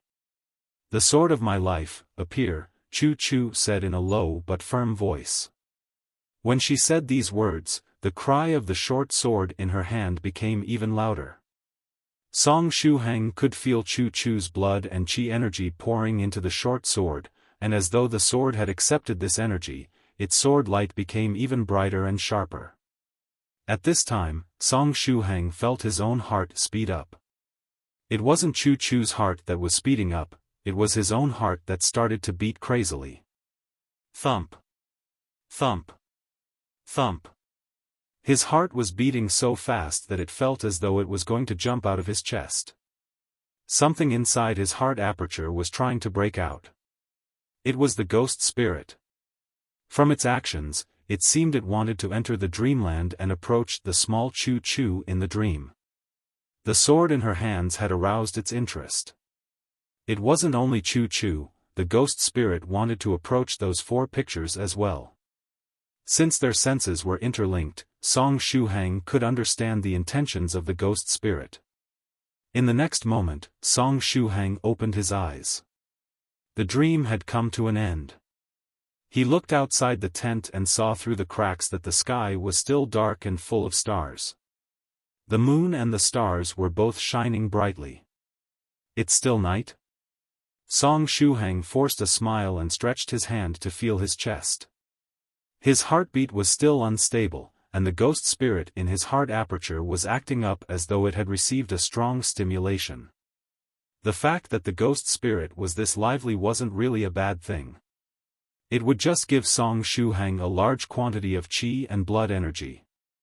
Song Shuhang deeply sighed and couldn't calm down for quite a while. He touched the ancient bronze ring on his finger. Was this the karma that Li Tiansu left behind after his death? Those 4 canvases in the basement of the Chu family, perhaps I should take a look at them? Song Shuhang muttered to himself. But how could he enter that secret basement in the Chu family? The night was still long, and Song Shuhang couldn't get any sleep. After heaving a sigh, he came out of the tent. As soon as he came out of the tent, he noticed a figure sitting on a smooth rock not too far away from his position. The figure was holding a teacup made of bamboo in its hands, with hot steam coming out of it. Beside the figure was a simple shelf with some food, fruits, and steaming hot tea water on it. The gentle light of the moon shone on the figure, and the entire world seemed perfectly still at this time. Song Shuhang blinked. The figure was Venerable White. It was already late. Hadn't Venerable White gone to sleep yet? Right. Given Venerable White's strength, something like sleeping wasn't necessary anymore. Recently, he had been sleeping only because he was coordinating with Song Shuhang. Song Shuhang scratched his head in puzzlement. As far as he remembered, that rock wasn't there earlier. He didn't remember seeing it this morning. Moreover, its surface was too smooth, as though it was cut with a sword. Just as his imagination was running wild, Venerable White turned his head around and narrowed his eyes into a smile, saying, "You woke up? Did you have a nightmare?" "Ahaha." Song Shuhang laughed embarrassed and said, "No, it wasn't really a nightmare, just a strange dream. After waking up, I couldn't get any sleep. Therefore, I decided to take a stroll." Smiley face, Venerable White faintly smiled and said, "If you can't fall asleep, how about you come over and sit here? In that case, I'll be impolite." Song Shuhang quickly climbed onto the big rock, sitting beside Venerable White. Then, he stretched his hand out and took a fruit, starting to eat it.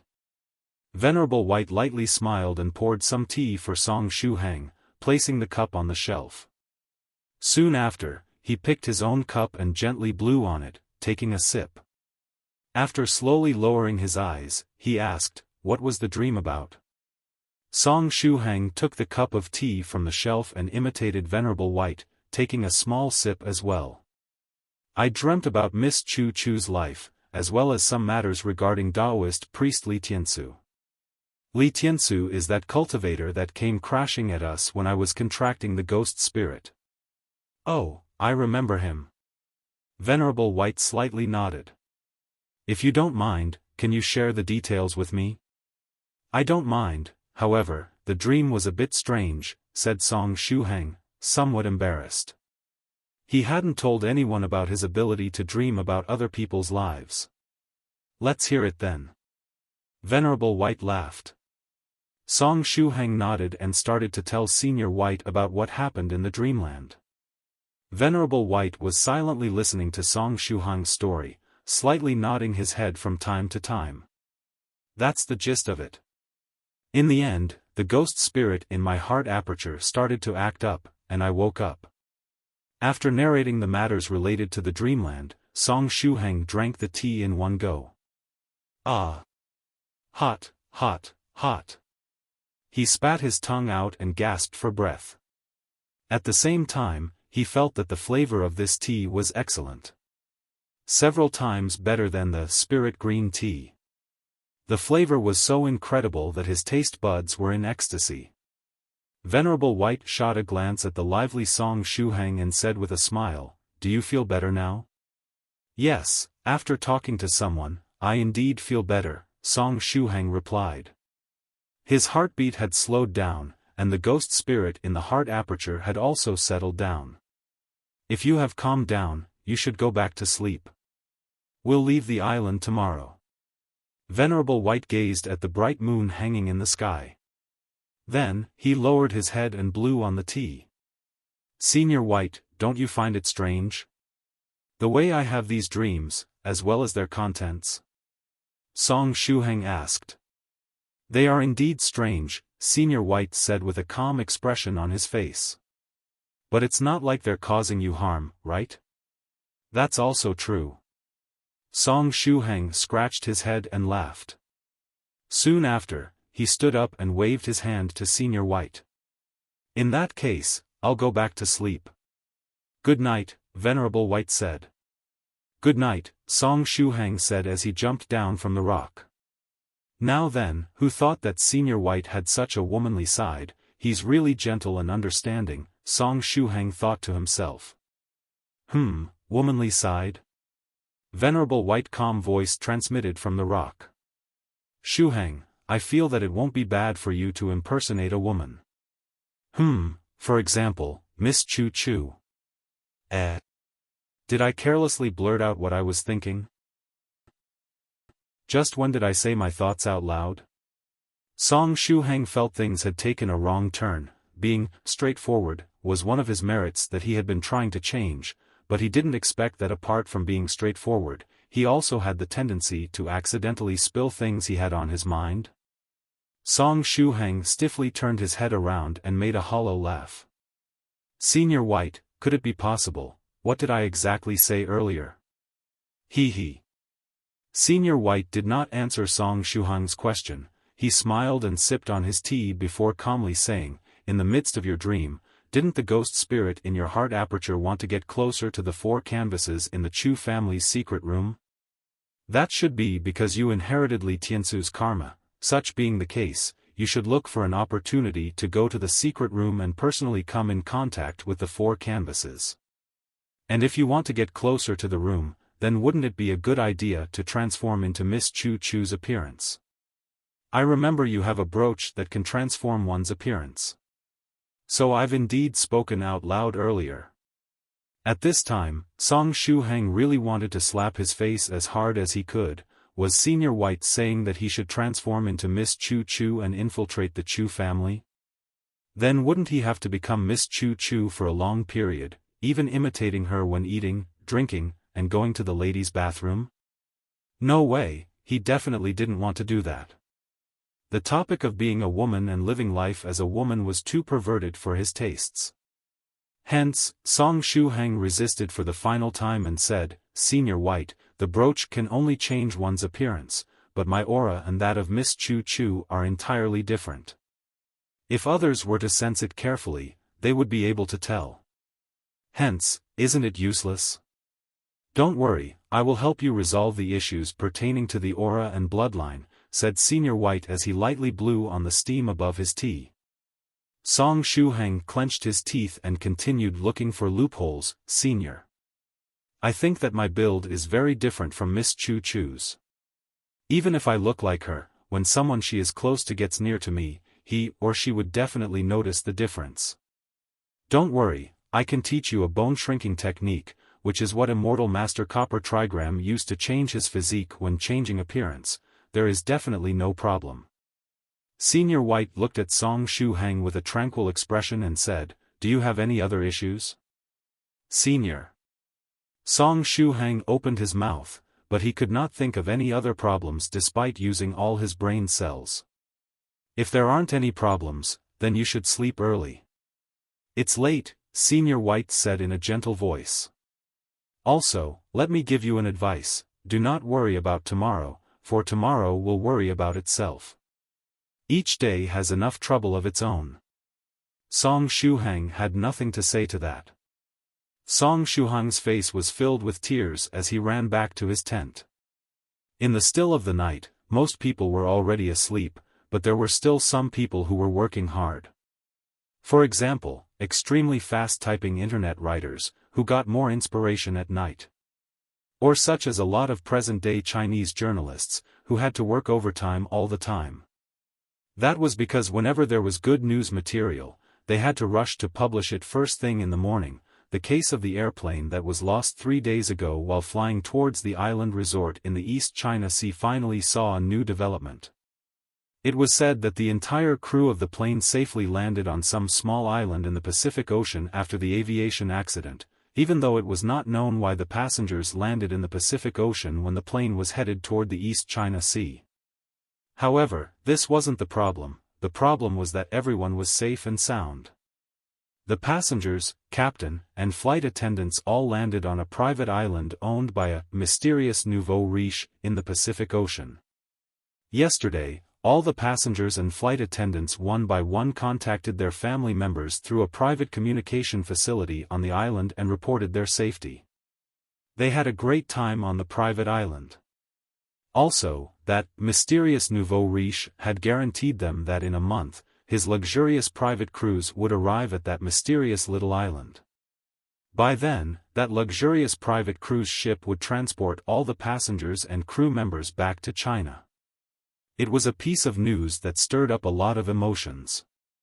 When journalists from every big news outlet, newspaper company, and news platform made inquiries, a luxurious cruise ship had indeed started heading in the direction of the Pacific Ocean after all relevant formalities were settled the night before in Shanghai.